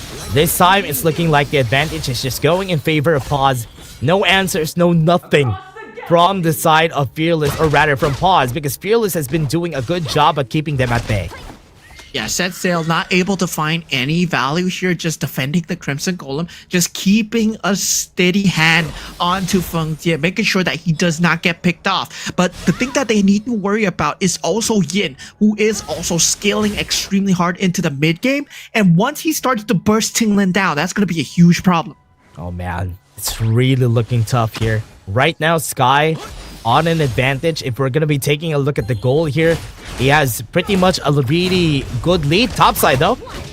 Yeah, Snow, he's in a lot of danger, but Xiaoyang able to use the emergence to provide a bit of response, able to jump out as well. My Sodas, he's looking for something in the back line, but this is Feng Jie dying exposed in that lane as well. Yin trying to get out, uses the flash, has the rest of the team coming in with the Tremor Smashes, able to get a great trade for the side of Paws Gaming. They take care of one problem, but another problem is that Feng Jie is out. Oh yeah, 1-for-1. Right now the Tyrant is available. They can definitely go for that, but this time with this hole in the map that we're seeing, the jungle camp is always very dangerous to go to. Yeah, there's a bit of a map pressure coming out. Paws Gaming, they did have the 2 extreme turrets taken out from the top and the bottom line. So this means that Feng Jie, he will have lesser and lesser space to farm. And the only person that he can actually farm against is KK. But against Fable, against Yin, he's gonna have a hard time. Oh yeah, they're gonna kill him for sure. If ever they get a chance, they will find a way to do so. But this time, it's looking like Fearless Esports are just slowly taking over. Remember, they are on a ticking time bomb here. If Feng Jie gets the items that he needs, he's gonna be hurting. Especially that there's no front line that he has to deal with. Yeah, I mean, at this point, Paws Gaming, they have to make great use of this timing, but they what a have combo. a jump onto Feng Jie. Now, set sail is being used. That's onto 2. And a great response coming in from Paws Gaming. Emergence jumping onto Yin. They want to catch him for more. They know he doesn't have the flash. They will jump him down. And Paws Gaming, 3-1 trade for Feng Jie. That was a big Yu-Gi-Oh moment. You just activated this trap card. They're gonna go in. Yeah, my Sodas, he might be actually going down, overextending by just a little bit here, just thinking that his teammates are going to be there in time, but no emergence, no set sail. Yeah, and that was already a lot of skills using that battle alone and just losing the life of Myosotis. At this point, I think Myosotis is just dying most of the time. It's just getting assists in this game. Yeah, already, he's going to be a huge factor in the vision department. It's really good, but he's not able to just really kind of find the key engages in time. Yeah, would Sky be seen here? Yeah, I think he has been seen, so they know that he has his presence right here on the top side of the map. And with this, look at Snow. He's taking down the tower on the bot side and is getting priority for the team. Yeah, he's racking up in terms of the damage as well. He does have the set sail available. And something cool that he has is the frigid charge already built. So he will be using in the team fight, but he is going down. And with the tremor smashes, it's not enough damage to keep them away. They're worried about Sky in the backline, who's been dealing damage to Xiaoyang. Now they are trying to get rid of the problem, unable to do so while wind charge not enough, as Woodwind is there to tank. Didn't have enough. Good thing that Woodwind was there to take the shot right there for Sky and was able to survive because of it. Now, eyes are set on this Tyrant. Yeah, I mean, this Tyrant is gonna be free for Fearless Esports. Paws Gaming, Wow. they do find the shutdown. That was a huge play coming out from Yin to hide in the bush. And with Fable following up, that's 2 members gone. This is Fearless Esports time. They have a power spike, 36,000 net worth, 4,000 gold advantage. Great kills coming in from Fearless Esports. All working out in their favor. Paws Gaming still at a loss on what they're gonna do in this game. Yin already at the point in where he can one-shot the backline whenever he needs to. And this is a scary spot to be in. Yeah, Sky has been found out by Snow, but they don't have the follow-up damage. Snow has to get Execute. out. Does not have the flash. Boom. He is a dead man. And now for Paws Gaming, they are staggered once again. No 5 members is up as they have the Tyrant buff on Fearless Esports. Oh man, really gonna be tough here. Gonna be hard for them to even come back. 4K gold lead for the team, and as a potential overlord for this side, so they can definitely find a way to take one more tower down after this. And with this pause, man, it's looking like they're struggling with the composition that they built. So far, I haven't seen any good play from Myosotis.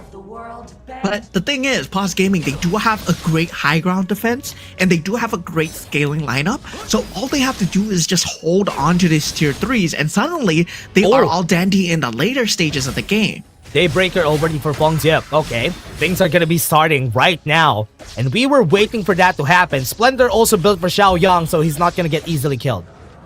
Yeah, something that they need to consistently keep on the back of the minds is Sky, but that now they've spot him out. Battlefield Command has been nullified, but Feng Jie already down. Paws Gaming, they are on the retreat. Tinglin is unable to respond as Snow goes down. Now they do get the tier 3. Myosotis is alone on the bottom lane. Annihilation to control the creep waves. They want to get the trade going, but Fable, he is on that recall already. Yeah, pushing that tower, got the T3 on the top side. Overlord still available. They can still go to that T2 on the bot side.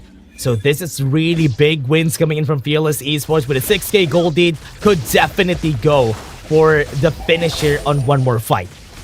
Yeah, they are trying to take the Shadow Overlord, trying to push on the advantage, get the bottom lane priority that they lost with the Shadow Vanguard potentially, and get the tier 2 as well. So Vanguard already used, right? Popped here instantly. And for Fearless Esports, this means go time. Now, Ting Lin, he has to get out. Battlefield Command was used on a Sky on the top side though. Feng Jie is gonna be the target yet again. Myosotis might get jumped. Yeah. He's gonna be dead at this point. He's not supposed to be there, and getting caught out instantly just shows Paws Gaming right now. They're scrambling for map they're control. dead. Paws Gaming unable to do anything. They have the high ground defense, but that annihilation gets on to Yin. Myosotis providing the vision so far, but Shadow Vanguard ready on that bottom lane. They have to worry about it. This high ground defense though, very good from the side of Paws Gaming so far. I think they would be able to clear this wave though, but Feng Jie might be in danger again. Not able to get the jump onto her Sky, but Liu Bang jumping in. Woodwind doing such a great job in the backline. Xiao Yang and Ting Lin, they don't have the damage to really kind of tie through this. Myosotis, he'll be out in 1 more second, and he's out into no man's land at this point. 1v3 as the rest of the team members, they're not there to defend. The crystal is exposed. He takes out Sky at this point, but already that's 1 member out. Ting Lin, he's trying to do anything that he can. Snow, he's trying to hold on. Paws Gaming, they are at the cusp of going to the ultimate battle here. Snow and Myosotis actually hold on, but KK, with the help of 3 Vanguards, he can end this. Flash forward, we are going to ultimate battle. Ultimate battle is where we go, and Paws Gaming have lost composure from the past few games that we've had. Look at the sigh of relief from Fearless Esports from being able to take that down. And what a good sight to see for Fearless to be looking for this revenge. Yeah, I mean, at this point, Sky, he will be able to pick up anything. They were trying to ban him out. They were trying to ban out the Pei. They were trying to ban out Jing. But at the same time, they were running low on the carry heroes for the side of Feng Jie, right? Feng Jie, I mean, at that point, he was only left with the Shou Yue. But at that point, also, they didn't have the Yi Xing or the Mo Zi to make the Shou Yue work. And Fearless Esports, they abused that very well. Yeah, they were able to abuse it pretty well, and also quite a struggle here for Paws Gaming because we haven't seen the power to work with their composition. I'm still very iffy about the Athena pick that they've had there because I've seen none of the plays coming in from Myosotis during this game. But on the other hand here, Feng Jie was trying his best, but it was Sky on that fade that actually made his life a living hell. Yeah, I mean, at that point, well, I gotta say, right, Myosotis, he had used all 3 of the tanks, cycled through all 3 of the meta tanks in the jungle, which is Dune, Ogren, and also the Minky as well. So at that point, I didn't understand what was coming out from their heads. Maybe Myosotis couldn't play the heroes, and that would mean just a very fair bit in terms of the hero pool as well, right? Where in the best of 7s, you do need to have much more in your hero pool.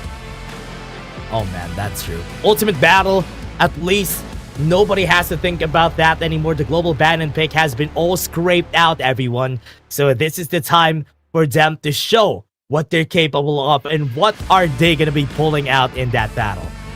Yeah, forget all you know about the drafts. We are now 3-3. So this means ultimate battle will be called, and of course we will be guiding you guys through it just a little bit. But Feng Jie 0, 6, and 3, he was completely shut down by the fade of Sky, and together with Woodwind on the Liu Bang, who had 9,000 gold.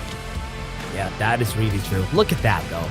0, 6, and 3 for Feng Jie. Even though he was able to get the items that he needed, he wasn't allowed to play this game because Sky had his presence on the whole game with Woodwind helping him out.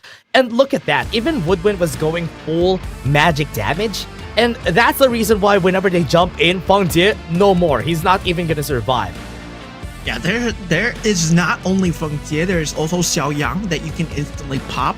So even if they didn't get Feng Jie, they would have tried to pop Xiao Yang instead. And the consistent just damage coming through, consistent mobility coming through for Fearless Esports, that's what I was worried about, right? Paws Gaming, they want to take the team fights, but Fearless Esports, they can just go for the macro, they can go for the solo plays, and Fable and Yin being able to play together, they were able to exert so much pressure. Yeah, it was a lot. It was a lot of things all together here for Paws Gaming and reaching the ultimate battle with the advantage that they had. The question now is, was the pick that they had for Game 5 actually worth it at this point? Was that a wasted opportunity? Because if they lose this, that was because of Game 5. Because they picked up very weird picks for that game number 5. Yeah, I mean, at that point, I didn't know what they were going for. Game 5, Game 6. Well, Game 5, Game 6 just looks completely weird to me because they went for the Kaiser in the gold lane. It did work out for them before, but of course, it feels like Fearless Esports, they have them completely on red so far. And right now, they're doing an extremely good job of making sure that they're punishing these cheese strats coming out from Paws Gaming. Oh yeah, that's true. Look at that. It was just Fearless Esports all along. There was a bit of a curve to go for Paws Gaming when they got a bit of the kills, but still not enough, honestly. It was just Fearless Esports just taking over the game, and it's looking like in the best of 7, I do think because we have a lot more heroes right now, there's a bit of an edge for Fearless this time. Yeah, I mean, at this point, Fearless, I gotta say, they need to be very scared of that Sky assassin. But at the same time, Paws Gaming, they are gonna pull out probably their stock standard Pay Byron, right? I'm gonna be hoping that it's the Pay Byron because they've been smashing a lot of the teams with it, and they weren't able to get it against Fearless Esports. But now with Ultimate Battle, well, they are gonna be able to get any kind of composition that they wish for. Yeah, I definitely would see what they want to do here for the team. I think without any counters, I think the Lady Sun Meng could also come out here for the side of Paws Gaming, and the same Byron Pei and the Lady Sun in the mid lane. And I think that could work. But Fearless Esports, I'm scared about what they're gonna pull out here because they're a bit more aggressive, especially with the heroes that they have. Yeah, I mean, at this point, Paws Gaming, they are going to be trying to get that fight, trying to get the ticket to KWC, but the MVP of that match, KK, pulling out the D Renjie at the last moment. KDA 5-1 and 6, able to dish out a lot of damage, able to win the 1v1 versus Shou Yue on Feng Jie as well. Oh yeah. Right now, let's see if they will be able to do so, but the MVP in this game, KK, on a 5-1-6, 28% damage, and total gold of 24%. Great performance from this guy, and that's the reason why both Myosotis and the Leon Po were, for their side, wasn't able to do anything because this guy was dealing so much damage. Yeah, I mean, just looking at the early game coming in for Paws Gaming, they were able to secure the map advantage with the help of the emergence, and I felt that they could have get that steamroll going, right? Use the emergence a lot more together with the tremor smashes, and yeah, while this was happening, Sky already taked out Feng Jie, and we start to see the rise of Sky on Fade consistently trying to pick off Feng Jie, and once Feng Jie is gone, yeah, they get the set sail in, they get the trades in, but that's the farm gone, that's the farm laner gone. Yeah. And look at this. Look at what's happening in this game. It was a good early game for Paws Gaming, but with what is happening today, it is kind of tough to see that they are losing their composure this whole game because look at that. Look at the damage from Woodwind. Look at how they're starting those fights. They were staggering the whole time, which is why most of the fights are just a little bit of Paws Gaming versus 5 members of Fearless. Yeah, I mean, at this point, Paws Gaming, they were already staggered on through and through. I don't know why they kept on throwing bodies. For Fearless Esports, it was just so easy for them to just dismantle the entire setup on the side of Paws Gaming. Now, we have the ultimate battle, so we don't have to think about what they drafted anymore. It's falls down to the best of 1. So yeah, we have it. Every single league has almost went to that ultimate battle. And for WKS right now, we have the ultimate battle.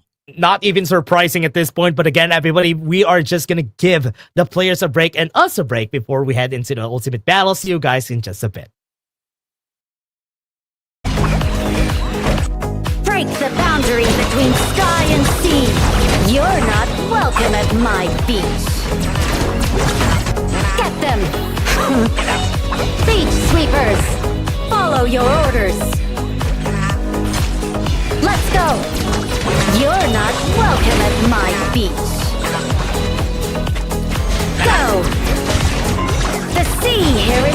dangerous. Clean up the trash.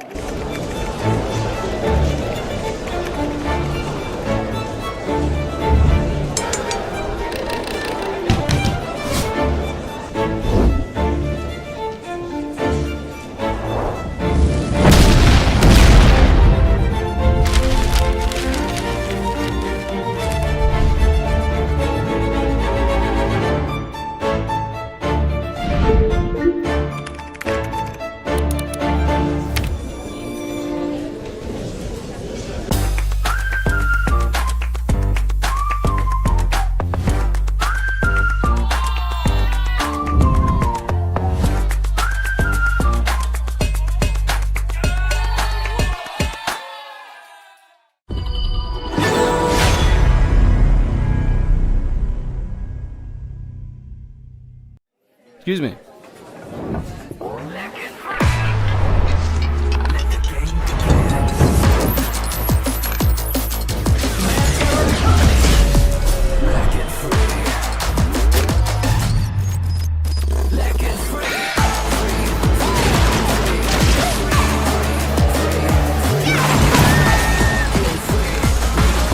Hugging stings. Victory. Another round. Sure, but how about a smoother phone next time?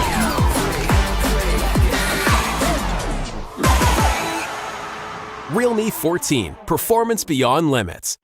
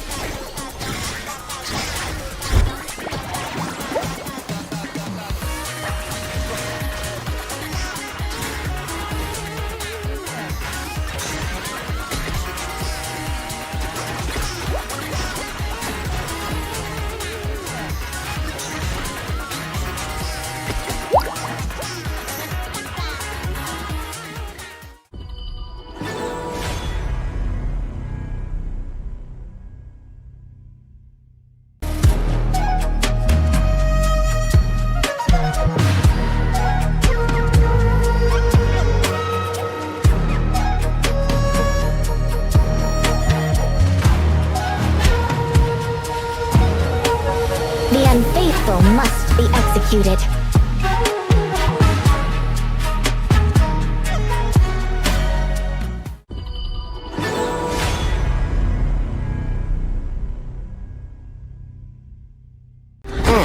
Sometimes working in a different way can be the best vacation. Seagull Circle, predicting victory. Clean up the trash. Break the boundary between sky and sea. You're not welcome at my beach. Get them. Beach sweepers. your orders. Let's go. You're not welcome at my beach. Go. The sea here is dangerous. Clean up the trash.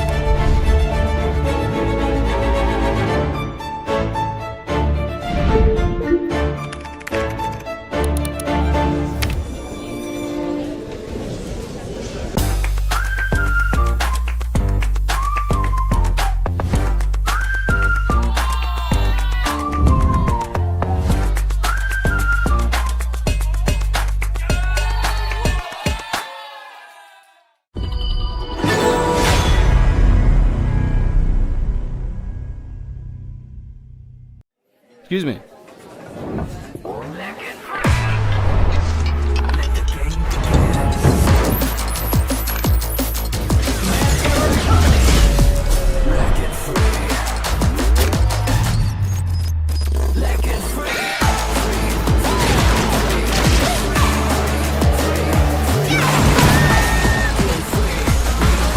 Hugging stings.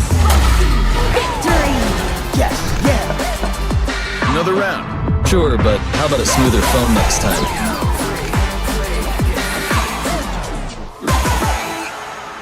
Realme 14, performance beyond limits.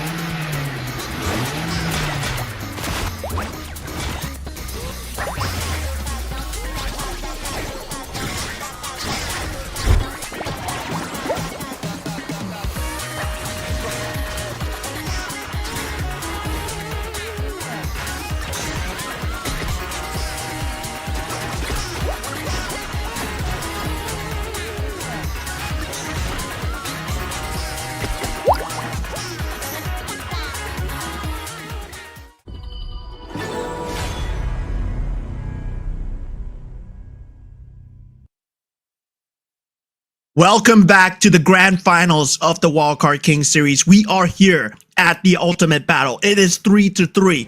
Paws Gaming versus Fearless Esports. As it all comes to this, the best of one between the two Hong Kong Chinese regions. Ooh, it's gonna be the ultimate battle. We've had this. I've experienced it during the weekend, and here we are again. An ultimate battle again. This time around for a different region, for WKS. This is just great. I think I have the curse, man. Maybe I have the curse. That's why we have another ultimate battle this time. I mean, we talked about this before, where the second team, which is generally the team that is the underdog, right? The one that needs to be coming from the lower brackets. And for Phyllis Esports, they fulfill that criteria of that second True. team, so to speak. So going by the script of let's just say Yeah. PKL and MKL. Yeah. Yeah. Well, yeah, that second team is highly favored to win just based on stats alone, right? Just Yeah. based on past battles alone. And also, just to add to that, 3-1 was the scoreline of PKL before it got swept by the other team. It got swept by the other team. So that's why 3-1, same scoreline that we have here for Paws Gaming. They have advantage already. And the next 3 games is going to be won by Fearless. And that's why this is the scary part. If we're following the script, as you said, then it's looking like Fearless could actually win this. Yeah, but there's much more at stake. There's only one slot to go to KWC. So for these two teams, winning is very paramount here. They are going to fight tooth and nail. And you can see how much Fearless Esports really wanted it, right? Within that 3-1 scoreline, they fought back 2 games in a row and they managed to secure themselves that ultimate battle. Oh man, this is true. I am really afraid of what they can take here for the team, of what they can do here for their side, because with what we have right now for Fearless Esports, having the momentum on the best of 7 and also the endurance that comes with it, considering the passion that these guys have, especially with how they won the last game, man, they are hot hands today, and they could definitely destroy Paws Gaming. Yeah, you saw what Woodwin was shouting at the end, right? Yeah. He was like grasping at his hair as he won that victory, won that first 6 game, right? It was a reverse kind of situation coming in for Fearless Esports. They were at match point at all time. And for Paws Gaming to lose in this manner, it's gotta be a very demoralizing feeling where you could have had a great game and maybe close the series 4-1. But of course, with a few questionable drafts along the way, maybe somewhat kind of just threw the game a little bit. That is true. I think game number 5 was the fire starter. I think that is where it all started to go in favor of Fearless Esports, drafting that very peculiar draft. I could also see the spots coming from Paws Gaming now. Now it's changed because they are not smiling anymore. Because now in the ultimate battle, it's gonna be way harder because they need to think about what are they gonna think about. They're gonna think about if they're gonna be countering or if they're gonna make a composition out of meta picks, or are they gonna pick just a good composition all over? Yeah, I mean, there's a chance that you try to counter out what the opponent is doing, but also that's a very hard ask of you, right? Because at that point, you don't know what they might pick. They might go for a completely different draft altogether. They might go for the Dolly or Dun, and then suddenly you're running a team fight comp into a team fight comp. And of course, I'm pretty sure that both of the marksmen here, they're gonna pick Arlie. Yeah, that's true. I think Arlie is gonna be the priority unless it's Fearless Esports. They're just gonna be going with the Long. But if you think it's gonna be an Arlie on the other side, Long is actually not a good pick. So let's see if actually that works, because this time in this ultimate battle, it's gonna be very, very different. Yeah, it's going to be very different here. Both teams will be sending in their blind drafts really soon. And it's about that time crunch as well, right? Where you do have a limited time to think about what you're going with your final draft, your final really kind of last hurrah here as you want to fight for that final ticket to KWC. And this is really the final ticket because this is the last region to be going to the KWC. Yeah, they're going to be going for it. They're going to be heading into the KWC, whoever wins this. So we're still waiting for the players to actually get their picks in. I want to know. I want it laid out in front of us of what they picked here for our tournament, because it will be very interesting on what they will be picking here for the team.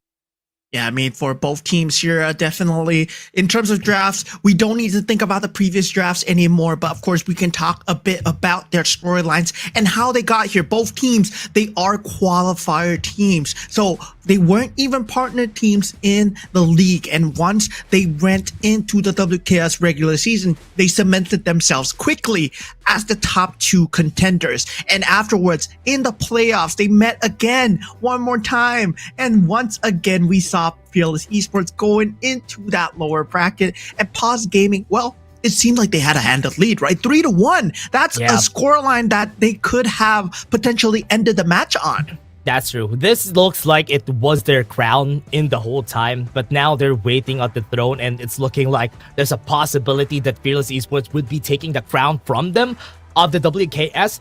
Currently, it's a lot more stakes compared to the other regions. As you said, this is gonna be tough because they are gonna be fighting for that crown, the only crown that they're gonna have to go to the KWC.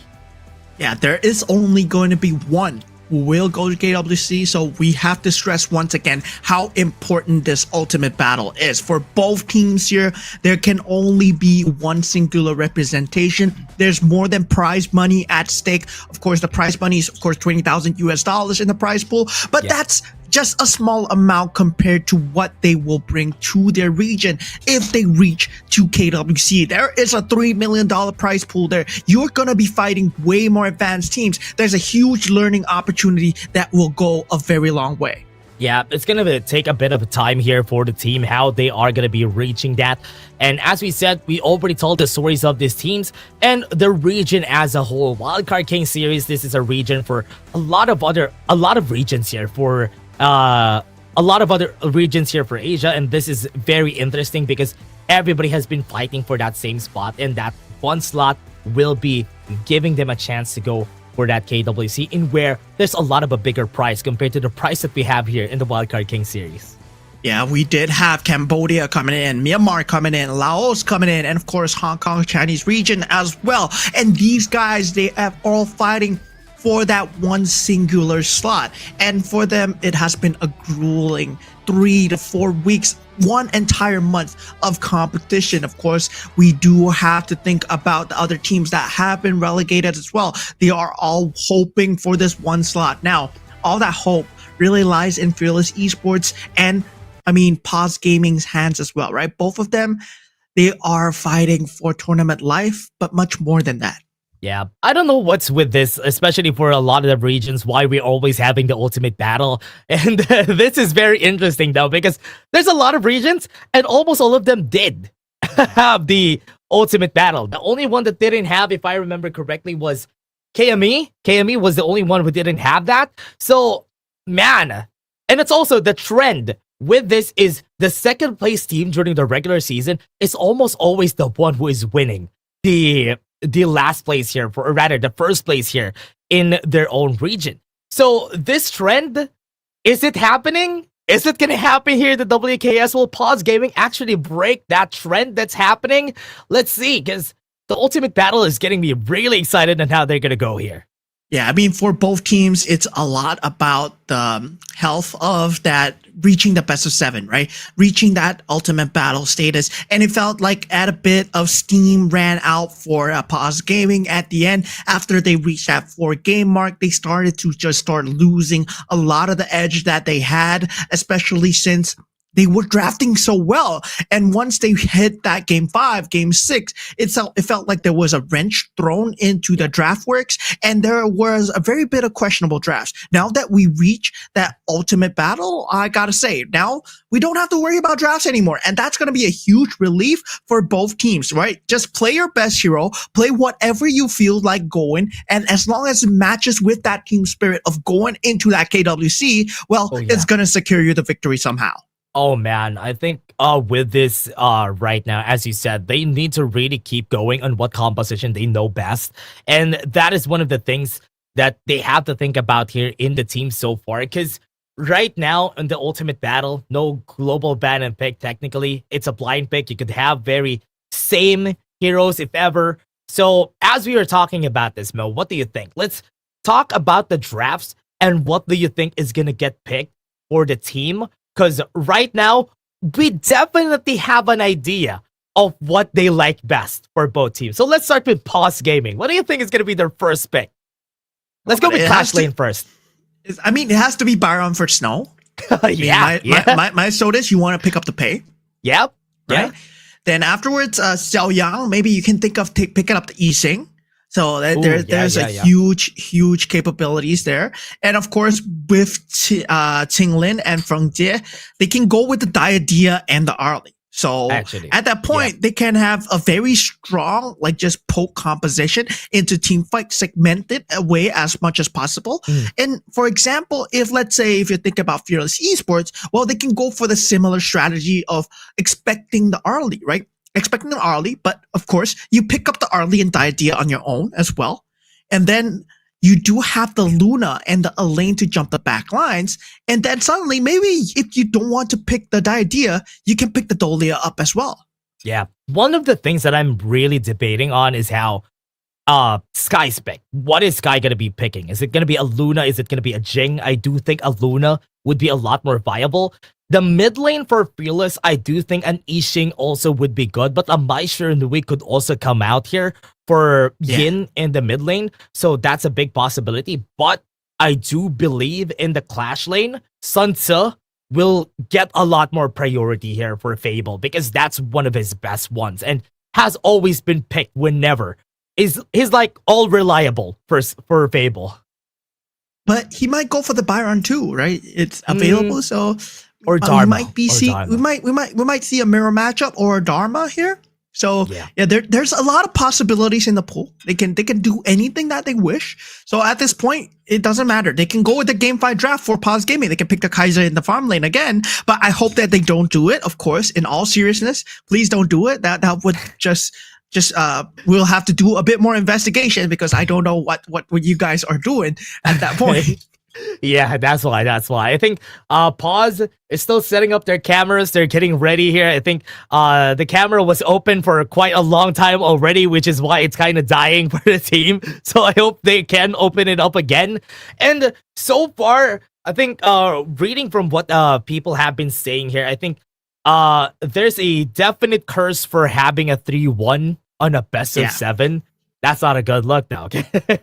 Yeah. There's the winner brackets curse, right? 3-1 curse. Like it's happening across all regions. IKL, PKL, MKL, 3-1 curse. I gotta say, we all always reach that that ultimate battle status where the runner-up somehow just prevails. And if we go with the same storyline, well, yeah, Fearless Esports, they're gonna take it. Yay! Yay! We're gonna go with that trend, and it works out for the second place team. I mean, we're gonna be okay with it because honestly, during the first parts of this tournament for the WKS, we were kind of expecting Fearless Esports to be at the top overall, but Paws Gaming really swept all that expectation out because they were the ones who took that from Fearless. Because remember, during the qualifiers finals, it was Fearless Esports who won against Paws Gaming, and they had such a hard time. But this time, it's the other way around. Then it's like we're gonna get like a 2-2 in the end for these two teams, if ever it comes out in favor of Fearless. Right now, it's anyone's game at this moment, and we're still like thinking about the draft that can potentially happen. Yeah, things about draft that can potentially happen. But also for both teams, it's really important right now to just calm down, right? It's not about the previous games anymore. It doesn't matter. Whatever that you've played before, you might have played badly, you might have regrets, but this game is much more important than ever because for the other regions, well, you were already qualified to KWC. But for this region, you are going to qualify only if you win. That's true. Honestly, this time, I think it's going to be a hard one. It's going to be very tough here for this side. I think with what we've seen so far here for both of our teams, Fearless Esports and Pods, I love the story that we built for the teams here. And I love to see them fight it out in the end here. And it's looking like this might be the conclusion for WKS. And whoever gets sent, I'm going to be happy for WKS because this two teams very well deserves it.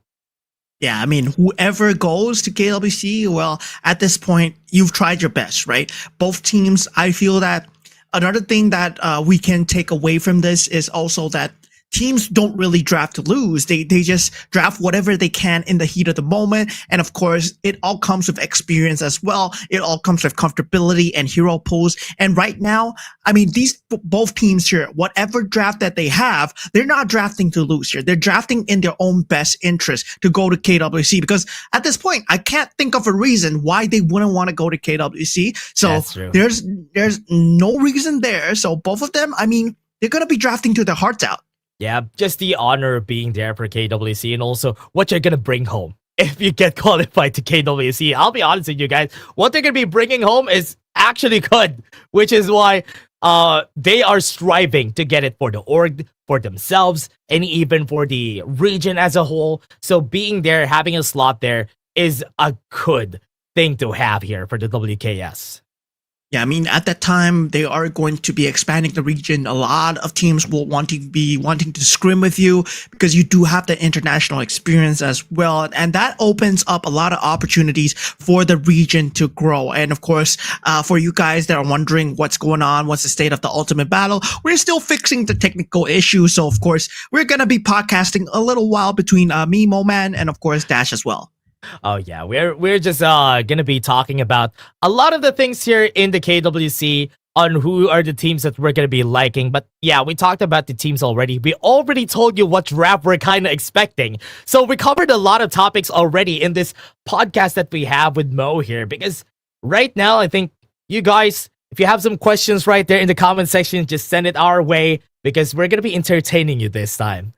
Yeah, I mean, at this point, there is going to be a lot of new teams also in the KWC where, I mean, likes of IKL, right?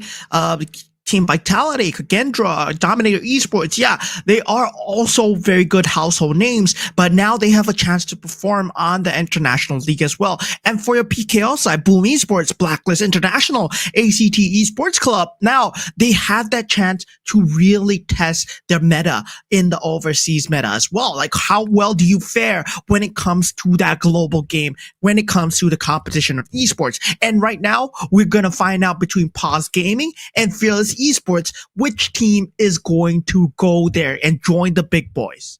Yeah, what the good thing that I also like about this, so for both of her, for the same thing, especially for me, for who came from PKL, one thing that is the same with the WKS and also the PKL is that the top 5 team was the one who got 3rd place in the end. They got to the lower bracket final, and that if that is not an indication of what's going to happen here in the grand finals, though, I like how similar there is what's happening here. So it's kind of scary that everything that's happening here is kind of similar. And yeah, it's not looking good for Paws Gaming. As much as we've seen great performance from Paws Gaming this time, they dropped the ball at game 5, and I hope they will be able to do it. As we were talking about the KWC, man, there's a lot of expectations for us here because there's going to be a lot of groups that everybody's going to be divided to once we go there. Yeah, I mean, at that point, well, there's going to be a lot of things, to take note of. As you said, right? There's going to be, top 5 going to that top 3 storylines, history repeating itself. But something that I want to highlight to the audience is also how rare it is to actually have an ultimate battle. Oh, yeah. Right? And yeah, sure. We might have been spoiled in 2025 that we have a lot of ultimate battles going on in every single region. But this is a very rare thing where in KPL, there's very little chance of an ultimate battle. And usually you do see teams thinning out already at that 6 game mark where usually you see that 4-2 or 4-1. But for ultimate battles to happen, it shows that there is a very healthy competition in your region where there are teams who are consistently trying to get better, and this is good. This is extremely good for the region.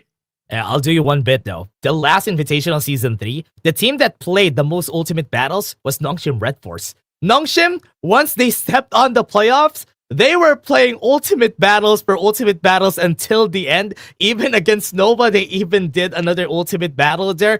I don't know what's with Global, but one of the things that's surprising about this is once we introduced the ultimate battle, there were a lot of ultimate battles happening, especially in the grand finals that we had here in the region. I think it's going to be a constant theme of the global servers that everybody in each league will be having ultimate battles in the grand finals. Yeah, I mean, at this point, it's really about putting your best draft forward. And yeah, there has been we are getting very spoiled to have a lot of ultimate battles where these teams, we don't know who are going to win or whatsoever. And this is a very good from viewer standpoint of view, right? I gotta say, as an audience, I don't know who's gonna win. And that's the best part because if you already know the ending, why bother watching the movie? Yeah, that's true. I think watching an ending that you're just waiting for what's going to happen because you know already what's going to happen, not really that satisfying, right? And here, I think I like what I'm seeing here. The team's power levels compared to the regular season are a bit closer compared to before, which is what I like because right there and then people have been learning, and in the tournament itself, they grow not by a lot, but enough to even get to this point here in the ultimate battle. Yeah, I mean, at this point, Paws Gaming still fixing their camera. So yeah, guys, don't worry too much about that. We're still trying to fix the camera. We need vision on Paws Gaming. So yeah, that's something that's been going on in the backlines where we need to have all the official referees set up so that we can see them playing as well, so that they do follow the rules. So that's something that has been happening in the backlines. So once we fix the technical issue, we're gonna go into the ultimate battle really soon. But I really like the point that you just said. Yeah, there is very good, healthy competition in all of the regions so far. And for WKS right now, between these two teams, I gotta say they are the most 50-50 teams that I've ever seen, especially with the upper brackets as well. They were all nail biters. And Paws Gaming, well, in the regular season, they did take a great sweep against Fearless Esports. Yeah. And now Fearless Esports, they suddenly evolved. That's true. And even against the other teams, as also a history for everybody here, is that Paws Gaming was able to get like a 7-minute game against Ultra Rare, which is the top 4 team that we have here, the WKS, and that's one of the fastest games that I've seen. And it is crazy that we've been able to see that with the power of Paws Gaming. I just hope that this time they're not really gonna be dropping the ball because of mistakes of the drafting on game 5 and game number 6. I hope that was a fluke. I hope that was them having fun, because in game 7, man, it's gonna be tough because everything's here.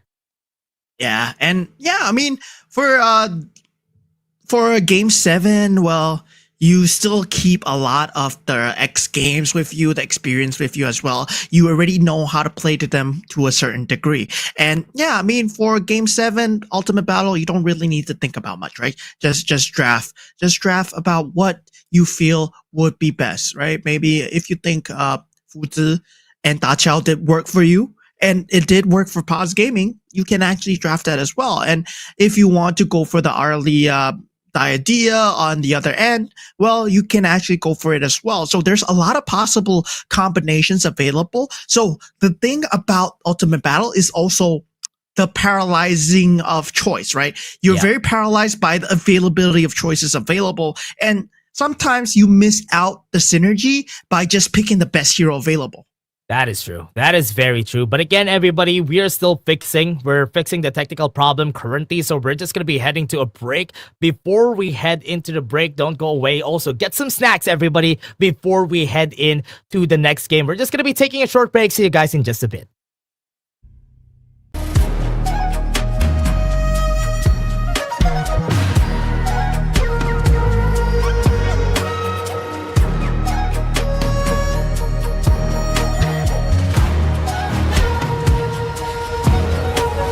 The unfaithful must be executed.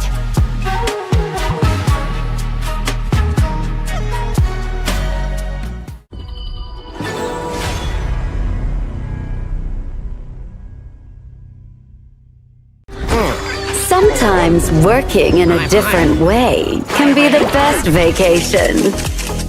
Seagull Circle, predicting victory. Clean up the trash! Break the boundary between sky and sea. You're not welcome at my beach. Get them! Beach sweepers! Follow your orders! Let's go! You're not welcome at my beach. Go! The sea here is dangerous! Clean up the trash!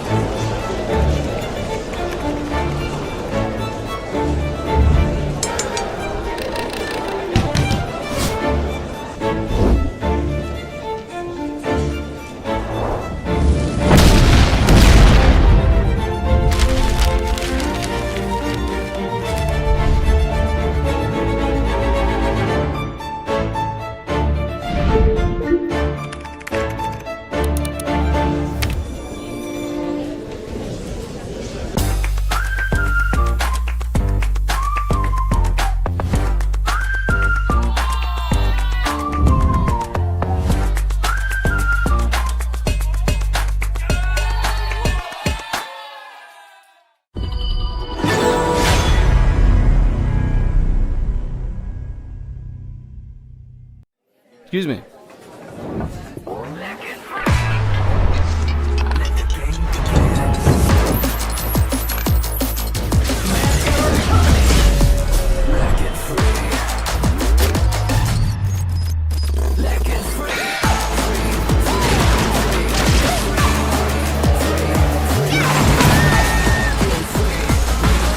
Hugging stings. Victory! Another round. Sure, but how about a smoother phone next time?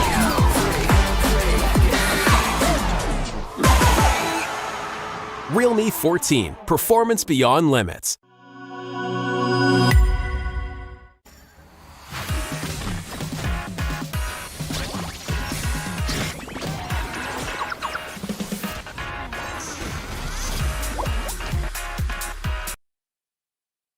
Welcome back, ladies and gentlemen. We've had so many breaks today that I don't know whether the game is going to start right now. So yeah, you just hold on to your seatbelts right there because we might not even be starting. We might be having just a little bit of a podcast. I'm your caster Broman. Joined with me is Dash. We'll be bringing you the grand finals. We are already at the ultimate battle here at Paws Gaming versus Fearless Esports. Yeah, also, for all of everybody, if they haven't experienced an ultimate battle just yet, I think every team is given 3 minutes to think about their composition and they're going to be sending them in. And those are the ones that everybody's going to be playing. So that could be something that they will be using here for the strats that we have already. I think we're just fixing the cameras of the players before we get ready. But I do believe that they already have their comps ready, right?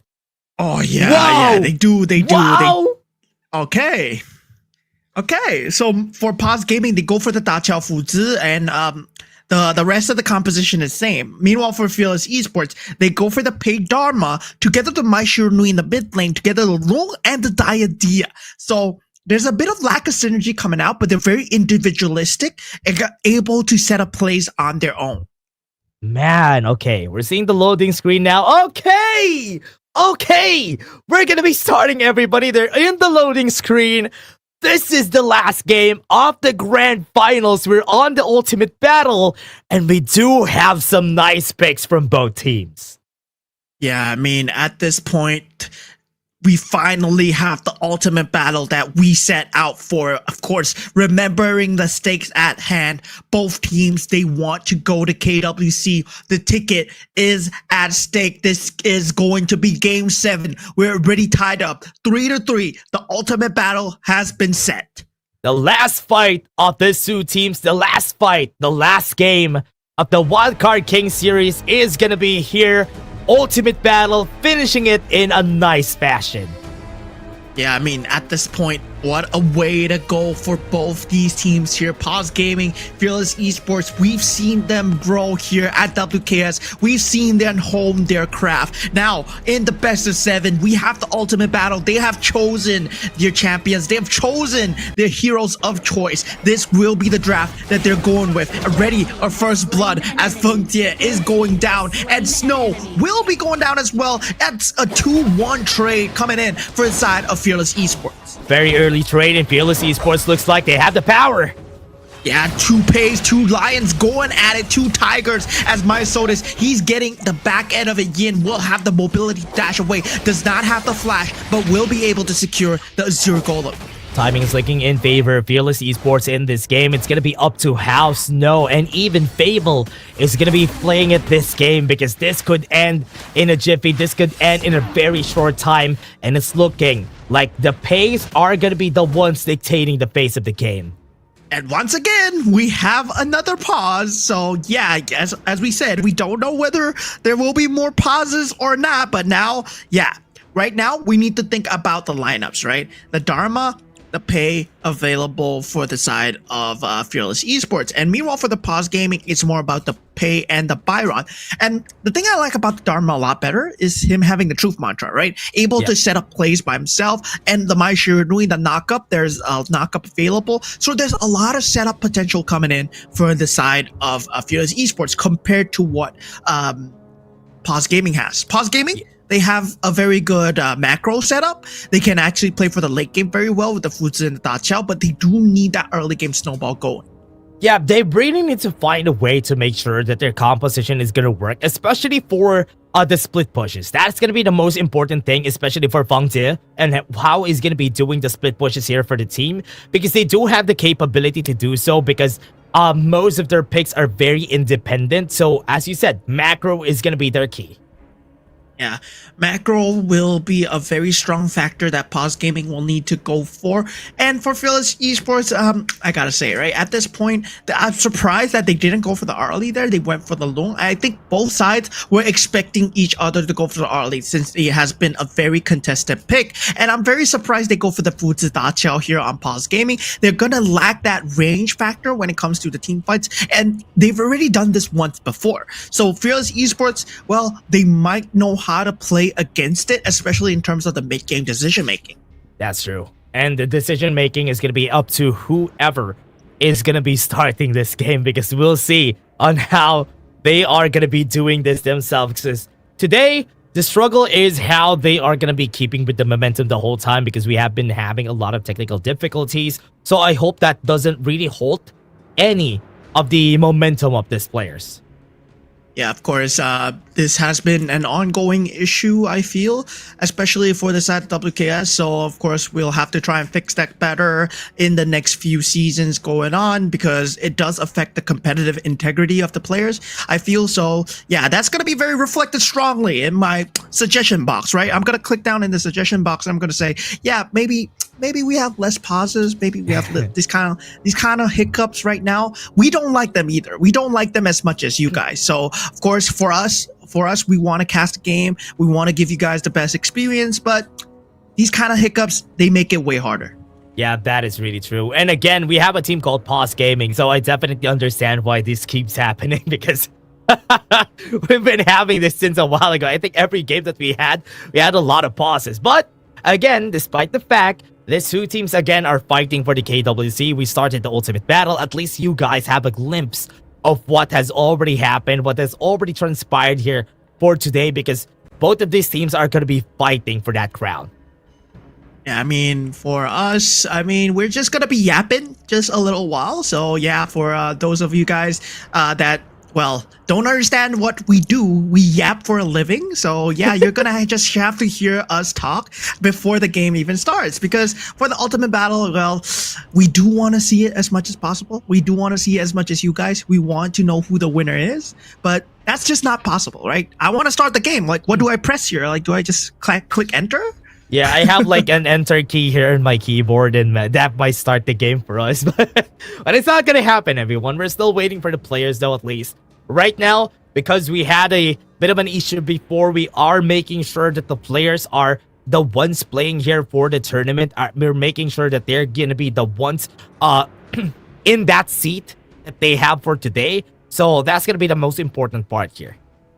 Yeah, I mean, for both sides, well, it's gonna be a bit kind of execution side, right? Both sides, they have already very good drafts for themselves. This is the draft that they have already set out to go with. We do have a lot of team fight potential coming out from the side of the Fuzi and the Da Qiao, and also that Yixing, right? So they are going with that combination that they are more comfortable with. And for Paws Gaming, this is something really new, because when they go into that late game, they're not going to have that bigger scaling as much as KK has on the long. And we know how KK pilots the long. He's extremely scary in picking off these squishies. Yeah, and just to add to that, everybody, game 1 long of KK was the reason why they were able to win that game. I mean, the Luna from Sky, yes, was the biggest reason why, but he was able to really dish out the damage that they needed as a team. And you could definitely see that he prioritizes that more for himself. But again, for the other end, though, it's going to be way harder for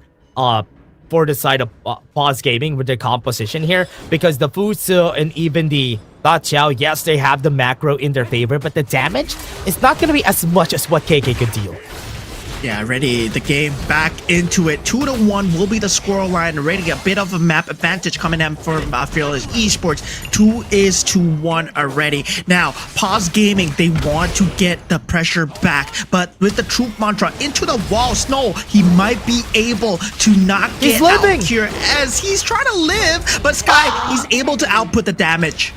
Oh no, he fell in the end there. That is another kill for the side of Fearless Esports, looking like they are the ones dictating this game. And it's looking like the curse has been set and Fearless Esports is taking over so far.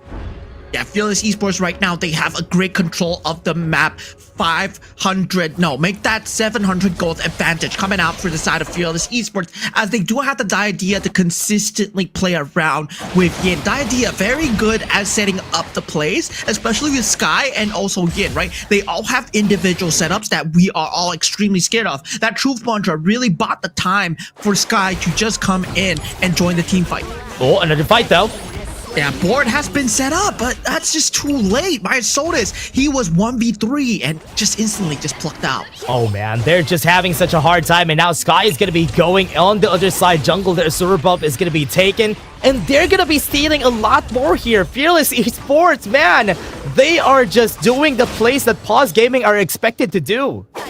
Yeah, I mean, at this point, Paws Gaming, what can they do here? I mean, the rotation, maybe from Fuzi and also Da Qiao towards that top lane to take the team fight towards them. That's something that they can think about. But at this point, will they be able to see that there is a small little opportunity win condition, right? If they take out Fable, because Fable has been destroying Snow so far. Yeah, so far, Fable has been having a good time and also having the priority of Sky on the top side of the map, and also being helped out since a while ago by Yin has making his clear speed a lot faster than Myasodis. A 1000 gold advantage and going into the range advantage as well, right? They have a lot of setup consistently available, and Paws Gaming, they need to watch their backs here. As long as Xiao Yang, Ting Lin, and even Feng Jie, he shows a little bit of skin, they're gonna get picked up. And Ting Lin, he might be in danger here with the Whirlpool, able to get him with the C, and now the rest of the team members, Paws Gaming, they are here. They're here to defend as much as possible. 2 members of Fearless Esports go down. Paws Gaming, they hold on. A bit of a mistake in that Sea of Fate. I think Feng Jie just clicked in that Sea of Fate without realizing that he's gonna go back. But that was a 2-for-1. Still a good comeback, still a good fight for Paws. Yeah, I have the Whirlpool together being used with the World Is My Board, Xiao Yang. Very amazing plays coming out from him. And at this point, Feng Jie, he's doing a great job of controlling Yin, that disruption. But Myasodis, once again, 1v3, he's alone and he's dead. Bit too far away again for Myasodis, a bit too aggressive on his positioning. He wasn't expecting that there were 3 people on the top side, and again, Azure buff is gonna be the consolation for Sky. Yeah, that's not just a consolation, that's an added prize. They do get the other Tiger out of the map. So in terms of that 1v1, Myasodis versus Sky already currently ahead. 300 gold only trap. though. Now with the board, they're trapped up. They do have the damage coming in. Myasodis, he's here, but the damage coming out from Yin is too much to handle. Woodwind for Snow at this point. Fearless Esports, they take a favorable trade. Passive gets popped. That is good. They got the kill. They even got what they needed out of that together with the Azure buff, so that's a definite win here for Fearless Esports. As you said, Tyrant has been up for so long, but nobody has been opting to go for it. Yeah, now we do have Fable already in the top lane, applying the macro pressure. KK, he might be in a bit of danger here, but the top lane turret is right down. Yin does not have the ability to go for it once again, but we see Sky mirroring the movements coming out from Myasodis. They're going at it 1v1 here. Sky, he does have more buffs though. Now the board is up, not able to catch Sky, and the rest of the team members, they're here to help, but there's 5 members of Fearless Esports here. Feng Jie, he's in a lot of danger, has to watch out for the Flaming Palm. KK has the Infinite Bastards to get out after getting the finish. Able to get away even with a Sage's Might, not able to survive that for so long. And again, another win coming in from Fearless. Yeah, Fearless Esports, they just have the better individual setups. And there's a lot of knockups coming through, right? The idea, that Truth Mantra, that Ride the Wind, they all have disrupts. Yeah, it is so hard coming in from Paws here, because even though that they have this setup, a very easy setup to do, they weren't able to do it in the early game, and that's what you want to do. Whenever you have a Da Qiao on your team, you do want to have the Eye of the Whirlpool plays as much as you can, because as the game goes, it's going to be way harder to use it. Yeah, now no, Snow getting chased down by Fable, pulls out the truth mantra. Sky, he's here with the damage. Snow, not tanky enough yet. Yin here to follow up. Actually flashes in. A lot of aggressiveness coming out from Fearless Esports, not able to find a constellation. Paws Gaming, they're trying to rotate towards that middle side of the map. Bit slower on the side of Paws Gaming, not even able to react at a fast pace that Fearless Esports has been doing.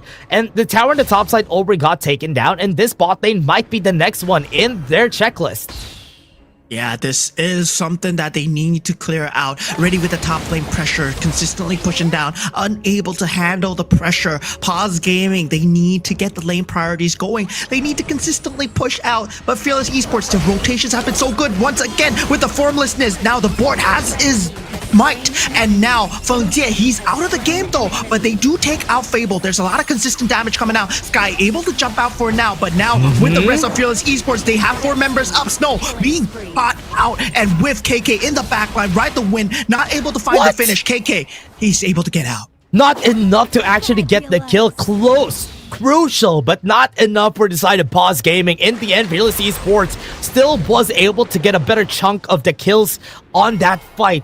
And so far, man, it has been a very big struggle here for the team. They can't even do anything, and Fearless Esports has been keeping and pressing the face against Paws Gaming. They're doing a great job of just making sure that the board is used in a panic. They are never the one setting the pace for Paws Gaming. Fearless Esports consistently applying the pressure. And now, with that bottom lane just under threat, Snow, he's trying to defend the tier 2 here. Getting found out by Fable, will not be able to survive in that bush. Ooh, might be able to find it though. Great timing in that brush. Oh, Qinglin might be in danger here because there's a lot of people at this place. Yeah, they're trying to be the first ones to respond. They do have that Eye of the Whirlpool that they can use to bring in Snow. But of course, they do need to get that 1v1 favor on that top lane. Consistently just pushing in. Fable, he's been doing a great job of the proxies. Ooh, Azurb, or rather Crimson Bot, will be stolen. Yeah, I mean, with the world is my board not able to catch anyone, they still need a lot of setup for the side of Paws Gaming. They do have a great teamfight capability, but it all requires that setup from the board, and that's one of the weaknesses. Yeah, right now, bit of a struggle. Sky, look at this position. This is so good. Feng Jie could get killed here. Yeah, Feng Jie jumping in though. He's 1v2 with the Eye of the Whirlpool. Woodwind, the first to go down, and this would mean Sky's in a lot of danger. Able to jump out. Yin jumps into the backline. Xiao Yang goes down. Infinite Fastness is used, but he's in no man's land. Now he does have to flash away, but is it enough? Not enough. As Mysotis goes down to Sky. It is a trade for trade. 3 for 2 here, but Paws Gaming, they are the winner. Great using that Sage's Might from Feng Jie, feigning that they didn't really know where they are. Look at that Sage's Might timing coming from this guy. Woodwind wasn't expecting that to happen. Yes, Sky was able to get out, but one good thing about this is that Paws is feigning weakness, and that's good. At least they know that they can fight back. Yeah, they have the ability to fight back with the Fuzi Da Chao. They actually want to take these team fights, and with the Byron, these team fights are where they are good at. Snow with the force field suppression spots out Fable, will not be attempting to tire, but this is that shadow variant, so both teams place heavy priority. Oh yeah, they're already placed themselves. Fable has good position. Snow might be in danger here.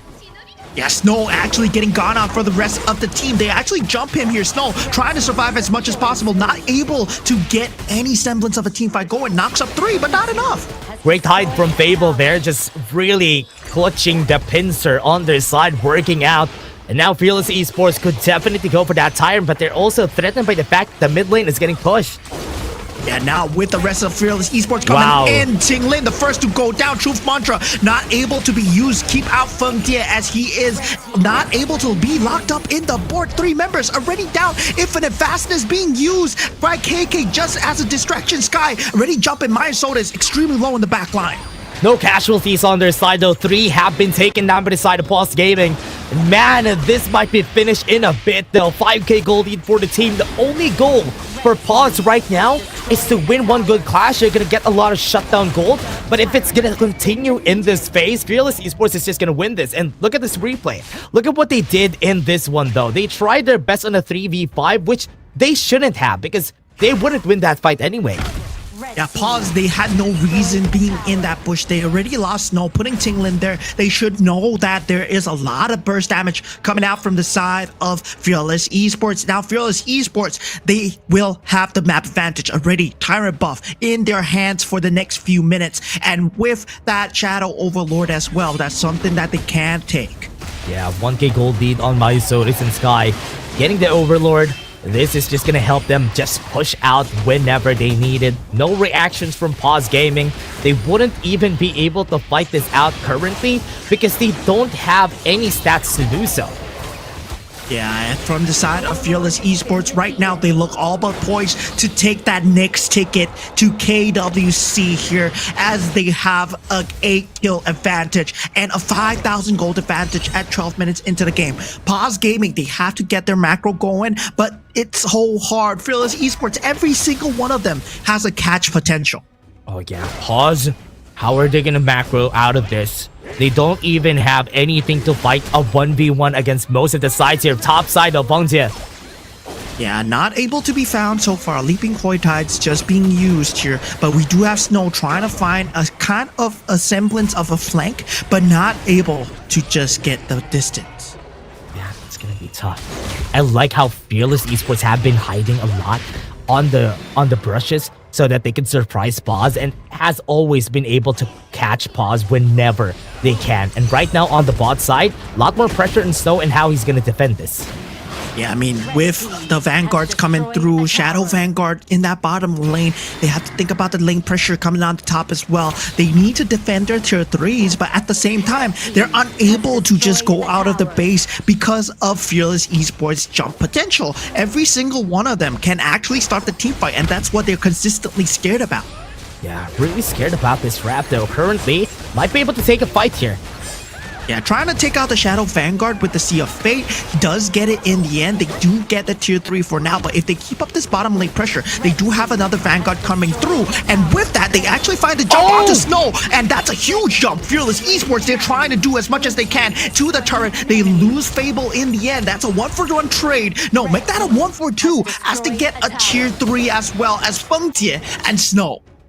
Tier 3 is gonna be down. Even with the board, they didn't have enough damage, and this is the problem with this comp. If you don't get advantage in the early game, you're just gonna be losing so much because KK would be the investment here for the side of Fearless Esports. They have the security, they have the damage in the late game. Paws Gaming would need to really get close in order for them to deal the extra damage that they have in this game. Currently, they're on a struggle, they're on the defense, and they even don't have any tools to fight back. The jump by Fable just very clean. The truth mantra, that Dharma showing why it's one of the top priority picks. And the Pay Byron, yes, it's a strong combo, but it falls victim to actually a lot of control that comes out for Fearless Esports. Oh man, it's really hard here for Fearless, or rather for Paws Gaming. Even Snow, the star of the show, the superstar of the team, hasn't been dealt really good cards this game. 275, how the mighty have fallen. Currently, Fearless Esports with a 9k gold lead, looking to finish this after. Yeah, Fearless Esports currently with the Cinderella story. Right now, 18-9, twice the number of kills once again for Fearless Esports as they look to form that chokehold. With that Tyrant buff that they gained for themselves, they are gonna take the Azure Golem. They're going to take that Crimson Golem away from Paws Gaming as well. They now gather on that top lane. They want more pressure. They want to take out the lanes. They want to take out the turrets. That Flaming Palm dealing so much damage towards that turret. Now, Paws Gaming is do or die. This last turret might mean the end here. Yeah, this is gonna be the last. They need to defend it as much as they can, because once this one falls down, the comeback potential is gonna lower and lower. Right now, the Overlord is available. They could definitely go for it for the finish, but they're not gonna need it this time. Yeah, Fearless Esports already popping that infinite fastness out of KK. Now with the board, this is a great team fight for Paws Gaming. They actually find the crash. They get Woodwind and Fable, but that is just 2 members. They still have to deal with the lane pressure. Fearless Esports, they are licking their wounds for now, but they still have great damage. They have KK, they have Sky, they have Yin. That's the key cores. Bit of a breather for their side. Paws Gaming doing a good job in that team fight alone because everybody was just so far away and wasn't in range to even try to fight back. This time, get the Overlord and maybe slowly crawl back in this game. Yeah, they need to keep on fighting these team fights, but it is not every day you get to fight this on advantage. Yin shows himself, Feng Jie jumping in, pulls him in, and that is a great trade, staggering Fearless Esports away. Now, he's put on that countdown timer. He's not around. They're gonna be able to push on with the Overlords. Loot set up for Fable. Bot side is getting pushed on, and mid lane, this might be the threat. Yeah, Sea of Fate, they have that ability available. They want that tier 3. They want to force down the team fight. Now the board, Wolfwin is down. This might be it for Paws Gaming as they go. Truth Mantra is there, but is it enough? Fable goes down, and now so does Sky. First life taken, but the crystal eventually taken out. Paws Gaming, they have done it. They are your champions of WKS. They secure the ticket to KWC. From start to finish, they stood on top and now they end it where they began. Paws Gaming slams the door shut on Fearless and defends the crown. The Kings of Wildcard remain untouched and they're gonna go to the Kings World Cup. Yeah, very well deserved coming in from Paws Gaming throughout the entire game. You can see they didn't give up hope. They really believed in the heart of the team fight where they know that they had to defend that middle lane turret. And that middle lane turret was that start of everything, right? Taking out 2 members, trying to overextend a bit. But here are your champions, Paws Gaming. For WKS, the Wildcard King Series, they were the qualifiers. They were coming in not as a part team, and they prove that the region is going to shine. What a great team.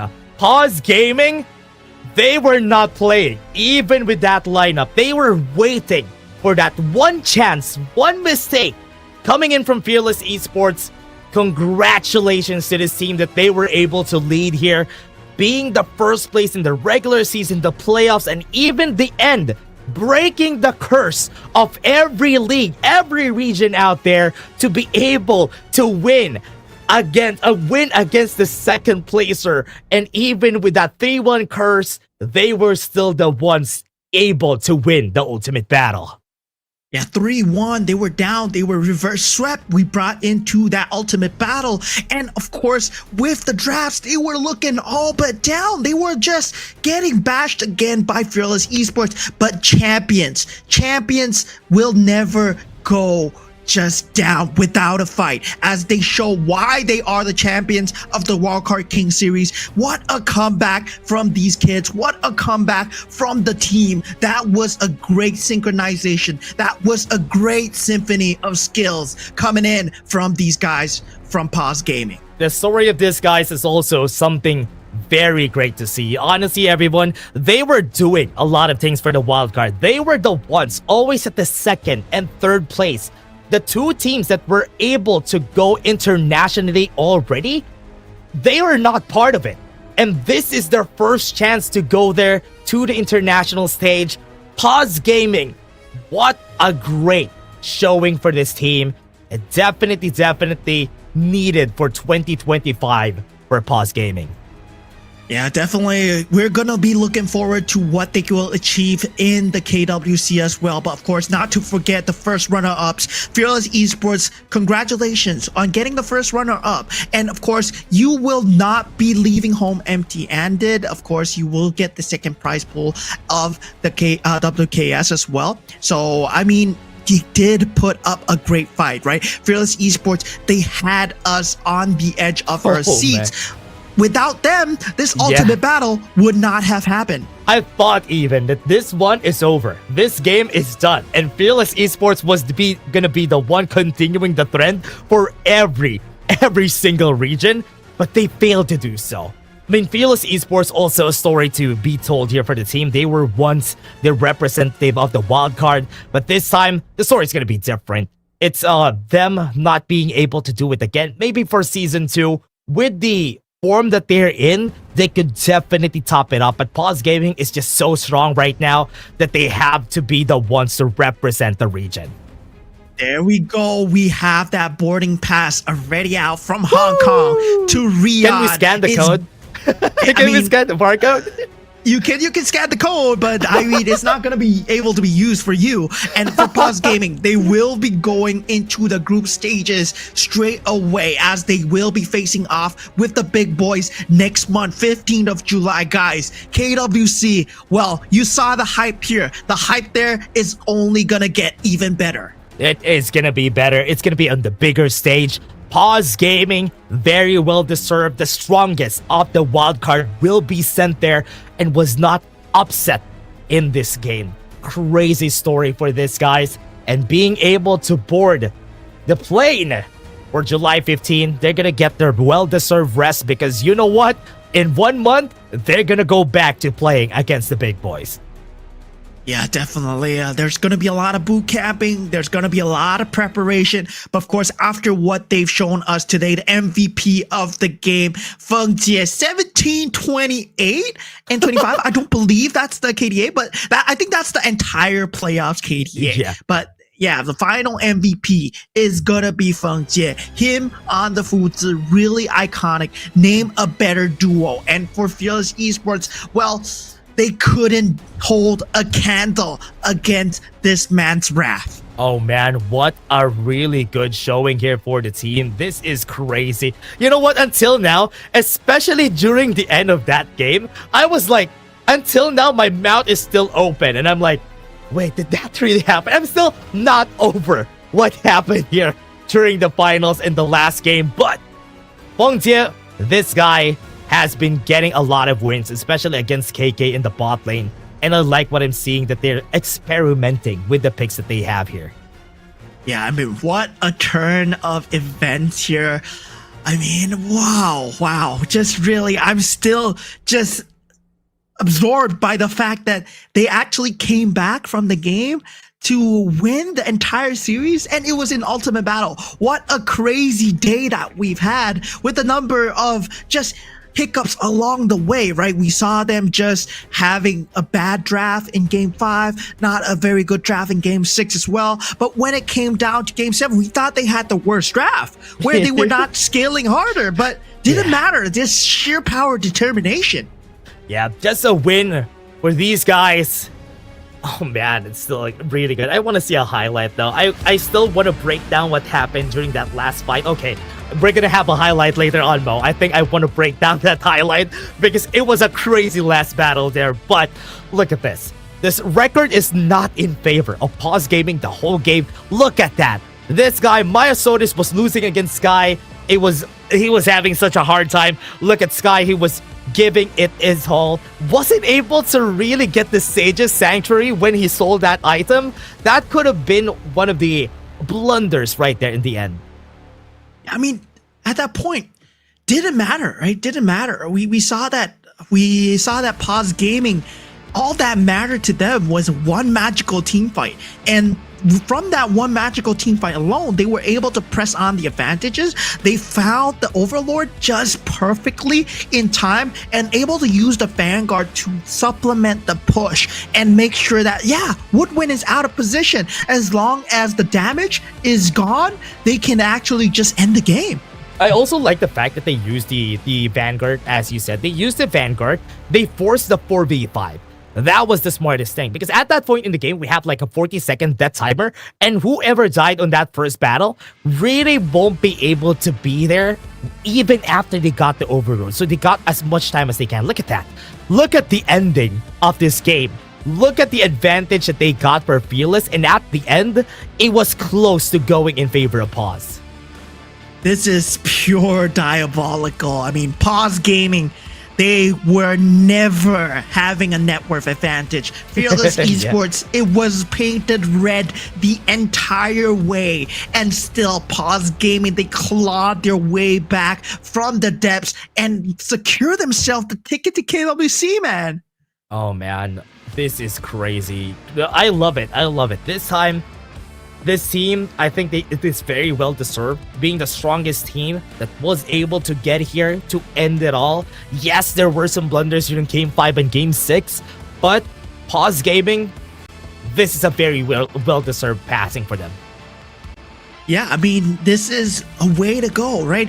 Breaking the curse, the 3-1 curse of all regions coming in from PKL, IKL, and also MKL. Well, in WKS, this doesn't happen. And take a look at the highlights. The highlights, they're not going to show you Paws Gaming highlights. No, this is Just all one. Fearless Esports. Just one Paws Gaming highlight, and it's gonna be at the end of this highlight because the whole time it was Fearless.